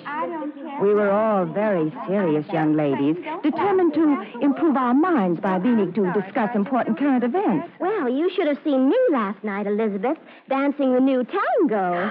Honestly, Martha? Uh-huh. Well, where'd you ever learn how? From Irene Castle herself. You didn't really meet Irene Castle? Well, not exactly to speak to.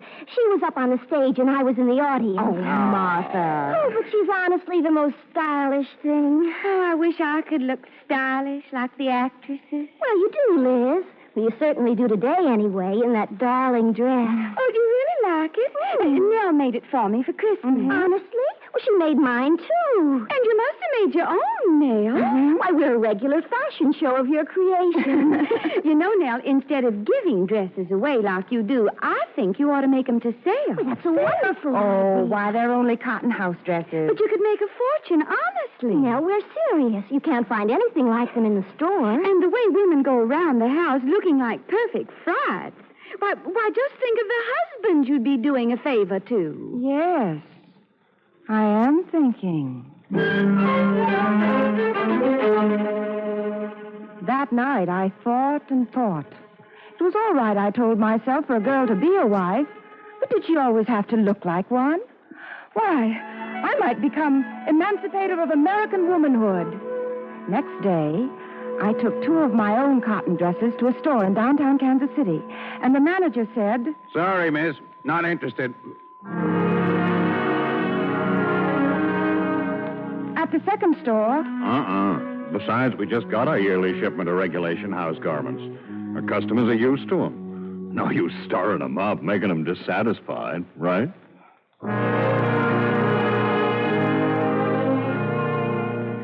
My good shoes were giving me blisters by the time I reached the 6th store. Say, are you touched? Why, it'd cost you at least 6 bits to make up one like this sample. But if a woman had something that was in style and really fit her, she might be willing to pay, say, up to $1. $1? Listen, are you touched? You asked me that before. I don't believe I am. Look, Mr. Ballinger, what does your wife wear to cook and clean in? Oh, I don't know. Every year I usually take her home a couple of Mother Hubbards, size large. Never gave it much thought. Well, how would you like to see her in something, real pretty for a change? Something she could, say, answer the doorbell in, too.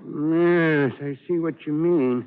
No use trying to high-pressure me. Our customers aren't millionaires, you know. Oh, please, it wouldn't cost you anything to try and sell them. $1 for a house dress. No, I couldn't take the chance. Look, I'm the one who's taking the chance. What if I made up, 18 dozen? Well... Oh, thank you. Oh, you won't regret it. I know you won't. Well, miss, you got plenty of gumption, I'll say that for you. But gumption don't sell merchandise. And if yours don't sell, you're going to be sorry you ever saw the inside of this store.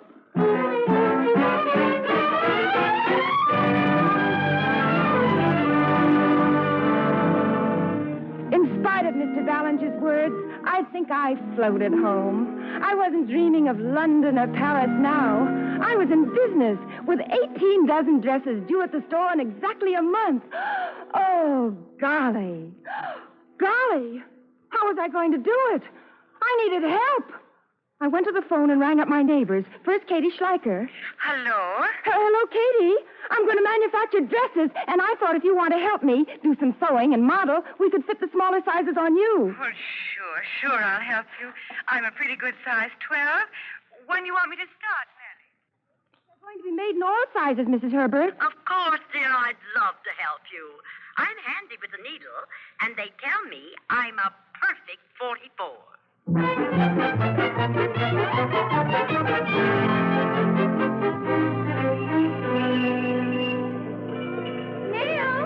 Nell, wait a minute. Oh, Liz, hello. Oh, my, I'm glad I ran into you. We girls haven't had a current events meeting since we were at your house, and I thought maybe this afternoon... I'm afraid I can't make it, Elizabeth. I'm on my way downtown to the sewing machine dealers.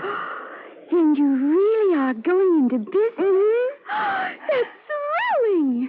But you have a sewing machine. Oh, just that old treadle. Professionals use electrical equipment. Oh, my gracious. Well, won't a new one be frightfully expensive? Not one, 2. And I've hired 2 helpers. Oh, dear, I never dreamed you were going to take it so seriously when I suggested it that day.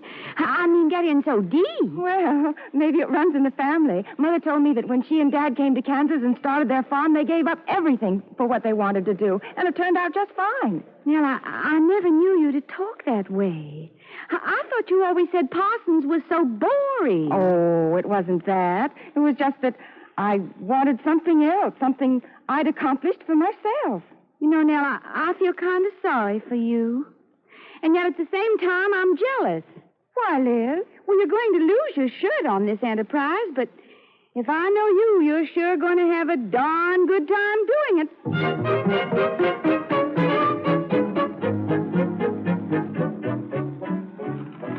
We sat in the spare room, Katie and Mrs. Herbert and I.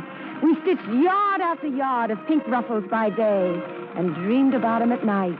We cut and we tucked. We fitted. We stitched and we pressed. And we kept drinking coffee from a bottomless pot. But we weren't going fast enough. So, I worked out a system where each of us made a share of each dress. And somehow, suddenly, the month was up.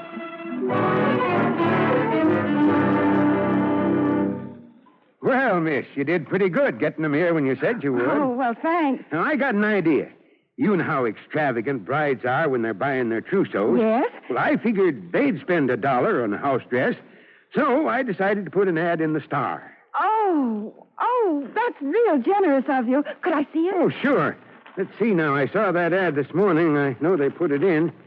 It's funny, I could swear. Oh, yeah. Here it is. Where? Way down here, see? Oh.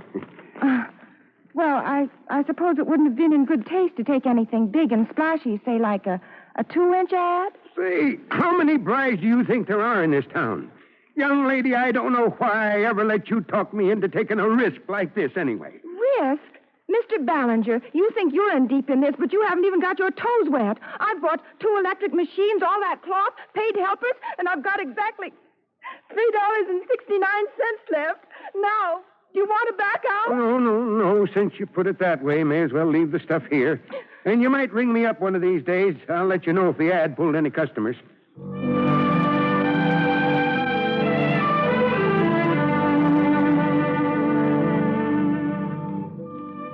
When I got home, Katie and Mrs. Herbert were there waiting. We sat in the kitchen, not saying anything, just rocking, drinking coffee. I don't know what we expected, but there certainly wasn't any use of our just sitting there now the dresses were finished. Oh, it looks like this rain's going to keep up, don't it, dear? Yes, sure does. I wish I knew how to thank you both. You've been so wonderful. I'll fill up your cup. Oh, thanks. Mrs. Herbert, more coffee. Why, yes, thanks. There's the phone, Nell. Yes, it is, isn't it? 3 times. Isn't that your ring? It's our ring, all right. Hello? Hello, this is Ballinger. Had to come into my office to get away from the noise. I got a riot on my hands out there. A riot? Yeah, listen, I'll open the door. Oh, golly! Why didn't you warn me about those dresses of yours? Well, what is it? What's happening? I run out of the entire 18 dozen already, that's what. And now I got a mob of women on my hands, sore as a boil, because I got none left. Oh! Why, my own wife's one of them. Say, how soon can you deliver me some more, and how many? Well, I think Think, just get busy, and keep them coming to me fast you can turn them out. You know you got a gold mine here, Miss Donnelly? A gold mine? Oh, no. A golden needle.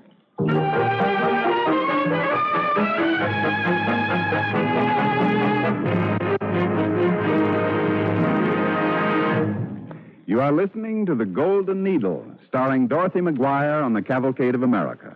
Sponsored by the DuPont Company, makers of better things for better living through chemistry.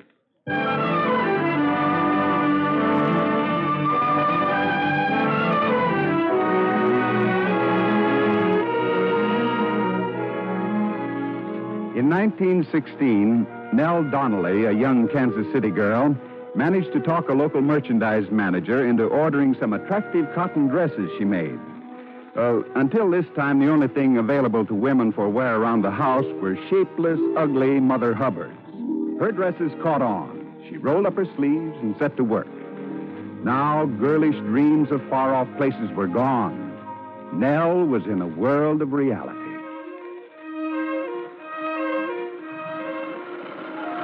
We cut and we stitched. We added designs. We began making dresses to wear on the street, to church, and to work, as well as at home. And we always reflected the mode of the day. When the high-fashion hem began climbing kneeward, ours climbed. And when the waistline dropped down to the hips, well, didn't you wear them? I traveled. I went to New York. I saw woolens in England, new trends in Paris. Oh, I lived my dream of the golden needle. Then, all at once, with no warning, the whole world seemed to be out of a job. The Depression. Some of us women set to work, ladling out soup to a long line of hungry men at the county soup kitchen. Hello. Hello, ma'am. They told me there was this place I could get something to eat. Yes, that's right. I don't like doing this. I never asked for anything, and... Here you are, sir. Your soup. You may find that a ghost of a chicken has strolled through it. Gosh, man, that's the first time I've thought anything was funny, and I don't know how long. Well, I believe in facing the unvarnished truth. What did you do before? Shipping clerk. Oh? Then I got to be head of the department. Look, you go over to the Donnelly Garment Company and tell them a tall Irish-looking gal at the soup kitchen suggested that you drop by. Hey, ma'am, you kidding us? That ain't... No, I'm not kidding. Believe it or not, we have vacancies in our shipping department. Now go on, before somebody else gets that job. Yes, ma'am. Pardon my curiosity, Miss Donnelly, but I've been watching you. Why, Senator Reed, I didn't see you standing there. Good evening. Good evening. I hope you don't mind my paying your kitchen a visit. Oh. I've been out walking, and I'd heard about what you ladies are accomplishing here. Mind? Why, I'm glad you did. Don't know anybody with a lot of nice fat stewing hens they'd like to donate. I'll see what I can do. Tell me, Miss Donnelly, just how many jobs at your dress factory have you handed out today, along with the soup? Why, I didn't hand any out, Senator. We're short of help at the plant. Oh, you're joking, of course. Well, why? Is there any law against needing more employees? Well, no, but in these times, it's certainly unique. Senator, I owe a great deal of happiness to the people who've bought my clothes through the years. Mm-hmm. I see your point, but you can hardly keep a factory going on gratitude.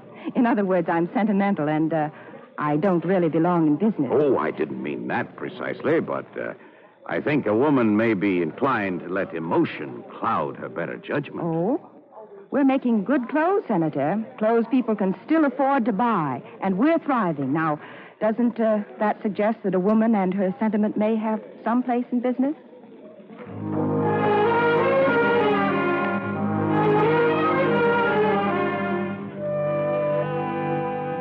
After that, I expected to see the Honorable James A. Reed, former senator from Missouri, because his law firm was retained by our company. But what I hadn't dared to expect during the times we met to discuss, very general topics, was that we would fall in love. And then, one evening, as we drove through the snowy streets of Kansas City... Nell, look, the skaters are all out on the duck pond. Oh, let's stop. All right. You know, as long as I've lived in this city, I've never found out what happens to ducks in the winter. I'll see if I can't launch an investigation. Nell. Yes, Jim. You want a big wedding? Certainly not. You told me that surroundings, the trappings, as it were, mean a great deal to you. Well, they used to. I used to think the most important things in the world were to travel and, to be somebody. And now that I have traveled and grown up with my business... If only fulfillment could equal the dream, eh? I'm afraid I know. But, Jim, it has equaled the dream. Does that sound strange, to be so pleased and proud about a factory? No. I only hope you won't mind too much giving it up. Giving it up? Nell, we're going to be married. You do intend to close the plant, don't you?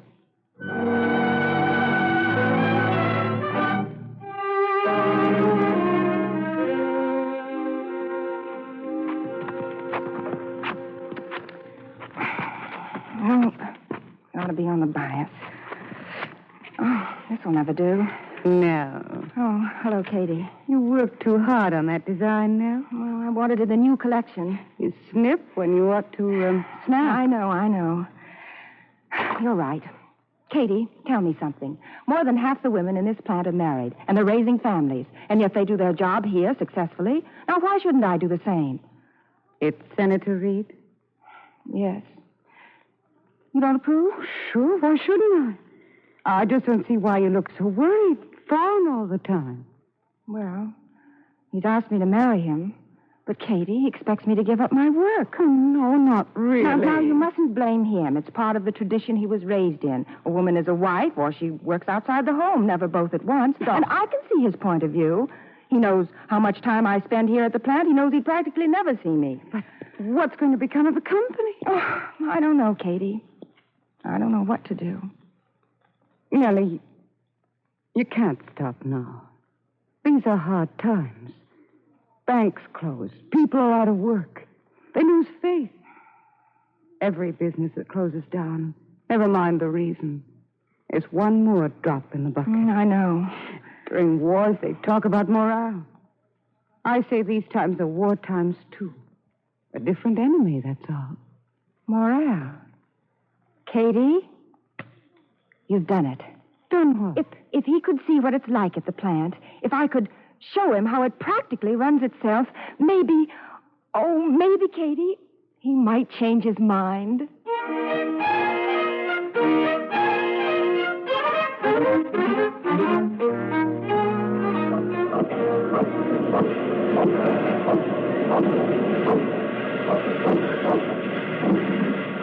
Little on the noisy side, isn't it? Beg pardon? I said it reminds me of the Senate during a budget session. You're not as wrong as you think. This is the cutting room. What? Good Lord, how do any of them know what they're doing? Oh, you'd be surprised at the number of experts we have. Actually, the plant practically runs itself. Excuse me, Miss Donnelly. Oh, yes, Amos. Just got a call from the design room. Yes? They got an idea they want to talk over with you. Okay, call him back for me, will you? I'll be over as soon as I can. Oh, sure thing. Say, who was that fellow? I remember seeing his face before. Well, you ought to. He used to be chairman of the County Board of Supervisors. What? Mm-hmm. What's he doing here? Supervising. We have lots of people like that who never expected to see the inside of a dress factory, but they're doing just fine. And as I say, the place practically runs I itself. hate to interrupt you right now, but... Well, what is it, Katie? The new buttons haven't come in yet. We can't finish the blue and white polka dot till they do. Well, put Elizabeth to work on it. She'll get them to come through. All right, now. Elizabeth, not your old school friend. Sure, she's very valuable. The jobbers can't get a word in edgewise when she gets started. They have to deliver the goods. Now, let's see. I was about to show Morning, you... Miss Donnelly. Well, good morning, Charlie. What's troubling you? We got a problem with that new material. The needles keep breaking. Well, let's have a look. I had an idea. It sounds crazy, but... Most good ideas do. What is it? Well, the reason the needles break is they get too hot. I think if we install little electric fans here to sort of cool them... Well, it sounds crazy, all right, but go ahead and try it. Thanks, Miss Donnelly. Miss Donnelly? Yes, Clara? I was doing this scene with the lingerie tape, the way they sent instructions from the design room. Yes? But I think I know a way I can maybe do it so it's double-stitched. Oh, do you really think so? Mm. Well, let's see. Could a mere man look to... Oh, Jim, good heavens. I forgot all about you. I know. It's quite obviously an absorbing business. And here, I brought you here to the plant just so I could convince you it practically runs itself. Well, doesn't it? From what I've seen so far, everybody in the place is busy trying something, some crazy idea. My mother had a crazy idea once, Jim, when she told me about the golden needle, knowing very well I'd believe her. And you still believe her, even now. More than ever. Oh, Jim, I'm sorry, but even for us, I could never give it up. My dear, I don't want you to give it up. Why, you've got me believing in it, too.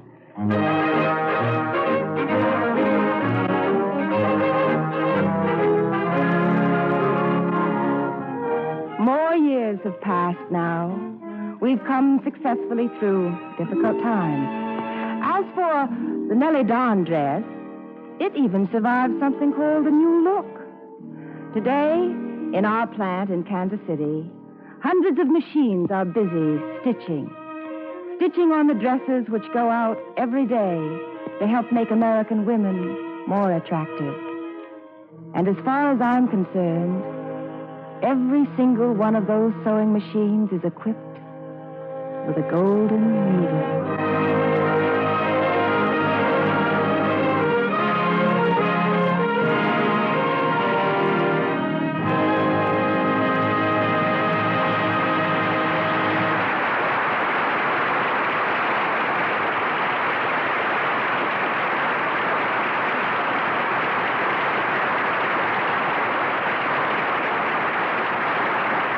Our star, Dorothy McGuire, will return in a moment. Now, our star, Dorothy McGuire.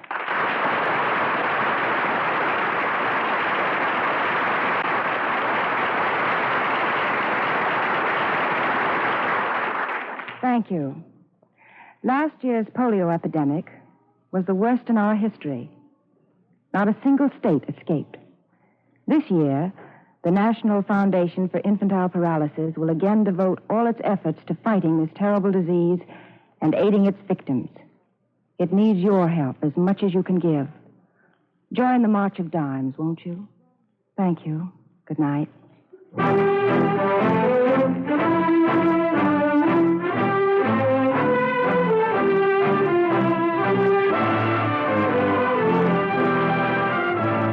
Next week, Cavalcade will present another popular Hollywood star, Robert Taylor. Our play, The Interchangeable Mr. Whitney. Be sure to listen. This is Ted Pearson speaking.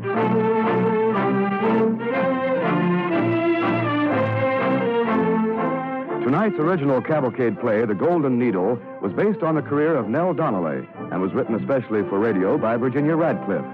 Music was composed by Arden Cornwell and conducted by Donald Voorhees. The program was directed by John Zoller. Dorothy McGuire may soon be seen in the 20th Century Fox picture, Mother Didn't Tell Me.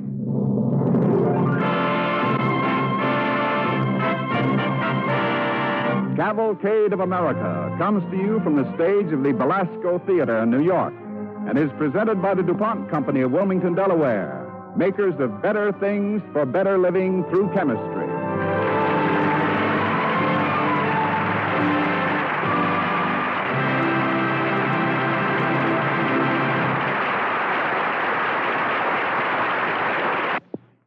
Stay tuned for the Baby Snook Show, followed by Bob Hope on NBC.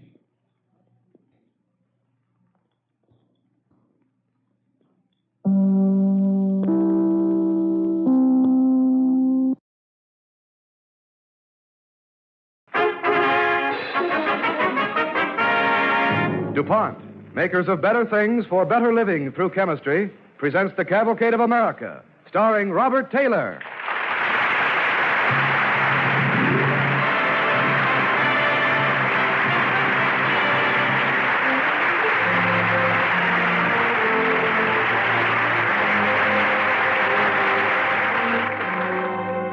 This is Robert Taylor. Tonight's cavalcade is called The Interchangeable Mr. Whitney. I have a question. Why should you remember the name of Eli Whitney? The cotton gin? Perhaps. But there's something else, something much more important than the cotton gin, and we're going to tell you about it. Listen. I shall be Eli Whitney.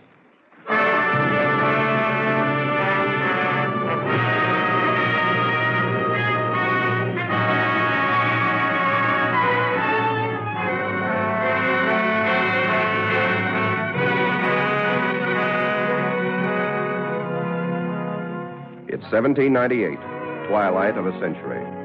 Place, Hamden, Connecticut. I am approaching my workshop by the back way, for Connecticut seems to be filled with my creditors. Well, Mr. Whitney, I've been waiting for you. Rowley.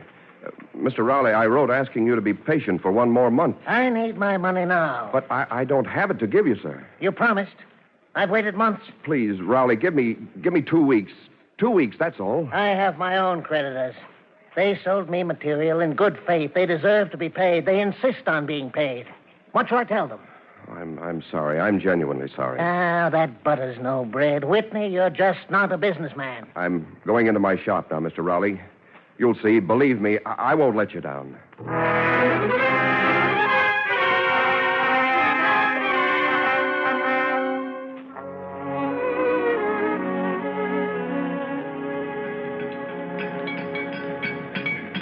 Joel, about those orders, when can you... What's wrong with your lathe? Nothing, sir. But you're not working. That's correct. I'm through with the lathe. What? Through. Finished. I'm taking off my leather apron. Mr. Whitney, I quit. What did you say? Well, if you can hear it again, I'll say it again. I'm done with the mechanic's trade. Finished for good. But it's in your blood, Joel. Don't talk like a child. You're the child, Whitney. You invent a machine for cleaning cotton. But I don't care how good an inventor you are. It ain't enough, because you're no businessman. You're wrong, Joel. I have an order in my pocket now for 2 new gins. Wake up, Mr. Whitney. There are blacksmiths in Georgia and Carolina with hundreds of orders. I'll sue them. I hold a federal patent on the cotton gin. They laugh at you and your patent. No, Mr. Whitney, there's no future in manufacturing. So I'm leaving. I'm going back to the farm.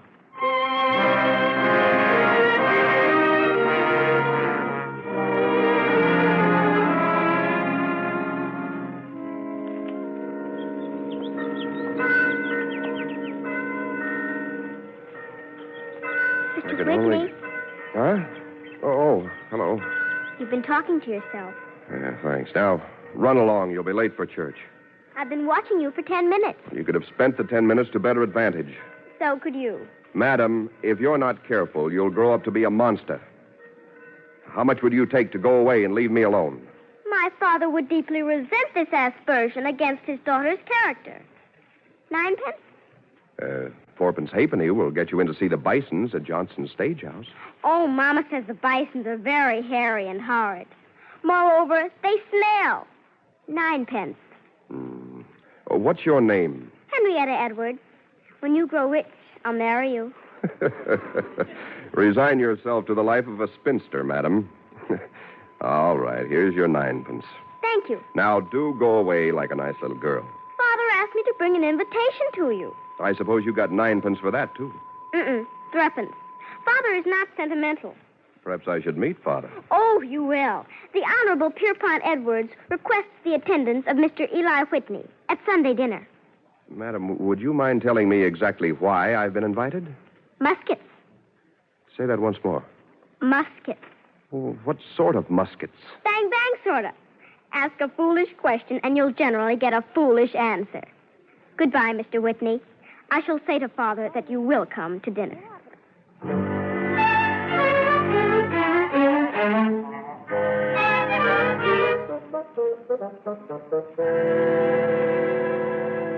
Here. Let me pour you some wine, Mr. Whitney. That's fine, Mr. Edwards. That'll do very well. Whitney, these are bad times. Yes, they certainly have been for me, Mr. Edwards. And for the United States. Seamen are being taken off American ships by the French and the British every day. Yes, I know. It's bad. That's only a straw in the wind. Across the sea, there's a man named Napoleon Bonaparte. Well, I know very little of such things, Mr. Edwards. But I do. In the capital, there is anxiety. Our government fears the French. It fears the English. Whitney, your country is defenseless. No navy, no army, not even a musket. Well, I don't wish to be rude, sir, but I'm not a maker of muskets. I'm a manufacturer of cotton gins. Whose business has come to a standstill. That's true, but what do you want with me? I've watched you. There's something you can do. Something constructive. You propose that I manufacture muskets? It is not my proposal. It originates with the Secretary of State and the Secretary of the Treasury, Mr. Jefferson and Mr. Walcott. Why did they select me? Well, I think you were on their conscience. They issued a patent to you which has been openly flouted. But sympathy isn't the chief reason. Whitney, Mr. Jefferson may be wrong, but he believes you to be the best mechanic in America.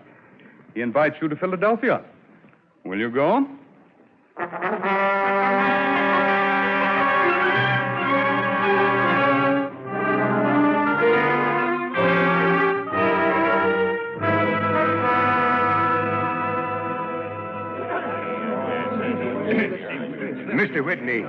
This committee is satisfied that you are a most ingenious mechanic. We have Mr. Jefferson's word for that. Thank you, sir. But as Secretary of the Treasury, I ask, can you meet the conditions of manufacture that have been imposed? What conditions, sir? That you manufacture a flintlock musket, 59.5 inches long, of .69 caliber. Yes, I can do that, Mr. Wolcott. For each musket, you will be paid $13.40. That's a fair enough price for a musket. We're talking about 10,000 muskets. 10,000? Yes. The government has called in the best gunsmiths in America. Will take them 10 years. And we must have the muskets in 10 months. But that's impossible, Mr. Secretary. All right. Then we'll say 15 months. No, Mr. Wolcott, I know your need is urgent, but I cannot do it in that time. No one can. 2 years, then. The committee agrees that we can wait a maximum of 24 months, but no longer. That is a condition, Mr. Whitney. If it's a condition, I suppose I must accept it. Do not suppose, sir. Do you or do you not accept the condition? Very well. I promise to deliver 10,000 muskets in 2 years' time. And what if you fail to deliver in 2 years' time? I will convey my apologies to this committee. It's not a joking matter, Whitney. Congress demands a forfeit if you fail. What forfeit? Your bond of $30,000. Well, then I've come to Philadelphia just for the fresh air. Gentlemen, I do not have $30 to my name. Whitney, what if I told you that the bond has already been furnished in the entire amount? I would say that you have a sense of humor, Mr. Wolcott. So? Then how do you explain this paper in my hand? It is a guarantee by a group of merchants in Hamden and New Haven that you will fulfill your contract. They pledge $30,000 that you will not fail. May I see it, sir? You may. Pierpont Edwards, Timothy Phelps, Rowley. You smile, sir? It's in amazement. Even my creditors are behind me. They are no longer creditors.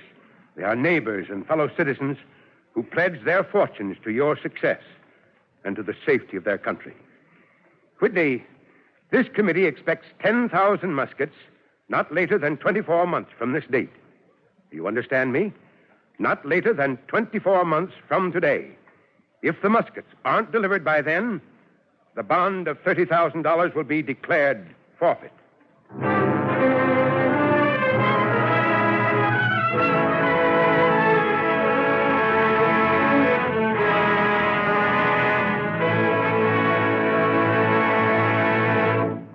You are listening to the Cavalcade of America, starring Robert Taylor as Eli Whitney.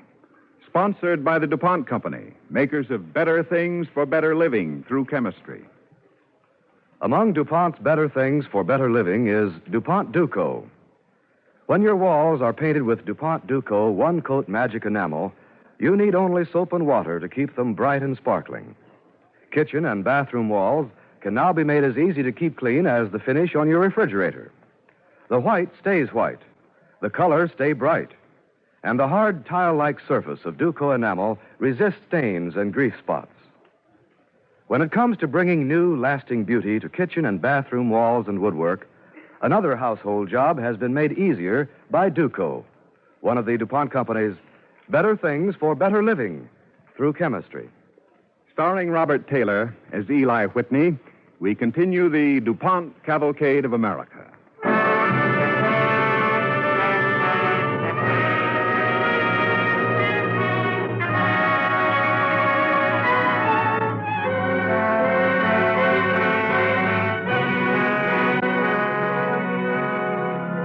In the spring of 1799, Eli Whitney turns from cotton gins to muskets. It's a race with America's security and $30,000 at stake. In Hamden, Connecticut, there is gossip in the taverns. And young Henrietta Edwards is troubled. I went to your shop, and they said you were home in your room. Go away, monster. I'm very busy with this musket. They are saying things about you in the tavern. Such as? That in these weeks you haven't made a single musket. That you're planning to defraud the government of the United States. And what do you say to the gossips? Oh, I don't say. I scratch. Monster, if you were 10 years older, I would marry you. Never fear, Mr. Whitney. I shall be 10 years older, and you will marry me. Meanwhile, people are talking. They say you make cotton gins with the money the government gave you to make muskets. And they also say that you spend too much time in your room. Well, it's easier for me to think here. Madam, if I were to ask you how a gun is made, what would you answer? Go to a gunsmith. Oh, but I have gone to a gunsmith. I've watched carefully. First he carves the stock, then he forges the barrel, then he makes the lock piece by piece. Prison, cock, trigger, piece by piece. It takes weeks to make a single gun that way. And I have only 2 years for 10,000 guns. Then don't you think you should begin right away? I am beginning, Monster. I am thinking. That is always the best beginning. Now, you'd better go away and let me think. All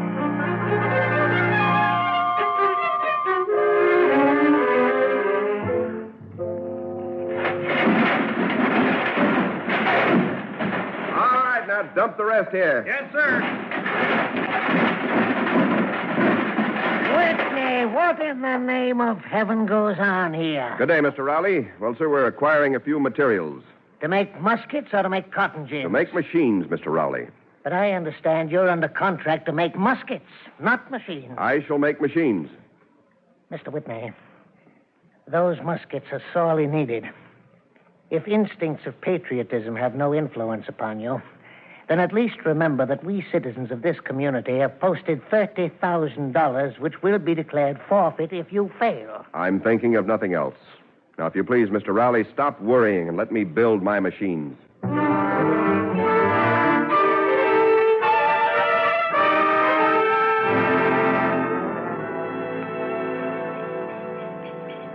Forgive me for intruding, for I have no proper place. Oh, Mr. Edwards, come in. You're always welcome, sir.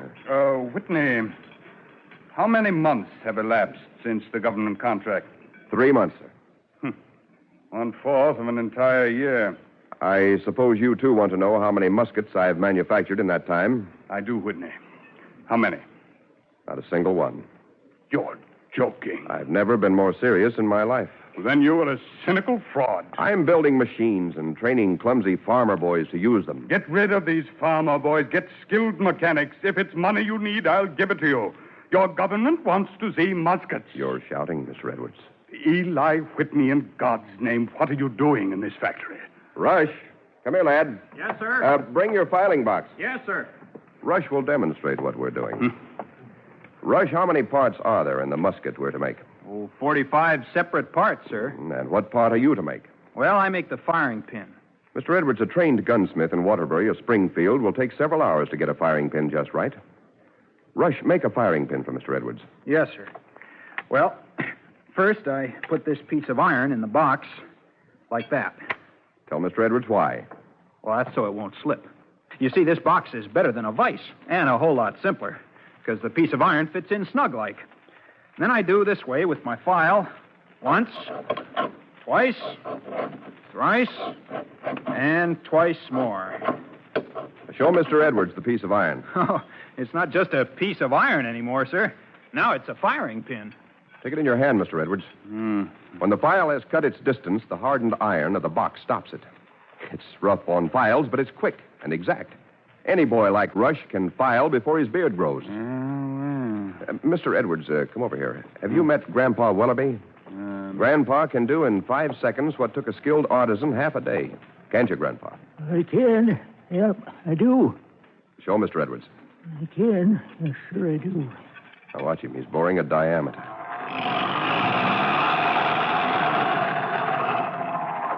That's all there is. Pretty, ain't it? He didn't use his eye. He didn't use his hand. No compasses, no calipers, no measuring, no time lost. The tool stopped the moment the diameter was reached. Any other questions, Mr. Edwards? No questions, Whitney. I've seen as much as I want to see. You go ahead. I'll try to keep Rowley and the others from bothering you.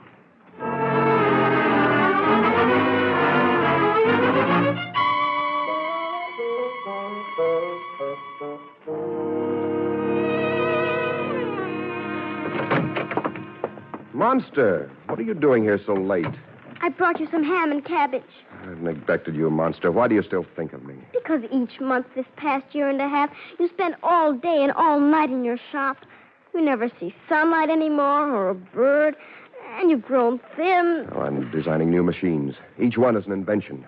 I've even discovered things in myself. Papa says you've got rings under your eyes, that you cough like a man with consumption. Some even say that you're crazy. So where will it all lead? To 10,000 muskets.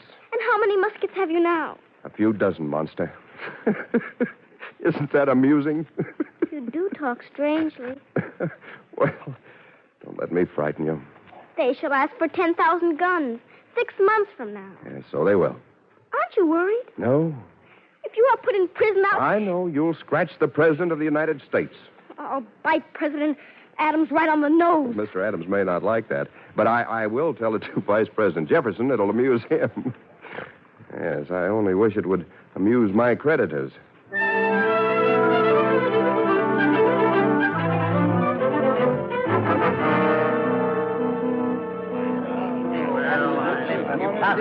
Eli Whitney, you're no more than a common thief. You have defrauded us, Whitney. We posted bond for you, man. Do you know what day this is? Well, we're talking to you. Don't stand there and look at us as though you're a day's ride away. Do you know what day this is? Yes, Mr. Rowley, yes. Today I'm supposed to be in Washington with 10,000 muskets. Friends, let us return to our homes. This man has no soul. Mr. Phelps. I do not wish to speak to you. I'm going to Washington, Mr. Phelps. The government won't take away any of the money you've posted. Why won't they? Are you delivering 10,000 muskets? You are not. Listen to me, please. I began at the beginning. I began with a simple bar of wrought iron. It was nearly shapeless. And when I shaped it, I held in my mind the design not of a tool, but of the thing I was going to make with the tool. Only then can a tool come into proper form by itself. Gentlemen, let's go home. It's plain to see that the strain of these 2 years has taken its toll of the poor man. I lose my money. Eli Whitney has lost his mind. I'm going to Washington. I only hope they have enough imagination to understand me.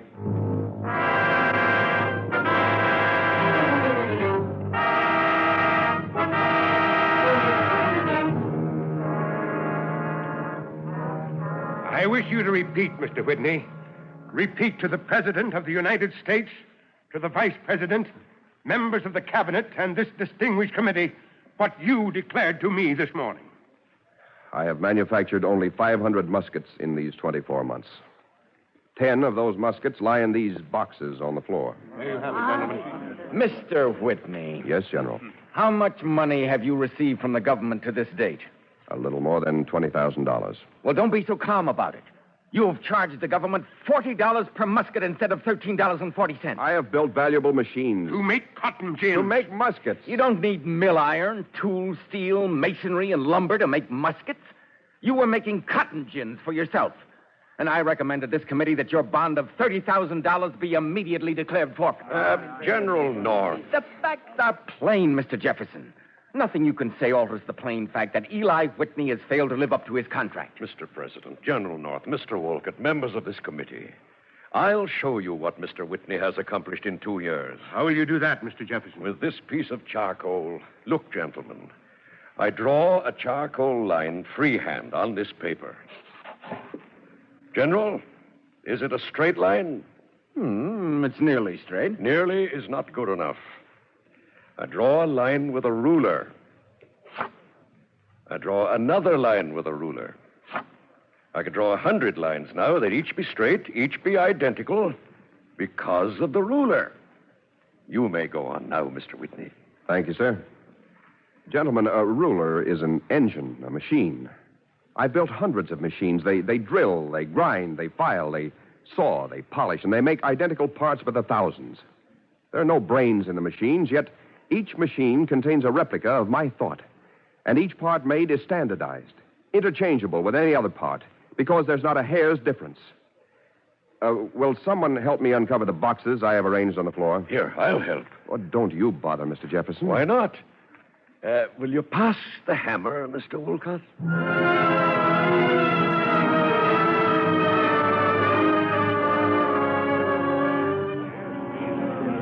Thank you, gentlemen. Thank you. Now, here are the parts. The parts of 10 muskets, 10 barrels, 10 stocks, 10 trigger guards, 10 prisons, 10 firing pins. Gentlemen, take any barrel, take any stock, take any part. Choose the parts at random. They are exactly alike and interchangeable. They will fit together like a watch made by a fine jeweler. Mr. Whitney, I don't believe a word you've said. General North, I will assemble an entire musket in 10 minutes from parts that you will select for me. If you wish, I will do so blindfold. You're a charlatan. I'm ready to wager upon the outcome. Name your wager. $30,000. Well, what does this committee say? I wager the bond which General North has already declared forfeit, but which I tell you is not forfeit because I've built you machines to make not 10,000 muskets, but 100,000 muskets. 1,000,000 muskets, if you wish. Cover my eyes, General North, and choose the pieces at random. Oh, we won't cover your eyes, Whitney. We're your friends. We're not children. General, hand Mr. Whitney the pieces.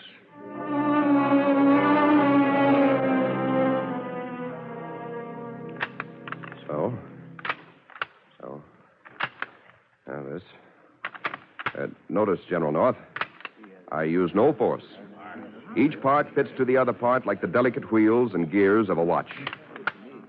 General North, what would you say this is? I would say, Mr. Whitney, that this is an exhibition of magic. No, General. It is an exhibition of a new principle of manufacture that may well be extended to the production of any machine in America. Standardized, interchangeable parts. Now, if a part should break, it can be replaced almost instantly with a like part. Mr. Whitney.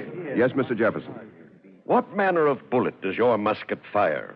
A round bullet of 1 ounce. By a coincidence, I happen to hold in my hand one round bullet weighing exactly 1 ounce. And a charge of powder. The window is open, Mr. Jefferson. There are woods in that direction, and nothing can be harmed. The musket, sir. Thank you.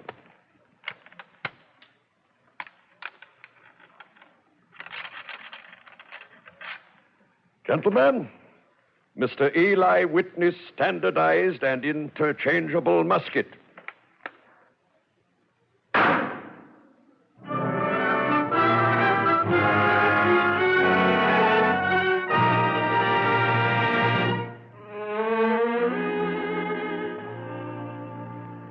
You're going home, Mr. Whitney? Thanks to you, sir, I go home with a lightened heart. I'm glad the committee chose to return the bond. Your friends in Connecticut will rejoice. I hope so, sir. Whitney, muskets are for war. But you mustn't think only of muskets. You must make engines cheap for everyone. A clock for a farmer, a machine for tillage, an engine for planting. Whitney, make printing presses. Whatever I can, Mr. Jefferson. Well, you can do anything. You are now the interchangeable Mr. Whitney.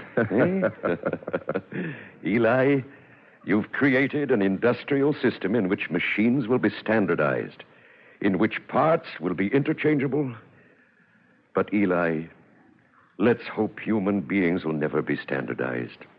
Each human being must be unique, individual, sovereign, sacred. I pray God, Mr. Jefferson.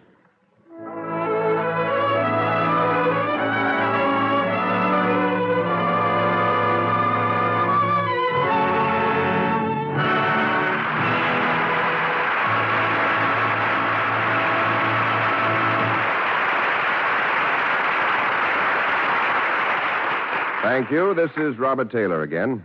Our play is finished, but after a story like this one, I always find myself wondering if boy gets girl, or rather, if girl gets boy. Do you want to know what happened to Henrietta Edwards? Well, I'll tell you. She grew into a lovely woman, not a monster. And she had her way. She married Mr. Eli Whitney. By the way, Robin Morgan played Henrietta.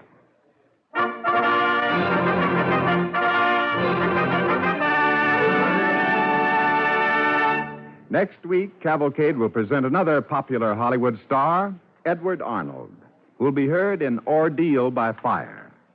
Be sure to listen to the DuPont Cavalcade of America next Tuesday night when our star, Edward Arnold, will enact another of his great American portraits. And let's remember this. Today, more than ever, it's important that our country should not be divided into antagonistic groups. Hatred and strife among Americans are interpreted by other countries as proof that democracy cannot work. Our security And our prosperity demands that all of us unite together, regardless of race or religion, to work for America. This is Ted Pearson speaking. Tonight's original Cavalcade play, The Interchangeable Mr. Whitney, was written by Morton Wishengrad, suggested by Roger Burlingame's Whittling Boy, Harcourt Brace and Company publishers. Robert Taylor is currently starred in the Metro-Goldwyn-Mayer production, Ambush. Music was composed by Arden Cornwell and conducted by Donald Voorhees. The program was directed by John Zoller.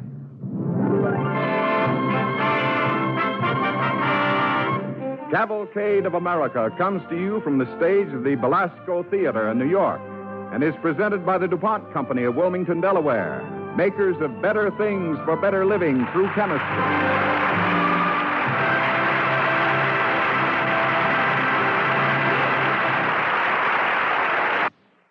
Next, Baby Snooks. Then stay tuned for Bob Hope on NBC.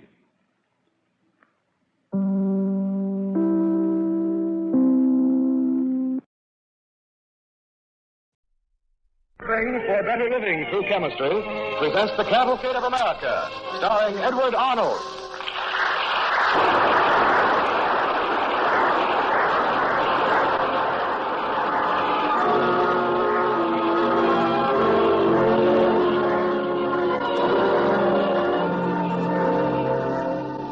Good evening. This is Edward Arnold. And our story on the DuPont Cavalcade is set in the year 1835. And I play the part of a man named Eliphalet Terry, who lived in Hartford, Connecticut. Now, the year 1835 brought many decisions, and among them my daughter Sarah's decision that young Edward Carrington would make a perfect husband. Now, let me take a look at you. Come on. Oh, Sarah, really, I don't... Shush. Oh, dear. What? Your boots are dusty. Naturally, I've been walking. But I want you to make a perfect impression on Father. Father's very particular about his appearance, and he'll expect the same from his son-in-law. Oh, I think I should see him at home. This evening, No, I should say not. Father is in town today. There's some kind of a meeting at Cousin Nathaniel's insurance office. We'll go right But down Sarah, there you now. just don't walk in on a man during a business conference and ask him to marry his daughter. It just isn't done. Edward Carrington, you're a procrastinator. If you put it off until this evening, then this evening you'll find another excuse to wait until tomorrow, and then tomorrow after that. Now, you know what Hamlet said. If it were done when 'tis done, then 'twere well it were done quickly. That wasn't Hamlet, it was Macbeth. Oh. And he was talking of doing something simple, a mere assassination. This is a lot more difficult. This takes finesse.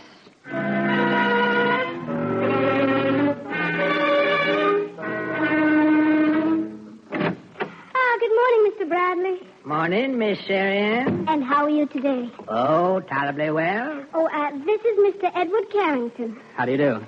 Like I just said, tolerably well. Mr. Bradley, is my father in with Cousin Nathaniel? Yes'm. Do you think he'll be long? Maybe yes, maybe no. It's hard to say.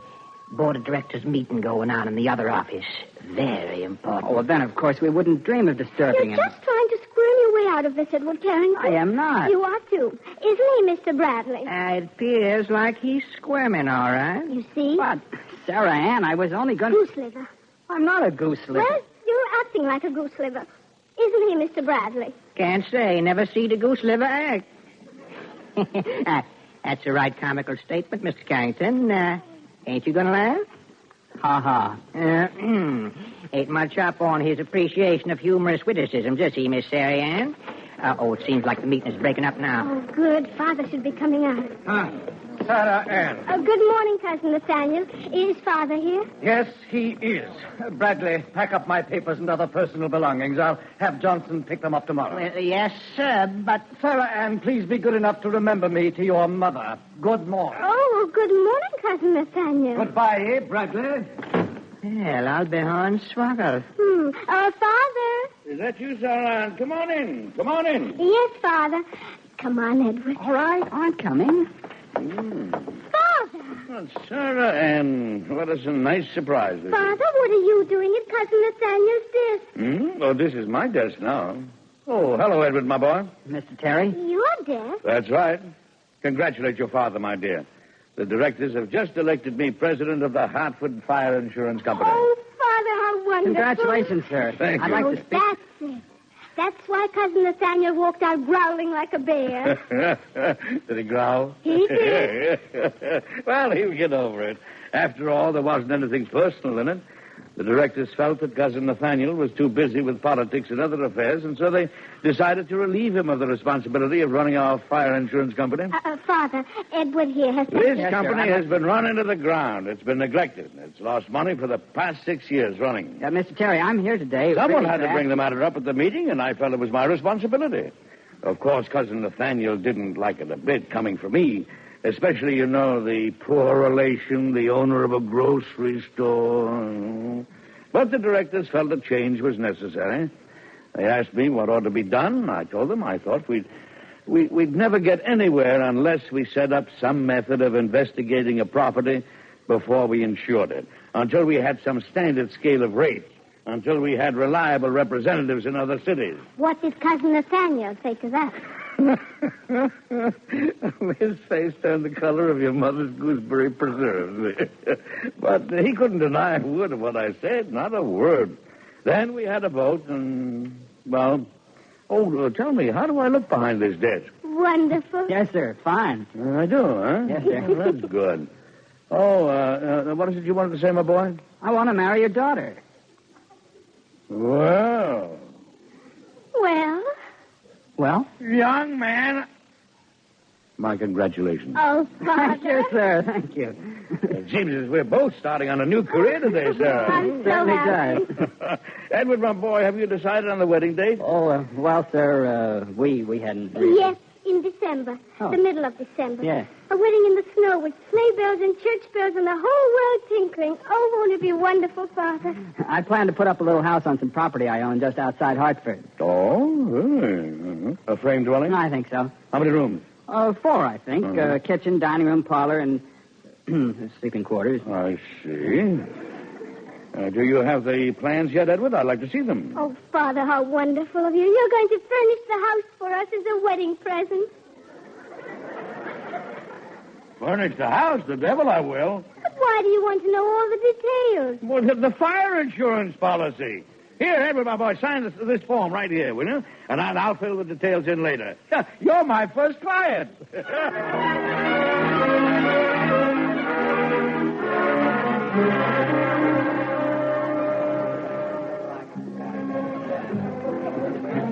Oh, now, come on. Come on. Sarah, please. Oh, hush.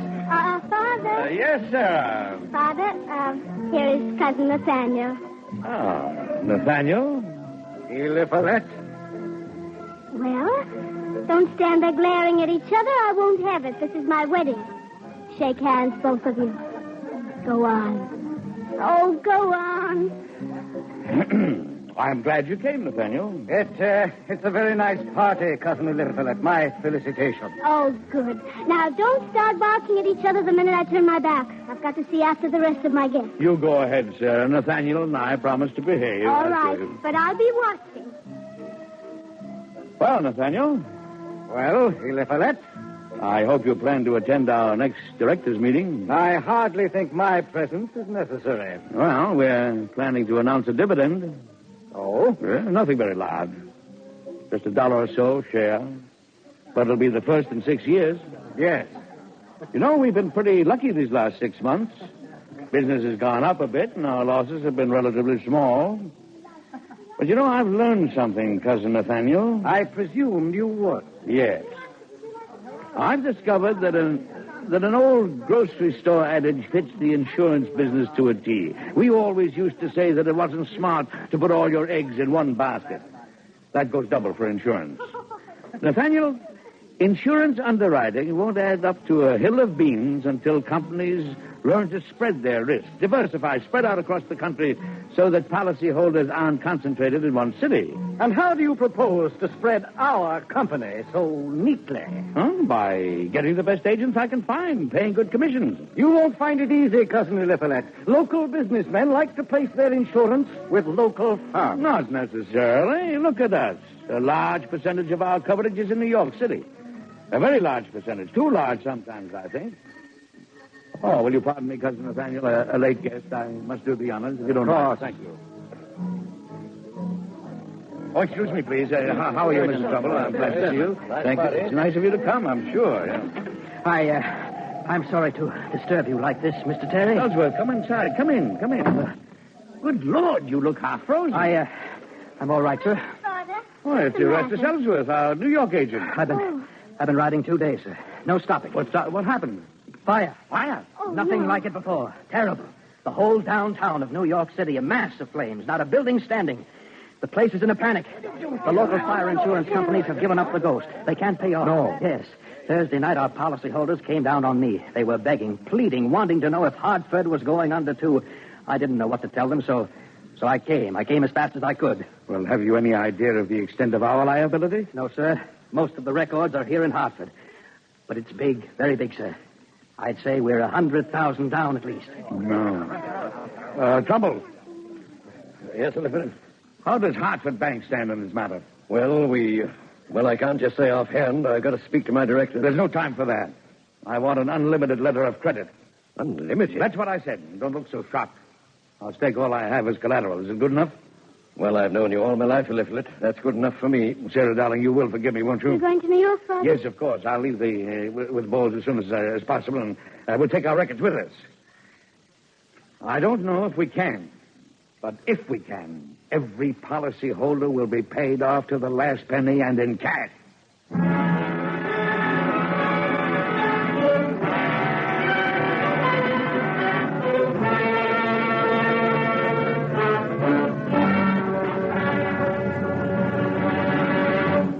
You are listening to the DuPont Cavalcade, starring Edward Arnold as Eliphalet Terry.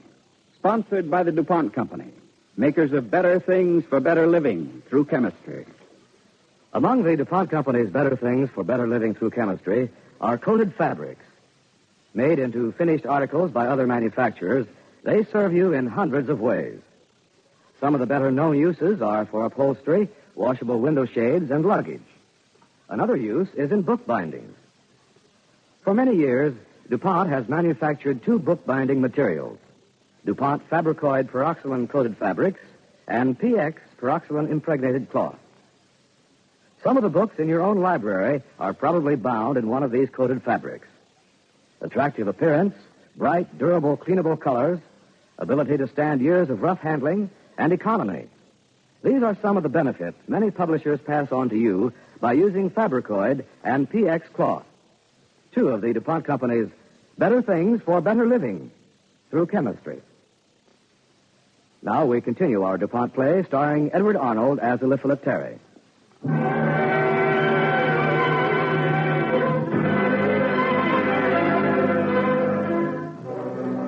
His firm on the verge of bankruptcy as a result of the great New York City fire of 1835, Eliphalet Terry, president of the Hartford Fire Insurance Company, and James G. Bowles, his secretary, ride through a blizzard to reach the scene of the tragedy.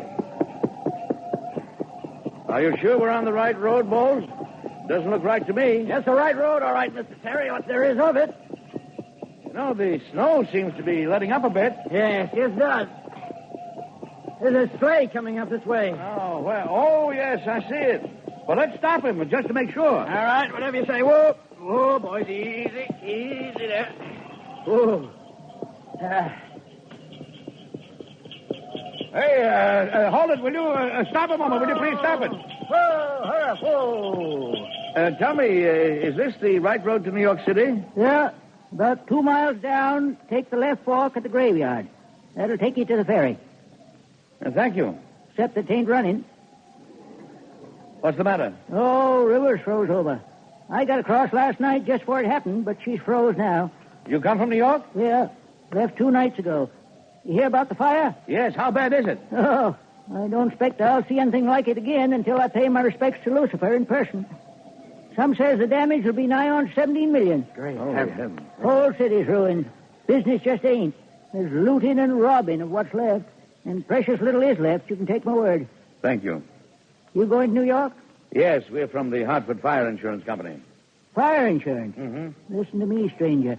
You hightail it back where you come from. One thing that ain't popular in New York right now is fire insurance companies. Because they all went bust. You put your face in New York and they'll have you hanging from a tree within the hour, that's for sure. Thanks. You going anyway? Going anyway. Get up, horse. No use us wasting our good sense on plain darn fools. Get up. Go on.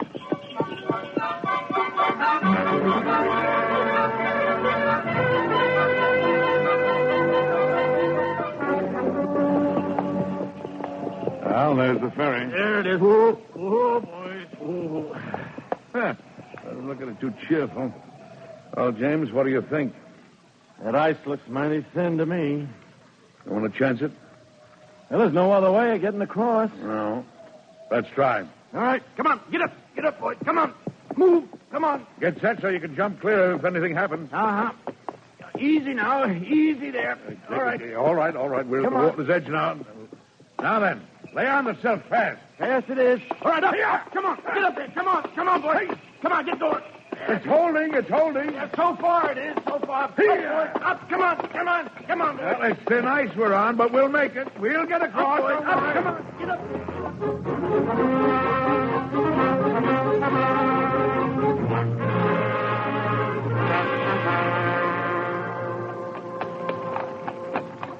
Hold up there. Stop. The road's closed. You can't go any further. We've got to get to Lower Broadway, Sergeant. Well, what's your business? We're from the Hartford Fire Insurance Company. Oh, well, all right then. But you better go down by the way of the west side. It's the only way through. Well, thank you. Come on, get up. Get going. Come on.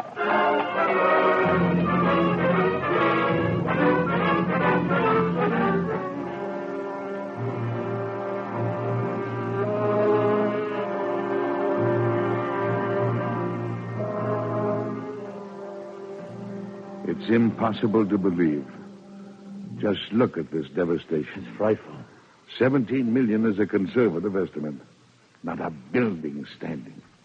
As if someone had taken a scythe and cut the buildings to the foundation. You think they can ever rebuild? They have to rebuild. They've got to. This thing can mount up like a snowball.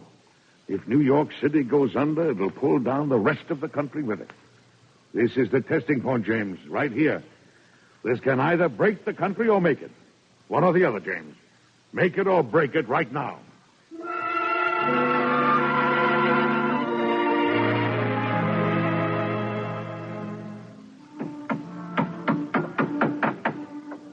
Well, how does the sign look, James? Straight? Up just a bit more on the left. Is that better? Yeah, hold it there. That's it. That's better. Oh, Hartford Fire Insurance Company. Temporary headquarters. Well, I guess that ought to bring us some visitors.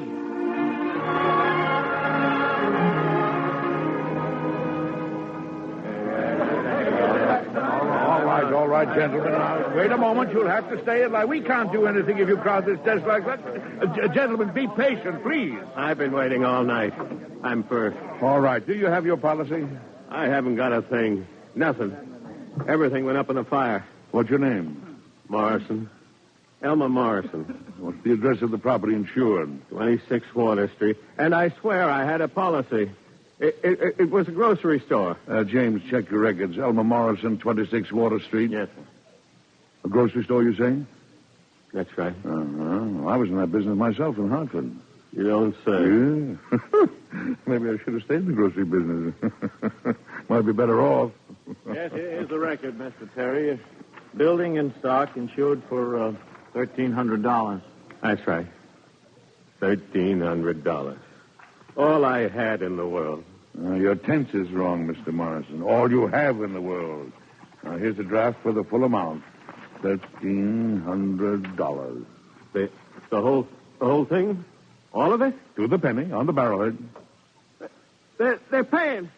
They're paying off to the penny. Hey, let's see. You hear that, everybody?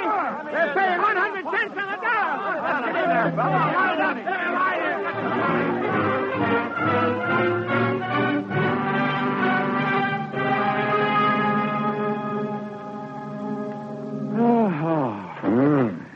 I guess that does it for tonight.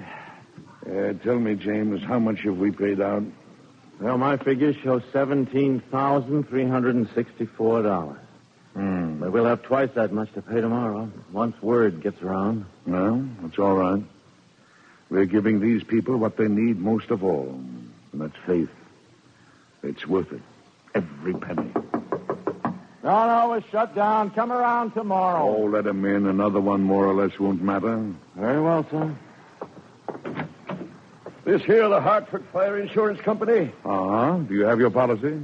No, I don't have a policy. What's your name? Name of Collins. Henry Patrick Collins. Address of the property? 114 Front Street. What's the amount of the claim? I've got no claim. What? Nope. Got away lucky. My warehouse wasn't damaged. One of the few that wasn't. Well, you are lucky. So are we. Maybe you don't get what I've come for. Get why you've come? That's right. I want to buy insurance.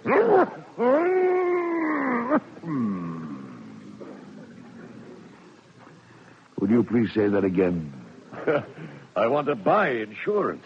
You selling? James, did you hear what I just heard? Yeah, I did. I think. Well, come on. Are you too paralyzed? Or are you selling a man insurance when he asks for it? James, do we have any applications? By some rare chance, did you bring any? Application, I think. Well, go ahead and get them. Some packed away in the All right, get them out of the bag. Come on. All right, get them, James. Get them out. And give Mr. Collins a chair. Thank you.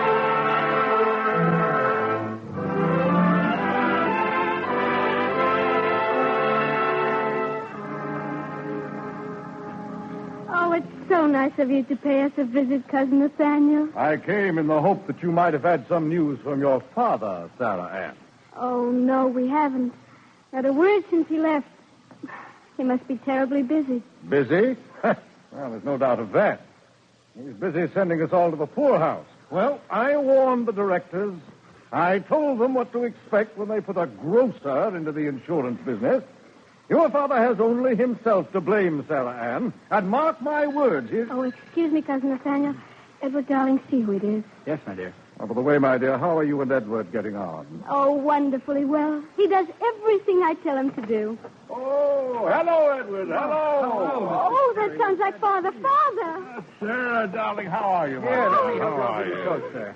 Oh, thank you, Edward. Why didn't you write? We were so worried. Well, I had my hands full. Say, it's cold now. Well, there's a fire in the parlor. Well, Come you along. lead me to it. You know, it's good to be home. I can't tell you how good. Oh, hello, Nathaniel. Eliphalet. Well, this is a surprise finding you here. I came to inquire as to news of your New York adventure. Well, it was kind of hectic. Very hectic. Well, now, perhaps you're satisfied, Eliphalet. I hope you'll go back to your grocery store and be content measuring out beans and barley. This should teach you a lesson, Eliphalet. Don't meddle in affairs you don't understand. I'm told you insisted, mind you, in paying off all claims 100%. Well, we owed the money, and I paid it. Ha! Very gallant. Also extremely foolish. Oh? I presume the loss was great. Yes, quite high. Something in excess of $65,000. $65,000? You do draft for that amount? I did. Well, who do you think's going to stand that loss? If you think you're going to get the directors Just to stand just a moment, cousin. Sit down. Have some tea. I don't want any tea. I only want to know just how you expect to cover the $65,000 in draft. Well, for one thing, I've brought back some cash with me. Cash? Yes, hard cash. And where did you get hard cash? From our customers, yes. New customers, cousin. New clients for the Hartford Fire Insurance Company. Why, that's right. Sit down, Nathaniel. Sit down. I brought back $40,000 in premiums for new insurance and much more coming. You see, these people have faith in us. Our agent in New York is up to his ears in applications for new policies. You know, faith is a great salesman. It pays dividends, Nathaniel. Do have some tea, Cousin Nathaniel. And we're not stopping with New York. We're spreading wide, clean across the country. As the country goes, so we go. And so will all other insurance companies. Selling insurance in every town, every village, making sure that the eggs are in a lot of baskets. Diversify. Spread the risk. Now, will you have some tea? Well, no, I say I've forgotten. I have another engagement. By Jove, excuse me. I must leave. Oh, well, that's too soon, Nathaniel. Well, what a pity. I'm Edward, sorry. dear, Cousin Nathaniel is leaving. Show him to the door. Yes, this way, Cousin Nathaniel. I know the way, young man. Good day. Good day, Cousin Nathaniel. Oh, yes. Good day, Cousin Eliphalet. He's gone. Poor cousin Nathaniel. What a bitter disappointment for him. He came to Crow, and instead he had to eat Crow.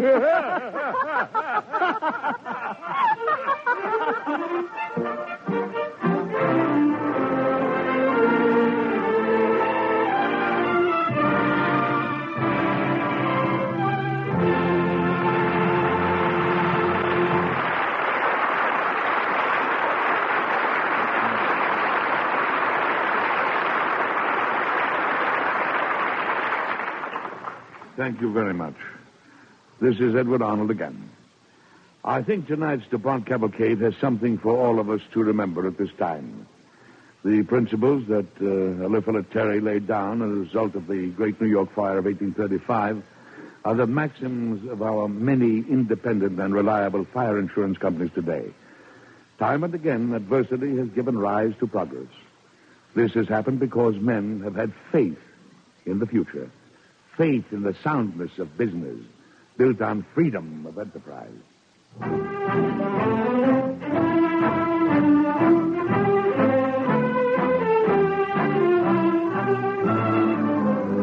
Next week, Lincoln's birthday week, the DuPont Cavalcade will present a special tribute to Abraham Lincoln. Starring Raymond Massey in the role of the great emancipator, and with Beatrice Pearson as Anne Rutledge, we will dramatize passages from the works of Robert E. Sherwood, Carl Sandburg, Stephen Vincent Benet, John Drinkwater, Walt Whitman, and other great writers who have set down in plays, in biographies, and in poetry the immortal Lincoln story. We invite you to listen next week to this unusual and what promises to be outstanding DuPont broadcast. This is Ted Pearson speaking. Tonight's original DuPont Cavalcade was written by Irv Tunick and Michael Sklar. Edward Arnold may currently be seen in the Paramount production, Dear Wife. Music was composed by Arden Cornwell and conducted by Donald Voorhees. The program was directed by John Zoller.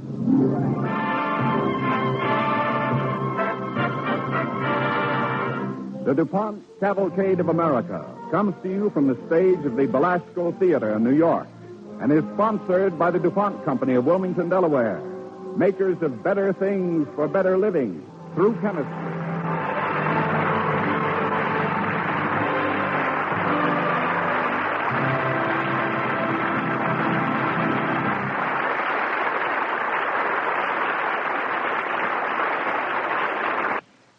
Next, Baby Snooks. Then stay tuned for Hope and Godfrey on NBC.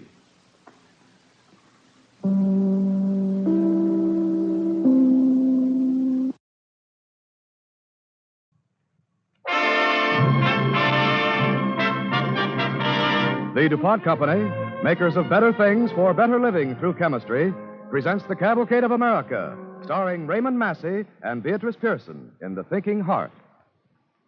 Glory, glory, hallelujah. Glory, glory, hallelujah. Glory, glory, hallelujah. His truth is mine. On next Sunday, our nation will celebrate the birthday of one of its greatest sons. More words, more eloquent words have been written about Abraham Lincoln than of any other American. And tonight, on the DuPont Cavalcade of America, we want to put together some of those great words. Words written by Carl Sandburg, Walt Whitman, Edgar Lee Masters, Edwin Markham, and other authors who have set down in poetry and in prose portions of the Lincoln story. Now, to tell that story, the DuPont Cavalcade presents the foremost Lincoln interpreter of our time, Raymond Massey, with Beatrice Pearson as Anne Rutledge.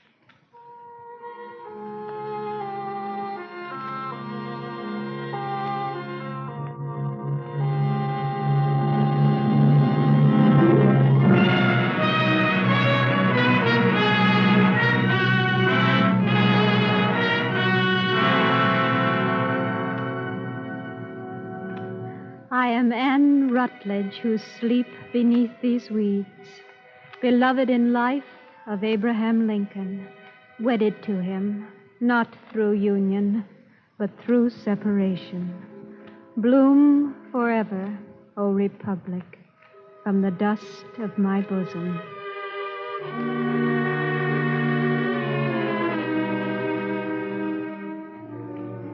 In the short and simple annals of the poor, it seems there are people who breathe with the earth and take into their lungs and blood some of the dark strength of its mystery. Such a one was Abraham Lincoln, my beloved. He was a learning man. All the years of his life he sought after new wisdom.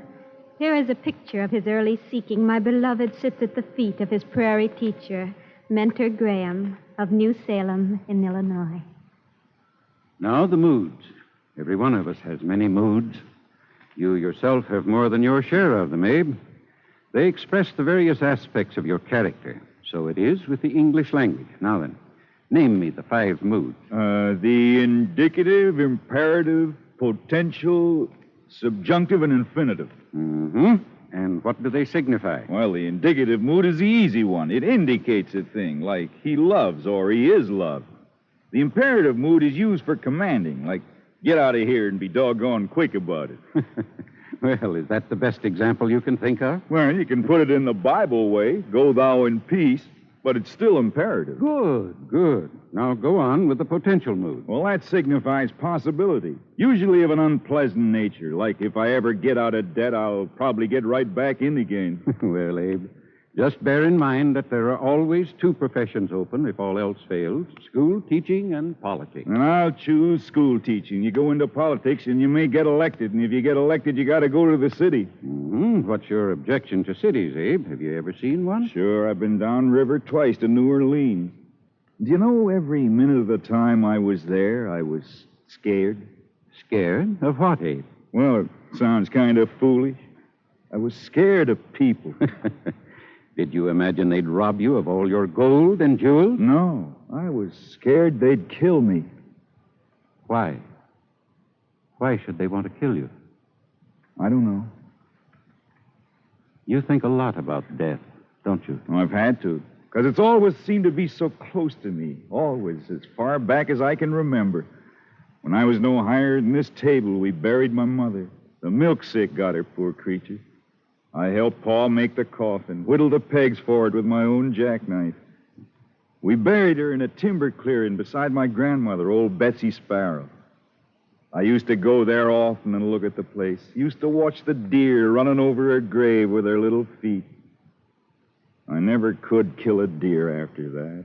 You're a hopeless mess of inconsistency, Abe Lincoln. Yes, I came here to listen to you, and then I do all the talking. I'll get along. No, wait a minute. There's just one more thing I want to show you. It's a poem. Yeah, here it is. You read it, Abe. Yeah. On Death, written at the age of 19 by the late John Keats. Can death be sleep when life is but a dream, and scenes of bliss pass as a phantom by? The transient pleasures as a vision seem, and yet we think the greatest pains to die. How strange it is that man on earth should roam and lead a life of woe, but not forsake his rugged path, nor dare he view alone his future doom, which is but to awake. That sure is good, Mentor. It's fine.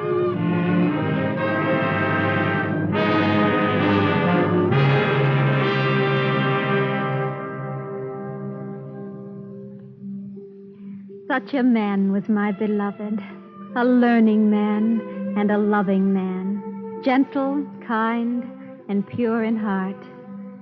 See now an evening in April on the Sangamon. The red bird is speaking its first pink whispers, and the dandelions scatter butter colors in long handfuls over the upland grass. Spring breezes move in the oaks and poplars. The branches of the trees register their forks and angles in flat black shadows over the flat white spread of moon silver on the ground. Lilacs in the dooryard remember to bloom. And my beloved speaks. Anne, will you marry me? Marry you, Abe? I reckon I love you past any mortal love. Oh, I know I got no right to hope nor expect anything. Oh, you're not speaking very well for yourself, Mr. Candidate for the Illinois legislature. No, I'm not. Of course, I might win this election, and that might be a point in my favor. I've thought things out clear as I could. Folks seem to like to hear me talk. You can't tell a thing about how they'll vote, though. I wish I knew. Anne. Yes, Abe? Anne, will you marry me?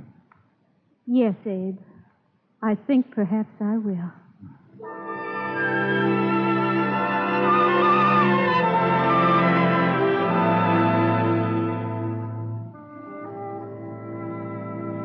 August of that summer came. Corn and grass, fed by rich rains in May and June, stood up stunted of growth for want of more rain.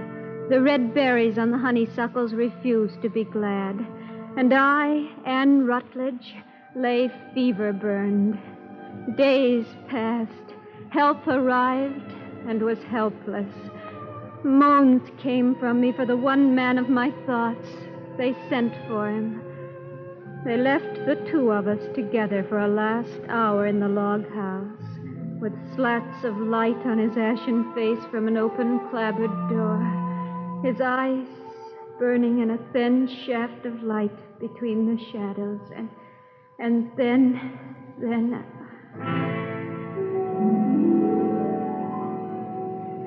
Abe. Yes, Doctor. She's gone, Abe. I knew the moment. Doctor, I can't live with myself any longer. I've got to die and be with her again, or I'll go crazy. Listen. I can't bear to think of her out there alone. Abe. I'm going with her. I'll find her. Abe, I guess we've got to bear these things like men. I've got to feel it like a man first. Abe. Let go. Let me go. Let me out. Let me out of here.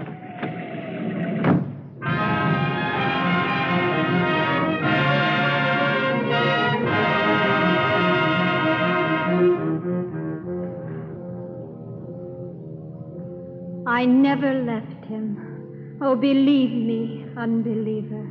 I was always by his side, unseen, but not unknown to him. Not quite unknown through all his years.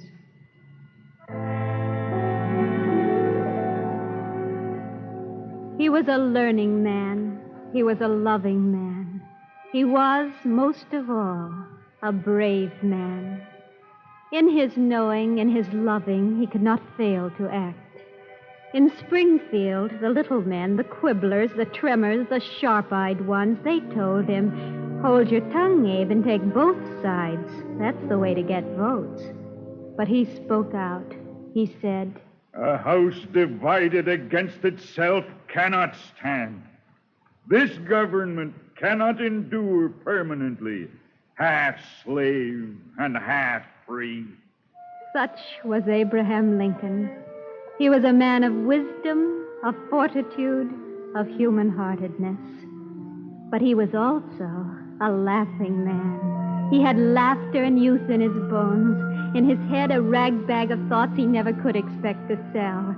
As when he said, "A woman is the only thing I'm afraid of that I know won't hurt me." And when he criticized a bad and childish novel. For those who like this kind of a book, this is the kind of a book they like.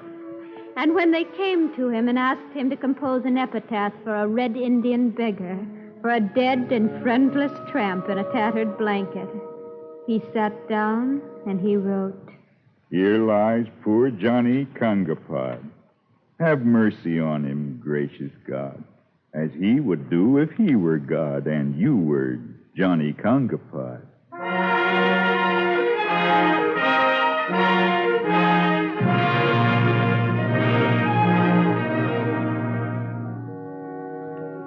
Oh, he was a laughing man, was Abe, and the color of the ground was in him, the red earth, the smell and smack of elemental things, the rectitude and patience of the cliff, the goodwill of the rain that loves all leaves. the secrecy of hidden streams. See him now as he stands on the back platform of a train bound for Washington, bearing on his shoulders a gray shawl and all the cares of a country moving toward war. Oh, perhaps this is why I had to die. If I had lived, I'd not have pushed him and prodded him toward this fate.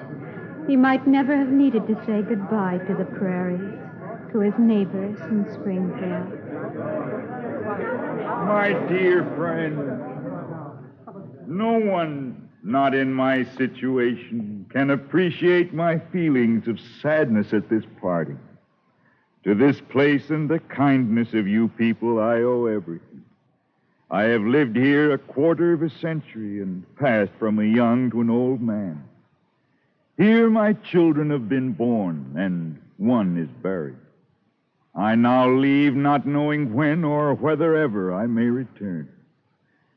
I am called upon to assume the presidency at a moment when 11 of our sovereign states have announced their intention to secede from the Union.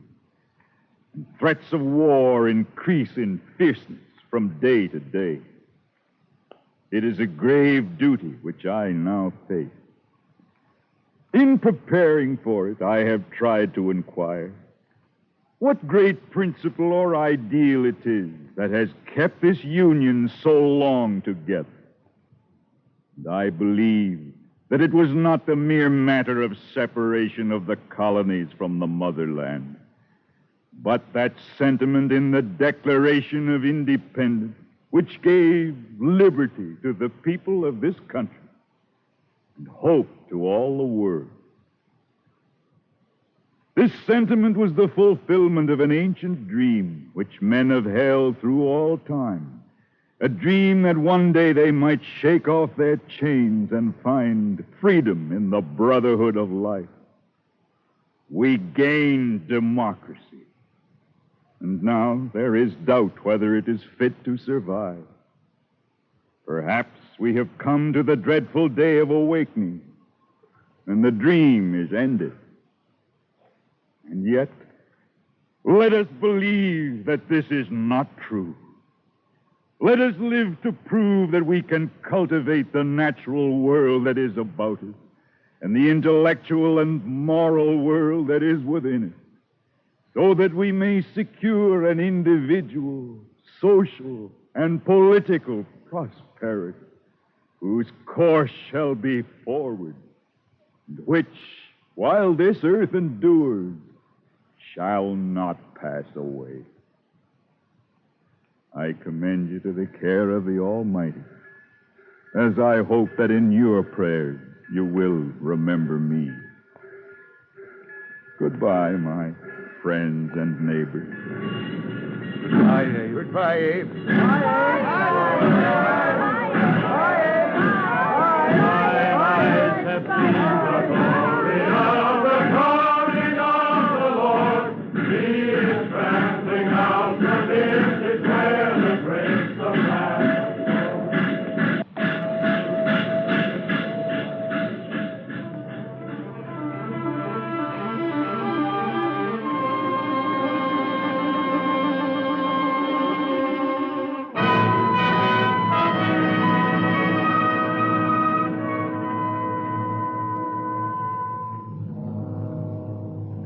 The war came as it had to come, and I was by his side, unseen but not quite unknown to him. Look now upon another picture, deep in torment and in war. A man of peace meditates before the bloody carnage of Antietam. General McClellan is now in touch with Lee in front of Sharpsburg and will attack as soon as the fog clears. It's cleared by now. They must be fighting now. What is God's will? They come to me and talk about God's will in righteous deputations and platoons, Day after day, layman and minister. They write me prayers from 20 million souls defining me God's will and Horace Greeley's. All of them are sure they know God's will. I am the only man who does not know it. And yet, if it is probable that God should, and so very clearly state his will to others on a point of my own duty, it might be thought he would reveal it me directly, more especially as I so earnestly desire to know his will. It is unfathomable. Yet I know this and this only.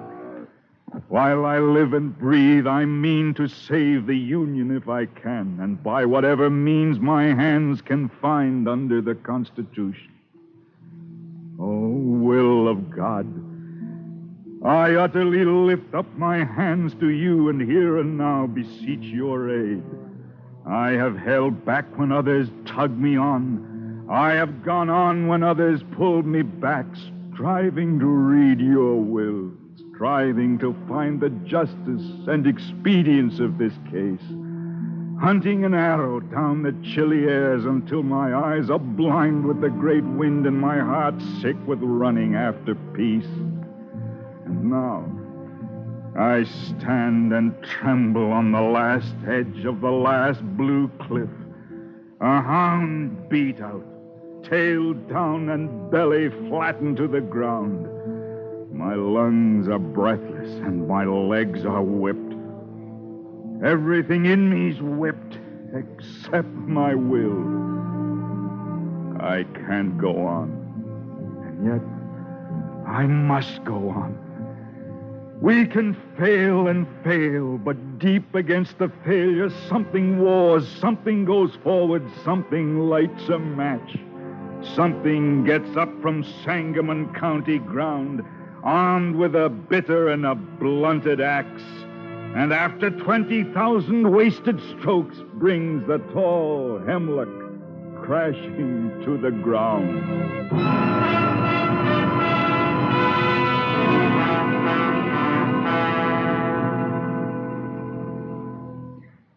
So came the captain with a thinking heart, and when the judgment thunder split the house, wrenching the rafters from their ancient rest, he held the ridgepole up and spiked again the rafters of the home.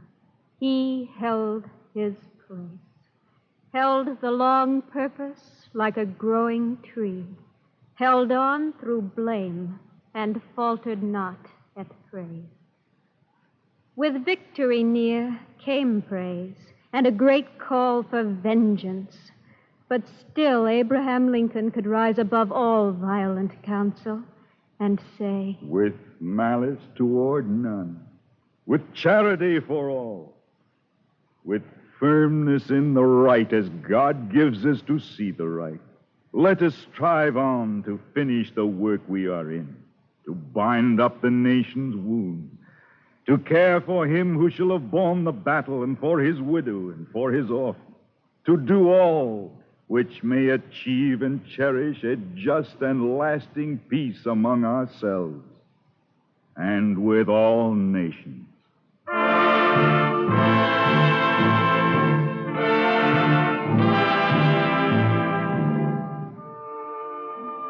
And again it is spring. Look now upon this last picture. Here is the stage, and all eyes set upon it. There is the box, in shadow, in darkness and neglected in this moment by the laughing crowd. Lurking in the shadow's shadow, see an evil man, the one appointed to snuff out a life of wisdom, courage, and love. His name, the name of evil, John Wilkes Booth.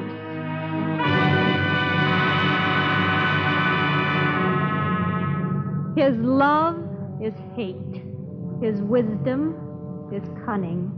But he's brave enough, as such men go. He knows the cardboard play, and he waits to kill at a time he has plotted well, when a laugh will go up. Listen now to the players on stage at Ford's. while Booth and his bullet wait behind the curtains of the box. Attention. You'll please recollect you are addressing my daughter, and in my presence. Augusta, dear, to your room. Yes, Ma. The nasty beast. Graciously, what's everybody going to think? My hanging on to you so. They won't think anything about it. Listen, Mary, it's been a long time since I've had a good laugh. You are not used to the manners of good society, and that alone will excuse the impertinence of which you have been guilty. Don't know the manners of good society, eh? Well, I guess I know enough to turn you inside out, old gal. You stock-dologizing old man crap.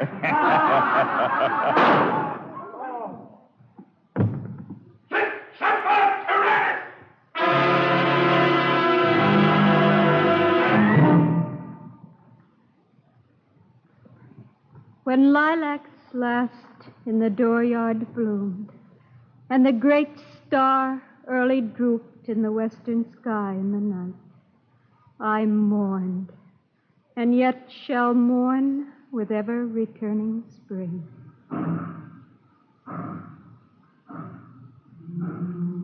There was a funeral. It took long to pass many given points. Many millions of people saw it. The line of march ran 1,700 miles. Yes, there was a funeral. From the White House in Washington, where it began, they carried his coffin and followed it nights and days for 12 days. Bells tolling, bells sobbing the requiem, the salute guns, cannon rumbling their inarticulate thunder. To Springfield, Illinois, the old hometown, the Sangamon nearby, the New Salem hilltop nearby, for the final rest of the cherished dust. And the night came with a great quiet, and there was rest. The prairie years, the war years, were over.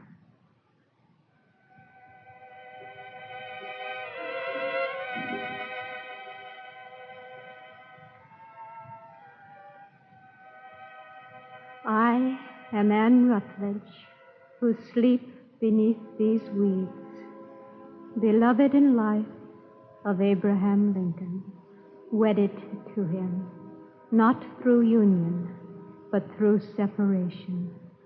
Bloom forever, O Republic, from the dust of my bosom. Glory, glory, hallelujah. Improvement marching on.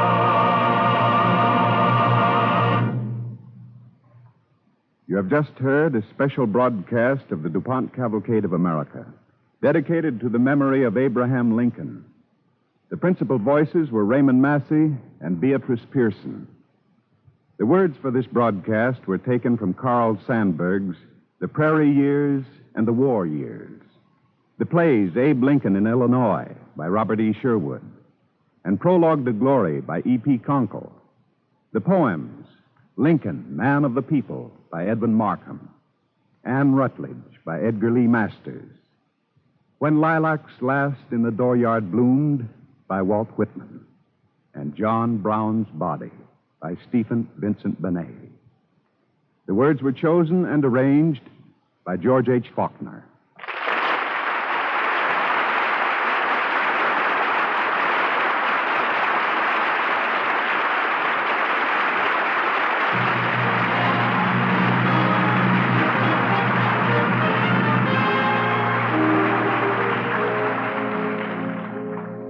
Now, Bill Hamilton speaking for the DuPont Company.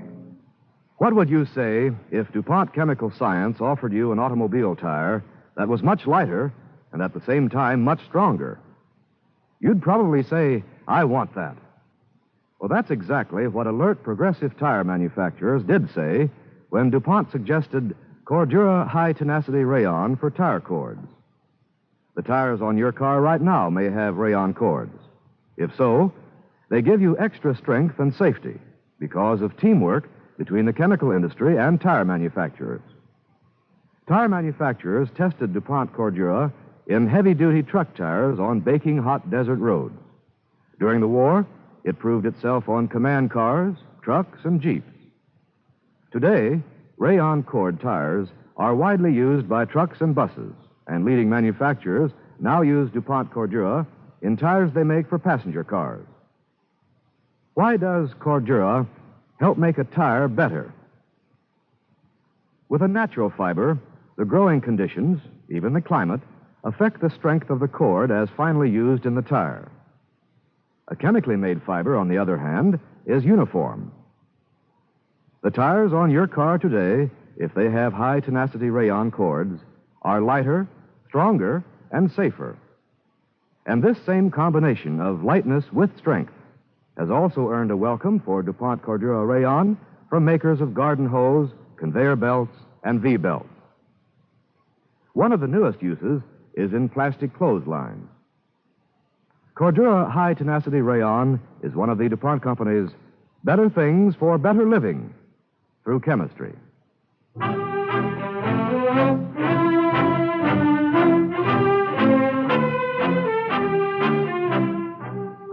Next week, we will present Lee Bowman in a story of a veteran of World War II, his friend, and their hometown.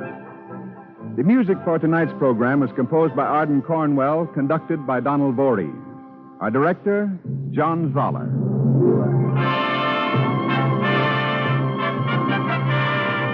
The DuPont Cavalcade of America comes to you from the stage of the Belasco Theater in New York and is sponsored by the DuPont Company of Wilmington, Delaware, makers of better things for better living through chemistry.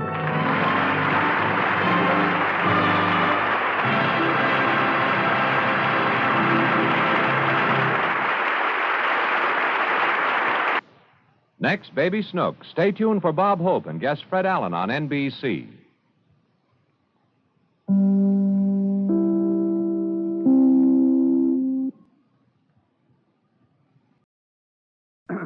Pardon my southern accent.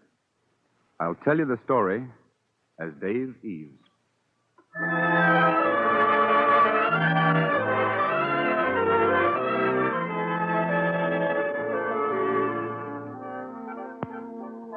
Buchanan, Georgia, county seat of Haralson.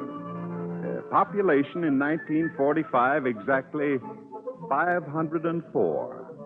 Just a dot on the map. The bus doesn't even stop at Buchanan. That's why Dave Eves, back from the Navy this spring of 1945, is walking the last few miles home.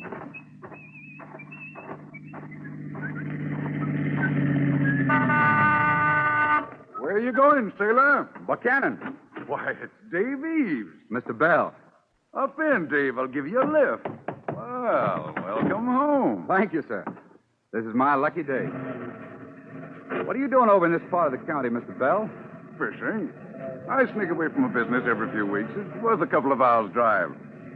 So, you're back to visit Buchanan? No, sir. Back to stay. Will you drop me off when we come to Freddie Woodruff's farm? I want to say hello. Fred is in Atlanta right now, Dave. He's looking for a job, so they tell me. Oh, that's too bad. Well, I'm sure crazy to see the old gang. George Bentley, Sandy, Phil Turner, Hardy McCalman. Well, I understand McCalman's back from the service, and he's still around, but none of the others are. You're kidding. No, Dave, things have changed since you went away. I don't live here myself, and it's been a real blow to watch it happen. I was saying to my wife the other day how much I hate to see all the boys leaving Buchanan. Well, sir, I'm not leaving. Good for you, boy. You got some plan? I've got a dream. I hope it's a good, solid dream with its feet on the ground. In the ground, Mr. Bell. Say, there's Billy Combs' place. Will you let me off here? Place is boarded up, Dave. Billy's left town, too. Oh. I'll drop you off at Hardy McCalman's.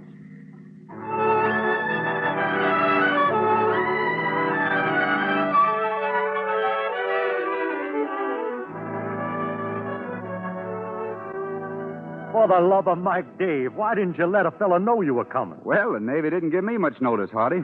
Anyhow, I got here. Mr. Bell gave me a lift. Well, you old son of a gun, it's great to see you. How long you staying? Hardy, I've been looking forward to this moment for 3 years. Sometimes I didn't think I'd make it, but I was lucky. I'm back, I got my health, and I'm raring to go. Yeah, couldn't happen to a better guy. Where do you think you'll go, Dave? Birmingham? Atlanta? I mean to go to work. Yeah, but where? Here, of course. What's the matter with you, Hardy? You're going to work? Here? In Buchanan? Yeah, and I know just the place. The finest spot in all Georgia to raise cotton. Cotton? Yeah, cotton. Every day at sea, I dreamed of cotton. It got so I even loved the boll weevil. Davy, I got a letter on my desk here. You better take a look at it. Now, we'll take up the correspondence later, boy. I want to show you that piece of land. Come on.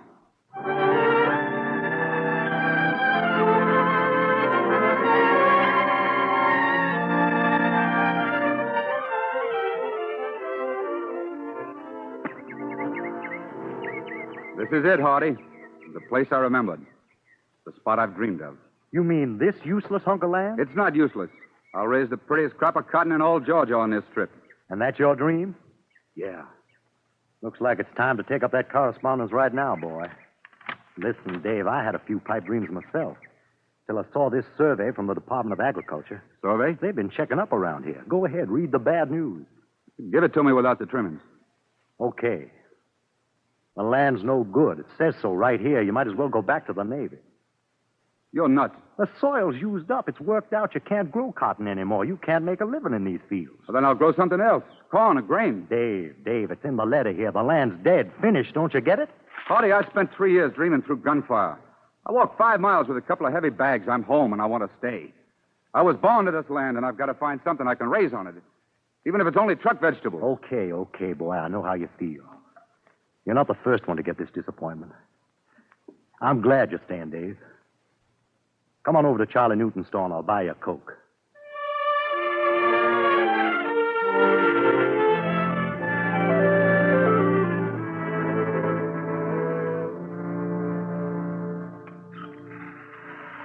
These Cokes are on me, boys. Thanks, Charlie.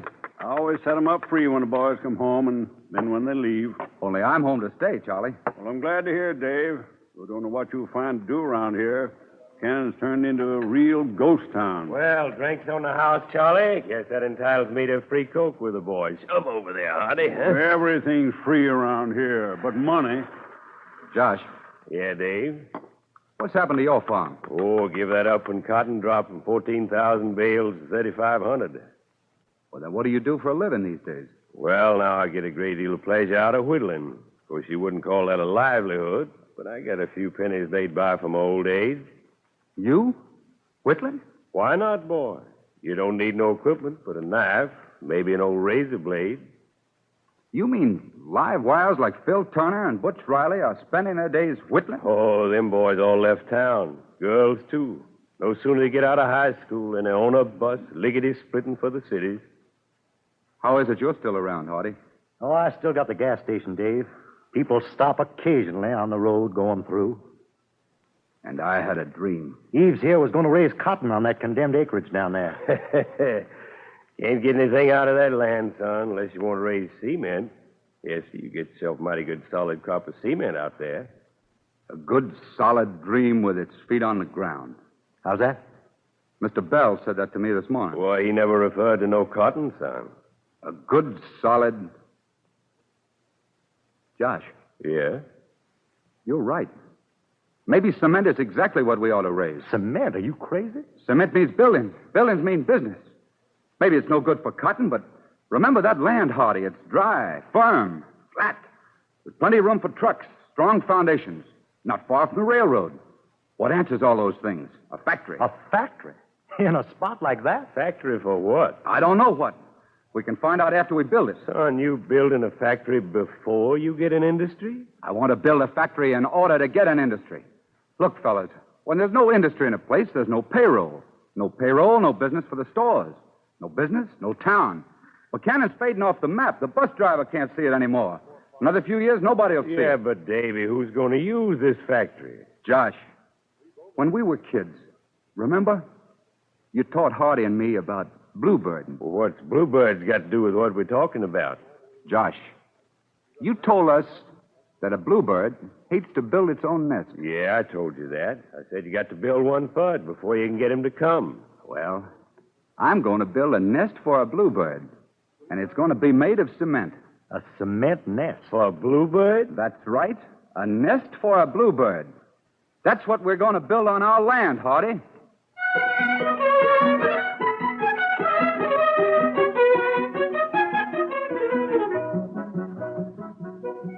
In order to attract those bluebirds, some letters had to be written. So Eves and Hardy sat up day and night writing to likely prospects.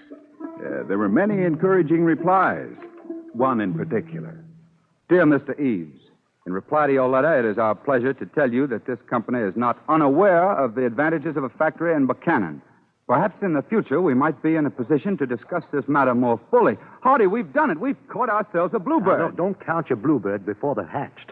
I wouldn't call that a commitment. It's good enough for me. Let's take a chance. Okay, so the factory has a tenant. Now all we got to do is raise the money to build it. I got 30 cents, Dave. How much you got?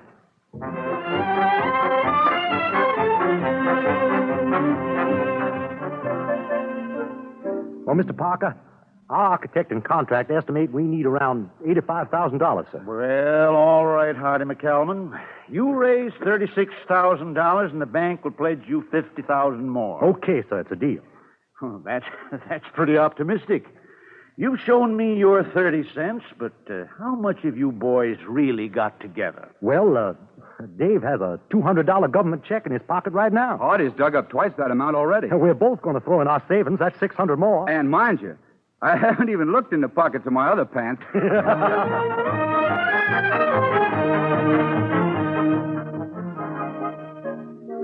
Haircut, Mr. McCallum? Yes, sir, as soon as you get through this here customer. Yeah, I'll wait, Jim. Hello, Mr. Waters. Well, Hardy, what's this I hear about you and Dave Eves trying to build up a factory? Yeah, you hear right, sir. And we need your help. Not me. Help for a place like this has to come from the outside. Who cares about the little fellow starting in business these days? Not the company's already going strong. Oh, sure they do. Only you can't expect the big guys to push from behind unless you show some interest in getting ahead. Unless you're up there at the wheel and stepping on the gas. Jim, can I have a hot towel? Yes, right away, Mr. Man. Listen, Hardy. Suppose you raise your money. Suppose you build your factory. And suppose this company don't take over. You're stuck with a white elephant. White elephant's better than a dead lion. Oh, go home, will you? This town's been here 100 years. I'm not going to get excited about it now. Besides, I'm trying to get a shave.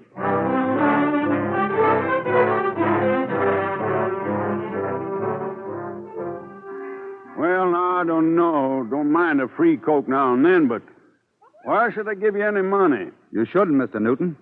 I thought you might want to invest it. In a cockeyed scheme like this? It's not cockeyed. You're investing in fresh stock for your shelves and paying customers in the store. You're investing in Buchanan. As I see it, the lifeboat's pulling away from a sinking ship. Now, how about it, Mr. Newton?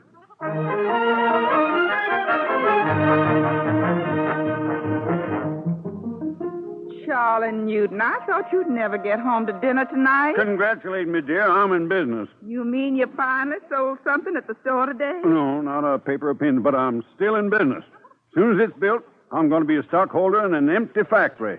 Charlie, have you been drinking? Not that I know of, but I got a taste in my mouth like wine.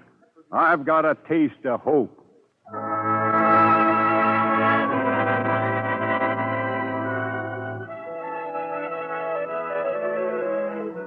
That hope grew in the hearts of the people of Buchanan, and the factory grew with it as checks, money orders, and cash flowed in.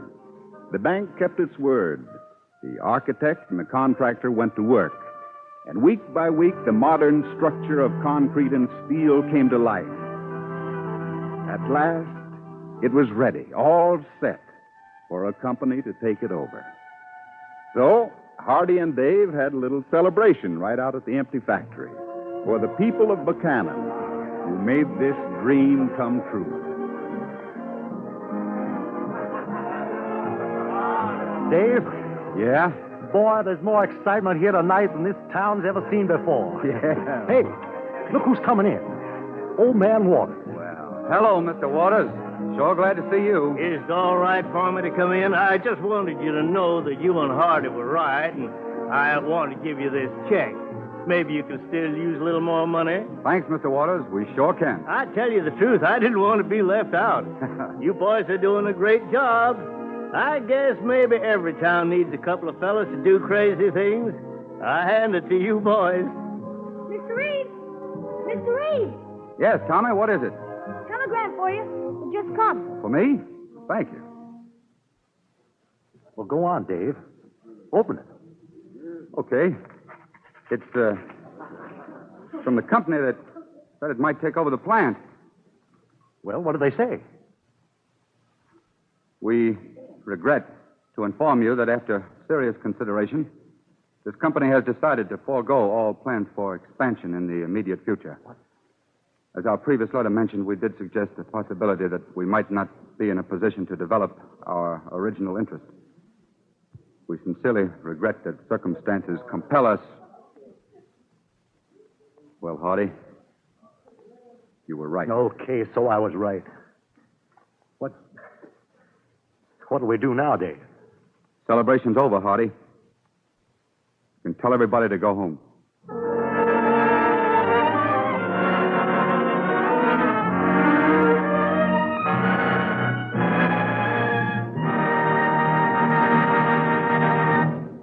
You are listening to the DuPont Cavalcade of America, starring Lee Bowman as Dave Eves, with James Monks as Hardy McCallman.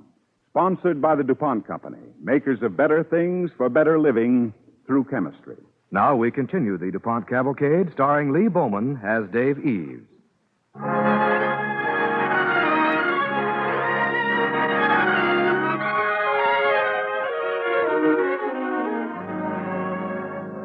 Well, there they were, Dave Eves and Hardy McCallman, a couple of veterans who figured all they had to do to get their hometown of Buchanan, Georgia, back on the map was to build a factory and bring in an industry. And it might have worked, too. Everybody in Buchanan chipped in money to build that factory. And then the company they had counted on was unable to move in, and they were left with an empty building. Well, they had to do something. They had to do something to keep from going crazy. So they went fishing. What do you got? Catfish. At least the fish is still biting, Hardy. Yeah. First luck we've had in a long time. Ah, Dave, what are we doing out here on the lake? Let's go home. Back to a factory full of echoes, a mailbox full of rejections, and a phone that rings no. I used to like fishing. Yeah, me too. Well, start the motor, Hardy. Yeah, all right, Dave. But you know something? That last letter we got, I thought it sounded sort of hopeful. Yeah, I remember. They said something about being aware of the advantages our town has to offer. Yeah, whittling and fishing. What's the matter with that motor? I don't know, Dave. Looks like we're in trouble. Again? That's all we needed. Seem to be out of gas. Hey, here comes somebody. Maybe he can help us. Hey, boys. Hey, it's Mr. Bell. How are you doing? We're out of gas, sir. I'll give you a lift. Tow you in. Oh, thanks, Mr. Bell. Here, catch this line. Okay. Got it. Shove off.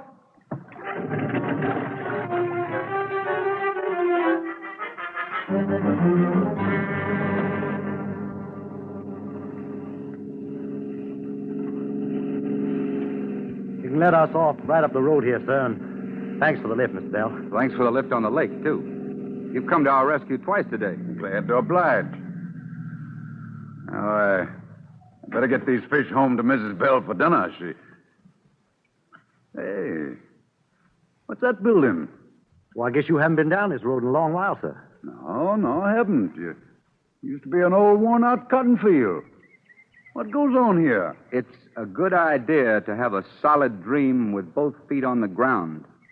Remember that, Mr. Bell? Looks like you've got something mighty solid here, all right. Haven't you heard about the factory, sir?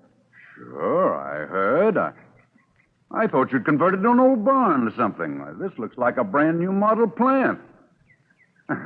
It's good, solid cement. Well, come on in and look around, Mr. Bell. Just let us show you what we've got here. All right. Come on, boys. Let's take a look at this factory.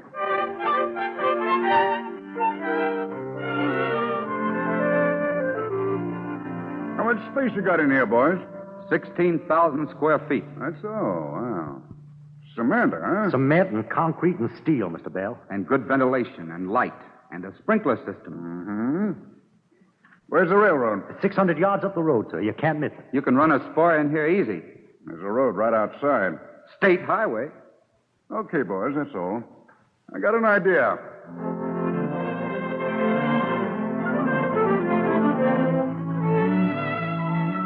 Hello? Hello, is that you, Margie? Let me speak to the boss. Yeah. Hello, Mr. Parrish. This is Bell in Georgia. I called because I've just stumbled onto something rather special down here. A little model plant in Buchanan. Yeah, enterprising people down here. Yes, it's set up real solid. Easy trucking, close to a railroad siding, maximum light and air. Yeah? Send someone down to check.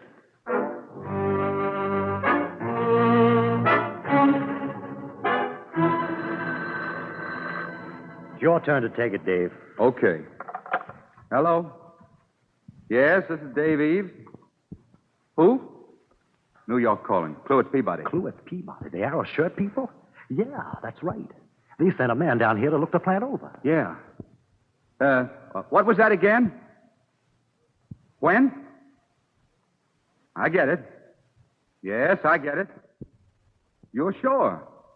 I mean, you're sure you'll take the plant over? You bet we can. 200 people? Yes, sir. Davy, Dave. You heard right.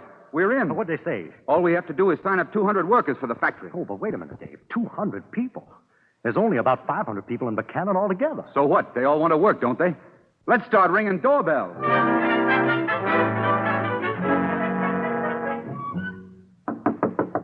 I hope this person's home. Yes? Oh, hello, Mr. McCallum. How do you do, ma'am? We're trying to get pledges for people to work in the new Arrow shirt factory here in Buchanan, men and women alike. I wish I could help you, Mr. McCallum, but I'm expecting a baby.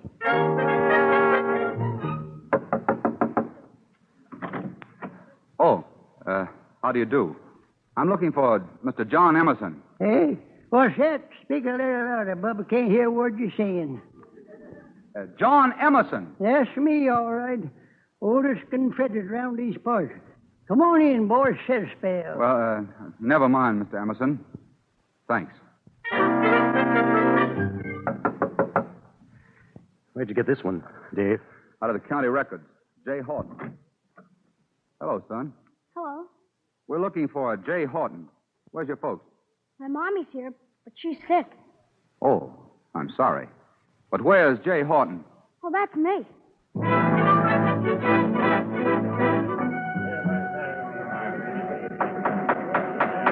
We've called this town meeting tonight at the courthouse here because we've got an emergency. Artie McCallum and I have been working on it, but we can't figure any solution. Maybe you can help. Because if it wasn't for you, there never would have been a factory in the first place. Only thing is, a factory is no good unless it can be used. Well, the Arrow shirt people stand willing and waiting to put it to use if we guarantee 200 workers. The question is, where are we going to get them? Yeah, I'll tell you where to get them. Who's that? It's Billy Coombs back from Atlanta. Yeah, I'm back. I guess Atlanta's a fine place to make a living, but it's not the same as home. I know plenty of Buchanan boys who feel the same way as I do. Yes, and girls, too. Why'd you come on home, Billy? Because they don't know the town's changed. That's why. They don't know what a factory means. Well, then we've got to tell them what it means. If we get this factory going, we'll have a payroll coming in every week. That means amusements, restaurants, movies, schools. Listen, most of you folks have invested in the factory already.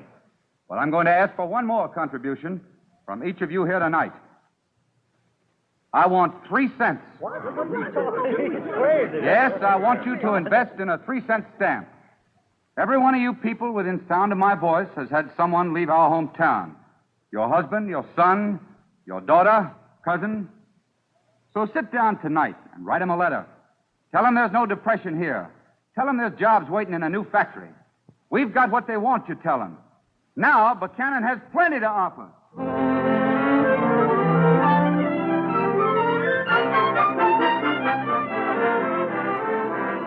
It's a miracle, Hardy. 125 people. Yeah, sure it's a miracle, only it's not enough. We'll get the others. Cluett Peabody wants to see names. Oh, they'll give us time. They gave us time. Our factory's no good to them or anybody unless we can supply the workers. Oh, we've got another hour before we have to phone. Another hour to find 75 people.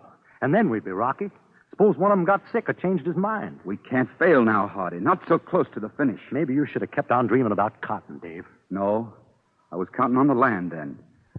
Now I'm counting on people. Look at 'em out there. Half the town's been out in the square since dawn, waiting for the news. Yeah, I know. Eve!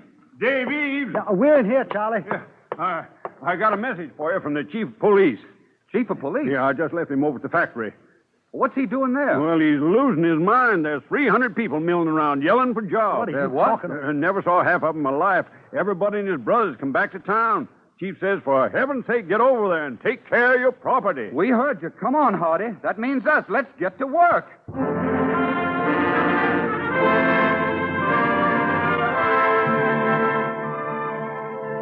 Buchanan, Georgia, 1950. 4 short years later. Population up now, over 1,200. Yes, Buchanan's doing nicely, thank you. Folks are proud of their booming Arrow shirt factory, proud of their town. Yeah, they kind of like the new fire truck, too, the new hospital, new bank accounts, and that supermarket that just went up. And Buchanan folks are proud of all its 12 new stores, as well as the 40 new homes, the new school, and the new theater. Yes, this is Buchanan, 1950.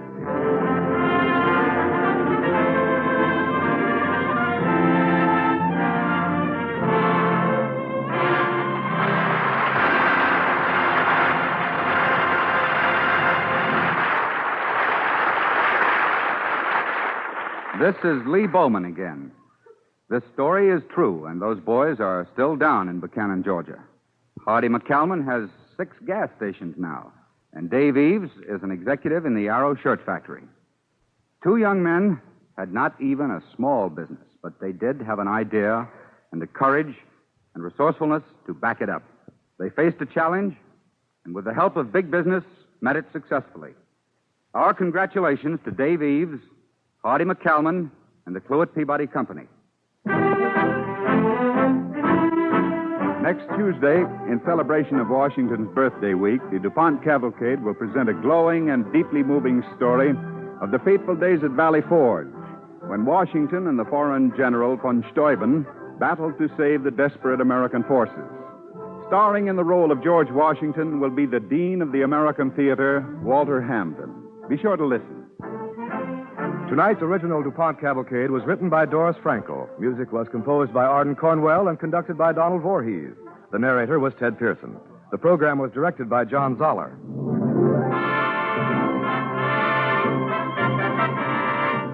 The DuPont Cavalcade of America comes to you from the stage of the Belasco Theater in New York and is sponsored by the DuPont Company of Wilmington, Delaware, makers of better things for better living through chemistry.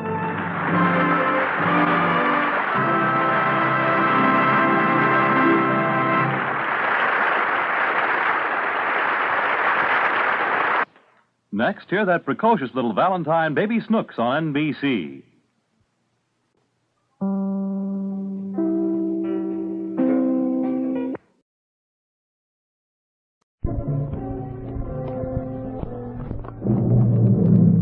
The Cavalcade of America.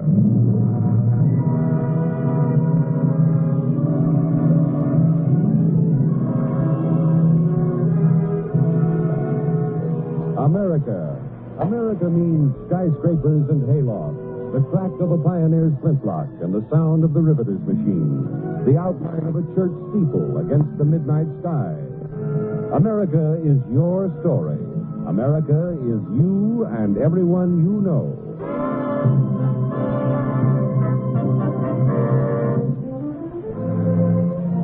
Tonight's play is called Reveille and stars the Dean of the American Theater, Walter Hamden, as George Washington.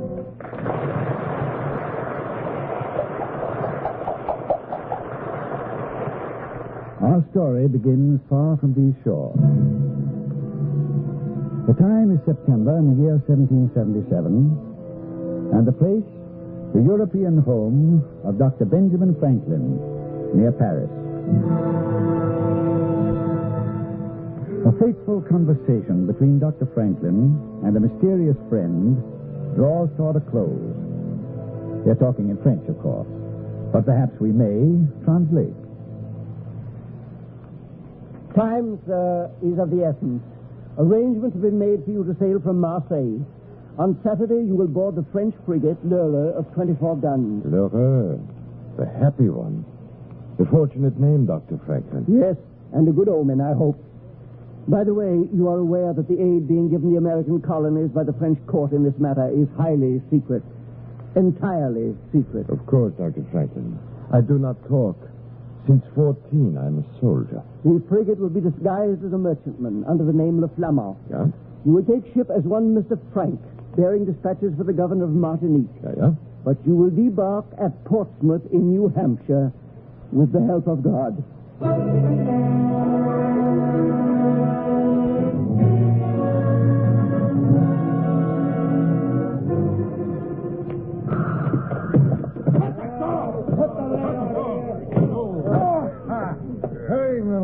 Well, Sarge, what do you with headquarters? What's new? Is there ever anything new at Valley Forge? You were going to keep your ears open, Sarge. Didn't you hear anything? Two things I heard. Listening as I was to the big brass gorgets in their grand powwow. Yes, what did you hear? One, General Washington has wrote a letter to the gentlemen of Congress that taken their ease back in York in front of a fire.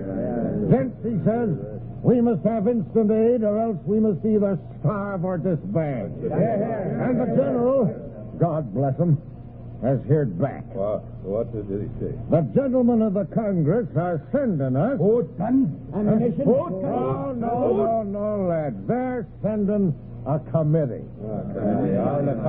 A committee to investigate and report back, and so on and so on. Mike Poole, the boy, made a speech. Lafayette, the boy himself. Gentlemen, he says, what this army needs is to be an army. Right now, he says, we're not an army at all. We're a mere rabble. Oh, hold on. He was right complimentary. No ordinary rabble, he says, could have held out like us.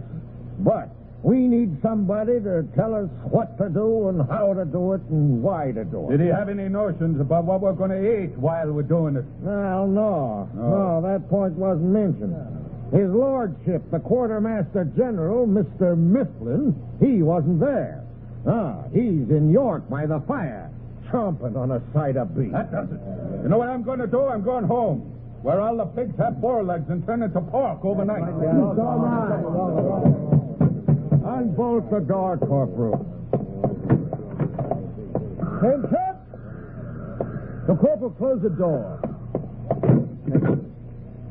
Then this is Colonel Alexander Hamilton, General Washington's aide, on a tour of inspection. Now, Colonel, this is what's left of my regiment, the 4th New York, as you know. Yes. What was your strength when we went into winter quarters here, Captain? 90 men. And what is it now? Now, this morning, sir, there were 30 of us left. What are those men doing in their bunks, Captain, at this hour in the evening? Well, we're short of clothing, sir. Some of us have no breeches, so we have to share about. The naked ones lie in the bunks. I see. Let's have a look at this boy. Well, he sleeps pretty soundly. Lift the blanket, Captain. Yes, sir. Oh, yes, it's Wilson from Newburgh. He was in a bad way this morning. The lungs, you know, and the frost. He's not asleep, sir. He's dead.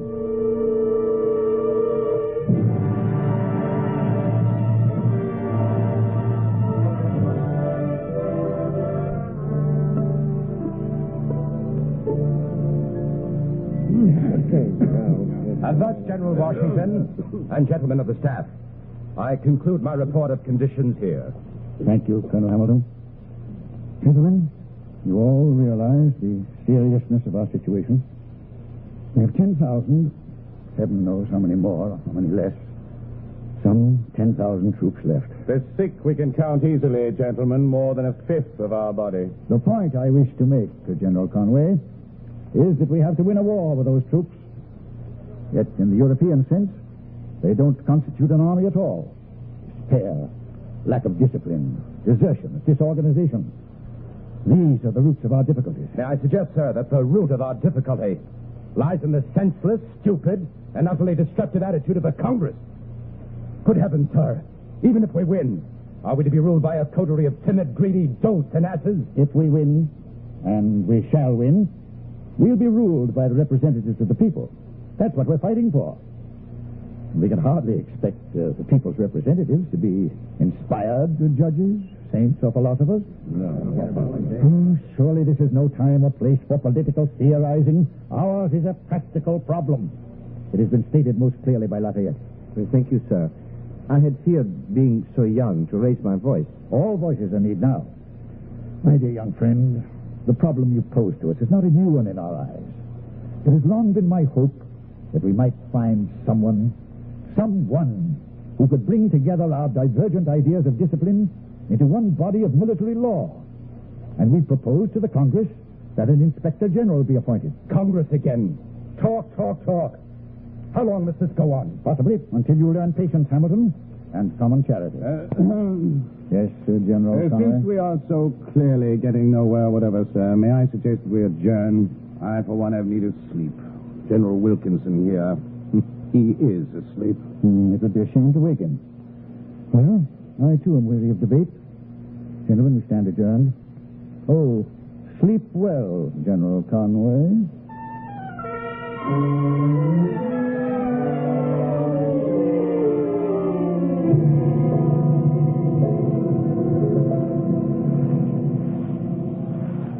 What a waste of time, Wilkinson, these eternal councils. And how characteristic of our so democratic commander. Our commander at the moment, Conway. Yes, for the moment, yes. Here's my humble abode, Wilkinson. Come in with me. Yes. I have something to show you.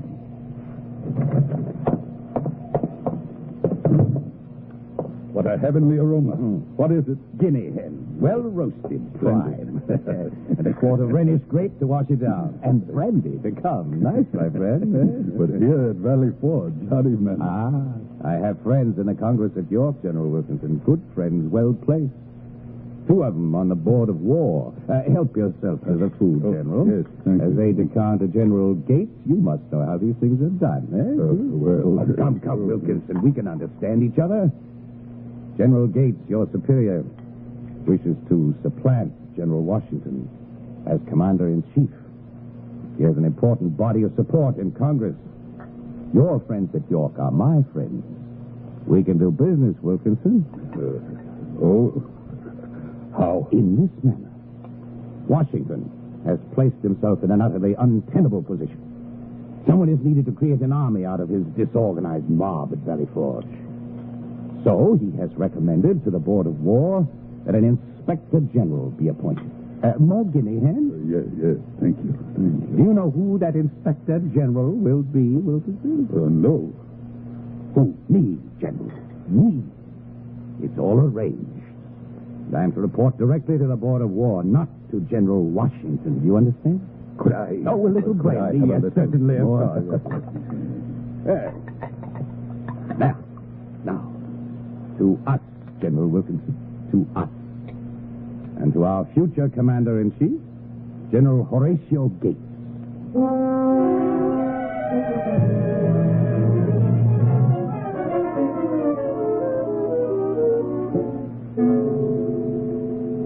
Hamilton, I've just received word from Congress that the Board of War has at last acted on my recommendation. They have appointed an Inspector General. They've appointed Conway. Conway? That charlatan? What are we to do, sir? There's nothing we can do. He's not to be under my command. He'll report, so the board instructs me, directly to the Congress. Oh. Well, I'll receive him with the courtesy due his new office. Sir, if only you were to take my advice and march on York and seize power yourself, I know the men would follow you. Hamilton, I have forbidden you to mention that vanity again. Perhaps my career is nearing its close. Well, it may end in defeat, but never in treason. But, sir, we cannot go on. We'll not discuss the matter, Colonel. I was about to suggest, sir, But our fortunes can descend no lower. Come in. Yes? Colonel Lawrence. A message, sir, from one of Dr. Franklin's New England agents. Let me see it, Lawrence. Yes, sir.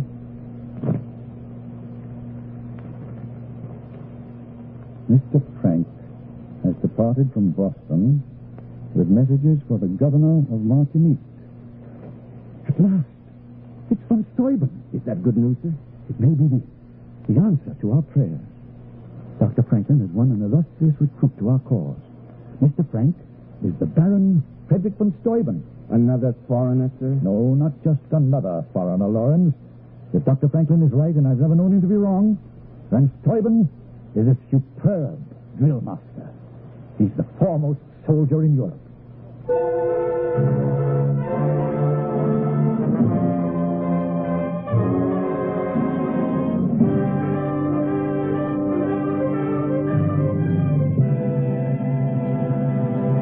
You are listening to The Cavalcade of America, starring Walter Hamden as George Washington.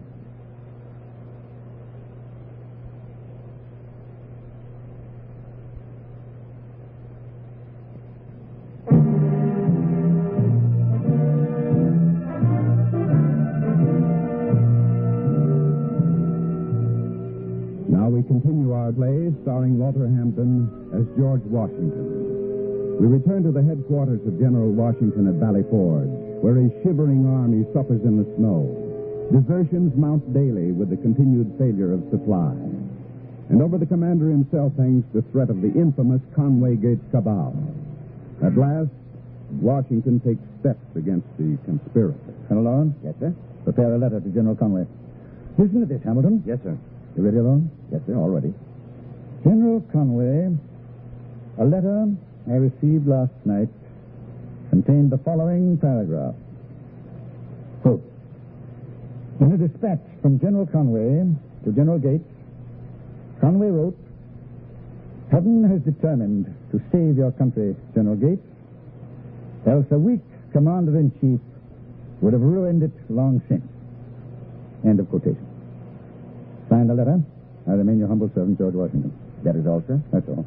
Well, General, how did you learn of Conway's letter to Gates? Wilkinson, in his cups as usual, babbled it out in the hearing of one of my few friends at Gates' headquarters. But Conway will tell Gates at once, and Gates will think that... Yes, if I know Gates, he'll write to me denying he ever received such a letter from Conway. He'll write to Congress, too, complaining that I libeled Conway. Such a hubbub will be raised that the whole plot must come into the open at last. And in the open, they'll appear for what they are, subverters of our cause, and arrant fools to boot. Oh, I see, sir. The letter is a slow fuse, leading to a barrel of gunpowder at York. I hope so.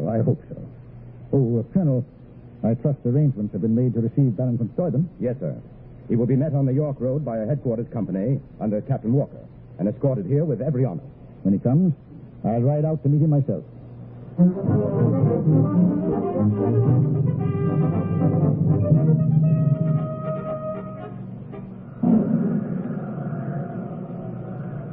General Washington, may I present the Baron Frederick William von Steuben. Welcome, my dear Baron. General Washington. We've all of us looked forward to your arrival. General, my English is not so good, but I have learned a speech to say to you.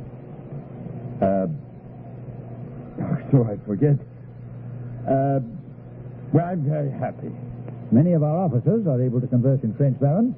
And Captain Walker here is accomplished in German as well. Ach, mon ami Walter, wir haben schon gesprochen. Sie werden uns gut verstehen. N'est-ce pas? Eh oui, zu allen Seiten kennen Sie sicher sein.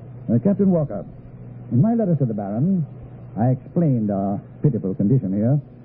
At your earliest opportunity, you'll explain to him those things which cannot be said in letters. Yes, sir. Tell him we've many officers skilled in European methods of war, but they can't be spared from the line or from staff duties for the drill ground. Our enemy has forced us in these campaigns to fight pitched battles on the European order and on a European scale. And we've lost those battles for lack of unified training, for lack of system, for lack of drill. To instill system will be the Baron's work. I think perhaps the Baron understands English better than he speaks it, General Washington. Aber ja. General, wenn If you but knew how my heart rejoiced, how happy I am to do again the work of a soldier. Baron, you bring us new hope.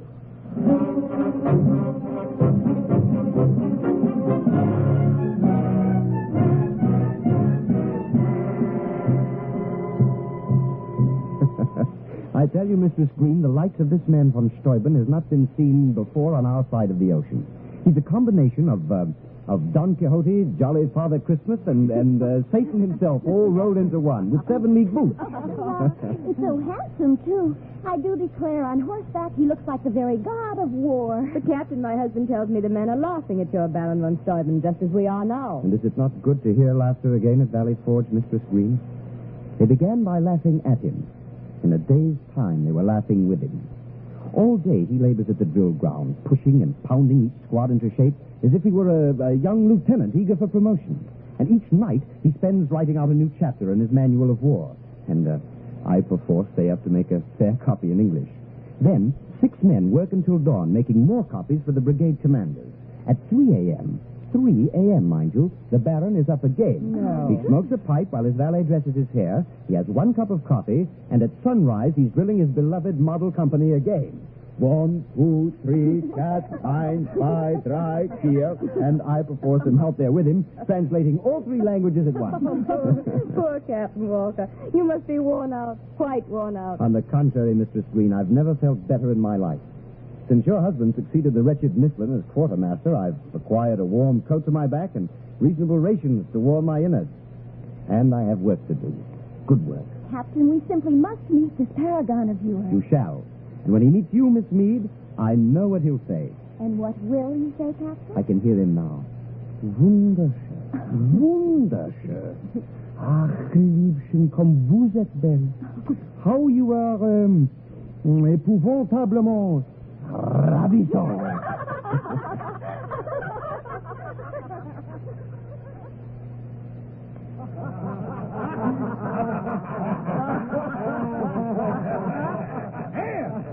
And then Fritz says to me, he says, Sergeant Jenkins, you know what is this?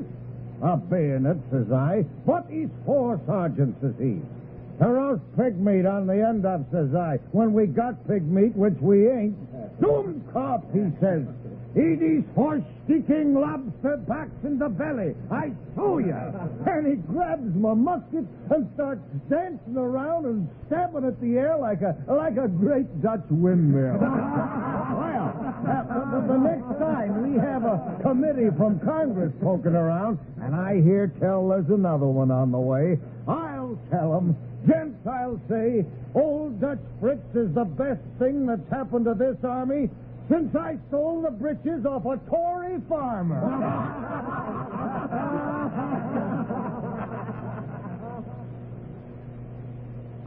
I, here, 1, 2, 3, 4, 2, 1, cut, boom, cut, boom, cut, I, here, 1, 2, 3, 4, 2, 1, cut, I, here, 1, 2, 3, 4, 1, 2, 3, 4, I, here.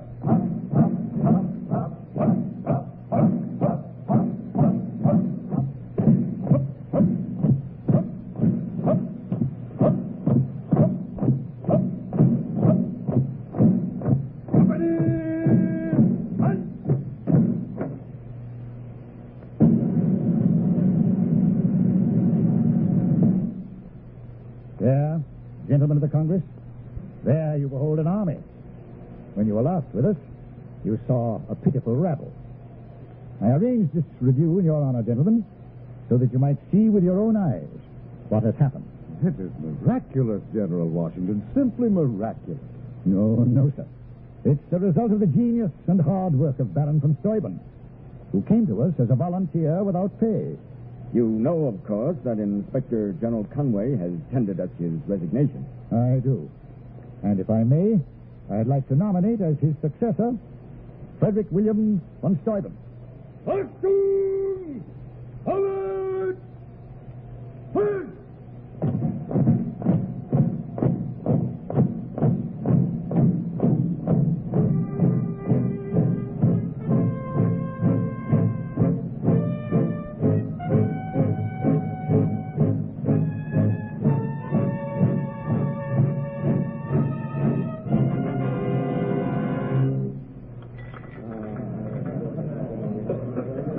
Gentlemen of the staff, little did I think I'd live to see the day when it would be possible to serve a banquet at Valley Forge.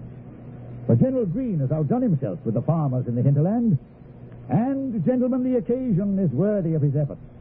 I have news for you, splendid news. Louis XVI, King of France, has declared a state of war between his country and Britain.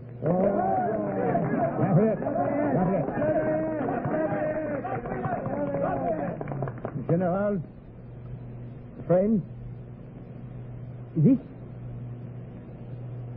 you must know is the happiest moment of my life. May I propose a toast to the people of my country, to France. France. And I have further news, hardly less important and hardly less gratifying to me. Baron von Steuben? Yes, sir. Baron, from the bottom of my heart, I thank you for the work you have accomplished here. In a few short weeks, you've performed a feat, sir, without parallel in the history of arms. You've surmounted obstacles beyond number. You've turned a sick, despondent mob into a spirited army of disciplined soldiers. And you've taught us how to laugh again. Now, my news is this. The Continental Congress has confirmed your appointment, Baron, as Inspector General in the Army of the United States. Gentlemen, another toast to General von Steuben, the architect of our future victory.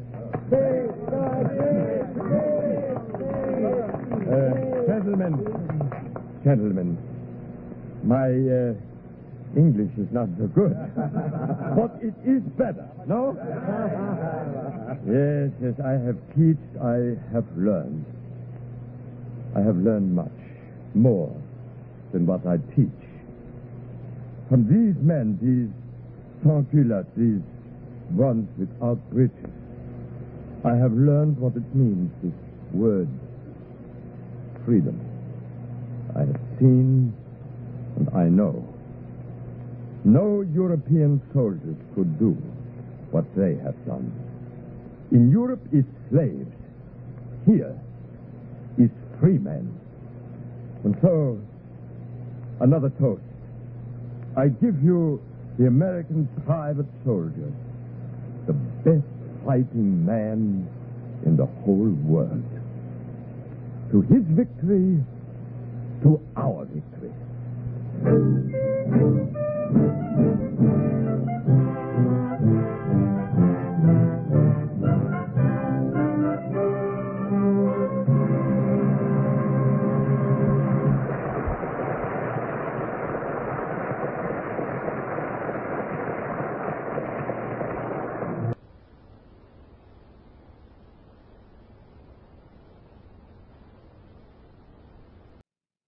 Makers of better things for better living through chemistry, and starring Cornell Wilde.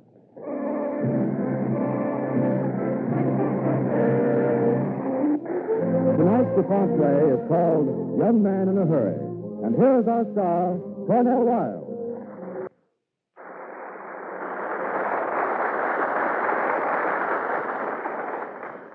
He fled Hitler's concentration camps in a hurry, came to America in a hurry, and went to school in a hurry, and invented a most ingenious scientific instrument in a hurry.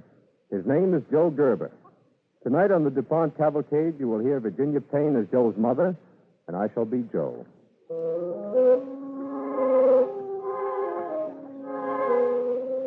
It was April only a few short years ago. Perhaps for you it was a month like any other month, but for my mother and for me it was the month of our second birth. We were in America, and we didn't have to be afraid anymore. That's what the lady at the Hebrew Immigrant Aid Society in New York kept saying over and over to my mother. It's something you just have to accept on faith, Frau Gerber. But America is America. It isn't Europe. Can you understand that? Yeah, I understand good. In Vienna, many years ago in school, I studied English. Good. You speak it very well. Oh, danke. Now, tell me your full name again, please. Frau Bertha Spielmann-Gerber. And this is your son? My son, yeah. Heinz Joseph Gerber. Do you speak English, Heinz? At 9. Oh, He speaks good English. I teach him myself.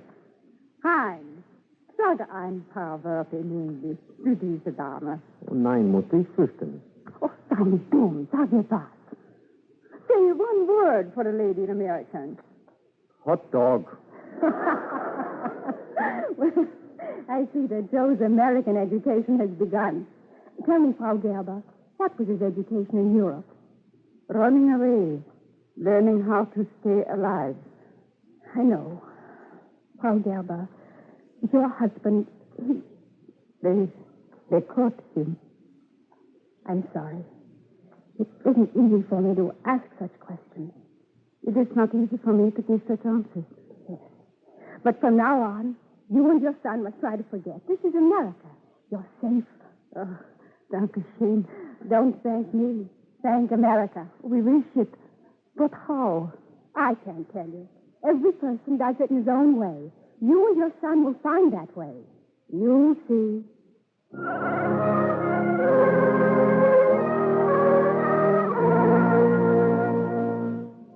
How do you express gratitude for tranquility that may be taken for granted? How do you pronounce a benediction for policemen who do not expect you to bow before them? How do you sing a hallelujah for workers who are not required to remove their hats in the presence of their employers, and employers who need not tremble before the majesty of government officials? You take liberty too much for granted. We were the delayed pilgrims. We came later than you, and we were able to see what you had done. We saw so many things, and our eyes were new. We stayed in New York only for a short time. A year later, my son presented himself to the principal of Viva High School in Hartford, Connecticut State. My name is Heinz Joseph Gerber, okay? Where did you learn to talk like that? Is this bad, sir? Well, let's say it's original. Well, what can I do for you, Heinz? Joe. Joe is better American. I wouldn't be surprised. Well, Joe? Please, you will enroll me, yes. I have a good desire to be a junior in high school. How old are you? 17. What education have you had until now? 1 year Realgymnasium in Vienna. What else? 3 months busboy in New York City. It's hardly a formal education. I learned plenty. Yes, I wouldn't be surprised. How else have you educated yourself? I work. Tobacco picker, shipping clerk, bakery assistant, office boy, freight handler, salesman, meat cusser. I change jobs a little. Yes, you do, don't you? Well, how are you employed at present? By day, office boy. By night, freight handler. 2 jobs? Sure. Well, aren't you tired? Sure. Well, young man, you'll exhaust yourself. Why do you do it? It's for college. I will be engineer, American engineer. Please, I have a good desire to be a junior in this high school. I believe you. But first we'll have to find out in what class you belong. You'll have to take a series of examinations. I have 2 pencils, please. Now, yes, I'm in a hurry.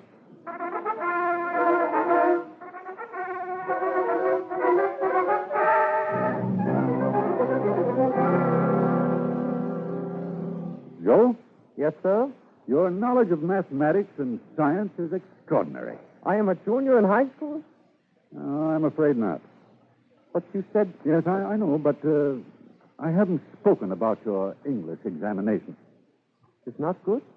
It's very bad. Joe, let's try again. Now, how do you spell bough, the bough of a tree? Now, careful. Bough. B-O-W. Joe, how do you pronounce B-O-U-G-H? But that's easy. Buff. No? No, it's expecting too much, I guess. No, I'm terribly sorry.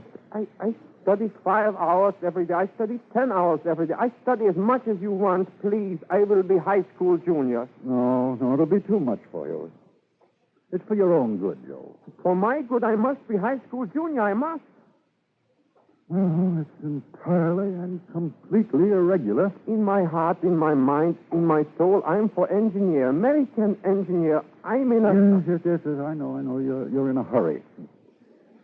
Very well. We'll allow you to enter the junior grade, provided you study first and second year courses on the side. I will. And pass a special examination in them. Oh, yes, sir, I will. Miss Joe, I think you will at that.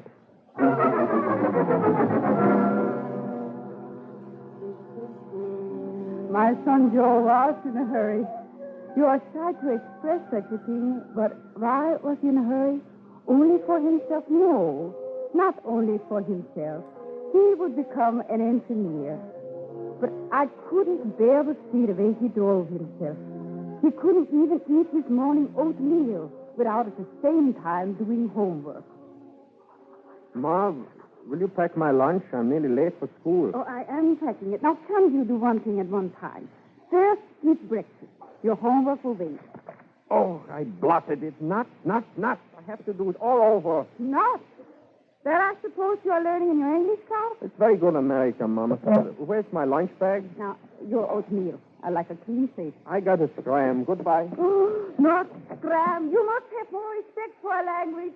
Shucks, Ma. Don't be a square.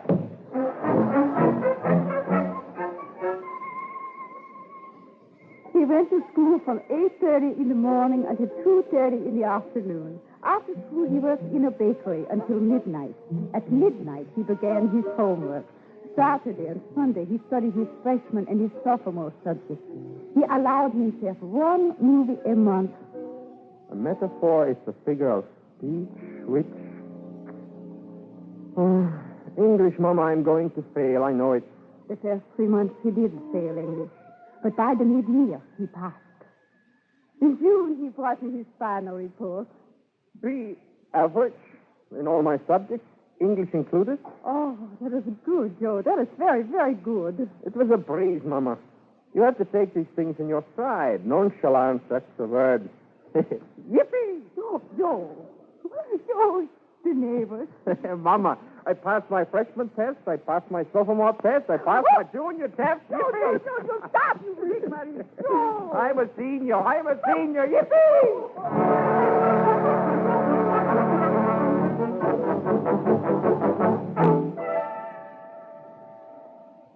You sent for me, Mr. Burke? I did. Have a chair. Thank you, sir. Now, I can hardly recognize you as the same young man who came to this school 2 years ago. I didn't mean to kick the soccer ball through the window. I'll pay for the damage, Mr. Burke. The Board of Education of the City of Hartford will certainly thank you. But that isn't why I sent for you. Oh, no? Joe, what's your average? Well, a high B, sir. Why isn't an A average? Well, sir, I was working pretty hard, and, I quit the bakery and decided to have some fun in my senior year, fool around with soccer and debating. I'm sorry, Mr. Burke. I guess I slackened up. So, Gerber, why do you think I sent for you? To scold me. No. Joe, sometimes I think being a high school principal is a thankless job. And then, when I'm feeling really sorry for myself, a Joe Gerber comes along. You're embarrassed, aren't you? Yes, sir. Young man, I've watched you. Your teachers have watched you. You made us proud. I, Joseph Gerber, the faculty of the Weaver High School, is happy to nominate you for a Jacob L. Fox Foundation scholarship to be used toward the payment of college expenses in any college you select. Mr. Burke, That's correct, though your average was only a high B and not an A. But Mr. Burke... Mr. Lewis Fox and the judges were concerned as much with character as with marks. Joe, what's your hurry? I got to tell my mother. I want to tell her right away.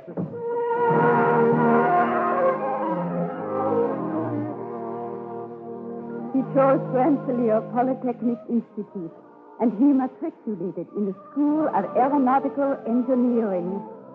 I tell it to you not with pride, but like a prayer. By the end of the first year of college, my son Joe, not a boy anymore, a man now, came to me and kissed me and whispered in my ear, Mama, At Rensselaer's, there's something called the Gotcho Powell Scholarship. I want it, Mama. It means my tuition until I get my degree. Sure. You don't have to say it. I know. Now, I would cry. It's good news. You should laugh. Be happy. I'm happy. Well, I am happy for myself.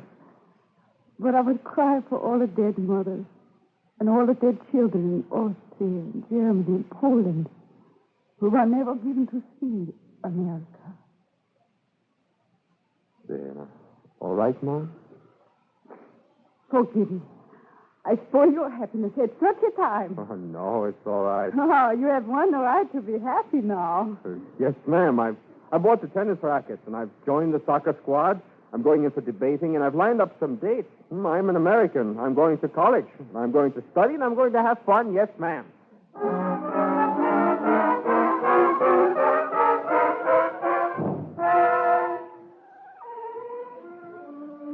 Now, let's see. Dear Mother, as I wrote in my last letter, Rensselaer is almost as good as being home.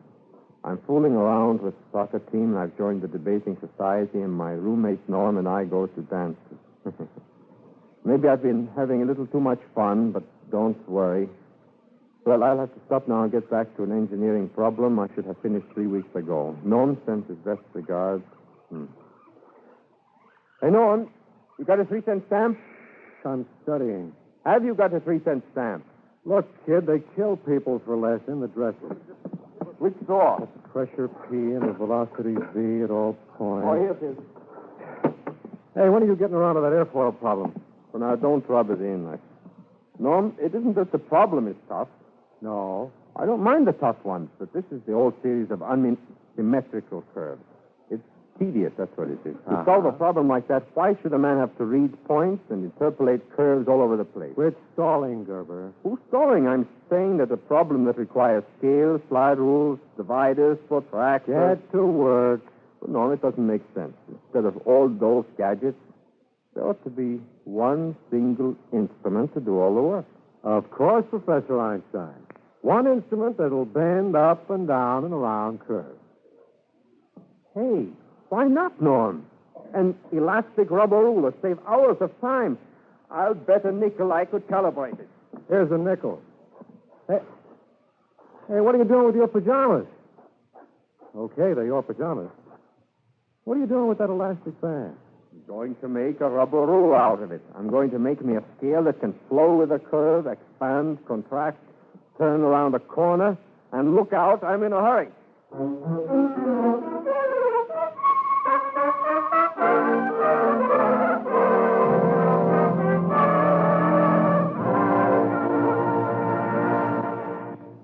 We continue our story starring Cornell Wilde as Joe Gerber.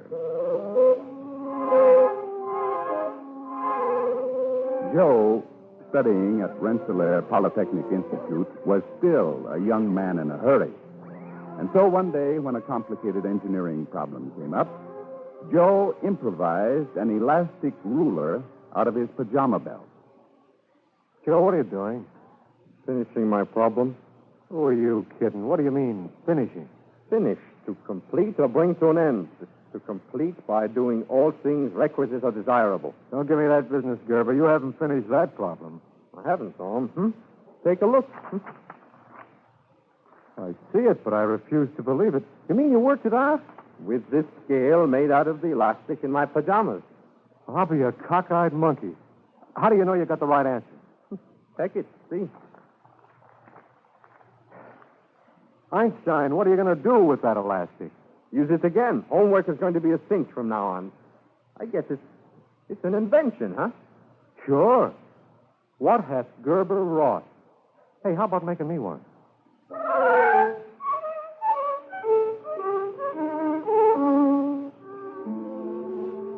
Dear Mother, do you remember how, when I was a kid in Vienna, I found a way of electrifying the doorknob?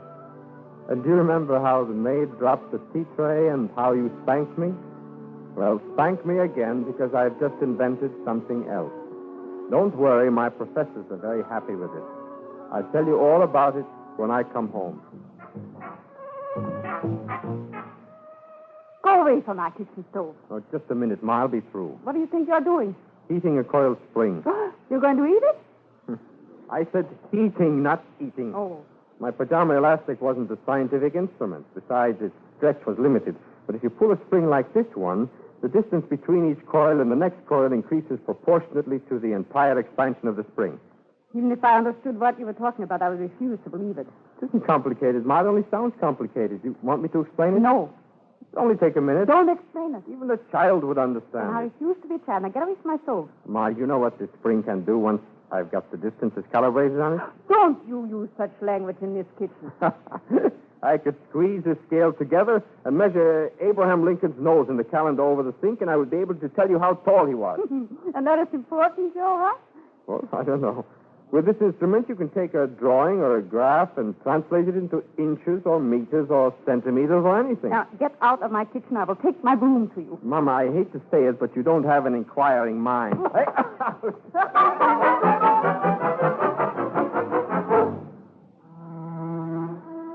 It was like a foreign language. But he wrote from college to say that his professors were excited about it. Gerber, your variable scale doesn't merely improve upon a slide rule, but upon any other instrument already in existence. It's something different. It doesn't replace anything science already has. It adds something altogether new and incomparable.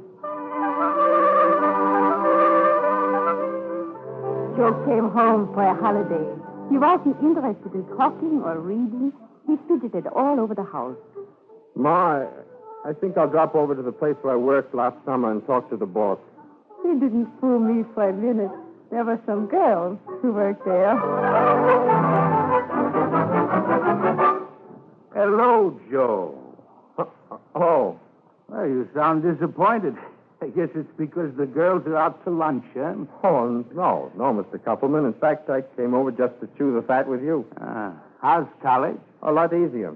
I found a way of beating a combination of slide rule, dividers, and protractors. You don't say. Look, if you start talking calculus to me, I'll throw you out on your ear. Mr. Koppelman, you know, I've got an invention I'd like to show you.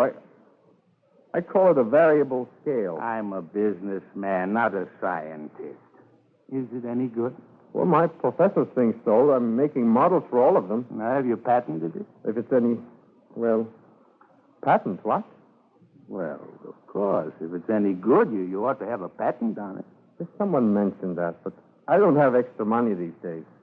Sure, I've known you for a couple of years, and I like you. Suppose I lend you the money. Well, it's very decent of you, Mr. Koppelman, but a patent isn't important. Oh, you're wrong, Joe. A patent means that the United States says, Joe Gerber, you're a bright young fellow. And for 17 years, no one can infringe on what you've done. A patent is protection, Joe. Encouragement. Now, you talk to a patent attorney and find out how much you need. Yes, but why should you? Because I think you deserve every break. When you came here from Europe, we didn't lose. Europe lost. Now, you find out how much you need. Well, I'm grateful, more grateful than I can say, but I've already borrowed money for books and clothes. I'm not going to borrow another cent. Pay it back in 20 years. No, it's still a debt. I'd gladly give it to you as an outright gift. Oh, well, thank you. I wouldn't take it, sir. I know. Look, suppose this thing is any good. And it might be. And then a lot of people can use it. Maybe the Army and the Navy and the Air Corps. Joe, how would you like a partner? You mean I'd go into business? Sure. Of course, you'll need money to finance you. You're saying I can start a business just with an idea? And a little financing. But that ought to be easy because you've got a good idea. It happens quite a lot in this country, Joe. Mr. Koppelman, I don't know what... Just leave the model with me. I'll have it appraised by engineering consultants. If they agree that your invention has possibilities, you've got a partner. And money for patents and development and marketing. Joe, maybe you think you've discovered America. You're only beginning.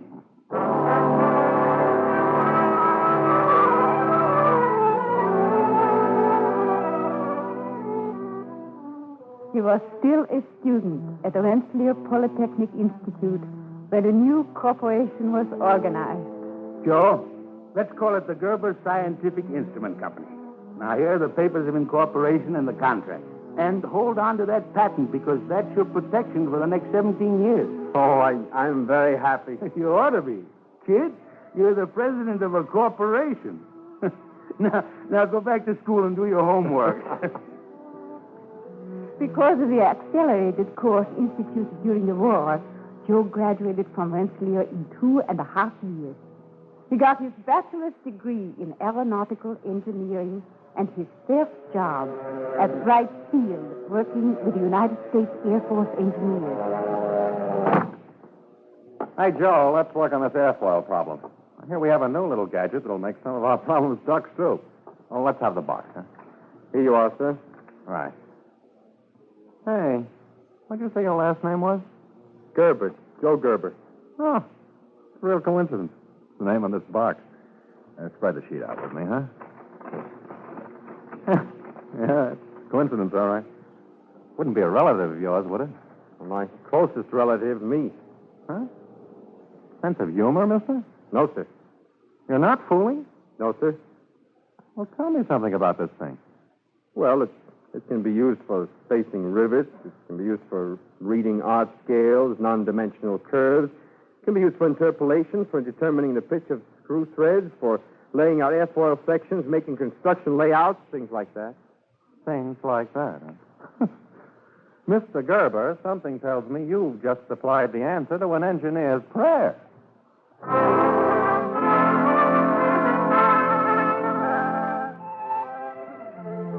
In America, there have been many inventors, and they've made great and wonderful things. And there will be many more.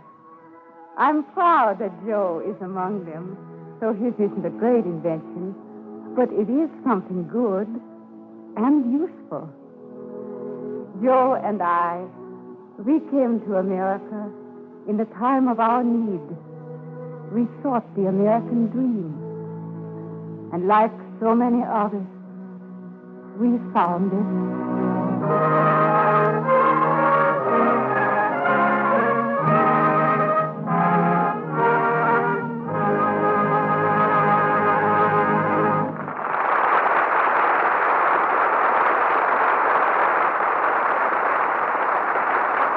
This is Cornell Wilde.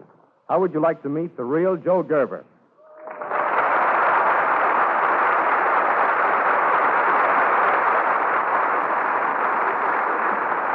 Joe, that applause is for you. Thank you. Joe, what are you working on now? 6 new inventions, Mr. Wilde. 6? Are you kidding? Nope. We hope to have patents on them before the end of the year.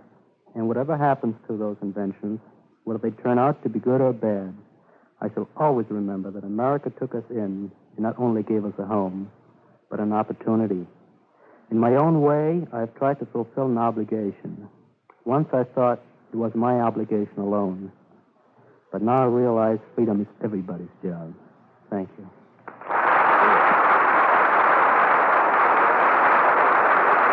Thank you, Joe Gerber and Cornell Wilde. Next week, the DuPont Cavalcade will present 2 distinguished stars of the screen, Claude Rains and Agnes Moorehead. Our DuPont story, Mr. Peale and the Dinosaur, tells of a discovery that astounded the early American painter and scientist, Charles Wilson Peale, and his delightful wife, Elizabeth. Be sure to listen. And be sure to support the American Heart Association in its campaign to combat heart disease. This is Ted Pearson speaking. Tonight's original DuPont play, Young Man in a Hurry, was written by Morton Wishengrad. Cornell Wilde will soon be seen in the forthcoming RKO production, Sons of the Musketeers. Music was composed by Arden Cornwell and conducted by Donald Voorhees. The program was directed by John Zoller.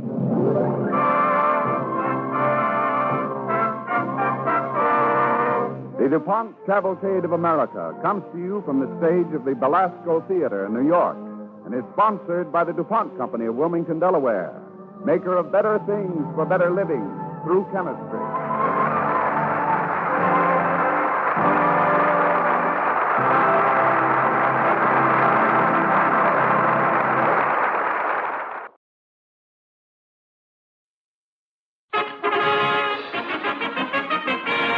The Cavalcade of America, Sponsored by the DuPont Company, makers of better things for better living through chemistry.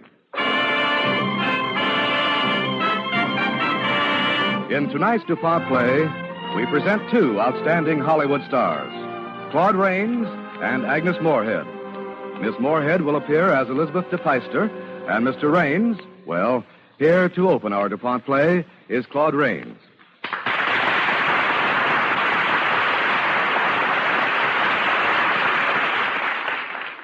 I am really Charles Wilson Peale, a painter, scientist, inventor, and according to certain ill-informed contemporaries, more than a little eccentric. On this particular day, shortly after the close of the Revolutionary War, I am about to call upon Miss Elizabeth de Peyster, spinster, of Philadelphia, and pop a rather important question.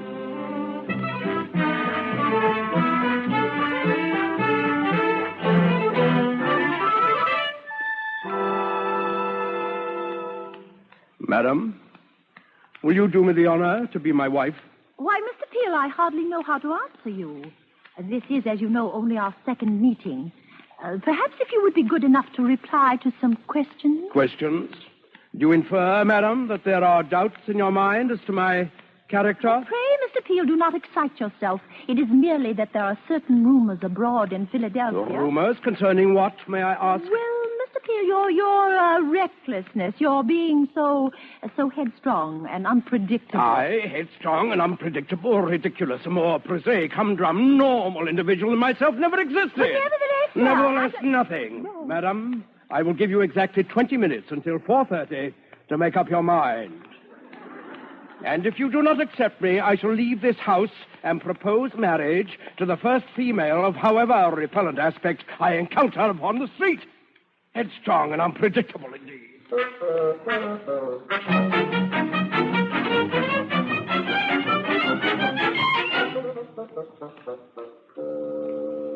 It is now exactly 4:30, Mr. Peyster.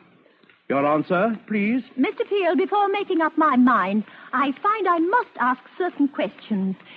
Do I have your permission? Madam, if it is a testimonial you require, may I refer you to His Excellency Thomas Jefferson, or perhaps Mr. Robert Morris, or Dr. John Morgan? That will hardly be necessary, sir.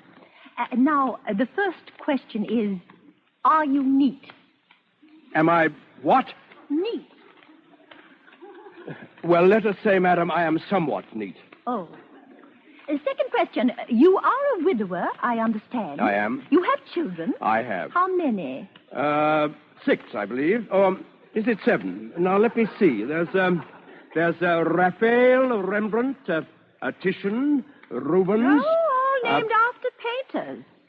I understand that you, too, Mr. Peale, are a painter. I am. Also an inventor. Well, yes, I have invented... And a watchmaker? Yes, I have from time to time repaired... And a dentist? Oh, certainly. And what is it, madam? Do you wish a set of new teeth? Oh, no. No, Mr. Peale, I do not. My teeth are in excellent condition, thank you. All I wish to know is this. With the help of which of these professions do you intend to support me? Which? All of them, of course. Well, then, sir, I'm afraid I must decline your kind proposal. Why? Because, sir, a man with so many professions can be master of none. But I am interested in all these professions, madam. Nevertheless, I would wish you to concentrate only on your painting. Yeah, but on that condition, it would give me great pleasure to announce our forthcoming marriage. But, Mr. Would you Peyster... care for more tea?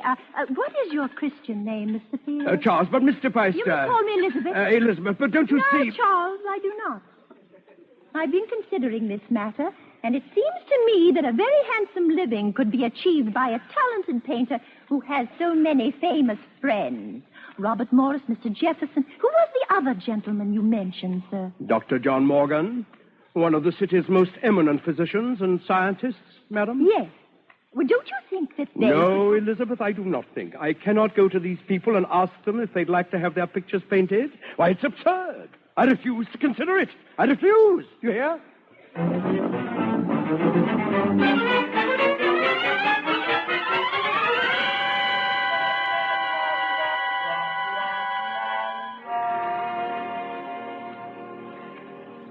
if you will be so good, Dr. Morgan, as to turn your head about 1 inch to the left. Certainly. And the right hand. Just keep it still, please. I thought you were painting my head. I am. But when you move your hand, your head wiggles. Yes. There now. You may relax, Doctor. Thank you.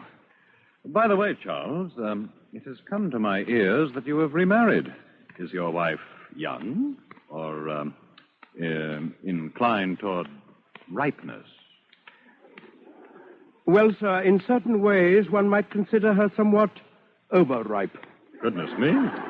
Oh, Elizabeth is an excellent mother to my children, Doctor, but she has, unfortunately, a tendency to be domineering as far as I am concerned. She has? Of course, this is easily understood, since I am at heart a gentle soul. Oh, of course. She has made me forswear all active pursuits, save that of painting, at which, unfortunately, I cannot make a living. Including your art gallery, Charles? No, that is a toy I have been permitted to keep for being a good boy and doing what I'm told, no doubt.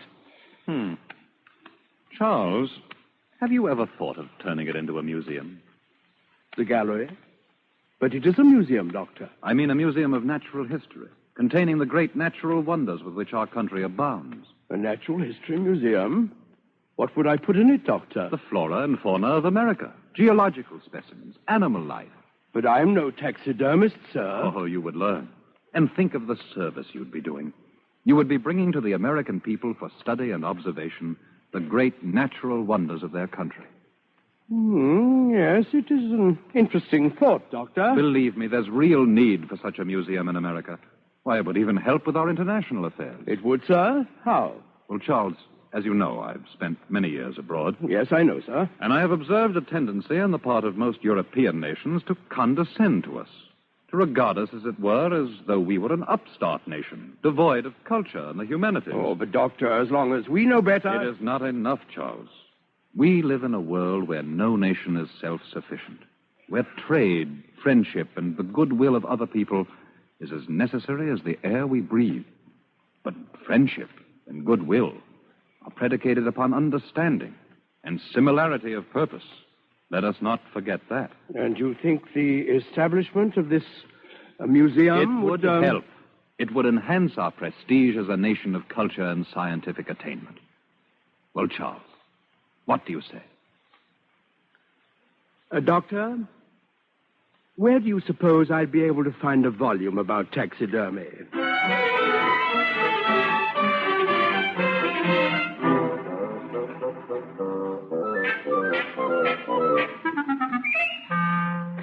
Charles, have you seen anything? Oh, there it is. My best paring knife on your work table.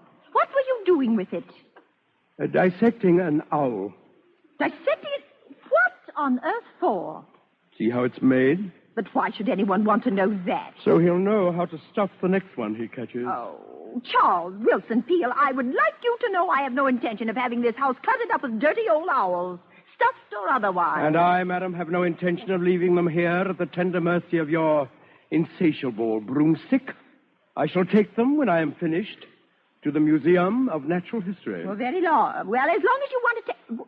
What museum did you say? The Museum of Natural History. It's a new thing, just opening its door. Oh, that sounds ridiculous. Does it? What manner of man would be foolish enough to risk his money on a scatterbrained enterprise like that? I have heard him described as a very intelligent man, a gentleman, a scholar, a brilliant thinker. Who?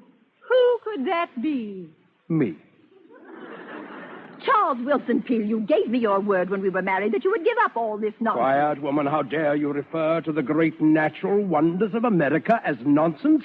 Have you no thirst for knowledge? No curiosity? No, I haven't. And furthermore, where is your patriotism? Would you have it said of your own country that it is the sole nation on the face of the earth that has no repository for the flora and fauna that enrich its landscape? That doesn't interest me in the least. What? You dare say that? What does interest me is, if you ruin my paring knife, You'll have to give me 2 shillings for another. Treason, that's what it is. Elizabeth, have a care. Remember Benedict Arnold. Charles? So this is what I fought and bled for at Morristown, Princeton, and Valley Forge. To harbor into my bosom a traitorous wench. Oh, now, Charles, listen to me. You listen to me, Elizabeth, please. Tomorrow, the first Museum of Natural History opens its doors. You, madam, shall be seated in a small booth at the entrance where you shall dispense tickets, make change, and ring a small bell to attract prospective customers thusly. And now, if you will kindly give me that paring knife, I have a small lizard I wish to disembowel. Thank you.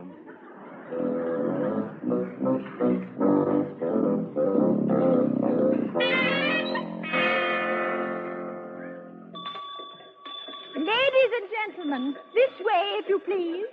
The wonders of natural science displayed for the first time on this hemisphere. See the beaver and the owl and the raccoon all in a state of lifelike preservation. Observe the miracles wrought by the art of taxidermy. The deer, the muskrat, the porcupine with each and every quill preserved intact. This way, ladies and gentlemen. I beg your pardon, madam. Yes, sir. 1 ticket, $0.25, please. No, madam, I do not wish a ticket. I've already seen the exhibition. Could you tell me where I might find the proprietor, Mr. Peale? Well, just open that door on the right and step inside. You'll find him. I trust he's not engaged in private business at the moment? Well, you might call it that. He's stuffing a walrus. Oh, thank you. This way, ladies and gentlemen, the wonders of natural science. Mr. Peale? Yes? Mr. Peale, my name is Abernathy Bain. I am a resident of the town of Boston, sir, in the Commonwealth of Massachusetts. Greetings, sir. And what brings you to Philadelphia in the Commonwealth of Pennsylvania? Your museum, sir. I came to see what it was like. And did you like what you came to see? No, Mr. Peale, I did not. And judging by the absence of visitors, I take it the good people of Philadelphia share my opinion. Do they, sir? They do. Now, take the Columbian Museum in Boston, of which I happen to be the proprietor. Oh. Why, up there I have 1,000 visitors in a single week. What do? Reenact the Battle of Bunker Hill and shoot live redcoats? No, sir, I do not. I show them clocks. Clocks? Exactly. Imported direct from Switzerland at incalculable expense. Naturally. And one of these, for instance, when the hour strikes, a tableau appears. A tableau? A tableau portraying Mary, Queen of Scots, bidding an affectionate farewell on her way to the executioner's block. Very moving, Mr. Peale. Persons of the female sex have been known to faint at the pathos of it. Really? Well, Mr. Bain, I thank you, sir, for all this information, but I shall run this museum as I have always intended, as a repository for the natural wonders of our American nation. To show off stuffed birds and the skeletons of dead animals? You'll never get people to come to it, sir. Not even if you were to show them the bones of that mammoth they just dug up in New York. A mammoth? Yes. Do you mean, sir, a prehistoric animal? Something like that. A thigh bone, among others, measuring, they say, 18 inches in circumference. A thigh bone? Measuring 18 inches in circumference? Tell me, Mr. Bain, where did they find these bones? Near Newburgh in New York, I believe. A farmer digging in a marl pit. Mr. Peale, where are you going? To Newburgh, Mr. Bain. If the first complete mammoth in the history of the world has been uncovered in America, Peale's Museum of Natural Science will place it on exhibition or die in the attempt. Goodbye, Mr. Bain.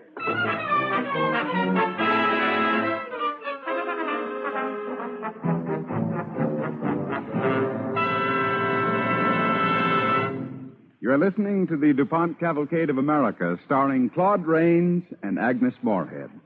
Sponsored by the DuPont Company, makers of better things for better living through chemistry. Among the DuPont Company's better things for better living through chemistry is DuPont Rug Anchor Sponge Rubber Underlay. Perhaps you saw a recent announcement by the National Safety Council that deaths due to accidents in the home in 1949 were 3% less than in 1948. Well, one of the ways in which you can help prevent accidents in your home is to use DuPont Rug Anchor under small rugs, especially rugs at the head or foot of stairs. Rug Anchor is waterproof and moth-proof and can be trimmed to fit your rugs. Besides helping to prevent rugs from slipping, DuPont Rug Anchor also keeps dirt from working up into the underside of the rug. Made by DuPont and sold by thousands of rug and department stores, Rug Anchor is another of the DuPont Company's better things for better living. Through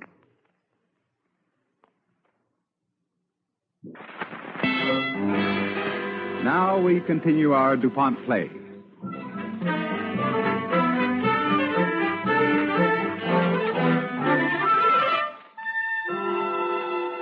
It's a few days later at a farm near Newburgh, New York. Seated on the floor of the granary, examining the fossils of a huge animal, is Charles Wilson Peale. Bending over, watching him anxiously, is the farmer on whose property they were found. Well, Mr. Maston, I congratulate you. These are indeed the bones of a prehistoric animal. Yeah, that's what I thought. Unfortunately, there are many pieces missing. Where did you say you found these? In the marl pit, Mr. Peale, over past the south field. It's flooded now. Mr. Maston, I would like to purchase these bones from you to exhibit at my museum in Philadelphia. Now, what would you say to $100? Why, I'd say that was a good sum of money, Mr. Peale. With another 100 thrown in for the privilege of digging further into your pit, what would you say to that, sir? Handsome, Mr. Peale, handsome. Good. Then we can consider the transaction closed, eh? Well, no, I wouldn't exactly say that. No? Why not? Well, you see, sir, I don't want to sell them. I don't want to sell them at all. But, Mr. Maston, I assure you nobody in America would have any use for these bones or would even approach my offer. I agree. And that's why they ain't for sale. Mr. Peale, let me ask you a question, sir. What would you do with these bones if I did sell them to you? Oh, I exhibit them at my museum, of course. And charge admission, eh? Naturally. My museum is not endowed by anyone, sir. It is self-supporting. And, Well, I ain't endowed either, Mr. Peale. And so am I self-supporting.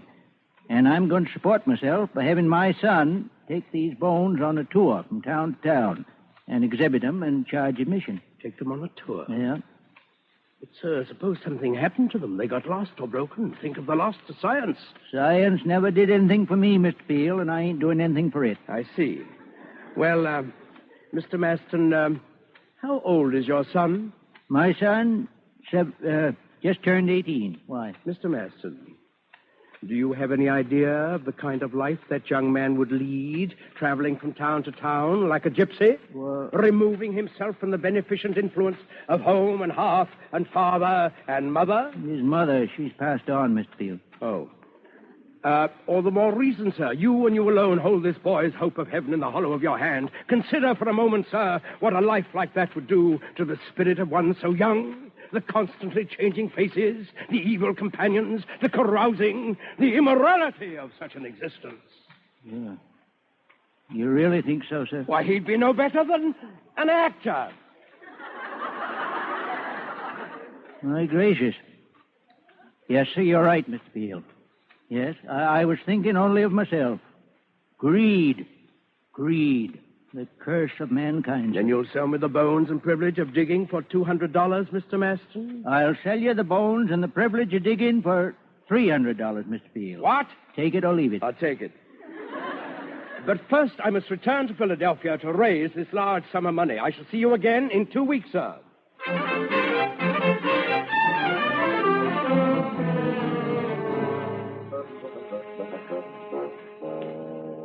So, Charles, it is your intention to borrow the sum of $300 for this fossil, eh? Yes, Elizabeth, it is. And from whom do you intend to borrow it, pray? My friends. And a pity you didn't think of them last month when I inquired for a small sum with which to buy a new dignity for myself. Oh, but no.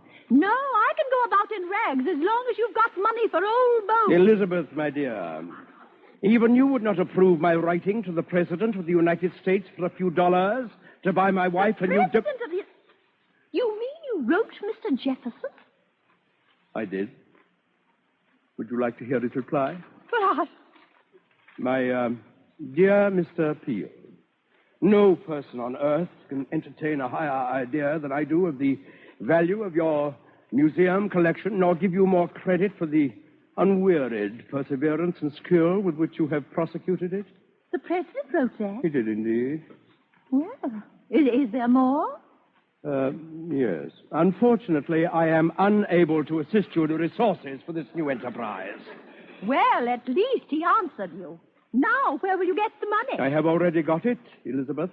From the American Philosophical Society, right here in Philadelphia. Goodbye, my dear, sweet, understanding wife. Take care of the children while I'm off digging up old bones.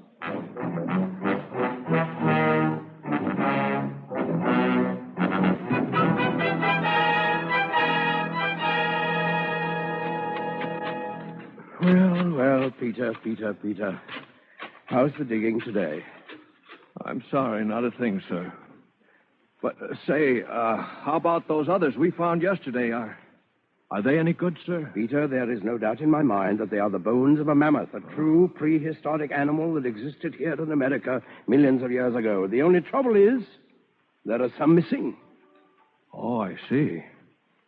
Which ones? The toe bones, for instance, and the lower jawbone. The lower jawbone?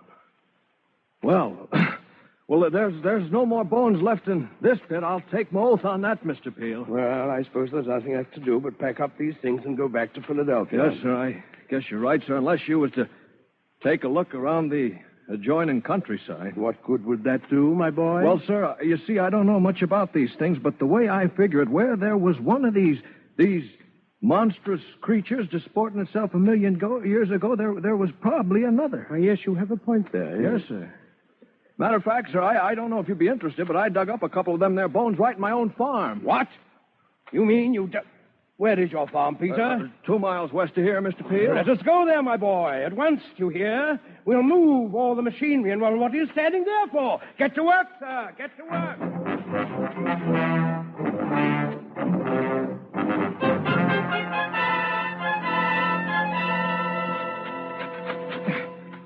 Here's another piece, sir. Let me see it. Yeah, looks like it might come from a foot. It does, Peter. It's a toe bone. Peter, you've got a mammoth of your own here. And, judging by these samples, it's a far bigger one than the other. Congratulations, my boy. And now let's get back to work. Come on, dig.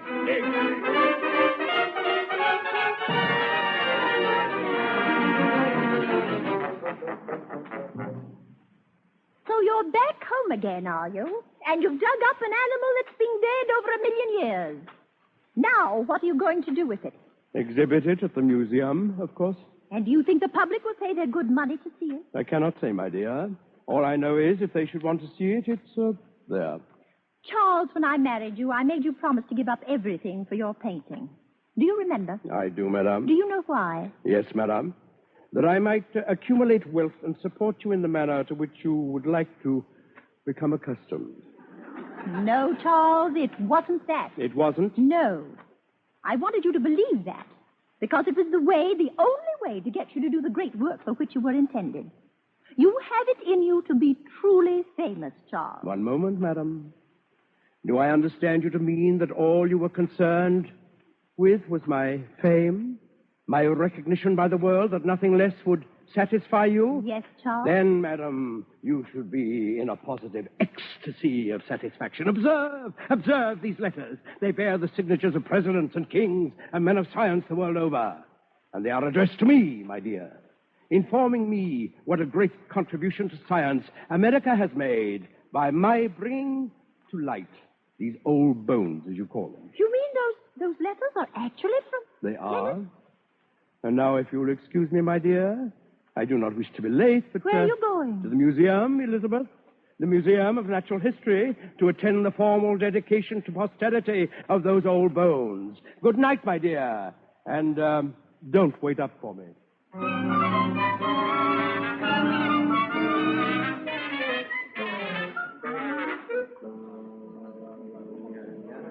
Gentlemen and colleagues, it gives me great pleasure to present to you one of the foremost figures of our time, inventor, scientist, and painter of General Washington, Benjamin Franklin, and many of our most distinguished citizens, gentleman Charles Wilson Peale.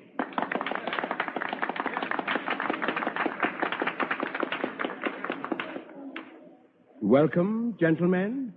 Welcome to the first American Museum of Natural History. This skeleton, which you are now observing as it towers above us, is not a replica, but the true bones of the monster that terrified our ancestors 1,000,000 years ago. The knowledge of its existence has furthered the world's interest in science, and science, as you well know, gentlemen, breeds knowledge. And knowledge conquers man's greatest enemy, fear. Gentlemen, I ask you to raise your glasses in a toast to the American people, with their ingenuity and resourcefulness, with their enterprise and faith in the future. May they be as preeminent among the nations of the earth as the skeleton of this mammoth under which we sit surpasses the fabric of the mouse.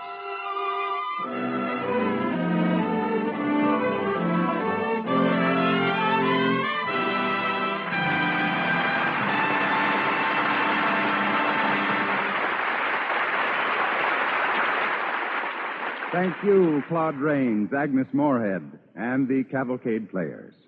Now, here's Bill Hamilton speaking for the DuPont Company. In the magazines this spring, you'll see colored pictures of the very smartest dresses, the frilliest underthings, the most glamorous evening gowns, all in rayon. For rayon these days is a glamour fabric used in clothes in all price ranges. Yes, you're right, so right in rayon. In Bermuda, in Florida, and California, at smart resorts everywhere, rayon is a must with women who know their styles as well as their values. Now, a woman buys a dress because it's smart. But let's walk around behind that word smart for a moment and see what we find. A dress is smart because a talented fashion designer had the taste, the originality to design it that way. But the designer was able to make it that way only because the fabric maker provided him with a material of just the right texture, just the right drape. And you can go back still further than that, right back to the yarn. For 30 years now, American rayon manufacturers, including the DuPont Company, have been steadily improving rayon yarn, changing its characteristics to give you better drape and more beauty. That's why rayon in 1950 is every bit as glamorous as it is practical. Within our lifetime, a whole industry has grown up around this fiber from the chemist's test tube. Thousands of men and women have jobs today because of rayon. Thousands of stores enjoy better business. Millions of women proudly wear rayon. Yes, and men too. Rayon pajamas and robes for men are light, trimly tailored, and long-wearing. Rayon shirts, trunks, and slacks have bright, long-lasting colors because rayon takes dyes so clearly and so richly. It's true, just as the fashion news says, that you're right, so right in rayon. Fashion Right Rayon is a typical example of the DuPont Company's better things for better living through chemistry.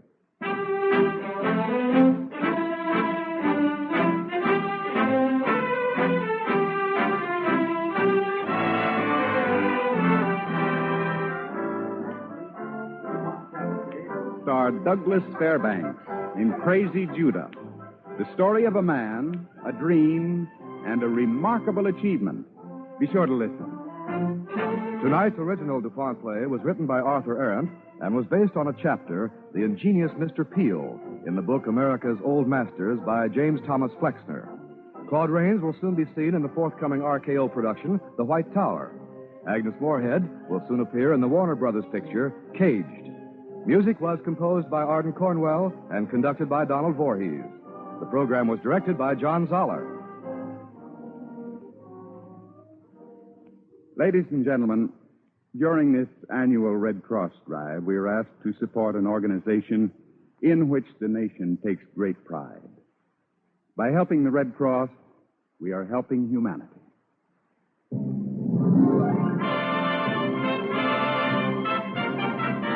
The DuPont Cavalcade of America comes to you from the stage of the Belasco Theater in New York and is sponsored by the DuPont Company of Wilmington, Delaware, makers of better things for better living through chemistry.